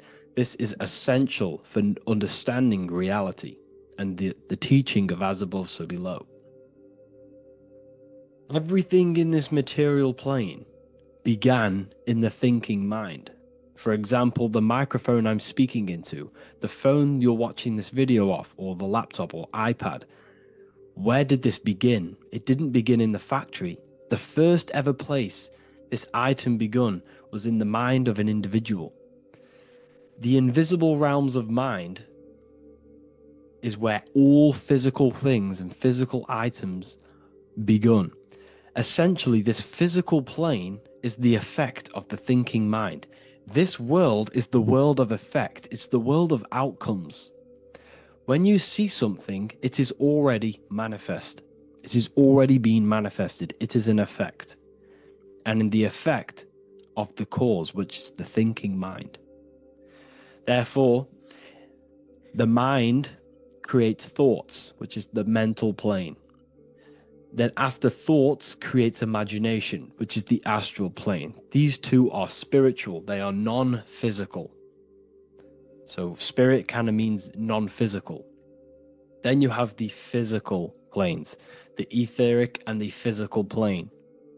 As above, so below. What happens in the mind is manifest on the physical plane. Like I said, the phone that you are holding, it was a thought, and then it brought down into a physical reality. As above, so below. You change the mind, you change your reality. Your environment, the word environment has ment in it because your environment is mental. So now that you understand this, so what is the world around you? The world around you was created by the mind of God. It was manifested through God's thought. So you are living in the mind of God. You are a thought in the mind of God. God thought you into existence. But like I said, we are all fractals. Everything is fractal. If God exists, this means that you are God, as above, so below. God created you through the thinking mind, and he gave you a thinking mind. So God created the macrocosm. God created the macro, the whole world. He designed the whole world, the sun, the stars, the moving. He designed this. But then he gave you the thinking mind to design your own life and create your own life in his world. You are a microcosm of God's macrocosm. Just like God thought you into existence and the whole world into existence, you are a microcosm thinking your world, your reality into existence. You see this now? Everything is a reflection. Everything is a mirror. Everything is fractal. So in order for you to change your reality, you must change these higher planes. Your thought and imagination are the two key aspects of creating physical reality. Every object you see around you was begun in these higher planes of the non-physical, and they were brought out of spirit into physical matter through the thinking mind and physical action. So now we're going to get a bit deeper. The brain is not the mind. Now that you understand, we have spirit and matter. As above, so below. You have a non-physical side of reality and a physical side of reality. The mind is the spiritual brain. The brain is a physical manifestation, a physical effect of the mind. The mind uses the brain to operate in the physical world, and it's the same with the heart. The soul manifests itself physically through the heart. The heart is a physical manifestation of the soul, of the emotion, thought and emotion, the mind and the soul, the brain and the heart, heaven and earth. So you have the inner world and the outer world, the spiritual, non-physical, and the physical. So we are all on this process of awakening and expansion of our minds into new fields of thought, into new fields of awakening ourselves. Because essentially we are born into this world, but you are born many, many times. You can be born physically and you can be born spiritually. Like I said, everything is fractal. So just like when the baby finds out that there is a world outside of its mother, what does the baby do? The baby seeks a way out of its mother, and then the baby is now born into a new world, a world outside of its mother's womb. It's the same with you and your spiritual process. As your mind becomes aware that there are other realities beyond your physical body, it then seeks a way out. And this is why you are probably watching my YouTube, because you are now on the path Something within you has guided you to this path of knowledge, truth, enlightenment, and expanding your consciousness. And it is your soul who brought you here. Your soul speaks through emotion, a guidance. Emotion is the language of the soul. When you feel very bad, this is your soul telling you you're not in the right place. You're doing the wrong things. Because the soul is always unfolding its purpose, which is expansion and learning. That is it. The mastery of the self and the learning of the mind is the only thing that counts in the end after this life.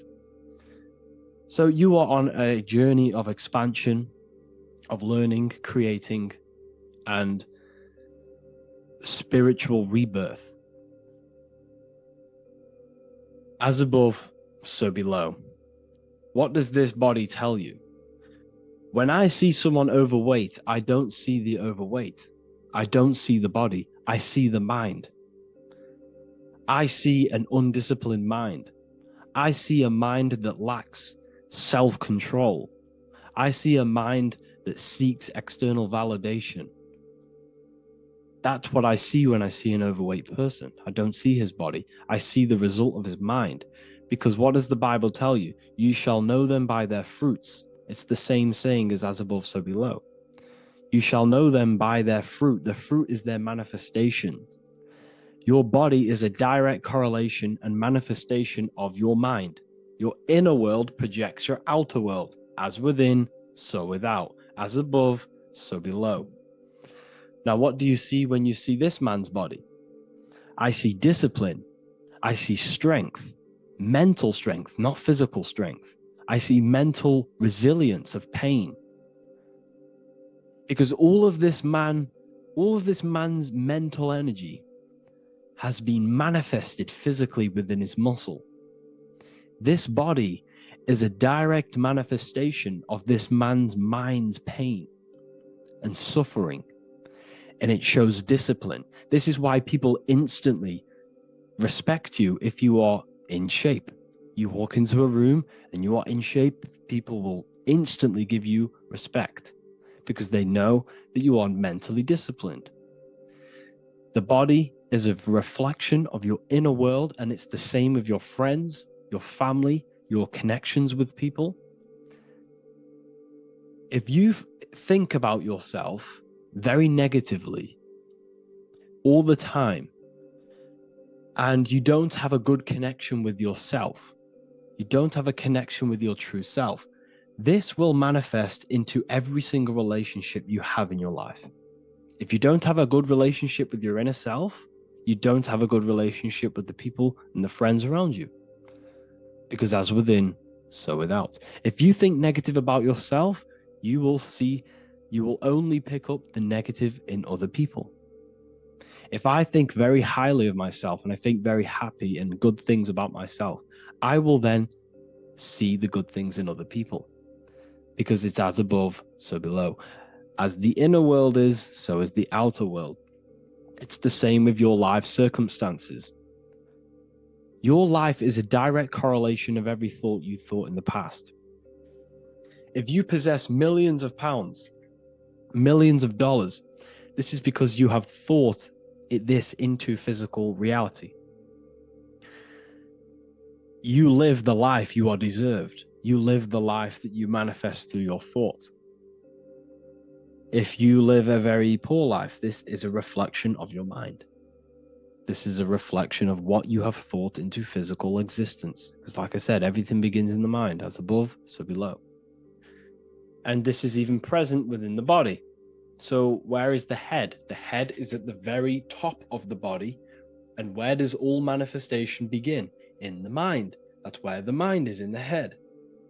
And then the thoughts we think travel down the body into the heart, which is the emotion. Every thought we think is in the emotion. Every thought we think creates an emotion. This emotion then drives the action. Where does the action come from? The feet, because the feet move our body. We move with our feet to take action. Our hands. You see, so the body is even a micro reflection. I can't even say it. reflection of the order of manifestation. This blew my mind when I figured this out.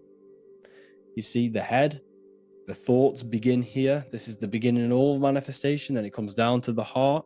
This is the emotion. Then you take the action. The thought and emotion then sparks the action, which is taken with the hands and the feet.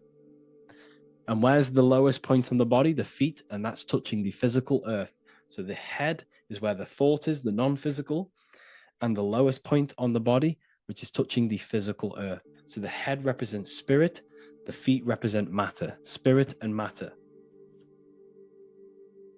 Your room, if I walk into your room and I see a messy room, I don't see the room, I see a messy mind. The room is a reflection of the mind. If you have a messy room, this is your mind. It's an externalization of your unsorted mind, undisciplined mind. So like I said, we are all God, and we must find the God self within us. And I teach all of this inside the Book of Wisdom, Volume 2. This is not just a book, this is a revolution. This is the beginning of a new age with this book. If you have read it, I congratulate you. You should feel very proud of yourself if you have an open mind. You should feel proud of yourself for watching these videos, because not many people have an open mind. Remember this, people. You are special if you're watching these videos. You have the mind. You have the ability to see through the illusion. And I take my hat off to you. You want to take this to the next step? Read the book. Or if you want to take it to the serious levels, join the university. The university, you gain access to every piece of my material that I've ever done, all of my books, all of my lectures that are hidden from YouTube, that are hidden from everywhere else, the lectures that give you real power. And if you feel alone on this journey, we have a conscious community where you can connect with like-minded individuals, because I've been there. I've been there when you feel lonely, because you feel like no one else is thinking the way you are feeling. You can't talk to people about these things because people just think you're crazy. That's why I put together this, so we can connect, so we can unite, so you can connect with people, so you don't feel crazy about thinking about this stuff, learning about this stuff. And if you truly want to level up your life, people, and take your studies serious, this is for you. We do live calls, we do lectures. There's a whole library filled with books you can read. It's the perfect place for the truth seeker. I thank you all for joining. Please leave a like, a comment, a subscribe. Let me know any future videos you want me to make in the comments. Thank you all. Have an amazing day.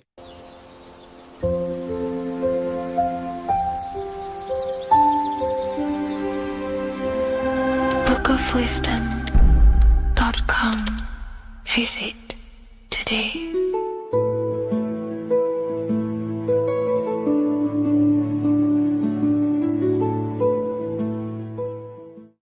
What if I told you the devil is closer than you think, and it's not actually a real person, force, or spiritual entity outside of you, but a being and an aspect of your own mind and psyche? In this video, you will learn exactly what the devil is and the true esoteric meaning of the devil. The first thing we need to understand is that the universe is a mental universe. Look around you. Every action, every building, everything you see around you was begun first as thought in the mind, then manifested. We use the mind to build and shape our reality. The universe, the world, only exists inside of our mind. Therefore, God and the devil exist inside of our own psyche. So first of all, the devil is not a literal being, but a symbol of the lower self. It represents the unmastered, ego-driven part of the human mind, a symbol of destructive thoughts, emotions, behaviors, lives in realms of chaos, fear, hatred, lust, and ignorance. This is why we see the devil as red, because red is the lowest vibrational color on the color spectrum. It also corresponds with the root chakra, which is all to do with survival instincts. Red represents chaotic and intense emotions like hatred and anger. When we are angry, our face turns red. The devil represents our animalistic fundamental needs, our instinctual needs, our survival state of consciousness. We have a survival state of consciousness and a godly state of consciousness. Our godly state of consciousness is creating, not just experiencing in the animal state, but consciously creating reality. This is why we see the devil with a goat head, an animalistic head, and the head is where the brain is. The animal head represents living off instinct, the part of our mind that lives on urges, impulses, and instincts. Eating, sex, power, ego-driven actions, and ego-driven thoughts. Animals are only aware of themselves. Animals live on instinct. They have no ability to consciously create like humans. This is our lower desires for the material world. That's not to say the material world is evil. However, when our consciousness is only seeking material things, this leads us down a path of self-destruction, because nothing material can ever satisfy our soul. Everything material is temporary. Therefore, the devil represents the part of us that seeks only material desires, only material fulfillment, the ways of thinking where we only think about ourselves and ego-driven thoughts. It also represents the unchecked, unconscious self, where we have no mastery over our thoughts, over our emotional impulses, and no mastery over our actions. We're living in instinct and impulsive states, which causes chaos, selflessness, destruction, and keeps us bound to our lower material 3D state of consciousness. It's important to recognize that the word devil was never present in the earliest Gospels. Instead, what was mentioned was a spirit of evil. This distinction is crucial because it underscores that the idea of the devil, as popularly conceived, does not actually exist as an independent entity. Rather, it is a personification of the lower aspects of the human mind, a facet of our own consciousness. The term spirit of evil was not meant to denote a specific deity or being, but rather any force of negativity, whether it manifests as a destructive thought, emotion, or action. A spirit is a force, an energy, and we have three forces that create our reality: thoughts, emotions, and actions. We have full control over these three aspects, which transform and mold reality. A destructive thought, a destructive emotion, a destructive action is a spirit of evil, and it originates from the darker aspects of the human psyche. So now, because we're on the topic of the devil, we have to look at the pentagram, which is obviously connected to the devil heavily. The upright pentagram represents spirit, air, water, earth, fire. Upright, which represents spirit, the most important element on top of the earthly elements, showing spiritual principles over material principles. As spiritual beings as we are, we have to put our spirit first, our higher self first, and material things second. Why? Because material things never satisfy us long term. Seeking material fulfillment will leave us feeling unfulfilled in the long run and very unhappy, and we can lose ourselves in illusions. We have to put our spiritual principles first. Seeking wisdom, knowledge, connection to the divine, and connection to our higher self is what gives us true fulfillment in our hearts and souls. But when we see this pentagram inverted, we now have spirit on the very bottom, which now represents earthly principles on top of the spiritual principles. We're putting our earthly elements on top of our spiritual element, which this inverted pentagram represents no longer caring about spirit, no longer caring about our invisible internal world, and only caring about this external body, food, sex, material things, cars, money, and all the things outside of us, the world outside of our mind. This is what true Satanism is. Satanism is not worshipping an external deity, but it is worshipping the self, only fulfilling the ego's desires. This is what true Satanism is, and we have all been conditioned to live in this state. Satanists want us to believe that there is an external deity called Satan or the devil, and the reason they do this is because they trick us, making making us believe that we are not Satanists, while they are actually conditioning us to be self-seeking, ego-driven people, where we only care about sex, food, material things, and money, which is actually conditioning us to be Satanists. 80% of the population today are unknowingly involving themselves in Satanism, which is ego-driven thoughts, actions, and emotions, dwelling and living in this state, where we only care about ourselves. When we are spiritual, we realize we are all one. We are all one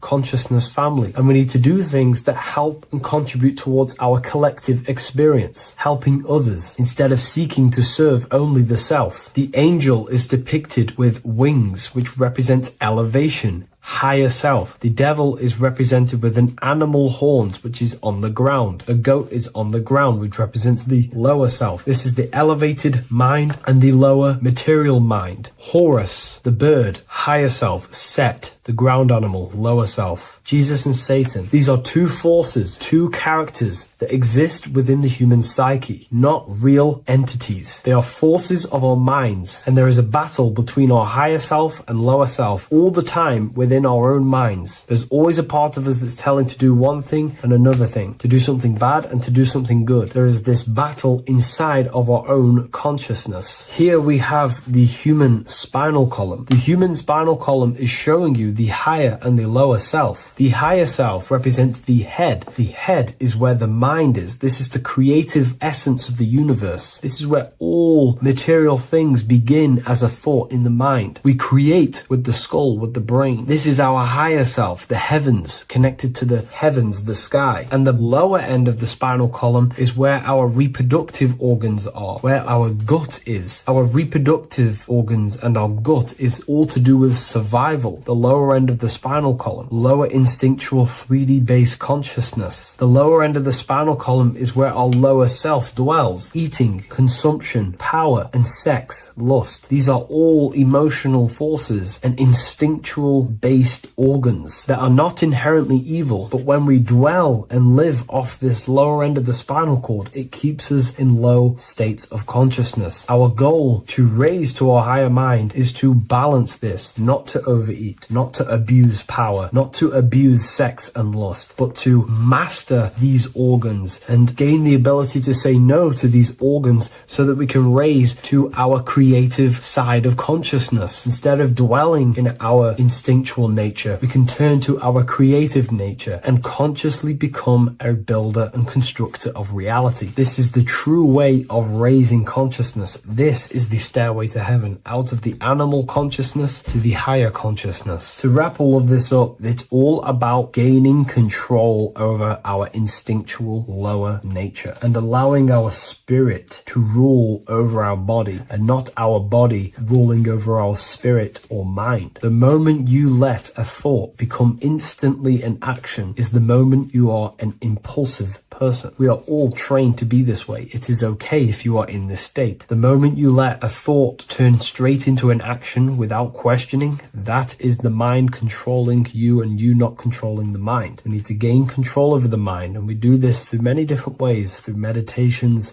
affirmations, and discipline. We slowly gain control over our minds. And once we gain control over our minds, we gain control over our thoughts, and we gain control over the attention that we give certain thoughts. We can then start to uplift our mind, our thoughts, out of our instinctual state to the higher mind. If you wish to learn more about consciousness, I'll leave a link in the description for the Book of Wisdom, Volume 2. What is good, people? How are we all doing? Today we're going to be talking about the different planes of existence, the occult side of the world, the things they don't teach you in school. And of course, you can only find that on this channel, so welcome. So you need to understand is that your consciousness moves through these different planes of existence, these different states of consciousness, which make up all of you. Okay? They are all interlocked planes. They are all interpenetrated into each other. They are all one. They melt into the plane above and below. You see, each plane is a product of each plane. As above, so below. Now, the higher you go, the more fluid, the more dreamy, the less dense it becomes. The lower you go, the more denser it becomes, the more solid it becomes.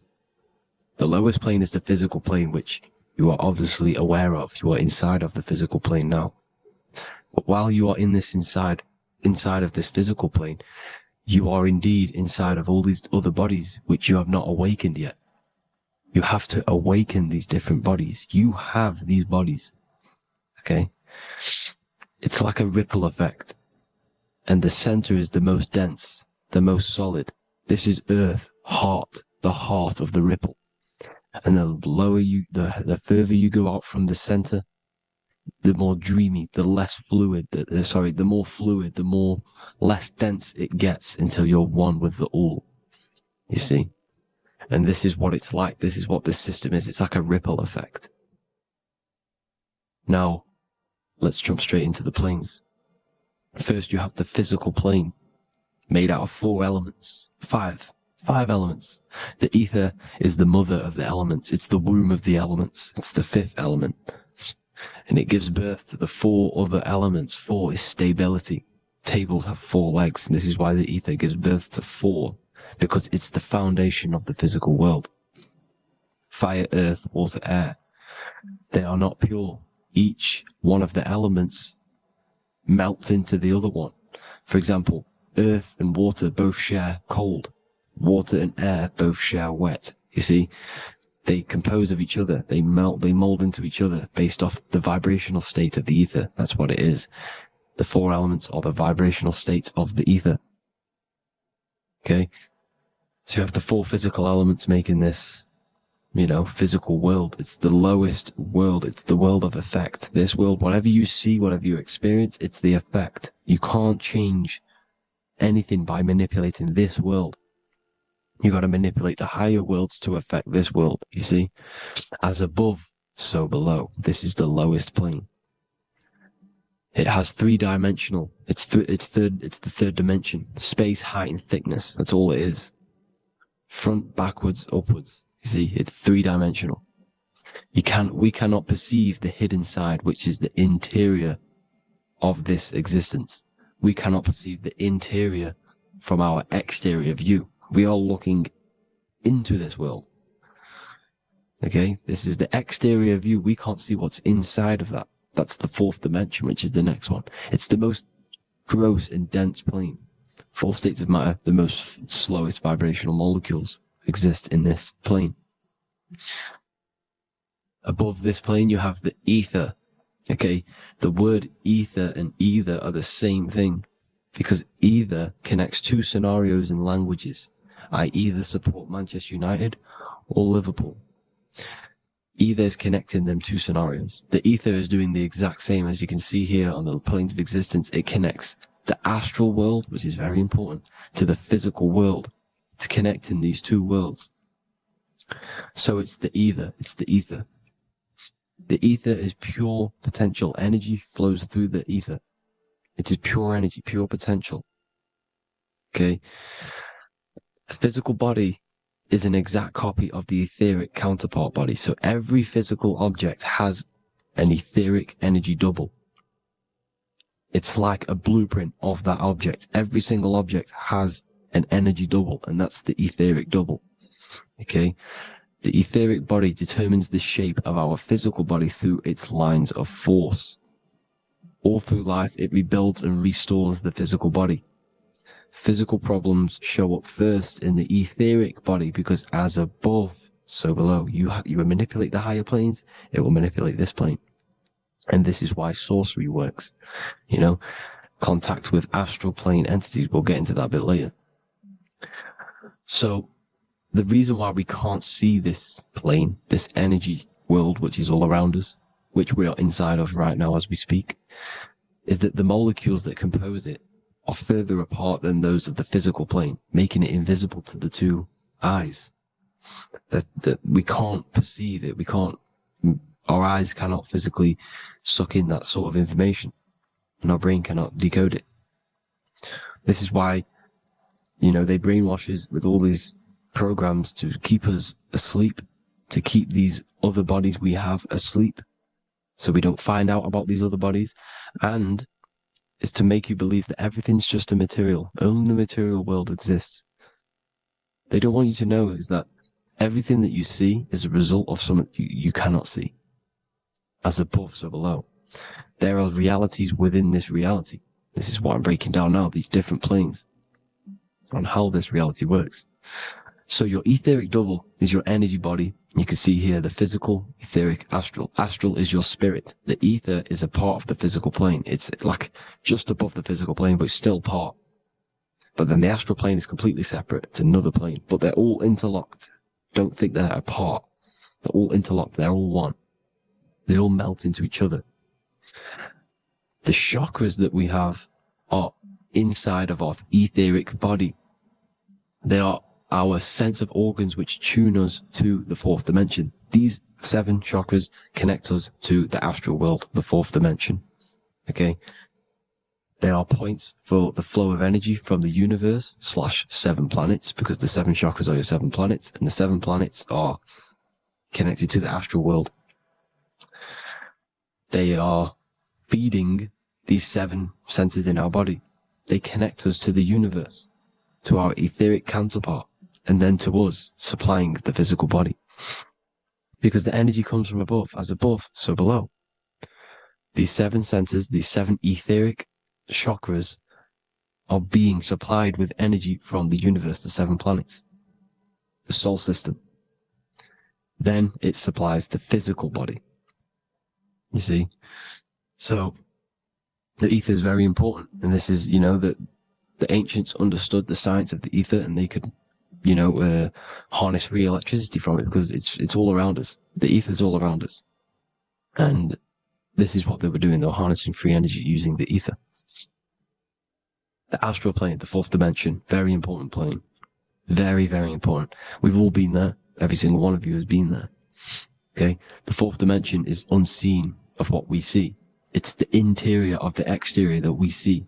We see the third dimension, but we cannot see beyond what's making this third dimension. This is the fourth dimension. Okay? It's the dream world. This is where you go when you dream. Okay? This is where you go when you dream. It's the place of disembodied spirits or ghosts, entities, whatever you want to call them. When you hear ringing in your ears, that is not tinnitus. That is an entity around you. Okay? That is an entity around you. The fourth dimension is where thought forms exist. Mental images. Thought forms as in what you see in your mind when you think of an image, because the mind is the highest plane of existence. Mind is the highest plane of existence. And it manipulates all of the planes below. So it goes the mental plane, then the astral plane. So the thought is in the mind, the mental plane. That just the thought alone, no image, but then the form depiction, the thought form exists. It manifests in the astral plane as a sort of image, an entity, a living conscious being. So this is why thoughts are things. You see, thought forms exist within the fourth dimension. So when you imagine something, when you are, for example, right now, look into your hand and imagine there's an apple in your hand. If you can see that, you are seeing into this fourth dimension. You can only see into this fourth dimension using the mind's eye, not the 2 eyes, the mind's eye. When you shut off the 2 eyes into darkness, the third eye opens. The mind's eye is open. And you can see, this is astral travel. You got to work on astral travel. And you will see this astral plane, this fourth dimension. And there are 3 different sections to this astral plane. Higher, middle, or lower. So yes, there is a kind of a heaven and hell. And a middle, Midgard. Heaven being the higher vibrational entities manifesting higher vibrational thought forms existing there. The lower vibrational thought forms existing in the astral plane. But these thought forms are beings. You can create these beings. They're called elementals. Okay? If you entertain specific thoughts for long enough, this will plant a seed and it will grow. If you so for example, you have a bad feeling or whatever, what's a good example? Unforgiving someone. You keep that energy inside of you for long enough, it will manifest in the fourth dimension. You entertain that thought long enough, it will manifest.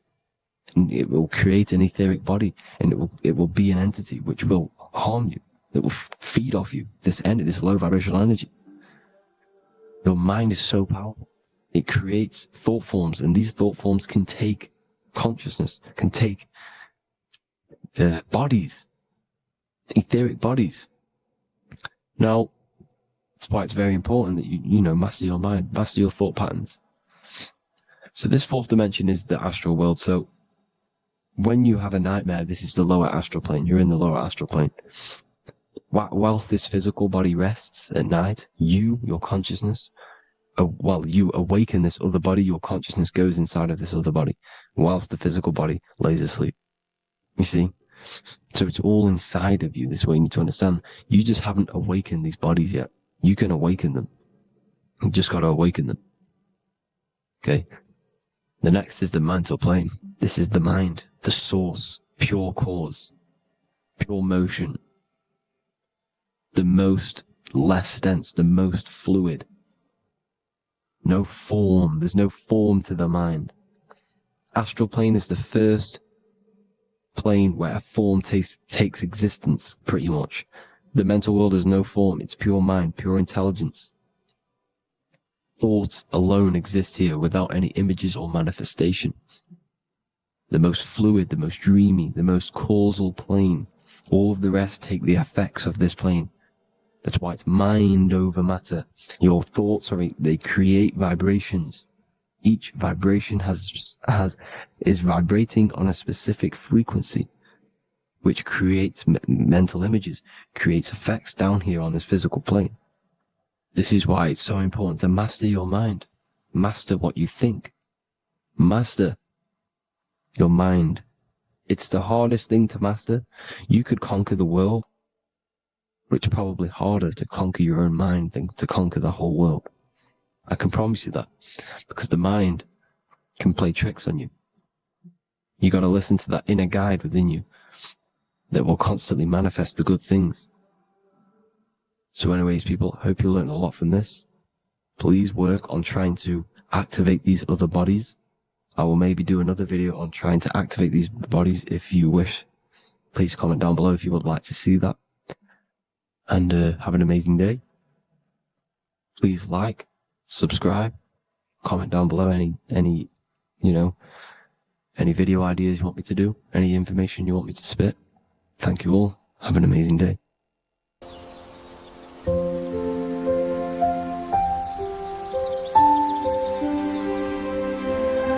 bookofwisdom.com. Visit today.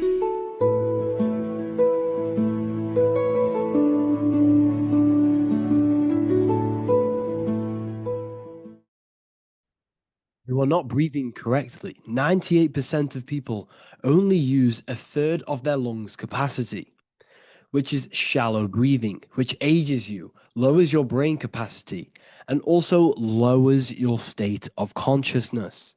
So it's essential that you breathe consciously on a day-to-day basis, because this is what truly elevates your consciousness. I am going to give you the key for you to raise your consciousness just through breathing alone. Such a simple thing, but yet the most effective way for raising your state of consciousness and becoming more spiritually and mentally advanced. So tune in for this video, and I'm going to show you exactly how to do it and the symbolism behind breathing. Air is more than just air. It carries electromagnetic energy. So now I'm going to give you the science behind this spiritual truth. This invisible force is what sustains all physical life, providing the life force energy essential for existence. Electromagnetism. Everything is fed off electromagnetism. Your body is an electromagnetic battery. Now, we can prove that air carries electromagnetism just by doing a simple test, a simple scientific experiment, by getting liquid oxygen and pouring it between a north and south magnetic pole, two polar opposite magnets. We see that the liquid does not fall straight through it. It is sucked, it is magnetically attracted to these two opposing forces, opposing magnets. This is proof that air, liquid oxygen carries electromagnetism. When you are breathing electromagnetism, the essential life force behind all living beings. This is known as energy or prana, chi, ether, or spirit. This is all the same thing. Air is not just empty space, it is energy, it is prana, it is life force, it is spirit, it is ether, chi, prana. You are an electromagnetic being. Your consciousness is in direct correlation with your electromagnetic aura or biofield around your body. Your state of consciousness is mirrored within this field around your body. Now, your breath, when you breathe in, you're breathing electromagnetism or life force. Breath is the vital link between the physical and the spiritual, bridging the body with the soul. Through breath, we connect with both tangible world and deeper, the unseen realms of energy and consciousness. Breathing deeply and properly elevates our consciousness, enhancing the brain's functions, heightening the sensitivity of our five senses. It also brings a profound calmness to the mind, creating a state of clarity and inner peace. Like I said earlier, breathing properly is the fastest way to elevate your consciousness. It is the fastest way because breathing, when you stop breathing, what happens? You lose physical consciousness. Your body will shut down if you do not breathe in this vital electromagnetic energy in the oxygen. If your body does not get this for 5 minutes or however you can last without breathing, this makes you lose physical consciousness. Your body will not survive without this essential life force energy. Therefore, air is one of the most overlooked things. This is why we see the symbolism of Buddha having a big belly. Why does he have a big belly? Because it's symbolizing breath work, proper spiritual breath work, the certain teachings of breath work, of when you breathe in through the nose, you have to breathe in through the nose. You don't want to breathe in through the mouth because the nose acts as a filter which catches dust particles and filters out the air before it enters the lungs. The mouth does not do that. The nose is for breathing inward. We breathe in through the nose, and when we breathe in, we breathe into our belly, not our lungs. When we breathe into our belly and our belly expands outwards, we are then moving this energy down from the nose down the spinal column. And when we breathe back out, the belly goes in, which is raising the energy up the spinal column, back out through the mouth. This is the true way of breathing, because when we breathe, we are moving energy. We are moving electromagnetic energy. When we breathe in through the nose, the energy travels down the spinal column. And when we breathe out, we are raising this energy back up the spine, some of it going out the mouth and some of it reaching the brain, activating dormant brain cells in the brain. But when we breathe, we need to make sure we are using 100% of our lungs' capacity, because the lungs is what transforms this special energy into consciousness, physical consciousness. So this is why Buddha has a big belly. It's not because he was fat. It's not because he was overweight. It's symbolism. It's symbolism of breath work. So try this. Do this for 2 minutes while you watch this video. Breathe in through the mouth as hard as you can until you no longer can fill any more air into your lungs and belly. Breathe it into your belly, not your lungs. And breathe out through the mouth. Do this for 5 minutes or 2 minutes, however long. I promise you, breath affects your consciousness. You will notice the difference. If you do it quicker, the quicker it'll affect your consciousness and you might go lightheaded. But that lightheaded is you activating your spirit, your energy body. So try this just when watching this video. When you breathe consciously, you are renewing both your energy body and astral body, aligning your consciousness with a higher state. This practice feeds new life force energy into the body, revitalizing and enhancing your overall well-being. Like I said, your brain requires the most amount of oxygen. When we have shallow breathing, this is reducing the brain's capacity. Because when we are not breathing properly, which 98% of people are only using a third of their lungs capacity, we are essentially only using a third of our consciousness, because your breath is directly correlated to your consciousness, your state of consciousness. When you breathe in through the mouth, out through the mouth, out in through the nose, out through the mouth, consciously and deeply for 5 minutes, you will notice that your senses are more powerful and sensitive. Your brain is quicker.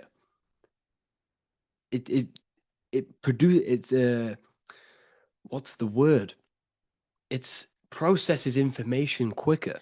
You become quicker. You become a superhuman, and you feel more spiritual because it activates your spirit, your astral and energy body.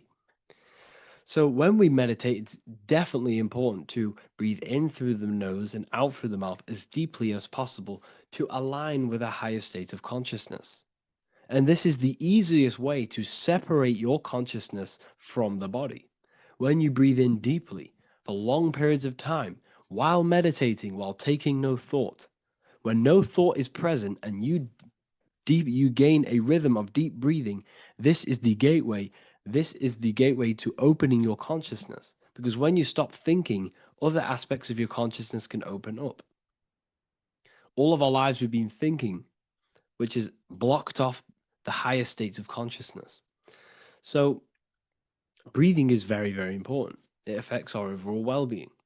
And this is Yahweh, the in and the out of breathing. When we breathe in, this is Yah. You can hear it. It sounds like Yah. And when we breathe out, that is Way. This is the name of God, apparently. But God is within you. You can connect with God. You can connect with source consciousness within you by breathing, by raising your state of consciousness through breathing and meditation. This is why the Bible tells you the Spirit of God has made me, and the breath of the Almighty gives me life. You are consciousness. You are God. You're an extension of God's consciousness. Job 27:3. As long as my breath is in me and the Spirit of God is in my nostrils. The Spirit of God is through breath. John 20:22. And when he said this, he breathed on them and said to them, receive the Holy Spirit.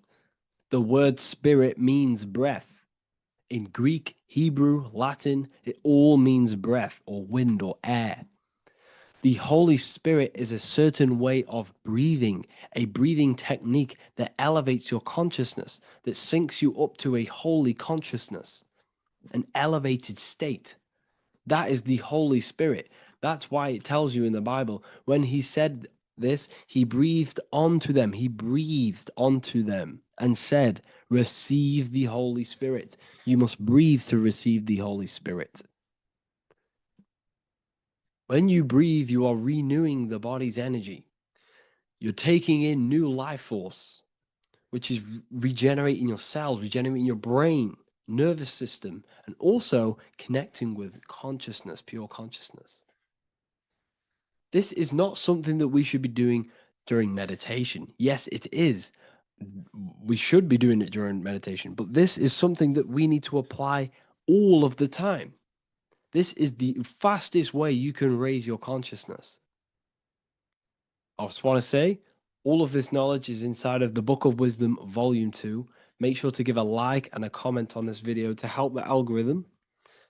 And let me know what you think about the last book or this book if you have read them, to let the new people know what they're looking at with this book. This is truly life-changing, the Volume 2 and Volume 1 is truly life-changing. You can get them in a bundle also. Learn hidden knowledge inside of the Ethereal University. This is where truth seekers belong. I'm not here to try sell you this, but this is the place for truth seekers. And if you are serious about your spiritual journey and serious about gaining knowledge, which gives you the advantage over life, join Ethereal University. This will definitely help you. Thank you for watching this video. Please leave a like and comment. Make sure to give me any suggestions on videos you want me to make in the future. Thank you all.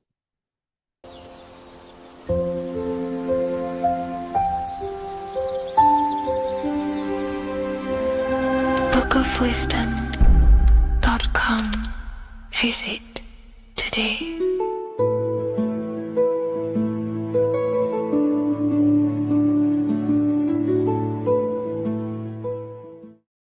The scariest thing about having your first out-of-body experience and leaving your body is the realization that you have after. You realize everything you've been told about yourself, reality, the earth, what you're doing here on earth is a complete, utter lie. Your self-belief of what reality is and what you are is completely shattered. You now fully understand that you are more than your physical body that you inhabit. My first out-of-body experience happened a few years ago, but before all of that, I remember being a child, going to bed and closing my eyes, and I remember as a child feeling like I was floating above my body and moving. And maybe subconsciously this has led me into knowing intuitively that there is more to reality, and I've gone down this path of esotericism, occultism, consciousness. Maybe that has led me to this, I don't know, but I've always had this subconscious intuition in my mind that there's more to reality than what we've been told. And maybe it came from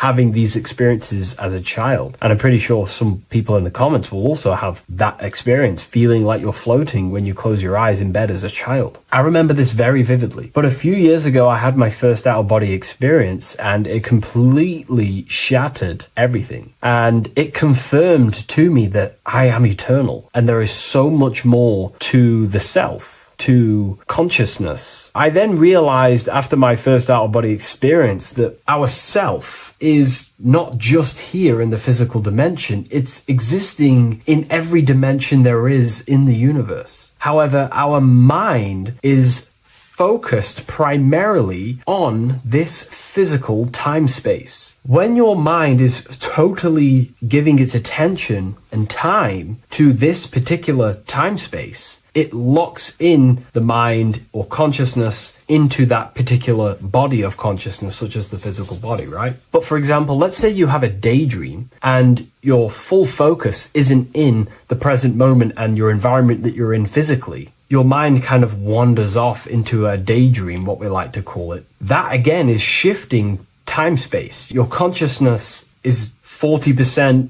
here in the physical plane, because your body's there, but then the other 60% is in this daydream, this imagination. So you're shifting time space, and what an out-of-body experience does is allow your mind to reduce that attention to the physical body and access attention to this altered body or dimension of consciousness. So I'm going to give you the story of my first out-of-body experience, because I know when I was researching this, I was always looking for personal stories about someone's out-of-body experience, and there's not many out there, to be honest with you. Well, based off my research, I couldn't find many, you find a few, but I'm going to give you my experience of my first out-of-body experience that happened a few years ago. It was early in the morning. I kept on waking up and falling asleep to my alarms. I went back to sleep after waking up for like the third time in the morning. When I fell back to sleep, that is when I had my out-of-body experience. It's also good to mention that I have been listening before that about podcasts, books about out-of-body experiences, astral projection, and things along them lines. So this was stored in my subconscious, this topic. And I had a desire in my heart to actually experience this for myself. Long story short, I went back to sleep early in the morning because I kept on waking up, and it began with this tingling sensation, a high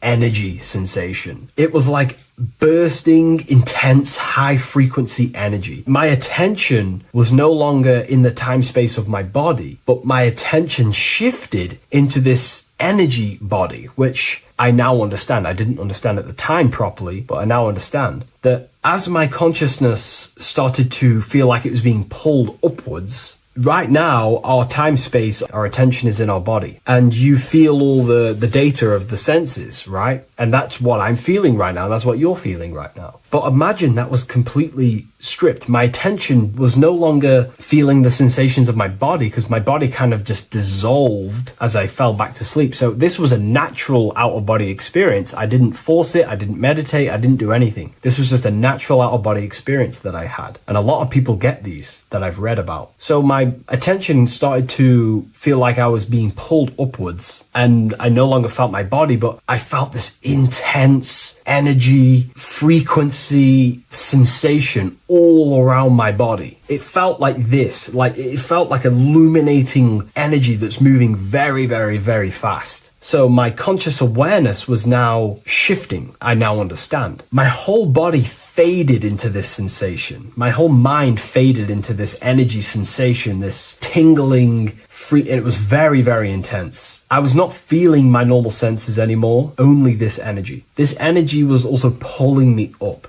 The more I was lifted up, the more intense the frequency became. So think of it like just a frequency resonator, how it just goes up and down, up and down. But then imagine the frequency resonator just going higher and higher and higher frequencies, and it would just get more and more and more intense. The energy was moving faster. This tingling was faster and faster and faster as I was being pulled up. Part of my mind began to fear this. My arms and legs grew very tense. I started to tense up because at this moment in time of the experience, I was very vaguely conscious. I was half there, half not. And as I was being pulled up, my physical body started to tense. And this is again when I started to feel my body again. But then I remembered what I heard out of body experiences is that you have to submit to the process. If you try and force an out-of-body experience, it will never happen, because an out-of-body experience is not truly out of body. What we're trying to do is trying to find a needle in a haystack. If you're trying to find a needle in a haystack, you don't go rummaging through the haystack to find the needle. What you do is you burn the haystack and then the needle reveals itself. It's the same with an out-of-body experience. We dissolve the senses of the body, so the body falls asleep, but the mind stays awake. As soon as I let go of this fear and I let go of the tensations in my body,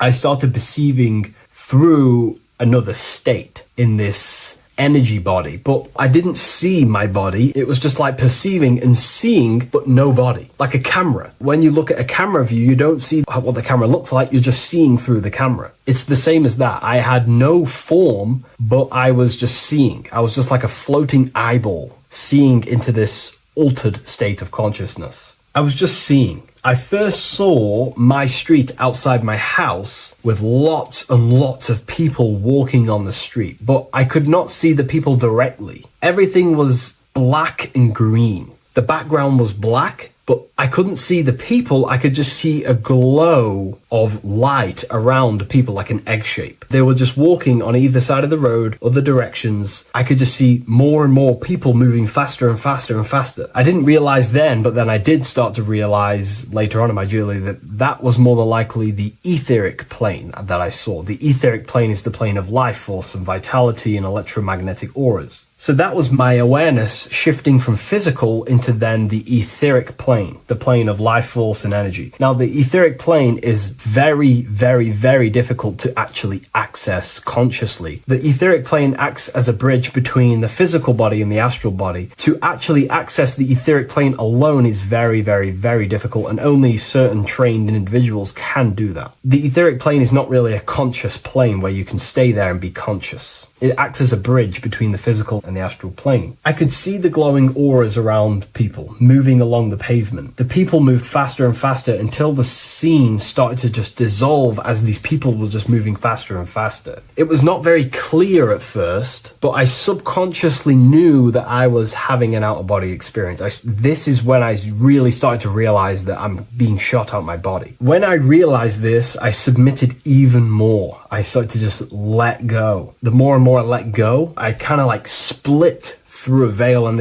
everything became super clear. Before, in the etheric plane that I think it was, the ethereal plane, things weren't very clear. I could only just see glowing auras. However, as I split through the veil of the etheric, this bridge, this place that I was going to, I then split and everything just came super, super clear. I was floating in the sky. I subconsciously knew that I was having an out-of-body experience when I realized this. As I was still being lifted upwards, I then split through the layer where everything just suddenly became super clear. But then I was awake, fully conscious, but I was not in my body. I was just like a camera in the sky. I had no body, no form. I could just see. When I entered this plane, there was some sort of voice guiding me through this whole process. It was a male voice, and it was basically guiding me where I was going. It was telling me what I can do here. This voice was pretty much saying, you can fly, you can think things into reality, you can do this, you can do that. While he was saying this voice, there was no being around me, but I felt a presence of another being. But this voice was just speaking to me mentally. Like, you can't hear it, but I just knew what it was saying.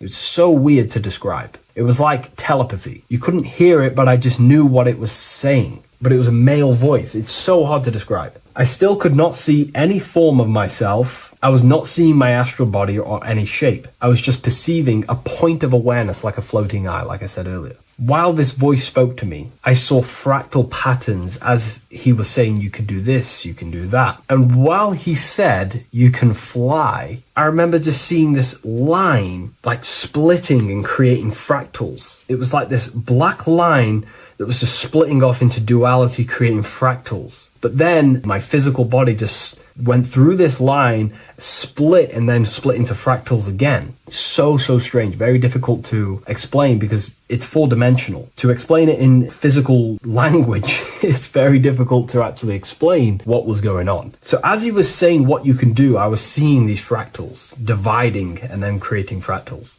When he says you can think things into reality or something along them lines, my awareness just did a full 360 as if I did a backwards flip. I had no conscious control over this. That's something that you later develop as you keep having these out-of-body experiences. Your first out-of-body experience, you probably won't be able to control what's going on, but you will have an out-of-body experience if you seek them. I could see all around as I rotated. I looked all the way down and then back to my original angle and point of awareness. During that rotation, when I started to turn upwards to do the backflip, I looked up and it kind of looked like the sun in the sky. It was very dark and gloomy. I think now I know that was more than likely the lower astral plane because very dark and gloomy. And it was very kind of dense there. I looked up and I could see this. It was like the sun, but it was white, pure white light. And it was shining down over the astral plane. And that was the only light in that place. That's why it was so dark and gloomy there. And I then realized in that particular state, at that time, I thought that was God. I don't know what it was. Maybe it was, maybe it wasn't. Maybe it's the light of the higher mental plane shining through into the astral. But I looked up at it and I realized that was God. That was the source. That was the higher dimension beyond the astral plane, which is the mental plane, the higher astral planes and then the mental planes, the planes of thought. Then once I saw that, I was in complete shock. As I rotated backwards even more, I then get the view of seeing down, completely down, like a bird's eye view. And I could see like an old medieval gloomy town. It was dark, almost night, with very little light. The only light present was the light from above. The town was old-fashioned, gloomy, misty. I looked over it from above. Then the experience began to fade. I don't remember anything after that process. But I'll be honest with you, the process of leaving my body for the first time was extremely intense. The frequency, the energy were overwhelming but powerful. Letting go and choosing to have no fear was the key to that experience. Just to give you a little bit more wisdom on what I actually experienced now, what I realized what was happening,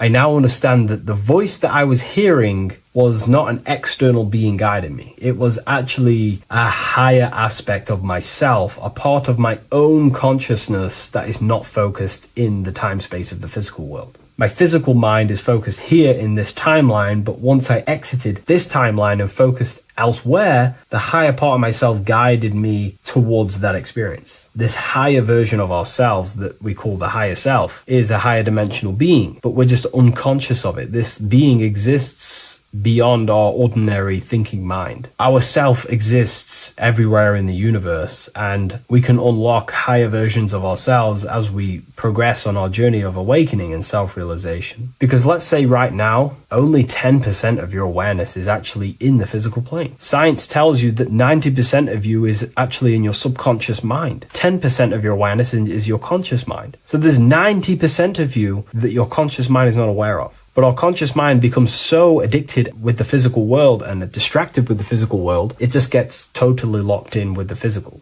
And we never pay attention to the hidden aspects of ourselves, the unconscious aspects of ourselves. And that's why everyone in the esoteric and occult space talks about gnosis, seeking knowledge of self. Gnosis is not knowledge, it's knowledge of self obtained through direct experience. So gnosis is about rediscovering who you truly are. And another bit of wisdom that I could give you from this is that the observer is the same observer that is observing this video right now. You're watching this video, but who is the one seeing the screen? Who is the one seeing the screen of your reality, of what you call life? There is an inner witness consciousness within you who experiences and observes your thoughts, emotions, and actions, experiences and observes the screen you call reality. And that witness also witnesses your dreams. When you shift your awareness from your time space of this body into your dreams, that same witness is witnessing your dreams. So when you meditate, connecting with this witness aspect of our consciousness really does help to excel the process of having an out-of-body experience. Because a lot of people have out-of-body experiences, but they don't understand what's actually going on. They don't understand the nature of it. But it's all mental. You move mentally in that dimension. You create mentally in that dimension. The same that you do in this dimension, but just on a quicker scale, because things manifest in the astral plane instantly as soon as you think of it. Just like the screen in your mind, you think of something, you have a screen of an object in your imagination. That plane, it manifests instantly, but down here, it takes a longer time for things to manifest and condense. Once you understand that thought rules the universe, thought is the creative force of the universe, you start to understand, these different dimensions and these experiences that you have. But really connecting with that witness consciousness, that part of yourself that observes everything, really does help with excelling the process of having an out-of-body experience, or mystical experiences, or lucid dreams. Because connecting with that witness consciousness just makes you more conscious. Even in your physical life, staying conscious. Most people aren't conscious. They think, feel, and act unconsciously throughout their day, and they unknowingly create their reality. Connecting with that witness consciousness allows you to actually stay conscious over your thoughts, emotions, and actions, because they are giving birth to realities. That's pretty much my experience, my first out-of-body experience. What that did for me was make me so much more confident and powerful. Most of my fears just disappeared overnight. The fears of death, the fears of unknown, the fears of that I had of things shattered, disintegrated, because I understood that I am eternal. No one can use death against me to control me, because I know I am eternal. I now take riskier actions because I know I am eternal. I know that I will never truly disappear or die. So it really, really does help you, and it gives you a lot of internal power, because no one can make you scared of anything. You should not fear someone who can hurt you physically. You should fear someone who can corrupt your soul. That is the worst thing, who can corrupt your internal world, because that is what truly matters. So I hope this helps you understand out-of-body experiences. Hopefully this can help you move along in your journey. It's good to hear other stories, because this is exactly what I was seeking when I was researching this stuff. Maybe in the future I can share some more stories about my out-of-body experiences now I'm a bit more advanced. But yeah, please leave a like, comment, and subscribe on the video, and thank you all for watching.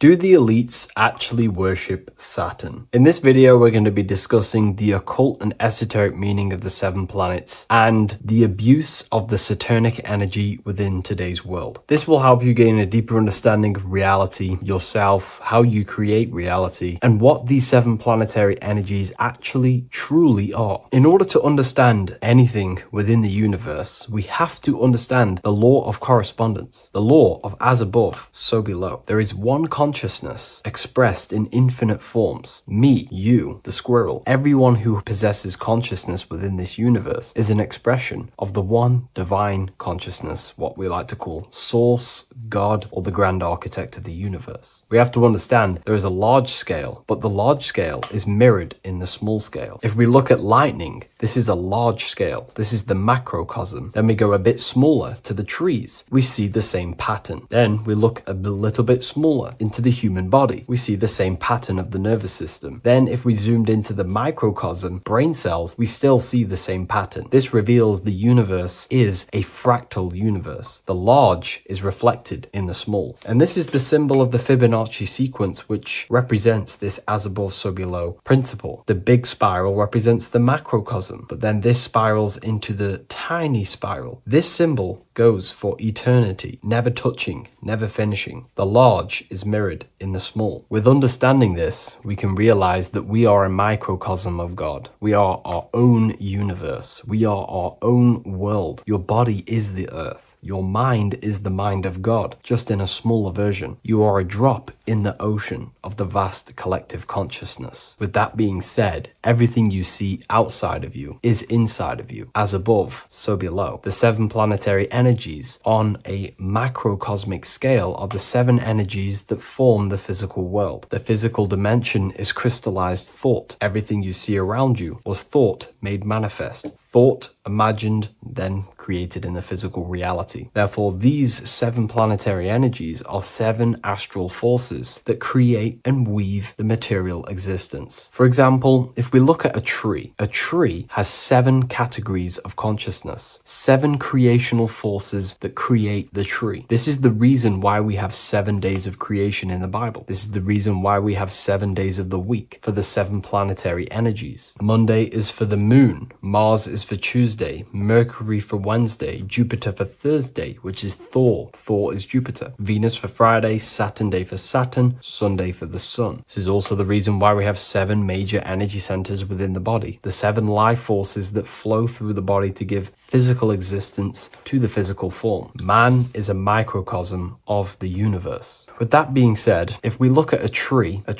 is nature, and nature is the macrocosm, the creation of God's mind. And if we look at the tree, we can see 7 creational categories that go into create the tree. For example, the stem of the tree, the trunk, represents the sun. The root system, the base of the tree, where the tree grows out of, is Saturn. If we look at the fruit of the tree, that represents Jupiter. The smell, the look, the colors of the tree, that's Venus. How the tree communicates with other trees through the root system is Mercury, the intellect, the intelligence, the communication. The leaves of the tree is the moon. The defense mechanism of the tree, how it defends itself from infections and other territories, is Mars. So we can see all physical matter, all physical creation demands these 7 categories of consciousness, these 7 planetary forces. But again, that is the macrocosmic scale. The macrocosm is reflected in the microcosm, which means you have access to these forces, these 7 planetary energies, and you use them to create anything in reality. You've been using them maybe unconsciously your whole life. For example, this book that I've created, the Book of Wisdom Volume 2, you can find it in the bio if you're interested in reading it. It has the 7 planetary forces that go into this tree, into this book. I used the sun, which is my passion and my drive to take actions. I used Mercury, which is my intellect, my thinking, my communication. I used Venus, the layout, the look of the book. I use Mars, my defense of my work, my trademark, my copyright. I use Saturn. Saturn is my time, my discipline, my attention. I use Jupiter, which is the why, the reason why I created it. I used the moon, which is my care. My care is the generative force. Whatever you create in your reality is because you care. You care about keeping a house above your head. Therefore, you go to work and earn money. Care is the driving force to create anything in reality. What you see right now watching this video is because you care about watching this video. If you lose care about watching the video, you will turn it off and continue to do something else. All creation demands these 7 forces, hence why we have here a midsection. Sometimes we see the symbol of the earth, which is a circle and a cross in the middle, because these 7 forces create earth. But again, this video is specifically aimed to Saturn. We're going to be discussing Saturn's Saturnic energy because there is a lot of misunderstanding in today's world, and I'm going to give my perspective and my research on the energy of Saturn and how we use it and how it's being abused in today's world. Saturn externally, because remember, we have an external world, an internal world, a macro and a micro. Saturn externally in the material plane governs the foundational and enduring aspects of existence, such as the roots of plants, the bones of our body, even the insects that dwell beneath the ground. It represents the dull, hard, unyielding forces of life, symbolizing structure, limitation, and conditioning. Under Saturn's influence, things become rigid, bound by the god of time, bound by restriction and boundaries. In Roman mythology, Saturn is revered as the god of time, ruling over the cycles, beginnings, and endings. This connection with this emphasizes Saturn's role in marking the passages of life, aging,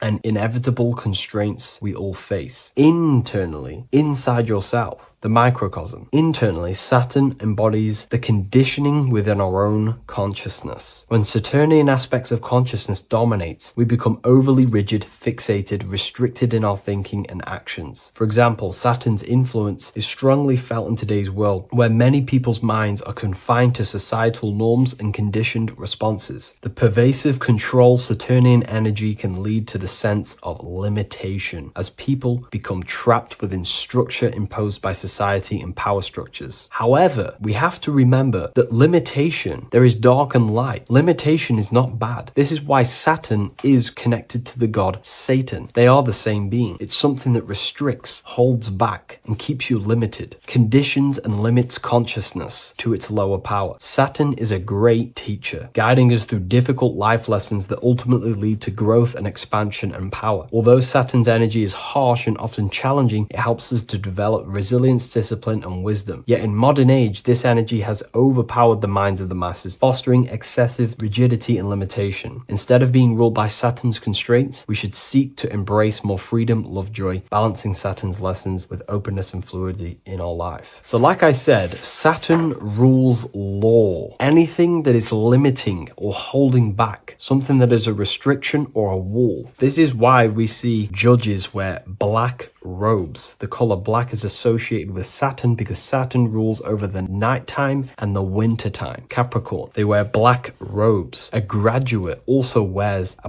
black robe with a black square cap on its head because black is associated with Saturn, restriction, limitation. University graduates wear this. Personally, not to offend anyone, these educational systems that we have in today's world are not here to give you power, to find you the power of consciousness or yourself. They are simply to restrict you, to keep the mind limited in a certain belief system. That's not to say the things in university are completely useless, but what I'm saying is it is a conditioning by the educational system. And if we actually look at the top of the hat, it's a square over a circle. And in Freemasonry, we see the compass on top of the square. In Freemasonry, we see the square underneath the compass on top of the square. The square creates squares and the compass creates circles. So this is symbolizing the square, which is matter, the circle, which is spirit, matter over spirit when it needs to be spirit over matter. This is a symbol of conditioning, limiting the mind into being locked in the five senses and base consciousness. Saturn's energy is keeping people restricted. This is why there is so much Saturn symbolism in today's world, because Saturn is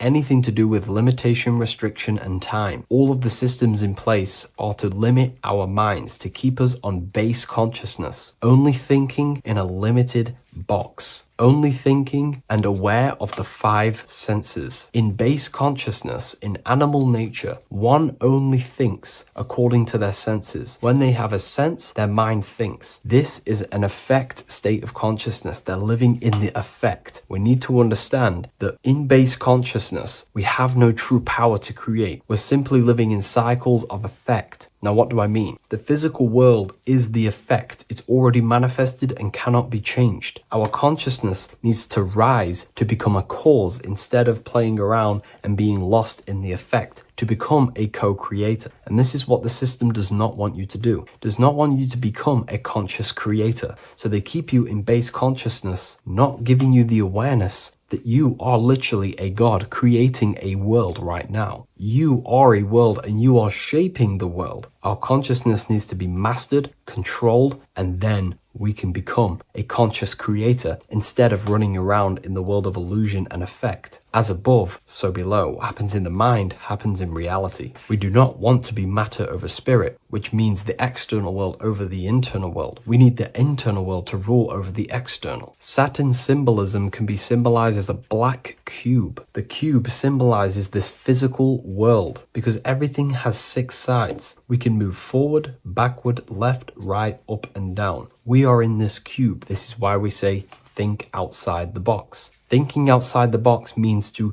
become a cause and not an effect. The mind needs to be a cause, an instruction center, and not just thoughts that are reinforcing the effect and lost in the effects of the material world. Instead of reacting, we need to become a commander. This is a symbol of conditioning and the physical plane. Black is dull, lifeless. The physical world is thing. It is simply a projection and an effect. You, the mind, consciousness, are the cause. You can create the effect. In today's system, Saturn's energy is heavily relied on, which is just simply man-made laws, restrictions, time wasting, and keeping people in base consciousness, only aware of the physical 5 senses. Let's get something straight about the elites. They do not worship Saturn. There is nothing to worship. They simply use the energy of Saturn to keep people limited. They're not using the planet Saturn, but they're limiting people in their belief systems and physically where they can go, restricting boundaries, countries, restricting people's minds through mass media, which is all symbolism of limitation and restriction of Saturn. They're not worshipping it, they're using it and abusing it. Saturn could be anything in your mind that keeps you limited. If you have a limited thought that does not allow you to take action on something, that is a Saturnic energy within your own mind. Anything that is indoctrination, anything that is boundaries on you, that is a Saturnic energy. Some people say that the Saturn and the moon are working together to trap our soul. This is highly symbolic. Saturn and the moon are not forming a matrix to trap your soul and keep you reincarnated. Again, this is symbolic, and in the esoteric version and understanding of this, we can see that they do have a relationship. The moon is our subconscious mind, and Saturn is restriction. If we have restrictions and belief systems in our subconscious mind that keep the soul locked and trapped only in these 5 bases, these 5 senses, then we will think and condition ourselves that we are only the physical body and never actually free ourselves from the material world and ascend. Saturn and the moon are not working together, but these are highly linked. By limiting the subconscious, we keep people stuck in base awareness, keeping them locked in the world of effect, never becoming a conscious creator. We have 2 spiritual currencies, time and attention. These are the 2 currencies that we spend. We spend time or pay attention. These are the 2 spiritual currencies that pretty much create our reality. And the system aims to hijack these 2 currencies from you, to limit you, to dominate you, so you do not become a conscious creator. So again, no one worships Saturn. It's simply just a symbol of limitation and restriction. Limitation has good and bad. Limitation can make us learn, overcome, become strong, disciplined, but when it's abused, it can keep people locked in base consciousness and stuck in their lower nature, never figuring out how powerful they are. You hold the power to shape a world. That's how powerful you are, to turn thoughts into physical existence. I'll see you in the next video. Please leave a like, comment, and a subscribe.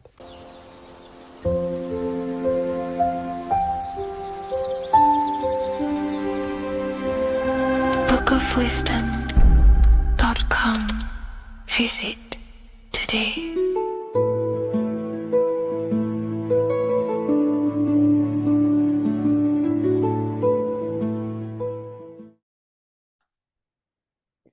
In this video, you're going to learn exactly what Christ consciousness truly is and how to cultivate this into your life so you can live a better life, create the things that benefit yourself and humanity, and ultimately to bring heaven on earth. This is the true way. If you're familiar with my work, you know that, I'm pretty much obsessed with symbolism. Symbolism is such a massive topic, and it unlocks profound ancient wisdom that is hidden behind these layers of symbolism of the ancient paintings, symbols, and texts. So I was going through some Christian artwork and I came across this painting. It's a well-known painting called The Sacred Heart of Jesus. And it just blew my mind. What this is revealing about human consciousness and Christ consciousness, which is what Jesus represents.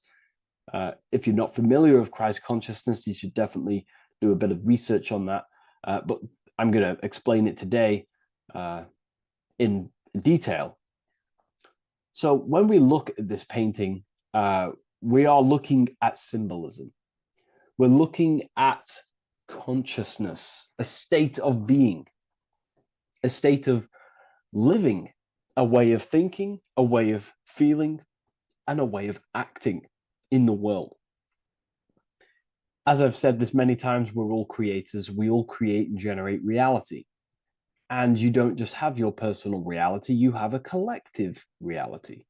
Your reality is affected by the collective consciousness. Depending on the collective consciousness's understanding of reality will also affect your life. We have a collective life and a collective experience. So Jesus in this depiction here is in a way showing us instructions to reach Christ consciousness, whether you see it yet or not. But I'm going to decode this for you. And your mind might be blown after watching this. Okay, so so what is the meaning of Christ consciousness? What's the whole purpose of this? Very simple. Like I mentioned before, we have a collective experience on this world. And Christ consciousness is the natural consciousness that we all need to be functioning on to generate peace, love, and unity on the earth in this experience we call life. That's what Christ consciousness truly is.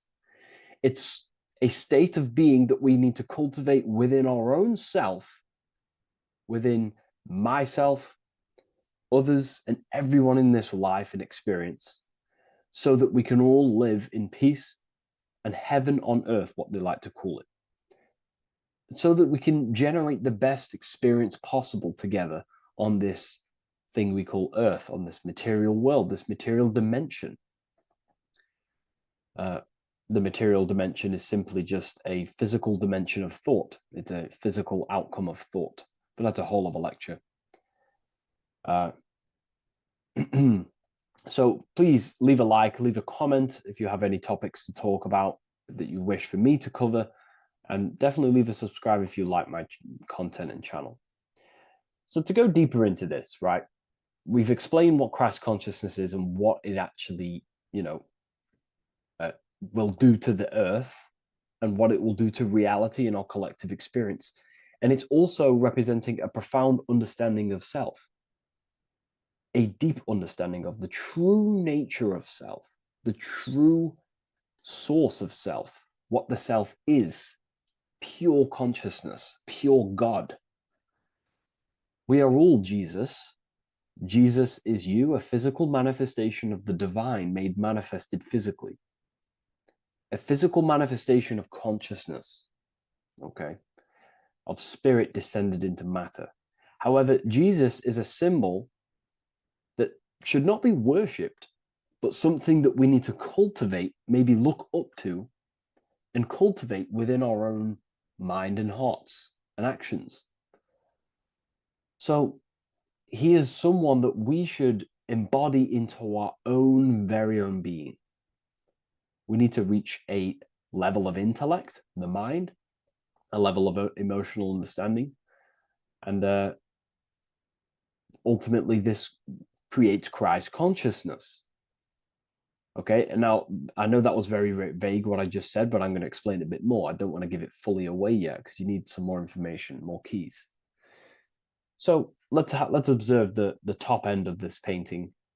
Jesus with this circular light emanating around his head is symbolic of the mind, of our thinking aspects of consciousness, the way we generate thoughts, ideas. The mind is also good at also ruling communication. It also rules what we give attention to. Okay, so this is symbolizing the mind of every human being. The mind is a very powerful center of consciousness located in the head, of course. This is why Jesus is the head at the top with the circle around it, representing the mind. Now, to reach Christ consciousness, we need to purify our minds. Purification of the subconscious mind. The subconscious mind is the hidden aspect of our mind with all of our memories, belief systems, and everything we've ever experienced is stored within there. We have traumas there, we have bad belief systems that hold us back. So it's about reprogramming the subconscious and aligning the subconscious with higher consciousness, with higher understanding of self. Removing any mental blockages from the mind. Because in today's world, most people's minds, including myself before I, purified myself, and I'm still continually purifying myself. That's not to say I'm perfect, because I'm definitely not. But what I was saying was purifying the mind so we can have a powerful mind. Because like I was saying, most people's minds are not their own friend. They let their mind control them. They let their thoughts create negative influence on them, negative emotions. They let their mind destroy their confidence, destroy themselves. We do not want a mind like this. We need a mind that is our best friend, that receives powerful thoughts, that gives someone power. We do not want our mind taking away our power. Okay, so in this specific image here of Jesus, this represents a light mind, a powerful mind, enlightenment. The word enlightenment means light and ment coming from mental or mind, light in the ment. This means a powerful mind. Light is also symbolic of knowledge, information. When someone's very intelligent, you call them a bright person. It's a bright mind. It's knowledge of self. So the mind is conscious of self. That's another thing. We need to be conscious. A lot of people are not conscious, including myself before I did this, before I woke up. Most people are not conscious of their actions. They're not conscious when they're actually awake in the day. They do things unknowingly. Are we conscious of our thoughts, emotions, and actions, what we're giving attention to in our mind? Because ultimately this shapes our experience. There's a great quote, I think it's Julius Caesar or one of the Roman emperors, who says the quality of your life is dependent on the quality of your thoughts. Something along them lines. I don't know if I'm 100% correct there, but it's very true. Our thoughts dictate our happiness. So to cultivate Christ consciousness, we need to be conscious of our actions, conscious of our thoughts that we're giving attention to. There is a level of mastery that we can achieve within ourselves where we become conscious of every single thought that enters our mind. That sounds easy, but it's definitely not. But that's a high level of mastery that we can achieve and cultivate within ourselves. So we're looking at a powerful mind here from Jesus, a powerful mind, a purified mind. And we purify the mind through, affirmations, meditations, ritual work. Rituals are things we do every single day with an intent in our mind and an emotion in our heart to impress that state of consciousness into our subconscious so it can slowly rewrite our consciousness and align our consciousness and sync it with higher thoughts and higher emotions with love. We can sync our consciousness with love, which is ultimately what Christ consciousness truly is. Well, now we're going to go on to that now. So we've gone over the mind. Now we go over the heart. Now notice, before we go into the heart, Jesus is revealing. He's revealing, he's pulling back the robe, symbolizing opening the heart, revealing the heart, revealing the soul, the light of the heart. Our authentic self lies in the heart. Our pure intentions, our love, our soul needs to be shining through our heart. And our soul is unconditional love. Now, that's not to say that we can get corrupted hearts. We surely can have corrupted hearts, for sure. We can love sick and twisted things, and that's evident in today's world. People love killing people. People love hurting people, manipulating people. People love power. Now, that's obviously an inversion of the natural state of consciousness for humans. When we're born with a natural state of love, of unconditional love for the self, for everyone else, for animals, insects, the earth. We love everything as a child. And not only do we love everything, we actually act upon this. As a child, we do not act on anything we know is not good.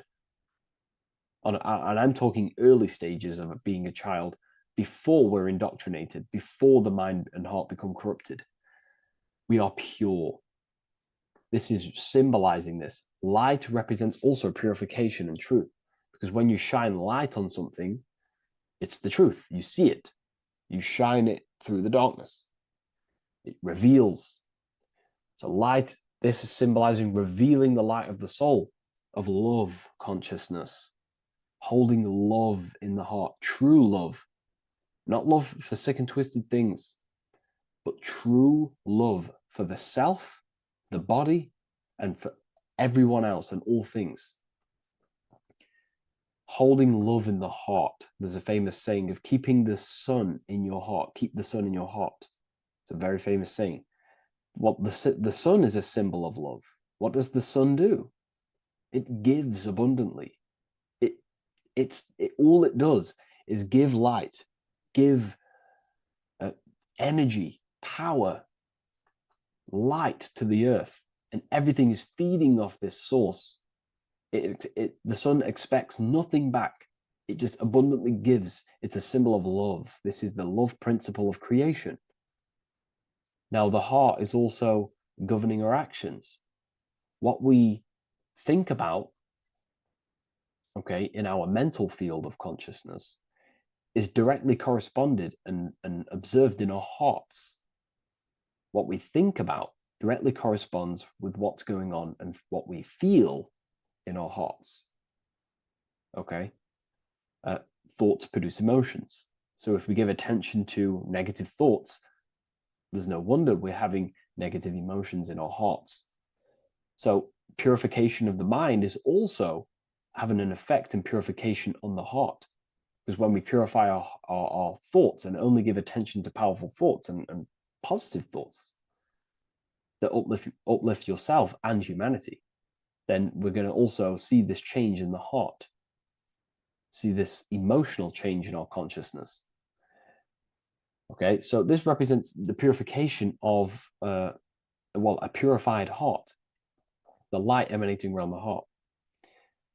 Love for the self, love for one another. And you're revealing this, you're shining the heart on others.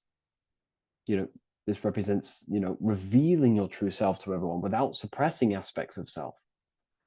Revealing the light, not holding back the light. Because people in darkness will look at people who are spiritual and say, oh, he's into the woo-woo stuff. It's about revealing that and not caring about others. Because when you shine a light, you're also planting seeds in other people. Now, I'm going to tie this together with the hand gesture. Now, what we're looking at here, we're looking at a hand gesture with two fingers up. We have the middle finger and the index finger upwards. And notice how they're crossed over. They're crossed. They're not separate. They're crossed, representing unification. Unification here. This is a unified two fingers. Two represents division. Crossed over represents oneness. It's the unification of the mind and the heart. A lot of people talk about this, but not many people go into detail about it because, you know, for many reasons. But this is the unification of thought with emotion. This is how we truly reach Christ consciousness. And ultimately, when we do gain the love in our hearts and we do slow, you know, it's a gradual process of cultivating love for the self and everyone else in the world, because we're so programmed to be divided. But it's a slow progress. But when we do cultivate love in our hearts for the self and one another, love is a very, very nurturing and growing force. Like I said, the sun earlier, that is pure love energy. It makes everything grow on the earth. While love in your heart grows connections with people. It grows care. You go out your way to do things to people and give people things. You know, it's a very nurturing and growing energetic force. And me personally, I think the whole universe is built upon love. The whole thing. Without love, you know, without the love, there is nothing. Nothing is, you know, love is the only true emotion that truly exists. Everything else is either an opposition of love or a different degree and branch of love. Love is the only true emotion, and everything is built upon that principle.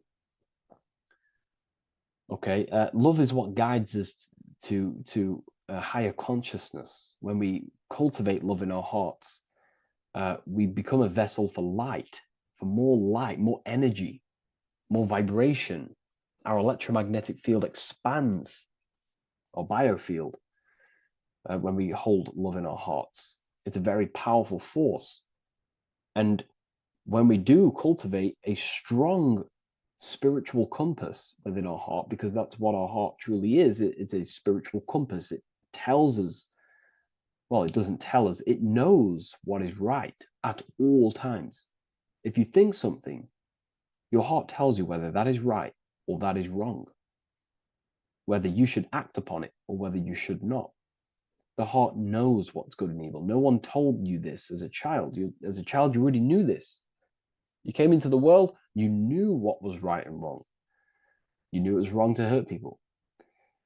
So this unification that he's doing with his hand symbolizes thinking with the love of the heart. Represents thinking with love of the heart. Thinking with love of the heart for the self and the collective. Now, ultimately, what this does is give birth to perfect action. Why? Why does this give birth to perfect action? Think about it. Every time you've taken an action, why did you take the action? You probably, well, you would have thought about it, you had a feeling towards it, a care energy, and you took action. Why do we go to work? We care about paying the bills and staying in our house. We go to work to earn money. We think, we care, we act.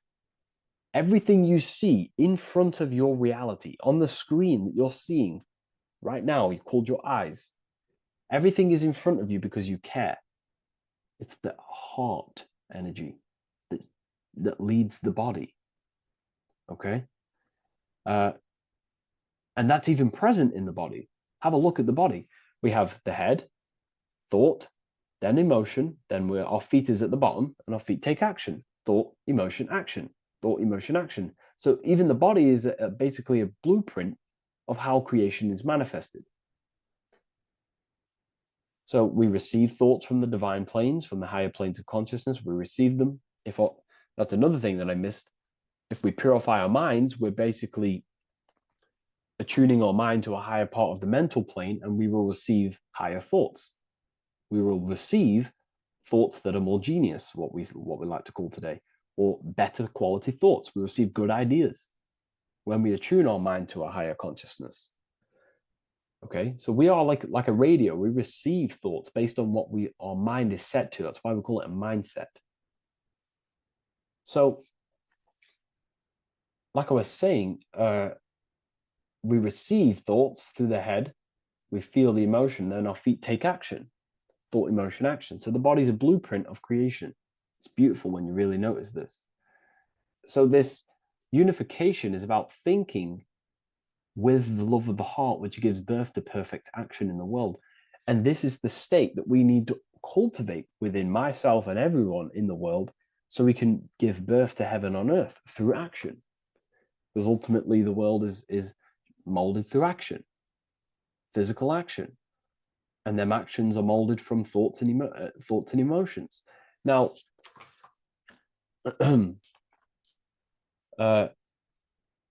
just to have a little announcement, I am now opening 10 more spaces inside my symbolism masterclass.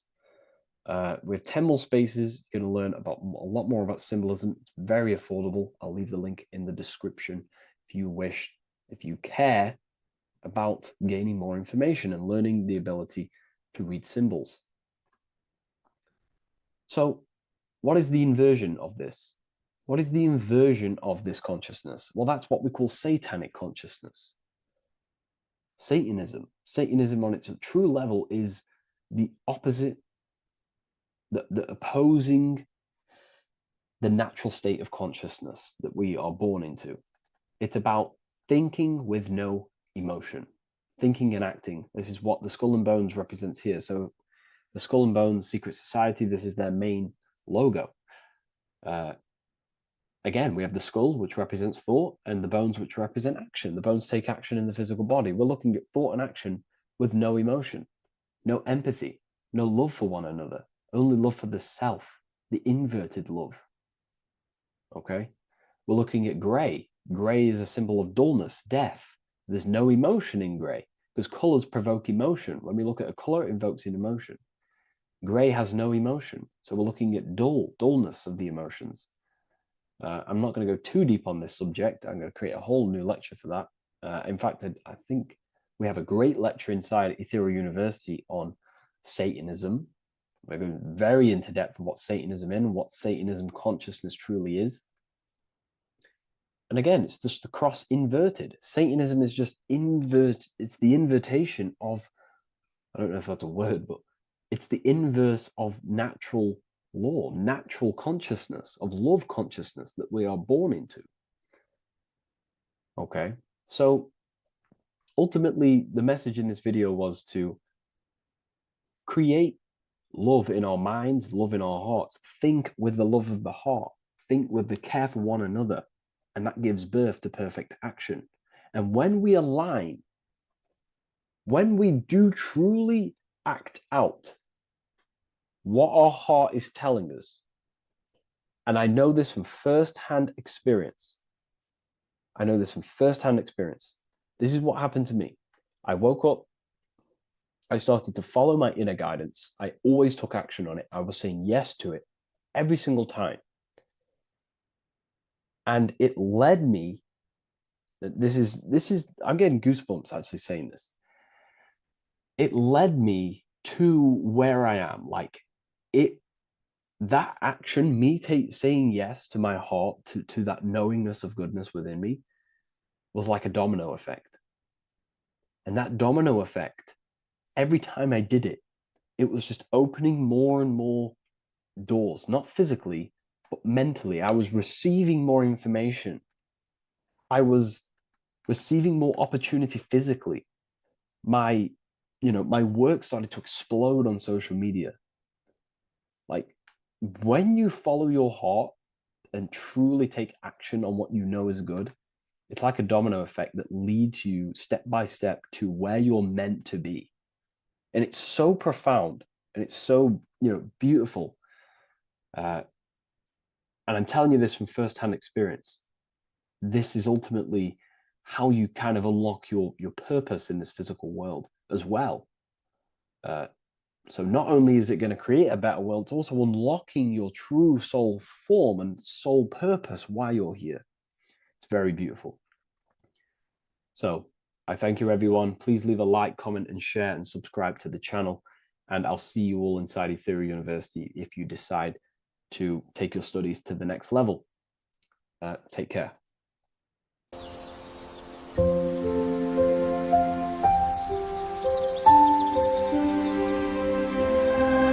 bookofwisdom.com. Visit today.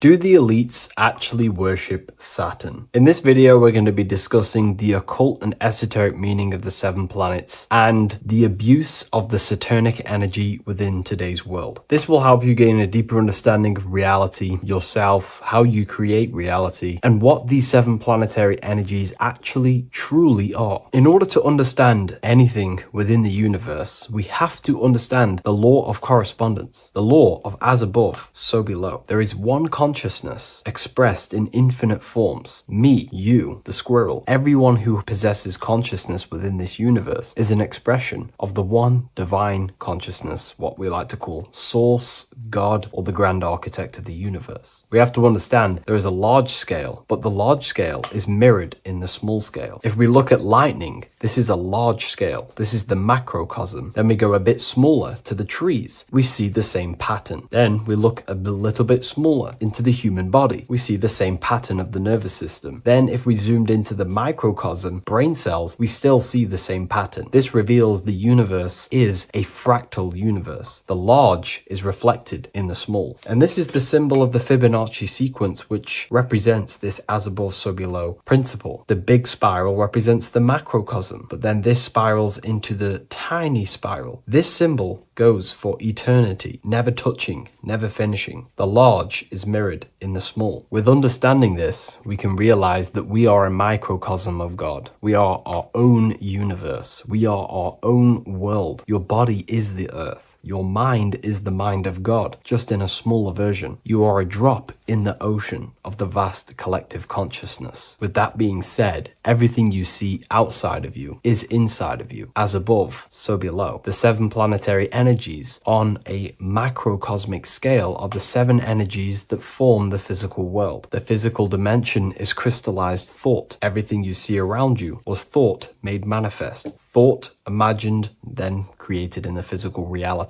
Therefore, these 7 planetary energies are 7 astral forces that create and weave the material existence. For example, if we look at a tree has 7 categories of consciousness, 7 creational forces that create the tree. This is the reason why we have 7 days of creation in the Bible. This is the reason why we have 7 days of the week for the 7 planetary energies. Monday is for the moon, Mars is for Tuesday, Mercury for Wednesday, Jupiter for Thursday, which is Thor. Thor is Jupiter. Venus for Friday, Saturn day for Saturn, Sunday for the sun. This is also the reason why we have 7 major energy centers within the body. The 7 life forces that flow through the body to give physical existence to the physical form. Man is a microcosm of the universe. With that being said, if we look at a tree is nature, and nature is the macrocosm, the creation of God's mind. And if we look at the tree, we can see 7 creational categories that go into create the tree. For example, the stem of the tree, the trunk, represents the sun. The root system, the base of the tree, where the tree grows out of, is Saturn. If we look at the fruit of the tree, that represents Jupiter. The smell, the look, the colors of the tree, that's Venus. How the tree communicates with other trees through the root system is Mercury, the intellect, the intelligence, the communication. The leaves of the tree is the moon. The defense mechanism of the tree, how it defends itself from infections and other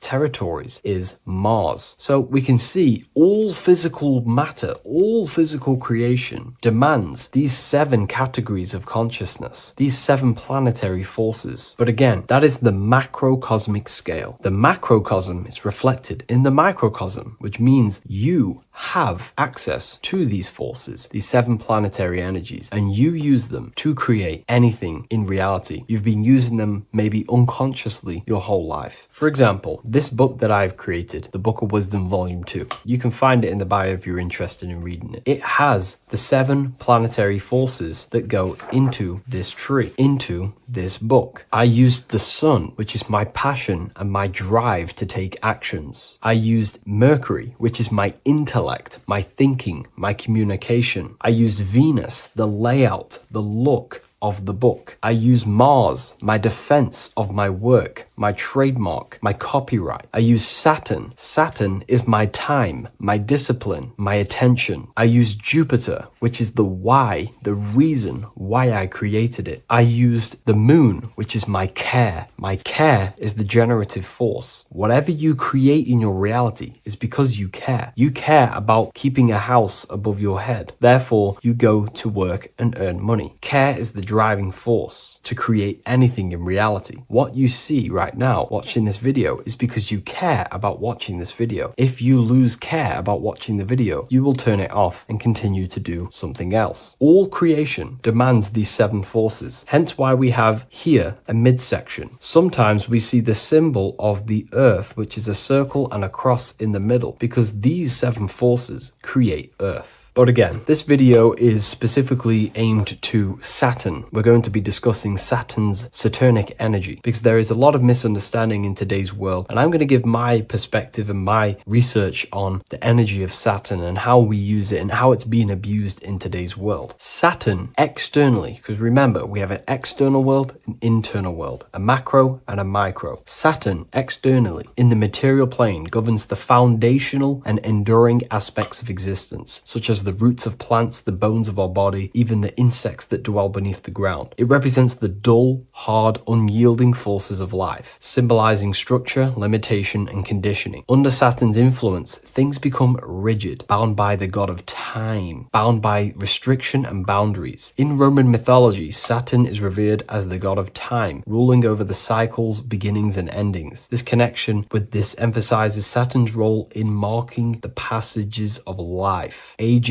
and inevitable constraints we all face. Internally, inside yourself, the microcosm. Internally, Saturn embodies the conditioning within our own consciousness. When Saturnian aspects of consciousness dominates, we become overly rigid, fixated, restricted in our thinking and actions. For example, Saturn's influence is strongly felt in today's world, where many people's minds are confined to societal norms and conditioned responses. The pervasive control Saturnian energy can lead to the sense of limitation, as people become trapped within structure imposed by society and power structures. However, we have to remember that limitation, there is dark and light. Limitation is not bad. This is why Saturn is connected to the god Satan. They are the same being. It's something that restricts, holds back, and keeps you limited, conditions and limits consciousness to its lower power. Saturn is a great teacher, guiding us through difficult life lessons that ultimately lead to growth and expansion and power. Although Saturn's energy is harsh and often challenging, it helps us to develop resilience, discipline, and wisdom. Yet in modern age, this energy has overpowered the minds of the masses, fostering excessive rigidity and limitation. Instead of being ruled by Saturn's constraints, we should seek to embrace more freedom, love, joy, balancing Saturn's lessons with openness and fluidity in our life. So like I said, Saturn rules law. Anything that is limiting or holding back, something that is a restriction or a wall. This is why we see judges wear black robes. The color black is associated with Saturn because Saturn rules over the nighttime and the winter time. Capricorn, they wear black robes. A graduate also wears a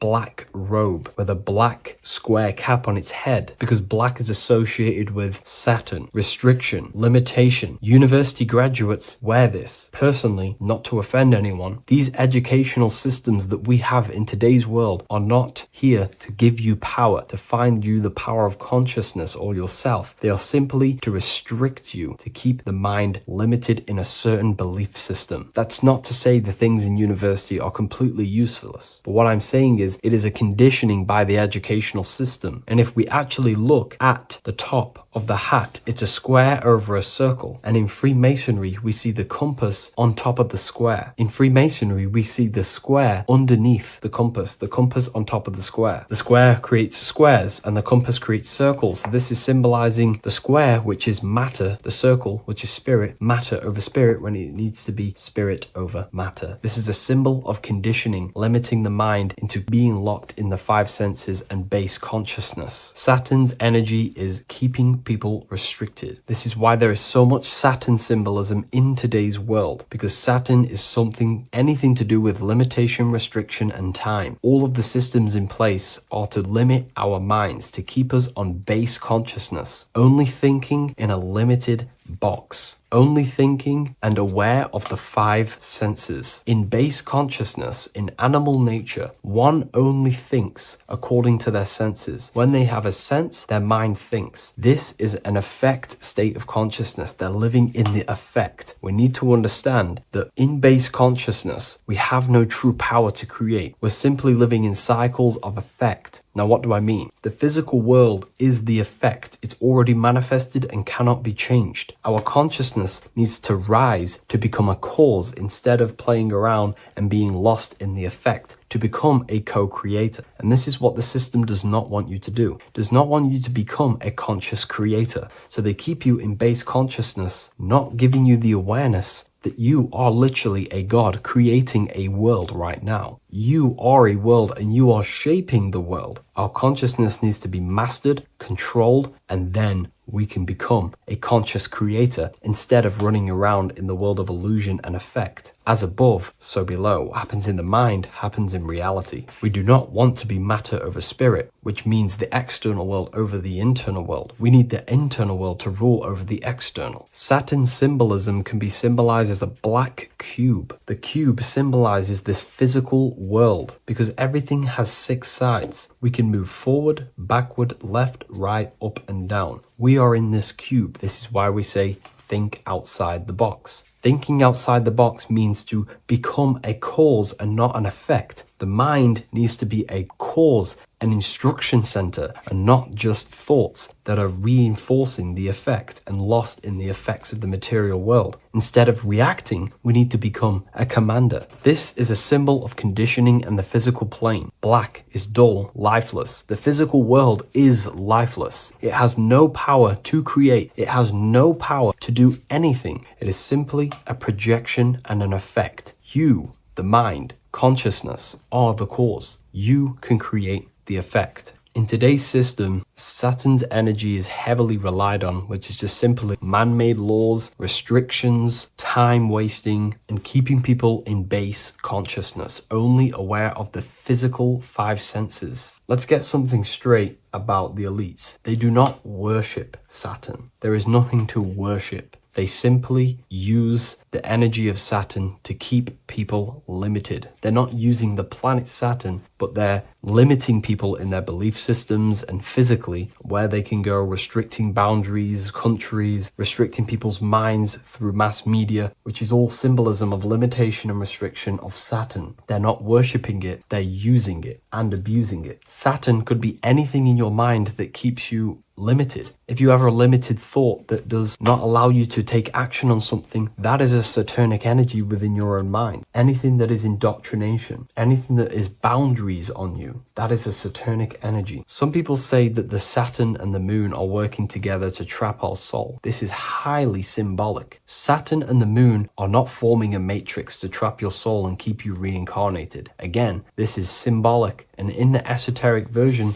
and understanding of this, we can see that they do have a relationship. The moon is our subconscious mind, and Saturn is restriction. If we have restrictions and belief systems in our subconscious mind that keep the soul locked and trapped only in these 5 bases, these 5 senses, then we will think and condition ourselves that we are only the physical body and never actually free ourselves from the material world and ascend. Saturn and the moon are not working together, but these are highly linked. By limiting the subconscious, we keep people stuck in base awareness, keeping them locked in the world of effect, never becoming a conscious creator. We have 2 spiritual currencies, time and attention. These are the 2 currencies that we spend. We spend time or pay attention. These are the 2 spiritual currencies that pretty much create our reality. And the system aims to hijack these 2 currencies from you, to limit you, to dominate you, so you do not become a conscious creator. So again, no one worships Saturn. It's simply just a symbol of limitation and restriction. Limitation has good and bad. Limitation can make us learn, overcome, become strong, disciplined. But when it's abused, it can keep people locked in base consciousness and stuck in their lower nature, never figuring out how powerful they are. You hold the power to shape a world. That's how powerful you are, to turn thoughts into physical existence. I'll see you in the next video. Please leave a like, comment,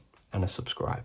What if dreams aren't random at all, but messages from a deeper part of yourself, trying to show you things? In this video, you're going to learn exactly what dreams are from an esoteric view, how to control dreams, and how to dream more frequently. Dreams are not nonsense. They are expressions of the subconscious mind. In the daytime, we're using our conscious mind, what we are aware of. This represents the daytime, the sun, the external world. We're operating in the external, outside the body in the day. But when we go to sleep, we return inward. Everything does this breath. We breathe in through the nose and out through the nose. Everything does this in and out process in the universe. We live, we die every single day. We wake up, we express things in the external. Then at nighttime, we return back to darkness, back to the internal. This is the breath of the universe. We have summer, we have winter. This is the breath of the sun and the seasons with the earth. You have an internal world and an external world. External is physical, the internal is spiritual. Like I said, when we go to sleep, we are returning back to the internal world of your own consciousness and subconscious mind. Your subconscious mind holds everything about you, your memories, your traumas, everything you've ever learnt, your language, your name, your job. Everything you identify with is stored within this vast network of the subconscious mind. It is your own personal consciousness.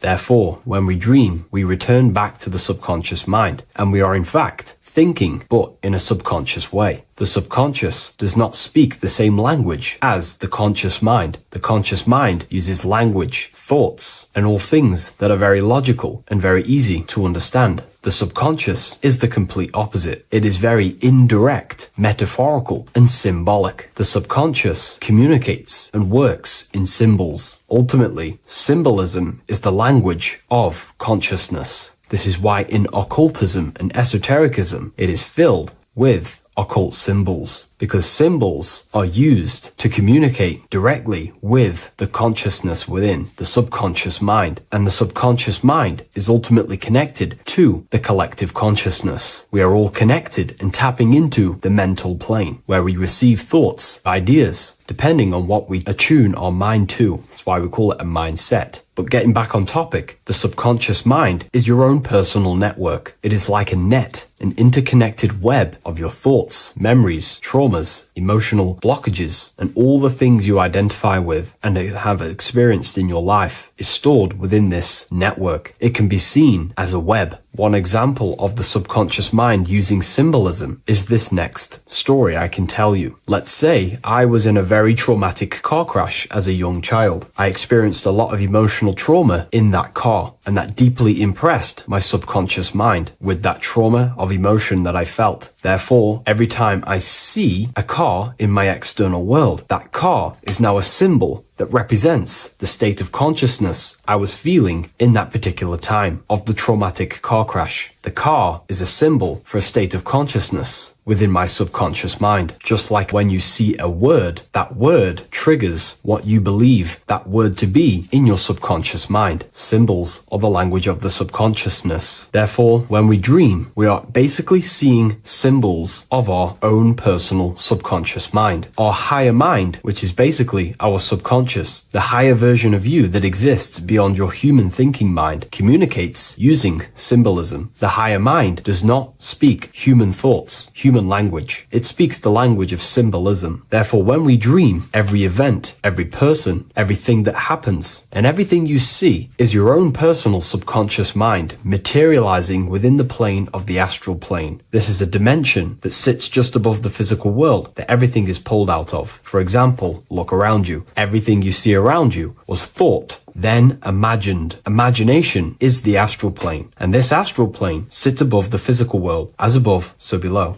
These objects were thought, imagined within someone's mind, and then pulled into a physical reality. Therefore, the imagination is what you're experiencing within a dream. It is your subconscious mind thinking and materializing within the imaginative plane. For example, let's say you are a Christian, you believe in Jesus your whole life, you have lots of emotion towards Jesus. This deeply impresses your subconscious mind. You believe in him so much, you go to sleep, you have a dream that you meet Jesus. You did not meet directly with Jesus. You met with your own belief. It was your own belief materializing within the imaginative plane and revealing itself to you. Dreams are materializations of your memories, your subconscious beliefs, traumas, and anything that could be inside the subconscious mind. It is your subconsciousness revealing itself to you in a material form. Let's say you have a nightmare. There is a big dark figure chasing you and you are running away in fear, away from this dark figure chasing you. That dark figure is not an external entity. It is not a spirit or a jinn or a demon. It is in fact an aspect of your own mind. It is a symbol that represents maybe a fear, a trauma, or something you are running away from internally, inside your subconscious mind. Something that you are not addressing, but something that is fearful, something that can be controlling you on a subconscious level. Let's say you have a fear to address something in your personal life. You want to address someone who is getting on your nerves at work. You continuously put this off and you fear doing that situation. Over a long period of time, this can slowly control you subconsciously. You start to avoid the person, avoid any contact. It is subconsciously controlling you. This is not the best example, but you can see what I mean. Hidden fears and traumas in the subconscious mind can subconsciously control your actions and ultimately lead you to low states of consciousness, keep you from reaching your higher potential, and ultimately create blockages within your own consciousness. That figure in the dream is a materialization of something that you are fearing and running away from and not addressing. This is why people always have dreams of traumas that they have experienced as a child or when they were younger, or maybe from a year ago or two. It's because that emotion is deeply impressed in the subconscious, and the subconscious is always trying to reveal things to you, communicate to you that you need to change, purify, and maybe heal within your own consciousness. This is how the higher self communicates to you through the language of symbolism. Once you understand this, dreams can become a very powerful tool, not just entertainment at nighttime. Your consciousness never rests. Your consciousness is eternal. It is the very spark of the divine. Your body needs rest. Your consciousness is not physical. It does not need rest. So this is a way you can identify what your dreams are trying to show you is by writing them down. A dream journal. Every single dream that you have a book placed near your bed. Every time you wake up, first thing you should do is pick up the book and write every single detail that you can remember about the dream. The people that you met are all symbols or aspects of yourself. Maybe it is a friend you saw in your dream. That friend represents a state of consciousness that is within you and is trying to reveal something to you. It's about making the subconscious into the conscious, to become conscious of the unknown. Write down every detail, everything you saw, every event that played out, even the details of the clothes that they were wearing. Everything is symbolic within dreams. Write everything down and then analyze the dream. Don't analyze it from a logical mind. Analyze it with the right hemisphere of the brain, which allows you to see metaphors, read between the line. Try and gain the message that it's trying to show you. What does this overall mean to you? And what could this reveal about aspects of yourself that you need to heal or maybe take action in your life and world? Because your higher self is always guiding you towards awakening and fulfilling your mission in the manifested physical world. Dreams speak in symbols, not logic. Ask about your dreams. What is this trying to tell me? Don't take things literally. Look for an emotional tone and symbolic resonance. With practice, you'll begin to understand the personal language of your subconscious mind. Now that you understand that, again, please leave a like or a comment on this video. This is now a technique for lucid dreaming and dreaming more often. This is not going to happen overnight. This is not an easy method. It simply takes practice and dedication. Every morning, choose 3 time slots. For me, I choose 4:30, 5 a.m. and 6 a.m. 3 alarms that are going to go off at these 3 times, half an hour apart from each other. Each time you wake up, stay awake for 5 to 10 minutes. Turn off the alarm. Try and keep your conscious mind awake, but drift back into sleep. There's no other better way for me to explain that. It's very difficult, but try and keep the mind awake, but the body falling back asleep. More than likely, you will drift off back to sleep. Then the next alarm will go off half an hour after. This will wake you up again. Guaranteed. You will probably drift back to sleep by repeating this process. After the 3 alarms go off, each one of them times, you're either going to have a dream or a lucid dream, but definitely you will have a dream. And if it doesn't work one time, keep trying it. I've been using this method for a very long time, and I can tell you 70-80% of the time it triggers a dream, and a very vivid dream. And it's ideal for lucid dreaming, because keeping the conscious mind awake while letting the body fall asleep, you can become conscious within these subconscious realms of your mind. But when you are conscious inside the dream world, you can do what you want, but you also want to let the dream naturally unfold. If you try and take too much control,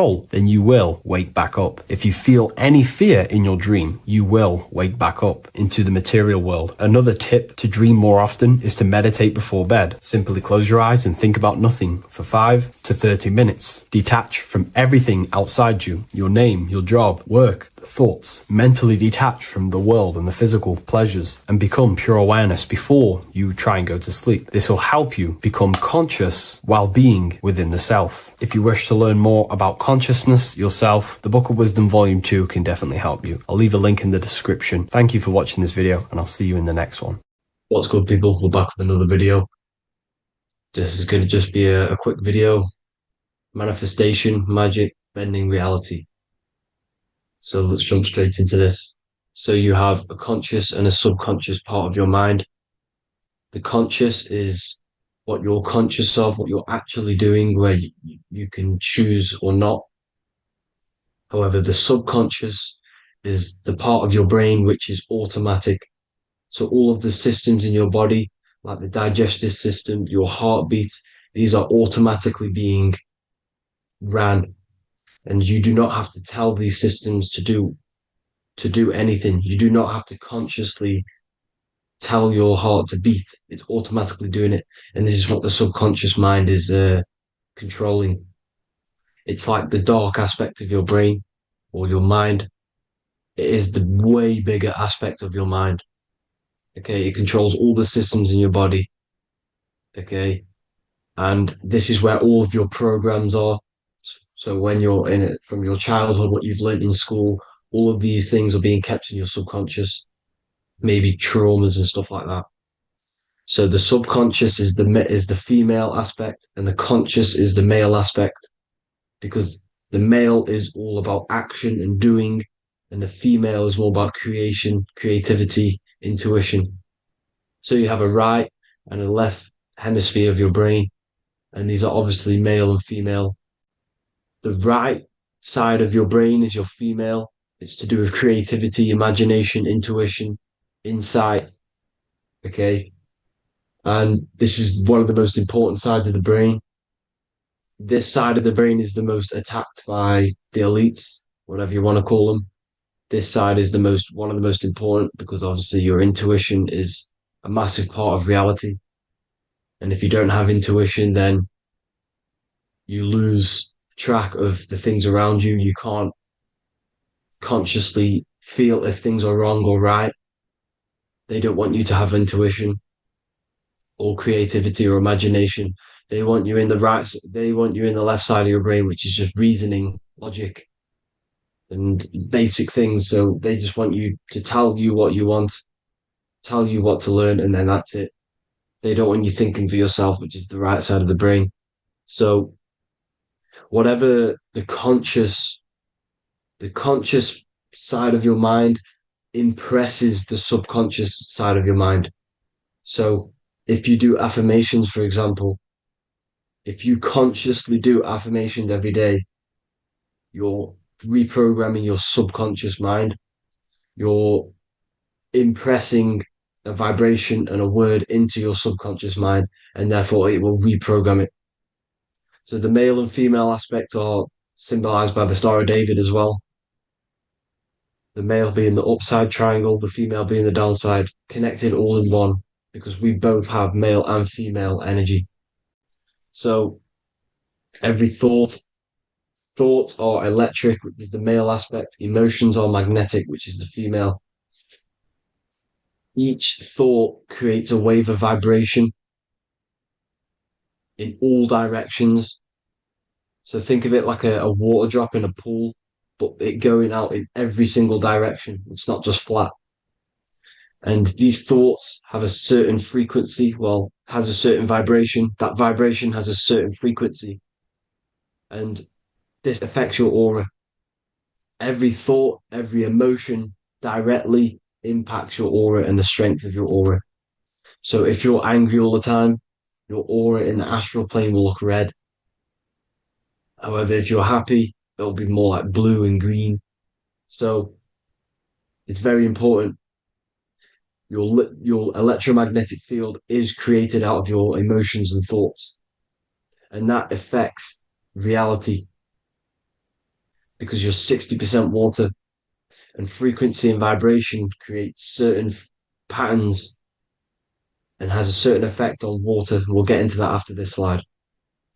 So each thought that people are thinking around you, you are actually subconsciously picking up these thoughts because it's emitting this vibration in all directions. So this is why you can pick up thoughts of other people on the odd occasion. However, when you're more in tune with your intuition, your right side of your brain, you can start to pick up on vibrations, thoughts, and other people's auras. You can pick up on the energy once your third eye is open, and you know whether you should be in that environment or not. This is what we call an atmosphere when we go into a room and you can feel the tension if someone's been arguing, for example. This is the atmosphere, this is the vibrations, these are people's auras emitting these certain frequencies and vibrations. Okay, so our aura is contained of multiple layers. Obviously, we have the physical body. This is the electromagnetic layer. However, you have the different planes of existence, the spirit, mental, astral, etheric, and then physical. The physical is the lowest plane of existence. And the physical plane is a product of all of the planes above. So the mental impresses on the astral impresses into the etheric, and then the etheric creates the physical object. So the mind is the root cause of reality.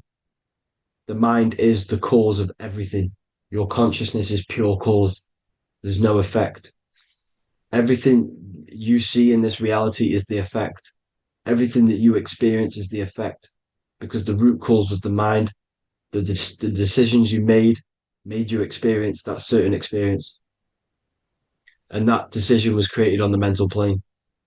And this is just pure thoughts. And thoughts are things. If it exists in your mind, it is a thing. It's a certain frequency. So if you have a certain level of thoughts, if you're thinking positive, for example, you're going to have a strong aura, you're going to have a higher vibration. And that attracts like. Like attracts like when it comes to thoughts and vibrations and electromagnetism. So if you're thinking positive all the time, speaking positive, doing positive, you're then creating a higher vibration, and that's going to attract people on that similar frequency to you. Everything is electromagnetism, frequency, and vibration. Everything. You see, so this is why, for example, if I put my hand to a TV screen, if my finger was the same vibration as the TV screen, it would go straight through it. However, the particles in my hand and the particles on the TV screen are two separate vibrations, and this is what causes the friction to stop and not my finger to go straight through it. So, like I said, when you don't feel the vibe of someone, when you don't feel right, you don't really get along with someone, this is a vibration. Your vibrations are not matching, they're not similar, they're two complete different vibrations, and they're not aligning properly. So music has a massive part on this. Music is a massive, massive tool for the elites because music is frequency. And in 1975, the musical instrument are all tuned to 440 hertz. So Spotify, Apple Music, most of the music on YouTube is all set to 440 hertz. And 440 hertz is not divisible by 3, 6, or 9. And when you can't divide a frequency by 3, 6, or 9, it's not a natural frequency. As you can see here, this is 432 hertz. This makes a nice geometric pattern. However, 440 hertz is a distorted pattern. So when you listen to this actually shuts off the whole right side of your brain. Like I said at the start, this is the most attacked side of your brain. It's to do with creativity, imagination, intuition. When you listen to 440 hertz, it shuts off the whole right side of your brain. And obviously shutting off all of these forms of your brain. Music is very, very powerful tool for the elites because it's the only thing which can enter your soul or your ears without consent, your body without consent. Everything else has to be through consent. You choose whether to eat something, you choose whether to drink something, but frequency, you're going to hear it no matter what. This is why it's so powerful. And music influences the body in many different ways. It's the most powerful imitator of everything. It directly affects all listeners. It directly affects intentions, gestures, movements, and actions. It stimulates your mind, and certain songs, certain catchy songs, can reprogram your subconscious mind, invoking certain emotions. This is why when you listen to slow beat songs, it makes you feel more sad. When you listen to upbeat songs, you feel more energetic. This is because these frequencies have a profound influence on reality and on how you feel. Because, like I said, you are 60% water. And as you can see here, each frequency creates a different geometric pattern. And inside of you is 60% water. So, like I said, 440 hertz is going to make a distorted pattern in your water. And this is going to have a profound effect on your emotions and your reality. So, like I said, health is not just the body. It's you are made of body, mind, and spirit. You need to look after what you put in your body. You need to look after your spirit and look after your mind. It's very important to keep all these in balance because once one of these are unbalanced, it affects the other two. So if you're eating wrong, it's going to affect your spirit and mind. If you're thinking wrong, it's going to affect your body and spirit. These are all interlocked. You have to look after them all. So it's very important you understand music. Stop listening to low vibrational music. To be honest, you want to listen to music without any sort of speaking inside of it.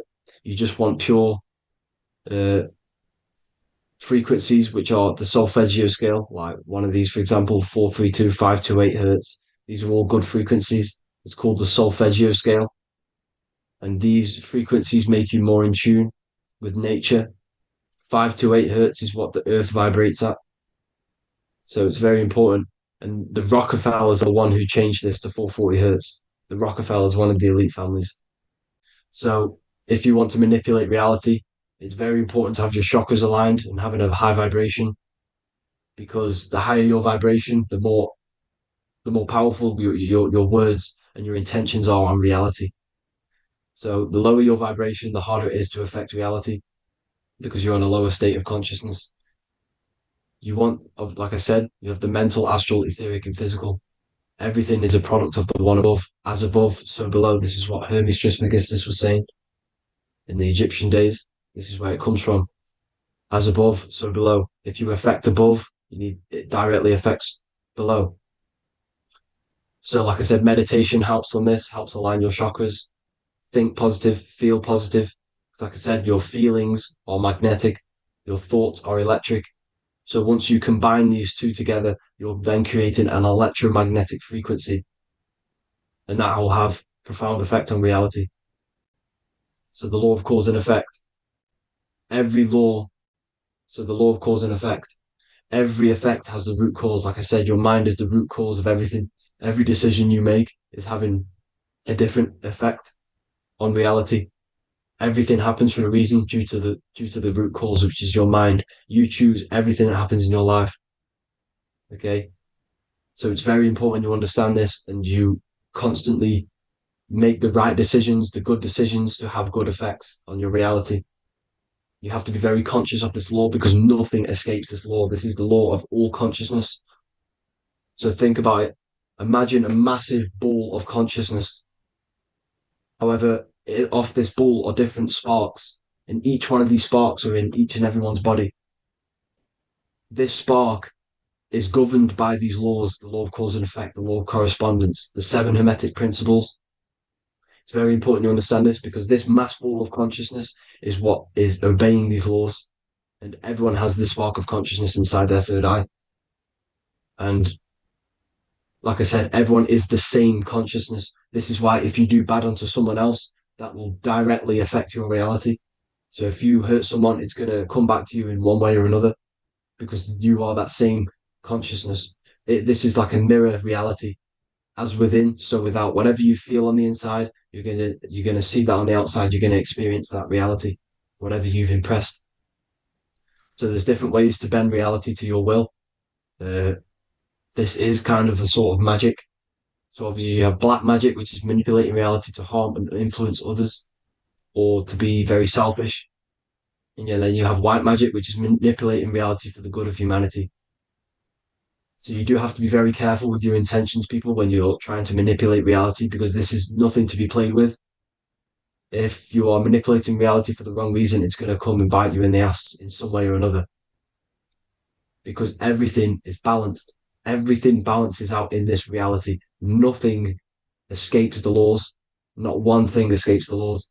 So if you're stealing from yourself because it's just going to come back in one way or another. Inside of everyone's heart, you know whether you're doing good or wrong. You know, you can feel it when you do something wrong. You can feel it when you do something good. The heart is the center of the torus field. It's balance. And this is why you say follow your heart, because it's the center of the torus field. It's very important to listen to this inner voice inside of you, because that is telling you the right things to do, the good decisions to make. And when you keep following that voice, that good voice inside of you, it takes you to your life path. Very important to follow that voice. However, don't let the ego get in the way of it. Don't care what your friends are going to say. It's very important to understand this. So you have different ways of manipulating reality. You have sigil magic. This is where you create your own sigil or symbol. You create your own sigil and symbol, and then you charge it. You behind that symbol, you have an intention. So, for example, if you want to manifest wealth, you create a sigil which represents what you want. You create that sigil, you draw it out, you charge it, because wherever your attention goes, energy flows. So whatever your attention is, you're sending energy that way. So what you do with your eyes and your hands, you place attention on the sigil. Imagine that it's glowing. Imagine that you're sending energy to the sigil. And then you burn the piece of paper once you've done this. And then after this, you meditate on that symbol. You constantly think about that symbol, because that symbol is the frequency, is the thing that you want to manifest. So that's one way. Or you can just meditate on your reality. So imagine yourself having already what you have. This is what they call a mindset. You must set your mind to the frequency what you want to manifest. Okay? So if you want to manifest wealth, for example, imagine yourself being wealthy. What would it feel like? What would you be doing? Imagine a scene in your mind. Constantly do this, and you're putting out that frequency. Like I said, you must think, because the thoughts are electric, and then you must feel, which is magnetic. Together, this creates an electromagnetic frequency, and this is how you attract things to you. You will attract the certain people to come in your life to bend reality to your will. Okay? Or you've got mirror magic. Stare yourself in the mirror, because a mirror reflects light. It also reflects energy. So you've got to be very careful with what you say to a mirror. You've got to be very, very, very careful, because whatever you send into that mirror is directly sent straight back to you. So if you're thinking negative, you're sending negative energy back straight to you, and that's going to have an effect on your reality. Affirmations are very important, because your words are frequency, your words are vibrations, and each word you say has a certain frequency. If it's positively charged, it's going to affect you positively. If it's negatively charged, because like I say, your brain and your mind is like the director of energy. That's what your brain is. and it directs energy into certain things. You can either positively charge it or negatively charge it. And this brain is creating your reality constantly. It's manifesting your reality constantly in the present moment. So this is what the government knows. The government know your mind is the root cause of reality. This is why they call themselves a government. Government. The New World Order is not being manifested by them. They are controlling the information. They are controlling your perception of this reality. And they know the mind is the root cause of reality. Therefore, if they control your perception of reality and your information, what you believe, you're going to manifest that information, that perception. So we, the people as a collective consciousness, are the ones manifesting this New World Order. You see, so this isn't black magic. They're actually tricking us into manifesting their own their plans, this New World Order. You see, this is how smart these people are. They know how to get around the laws of reality. They know how to bend reality to their will without facing the consequences. They're getting humanity to do it. You see, there is a collective consciousness. As like I said, we all have that same spark of consciousness, right? So as a collective consciousness, we are on a very low vibration at the moment. However, we are waking up rapidly. There are more and more people waking up at the moment, and light always chases away the shadow. Light is a lot more powerful than darkness, you see. So one person waking up has a massive effect than one person being asleep. It has a profound effect. Because like I say, the light always chases away the darkness. It's more powerful. The light is always more powerful. High vibrations are more powerful than lower. So that's it for this, people. I hope you all enjoyed. This is a short, quick video. God bless you all.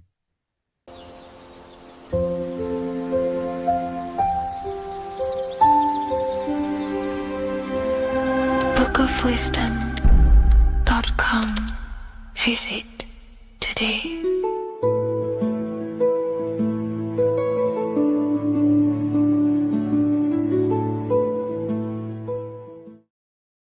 How are we doing, people? It's Revival of Wisdom. We're back today talking about sun worship. Okay? And please enjoy, sit back and enjoy the video. First thing we need to understand is that the sun is the risen savior. It's the light of the world. Without the sun, we have nothing. Now, the sun is the Son of God. We didn't make the sun. No one owns the sun. But who created the sun? Obviously, the Creator created the sun. Therefore, it is the Son of God. And that is what Jesus is symbolizing in the Bible. The Bible is a metaphorical story. That's why it's called the greatest story ever told, because it is a story about the sun, the zodiac. It's about you, the systems in the body. It's about everything that is sacred in this creation. Now you can see the suns behind Jesus' head in all of the ancient portraits, even the ones that are more modern. You still see a sun on the back of his head because he is the sun. He's the light of the world, our risen savior. And this is what Christians are lost because they don't realize it's a symbolic story and they think Jesus was a historical person. He's not a historical person. Okay, this is what we need to get out of our mind. This wasn't a historical person. It's the Son, our risen Savior. The Son is the soul. It's the soul of this creation. Because what is a soul? A soul is pure life force, pure energy. Whatever a soul inhabits, it gives life to. Like our soul feeds our body. The sun feeds the earth because the sun is a soul, and that's why the ancients called it Sol. Because it's the soul and it's in you and it's the light of the world. It's the light of everything. It gives life to all things. Here's Jesus and his 12 disciples. The 12 disciples symbolize the 12 zodiac signs. Aries, it rules the head region because the 12 zodiac constellations rule specific regions of your body. Aries, the ram, you have a cerebrum in your head. This is Aries on the head of the table. His Gemini rules the arms and the lungs. The two twins, Gemini. He's holding up two hands for the two hands and arms. The twins. Cancer has a knife in his hand. It's not so clear, but he has a knife in his hand. Cancer is the crab. Crabs have claws. And he's pointing at Virgo's Adam's apple, saying there's no Adam's apple there. It's a woman. Who's the sixth sign? The sixth sign is Virgo, the Virgin, the only woman in the painting. Now notice how there are 3 people in 4 groups for the 4 seasons and for the 3 months and 3 zodiac signs in each season: spring, summer, fall, winter. Matthew, Mark, Luke, and John with the suns on the back of their heads, because it's the 4 states of the sun. The 4 states of the sun. Now, 6th sign, Virgo, the Virgin, the only woman in the painting with no Adam's apple. Then we have the sun, Jesus, red and blue, red shift, blue shift. Electromagnetism. The ancients knew this. He's got one hand open, one hand down, because the sun gives and retrieves. The sun rises and it falls. It gives, then pulls away. That's what the sun does, and that's what he's doing. His arms are out, symbolizing the rays of the sun, casting down onto the earth, giving and then receiving. Libra, his 2 hands are equal. He's holding his arms out equally, because Libra is the 2 balanced scales. Libra is when the sun is balanced between the summer and the winter. It's being judged. The sun isn't balanced. That's what Libra is, the 2 scales. Capricorn is the goat. Goats have 2 horns, and you can see the 2 horns on his head here. See? So this is astrology. This is what Leonardo da Vinci is depicting here. It's astrology. He knew the story of the Bible is all astrology. It's all based on astrology. The Son of God, the real sun. Now here are some Bible verses. I am the light of the world. Obviously, that's the sun. What other light is there that lights up the world? The moon can't do it. It's the sun, the one and only Son, our risen Savior. Because if the sun didn't rise, we'd all be dead.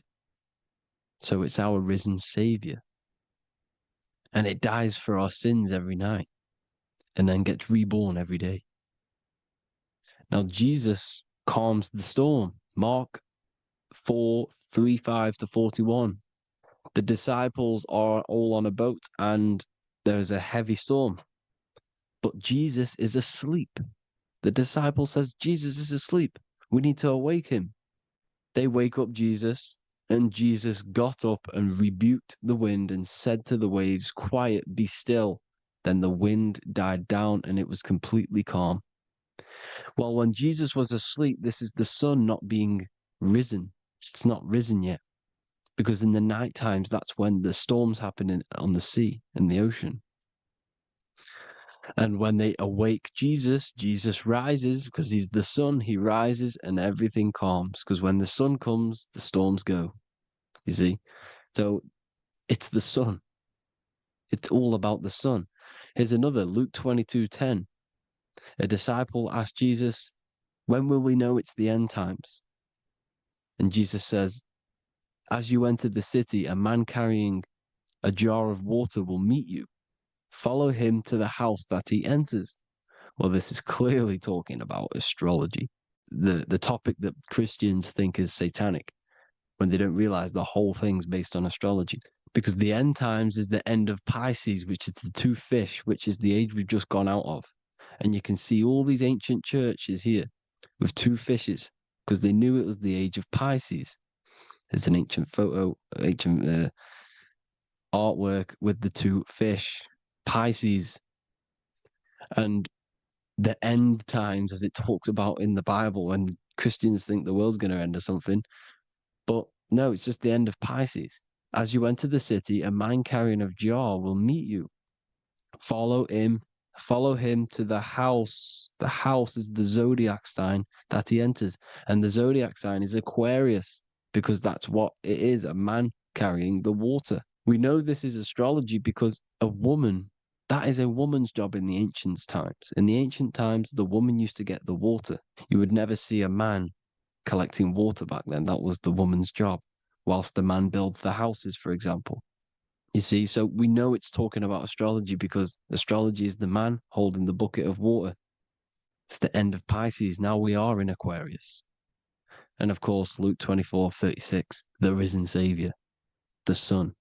Now, the Son is also born on the 25th of December, a virgin, just like Horus, Mithra, Buddha, Krishna, Hermes, and thousands of other gods, all born on the 25th of December. Well, it's because the sun moves 1 degree northward on the 25th of December. And on the 22nd to the 24th, it stays in the same degree because it's moving south. But then on the 22nd, it stays in the same degree on the Southern Crux constellation. And the ancients called this the sun dies on a cross because the cross is the Crux constellation, the Southern Cross. And it stays on that same degree for 3 days on the cross. The sun dies on a cross, and then on the 25th, moves 1 degree northward, bringing back the summer, the light, the warmth, the growth of crops. And this is the sun being reborn again, a virgin, because it's pure. And here's Mithra, another sun god before Jesus was around, before Christianity. It was Mithraism, and Mithra, Ra is Ra, the sun god, Egypt. It's all about Ra, the sun. You see the crown of thorns on Jesus' head, symbolizing the rays of the sun. And here are the rays of the sun on the back of Mithra's head. Krishna, the sun. Buddha, the sun. Horus, horizon. All born virgins, all did miracles, all resurrected. Dead for 3 days. Well, here he is, dead for 3 days on the cross. And resurrected, because it's the most ancient religion ever been on the face of the earth, the worship of the sun. And we should worship the sun, because without the sun we are nothing. The sun feeds us, feeds the earth, feeds everything. Without the sun we are nothing. It's been reversed, and now we're worshipping man. When we're worshipping a man called Jesus, was never real. It's all about the sun, the most high, the most powerful, potent, celestial body in the sky, the orb that feeds us every day. It dies for our sins and rises every day. It's the sun. Now on the Holy Communion Day, it's the worship of the sun. They give out mini suns. It's Jesus holding a sun. And they raise the sun on Sunday because they go to worship their sun god on Sunday. Not Saturn Day, not Moon Day, Monday, but on Sunday when the sun is exalting. And they hold suns up above their heads because the sun rises. They're symbolizing the sun rising above their heads as Savior. It's the sun. It's the Holy Communion Day. And here's Jesus giving a piece of himself to the children. It's the sun, the light. Judas was known as a backbiter, a backstabber, because he stabbed Jesus in the back. He betrayed Jesus. Well, this is just another astrological story about the constellation Scorpio, because the Scorpio is the J, looks like a J. J for Judas, the scorpion, the backbiter. Scorpions backbite. They bite with their back. And what does Judas do? He betrays Jesus by kissing him to let the warriors know who they need to get. So he kisses Jesus and Jesus gets stabbed in the back.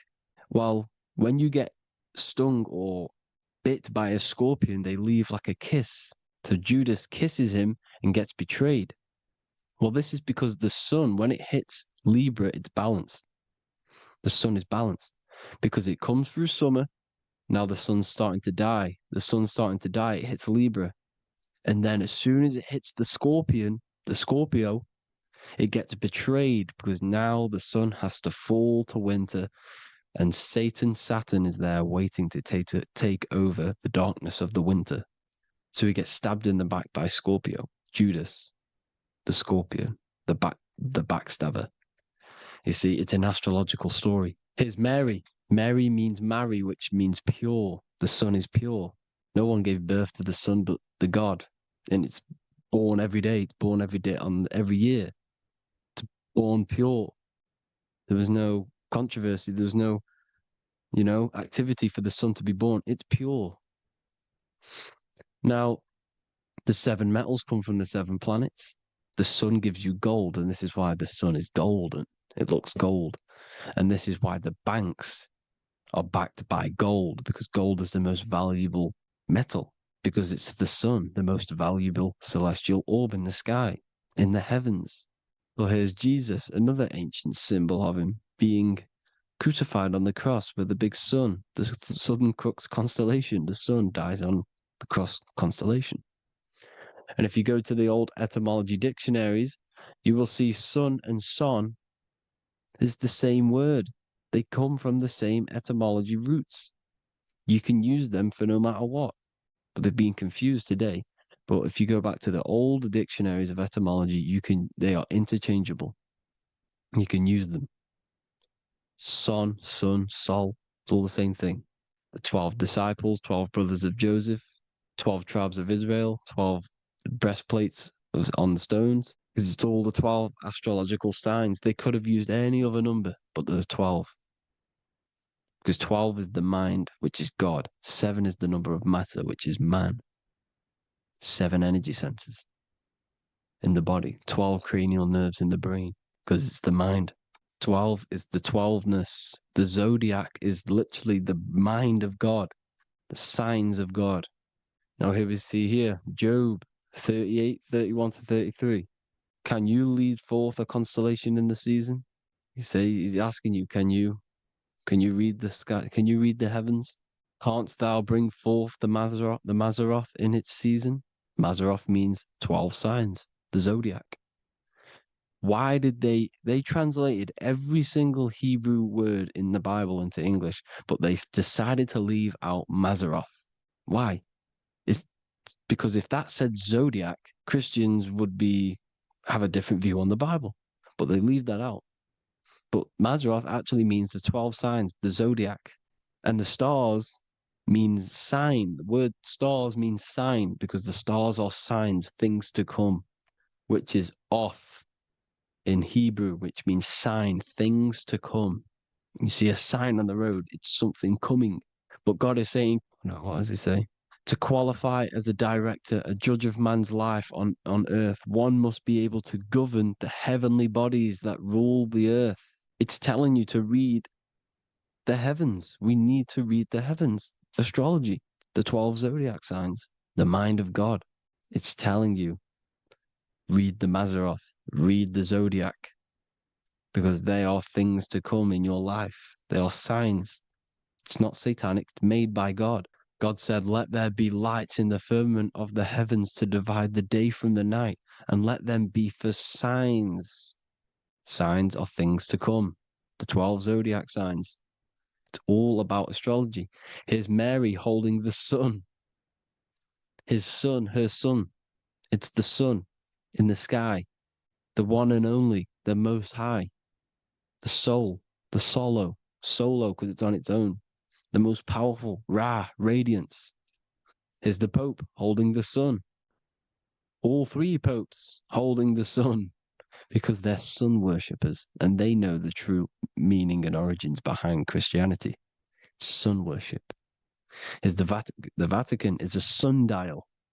Yes, this is literally a clock. Your clock, your watch is a sundial. It's got 12 sections on it for the 12 zodiac signs. 12 hours, 12 Horuses. Now here you see Jesus walking on water. Well, it's the sun, and here's the beard of the sun. Here's the pyramid of the sun, the illuminated one, the all-seeing eye, the sun. Here's the Ankh. The sun creates these symbols. The ancients knew this. Now, when you see these headdresses, these are actually the days of procession of the sun. Aries, Cancer, Libra. It's all about the sun. Here's some more sun worship going back to Egypt. Ra, Horus, Osiris, and Set. Jesus and Satan is Horus and Set. The sun and Saturn. Saturn rules the winter, Satan. Jesus, the sun, the light of the world, rules the summer, rules the day. Satan's the night, Saturn's the night, the sun is the day. The evil brother, Satan. Well, Horus comes, well, this is where we get the word hours from. There are 12 Horuses. The sun moves in 12 Horuses, 12 hours. Where's Horus? What hour is it? Where's Horus? His Ra, 12 noon, Ra, radiates, powerful, the most high sun. That's why he has a sun on the top of his head. These are the 4 states of the sun. Set, sunset. This is why we say sunset, because the sun is setting. His sunset, his Horus, horizon, the Horus is rising, Ra radiating, and the sunset. Then midnight is Osiris. Here's another ancient symbol for the sun, the scarab. Ra, the sun, scarab. It's got the word Ra in it because it's the sun. And here's the sun on top of the scarab with the wings. Because scarabs roll dung up hills, and then they'll let it fall down the hill to gain more matter. To gain more bigger, like a snowball effect. And this is, the ancients saw this as a process of the sun, because the sun climbs up the hill and then it falls. So they used the scarab to symbolize the process of the sun. The sun climbs and falls. Here's an ancient Egyptian cat cutting off the head of the serpent. Well, the cat is cutting off the head of the serpent, symbolizes the sun cutting off the nighttime. When the sun rises, it cuts off the nighttime. It cuts off the serpent. The serpents represent darkness or evil. Oh, there's some more symbology of the sun and the heavens, the arch, the royal arch, the firmament, the sun inside the firmament. These are all ancient churches, and they all depict the firmament with the sun inside. Is the ancient cosmology, you see, because it's all about the sun. Everything's about the sun, because the sun is our orb made for us to sustain life in this, inside of this creation, inside of this firmament, the royal arch of heaven. Here's the Freemasons depicting it. Here's the Masonic royal arch, but you can even see the zodiac signs. Here's Cancer, the checkered board. It's the royal arch of the firmament. Obviously, they don't want to tell you that. You live in space, apparently. Some more sun worship. Here's the beard of the sun on the water. They all have this long beard. And why do they say amen? Amen at the end of every prayer. Amen is a sun god, a creator god. It's all about the sun. So thank you all, people. Hope you all enjoyed. Hope you all gained some knowledge and insight. Please give me a follow, drop a comment, drop a like. Have a good day. Love you all.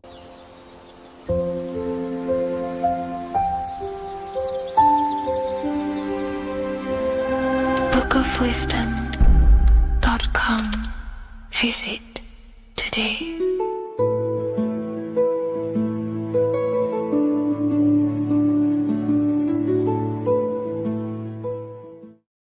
What if God is not watching you every move, not judging every mistake that we make, not deciding in real time who goes to heaven or hell? What if reality does not work through God micromanaging everyone in his creation, but through a law? And what if you are not separate from those laws, but an active expression of them? Once you understand this, everything in your reality will shift. The idea that God micromanages everything and does everything by himself to hold up his creation is illogical. It makes no sense. There are billions of souls and living people in this world. There are plants. There's no way there is an intelligence out there micromanaging everything. If you die and pass on, there's no one waiting in a queue to be judged by God. This is totally, just religion creating up their own version of the Bible or whatever holy book it is. We have to remove that system out of our mind that's being heavily implanted into us. If God were personally judging every soul the moment moment they died, there would be an endless queue of people waiting to proceed, punish, or rewarded. Reality does not operate like a courtroom with a single judge overseeing every case. Instead, reality operates through systems, through structure, through law. God does not intervene moment by moment. God sets laws into place,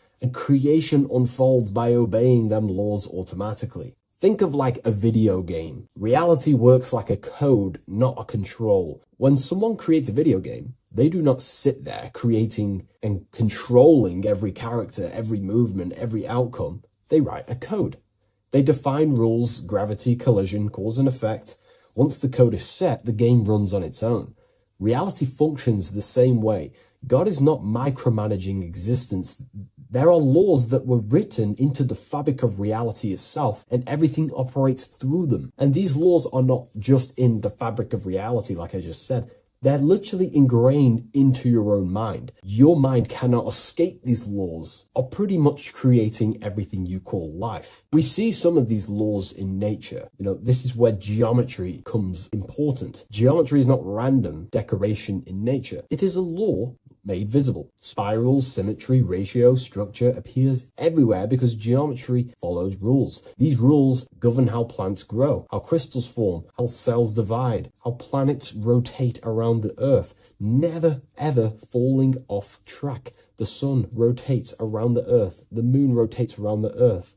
What is the order? What is the law that these intelligences are following? Why do they never distort? Why do they do the exact same thing every day and never fall off path? There is an order. And in fact, the word cosmos comes from Greek, and the word cosmos in Greek means order. This is why we call cosmology or the cosmos, the universe. It is order. It is an ordered, structured creation which contains and recycles and regenerates itself. For example, if we look at the Fibonacci sequence, this sequence is a code written into nature. It's not just decoration. It is an instruction into plants, into everywhere you see the Fibonacci, which is right there in your hand, the Fibonacci sequence. The pattern governs how things grow in the most efficient and sustainable way possible. Leaves, flowers, shells, trees, hurricanes, and even galaxies follow this sequence because it allows growth without collapse, overlap, or waste. The reason the Fibonacci appears everywhere is because it's the law of balance. Each stage of growth builds the one before it. Nothing is forced. Nothing is micromanaged. Growth unfolds naturally because the rule already exists. Without this law, nature would not sustain itself. Plants would block their own light. Branches would compete instead of expand. They would all be fighting for space. Systems would collapse under their own complexity. The Fibonacci solves this by allowing infinite expansions while maintaining order. This is what an actual law looks like in action. A single principle set once, creating harmony across all scales of existence. Nature does not think about how to grow. It follows the code on a subconscious level. And because the code is perfect, growth appears intelligent. This is the same principle that governs reality itself. Without the Fibonacci sequence, plants would be fighting for space, fighting for light, that it would be pure chaos. The reason why there are laws in place is because it allows everything to self-sustain itself, to grow infinitely. These laws, such as the Fibonacci sequence, is pretty much a code to ensure that plants, nature, are eternal and they keep recycling themselves without a being micromanaging these things. Just like how your body works. Your body is running off subconscious programs. You don't tell your heart to beat, you never have. You don't tell yourself to breathe, you never really have. You don't tell your digestive system to digest food. These laws are already in place before you even become conscious as a baby. Who is the one telling your body to grow, to regenerate itself when it cuts? Who is this intelligence? What is this intelligence? Well, this is what we call the universal subconscious mind. The universal subconscious mind, the same power that is making the planets rotate around the earth, the same power that's telling the seed to grow into a plant, the same power that turns your cut into a scab, then into skin, is the same power that is running your heart, that is telling your lungs to breathe. We're all interconnected with this universal subconscious blueprint which sustains reality and creation itself. It's a self-containing system. Now that we've gone over some of the basic stuff, but you see where I'm trying to come from now. There are laws you cannot escape, and one of them laws would be cause and effect. It's impossible to escape this law. It is too powerful for your consciousness to actually escape cause and effect. Every cause will produce an effect, and every effect will produce a cause. It is an endless, infinite circle or cycle. It creates everything in your reality. The way I like to use cause and effect is before I make a decision, I know I'm trying to push my life towards who I want to be, towards my higher mind, but towards my goal. So every decision I make, let's say my friends contact me and say, do you want to come out? Let's do this. Let's say it's, something that's just going to waste my time and it's not very important. Of course, it's good to have time with friends, but let's say it wasn't important, for example. Before I make any decision in life, I say, well, what is this cause going to affect? Is that effect that this cause I'm about to decide on going to push me towards who I want to be, where I want to go in life, or what I want to achieve? Is it pushing me towards who I want to be? If it's not, I will not take that action. I will not produce that cause. I only take actions that I know are going to make positive effects. Now, of course, there are things we can't control, but we can minimize these things. I only take causes, which is just an action, if I know the effect is going to benefit me. I know sitting here, making videos will help me produce value for the world and for yourself and to help people awaken to these things. I know this is the cause, this is going to benefit humanity and help people awaken even more, because that's all I want to do. I want to help people, provide value to change people's lives. Another law that you can't escape is obviously time. You can't escape these laws. They are eternal principles that were set into place by some sort of intelligence. We live inside them. We express them. We are shaped by them. But you are not separate from creation standing outside the system. You are geometry. Geometry is right there in your hand. That's the Fibonacci sequence. You are the law made conscious. You are thought crystallizing into experience. Every object, every person in your reality is pretty much an externalization of your mind. The friends that you have a similar thought process to you, or they maybe have similar thoughts to you, or similar things that you both like. Your friends are mirrors of yourself. Reality responds to you because you are part of the same structure that governs everything else. Thought becomes action, and action becomes consequence. Consciousness shapes your environment. This is not punishment or reward. It's simply just reflection. It's either punishment or reward depending on how you perceive things in your belief system. Everything you experience is neutral. It's just your mind's perception on whether it's labeled good or bad, because that's what the mind likes to do. It likes to think it's in control. But in truth, if you just observed it without the mind, just with pure awareness, it's neutral. So there are mainly 8 laws that govern your reality, and I've talked about these before in a previous video on my YouTube. This is what creates the seed of life. The seed of life is 8 circles, and each circle represents a law, and these individual circles come together to create a geometric form, which is a flower. So it's symbolic of how nothingness turns into something. When geometry comes together, it creates physical matter. And the reason why they're circles is because circles represent something that is invisible, something that cannot be measured, such as a thought or a law. Anything that is considered spiritual or unseen by the human eyes is symbolized as a circle inside the occult traditions. The reason for that is because circles' surface area cannot be calculated. You can't find the exact surface area of a circle, which means it symbolizes something that you can't actually measure or see or tangibly touch. Therefore, the seed of life represents the 8 laws that come together to create a flower, the 8 laws that come together to form matter, the 8 laws that crystallize mind into a physical experience. These laws would be the first one, mentalism, the big circle around the seed of life. The big circle. So mentalism just reveals everything is mind. Without mind, there is no existence. Mind is reality, pretty much. You experience life not just outside of you, but mainly inside of yourself. Therefore, all of the laws that come after mind correspond to the mind, because mind is the first law. The second law will be vibration. Every thought has its own vibration, and you attract to you the thoughts that you put out based on the vibration. If you think negative, low vibrational thoughts, you will receive back to yourself more negative thoughts. If you think positive, you will receive more thoughts. If you think about football, you will receive more thoughts based on that vibration that you put out into the mental field. The third law would be correspondence. Everything corresponds, which means everything is just a reflection of something. Your reality is an externalization and a reflection of your mind. The things that you possess, the things that you've achieved, all comes from the internal mind. Everything corresponds to everything. As above, so below. Your reality is just an externalization of the thought loop that you live in every day, because thoughts work in cycles. 90% of the thoughts we thought yesterday, we will think again today. It's the thought loop that manifests our reality. So to change our reality, we have to change our thought loop. And once we change the internal, this will be mirrored in the external, which is the law of correspondence. Fourth law would be gender. Everything is masculine and feminine, conscious and subconscious. These two work together to create your reality. You have masculine and feminine forces of consciousness. Masculine forces of consciousness, vision and imagination and emotion. These are all aspects of the mind, the first law. The next law will be cause and effect. Very simple. We went over that earlier. Every cause produces an effect, and every effect will produce a new cause. It's an endless cycle. The next law will be rhythm. Rhythm is everything is in cycles, like I just said, day and night, winter, summer. The universe works in cycles.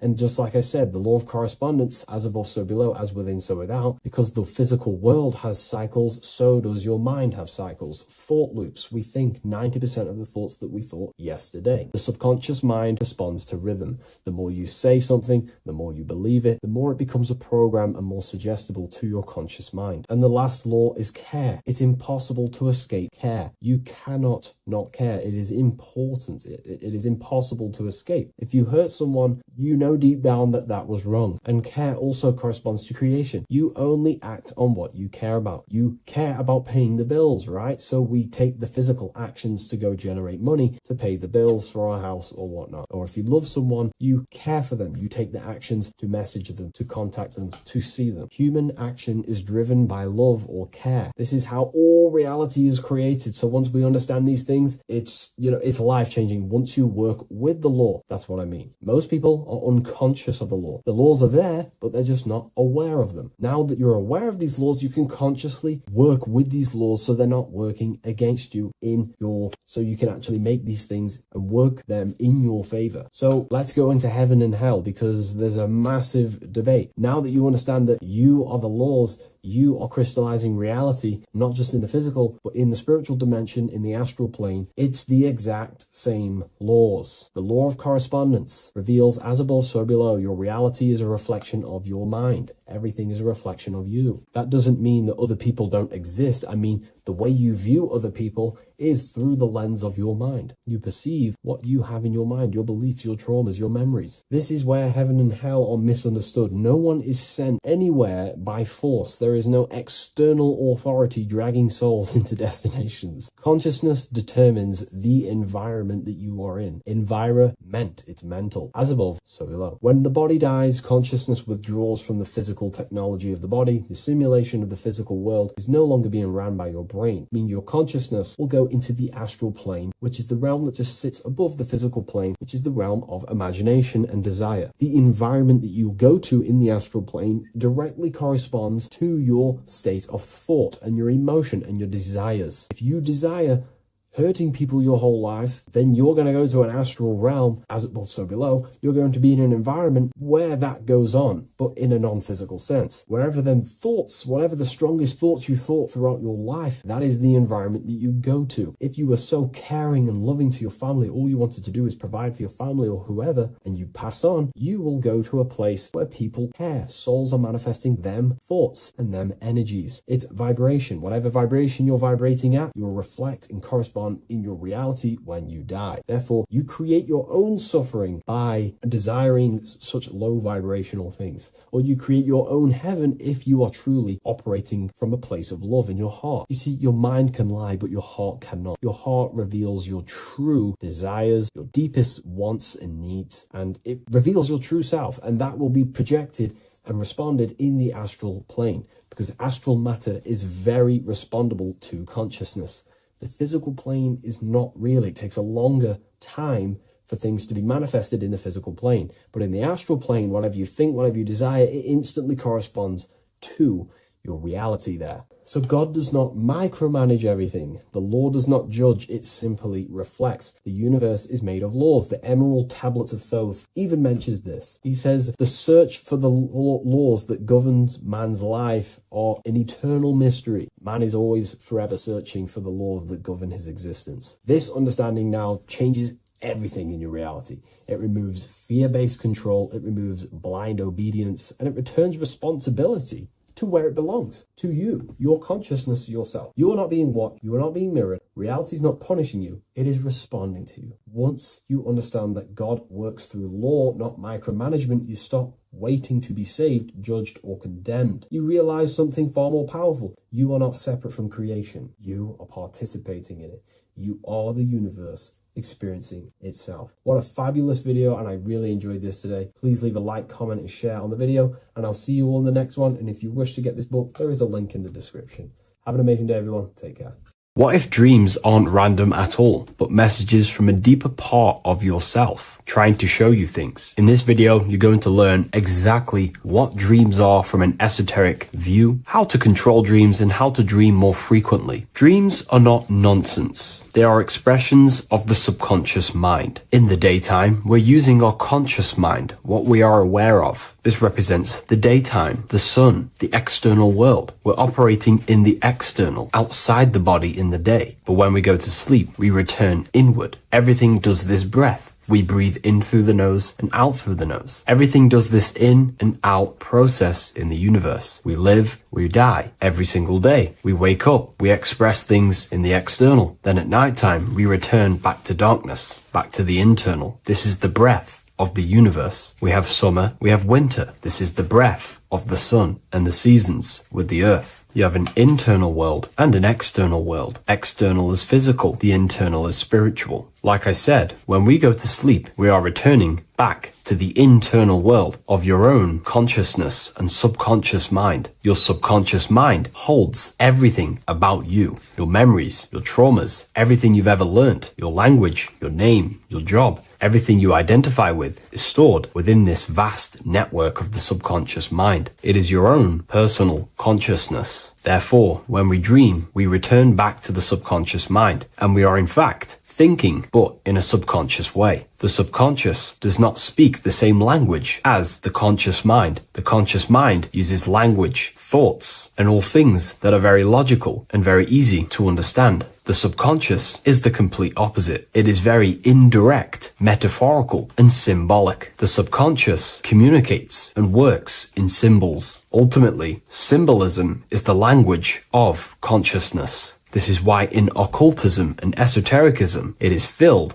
with occult symbols, because symbols are used to communicate directly with the consciousness within, the subconscious mind. And the subconscious mind is ultimately connected to the collective consciousness. We are all connected and tapping into the mental plane, where we receive thoughts, ideas, depending on what we attune our mind to. That's why we call it a mindset. But getting back on topic, the subconscious mind is your own personal network. It is like a net, an interconnected web of your thoughts, memories, traumas, emotional blockages, and all the things you identify with and have experienced in your life is stored within this network. It can be seen as a web. One example of the subconscious mind using symbolism is this next story I can tell you. Let's say I was in a very traumatic car crash as a young child. I experienced a lot of emotional trauma in that car, and that deeply impressed my subconscious mind with that trauma of emotion that I felt. Therefore, every time I see a car in my external world, that car is now a symbol that represents the state of consciousness I was feeling in that particular time of the traumatic car crash. The car is a symbol for a state of consciousness within my subconscious mind. Just like when you see a word, that word triggers what you believe that word to be in your subconscious mind. Symbols are the language of the subconsciousness. Therefore, when we dream, we are basically seeing symbols of our own personal subconscious mind. Our higher mind, which is basically our subconscious, the higher version of you that exists beyond your human thinking mind, communicates using symbolism. The higher mind does not speak human thoughts, human language. It speaks the language of symbolism. Therefore, when we dream, every event, every person, everything that happens, and everything you see is your own personal subconscious mind materializing within the plane of the astral plane. This is a dimension that sits just above the physical world that everything is pulled out of. For example, look around you. Everything everything you see around you was thought, then imagined. Imagination is the astral plane, and this astral plane sits above the physical world. As above, so below.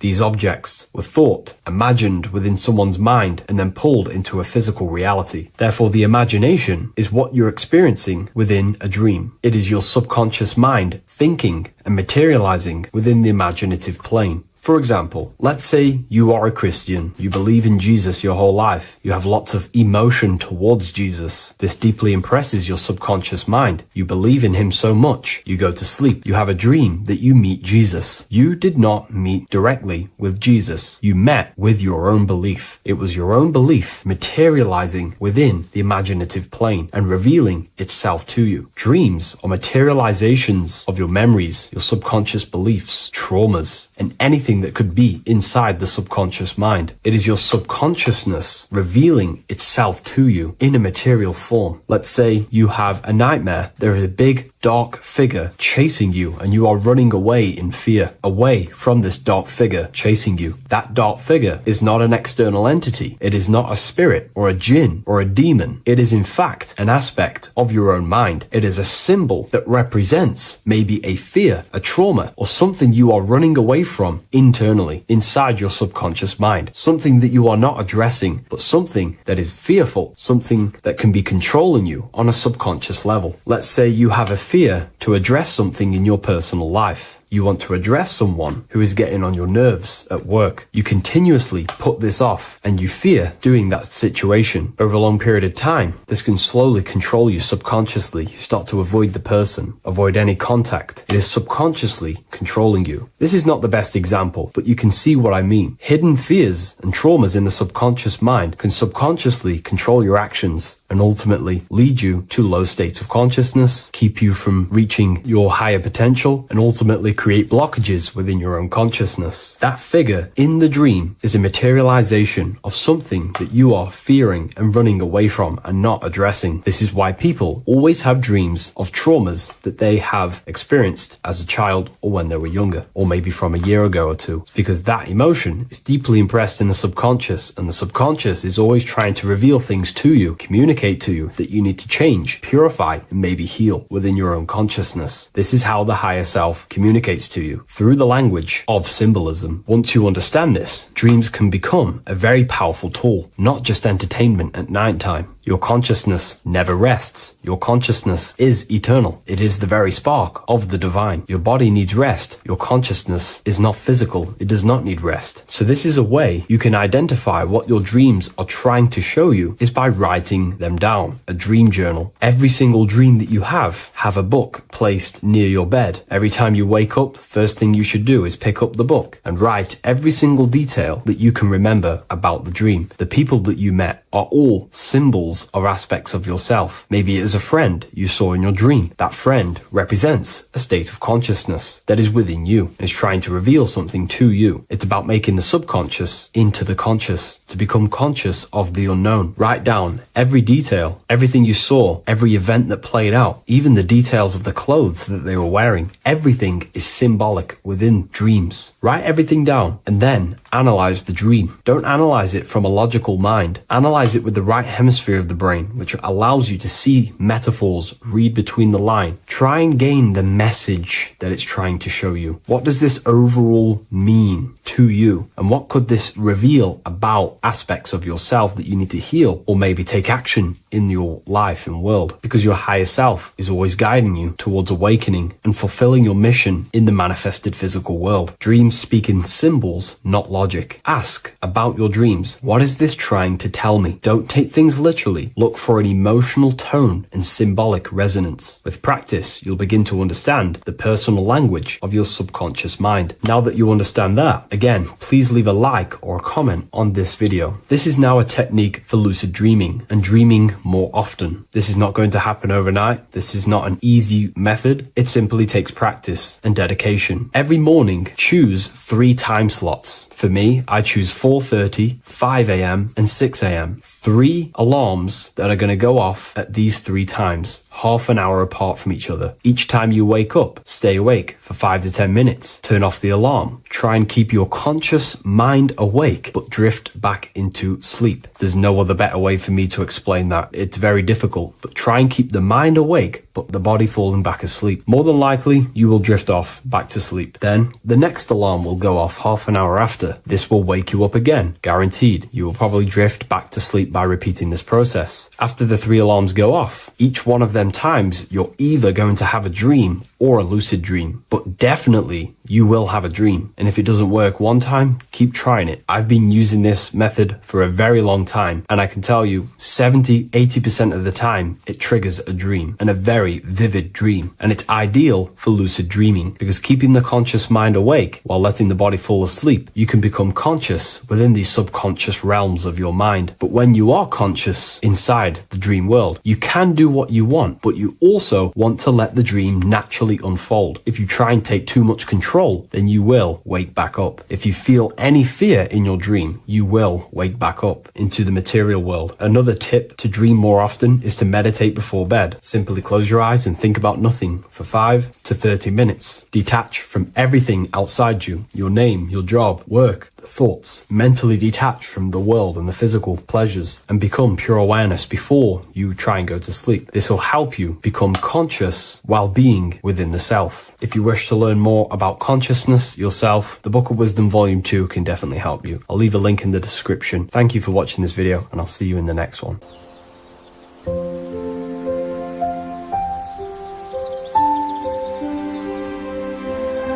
bookofwisdom.com. Visit today.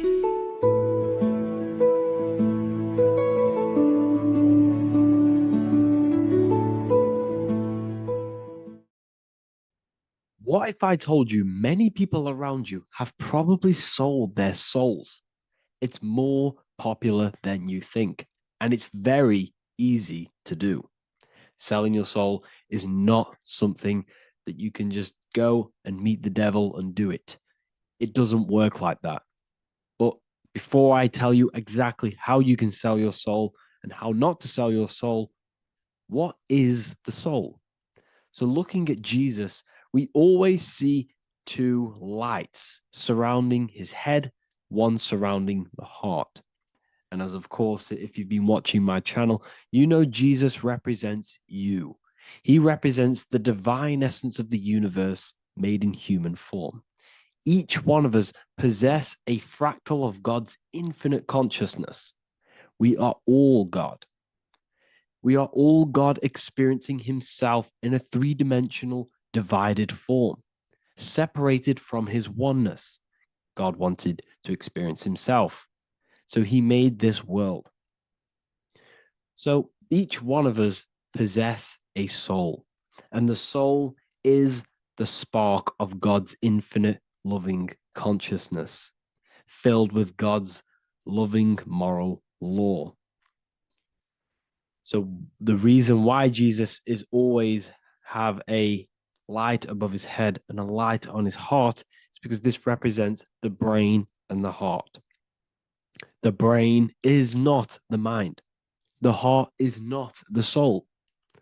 The brain is the physical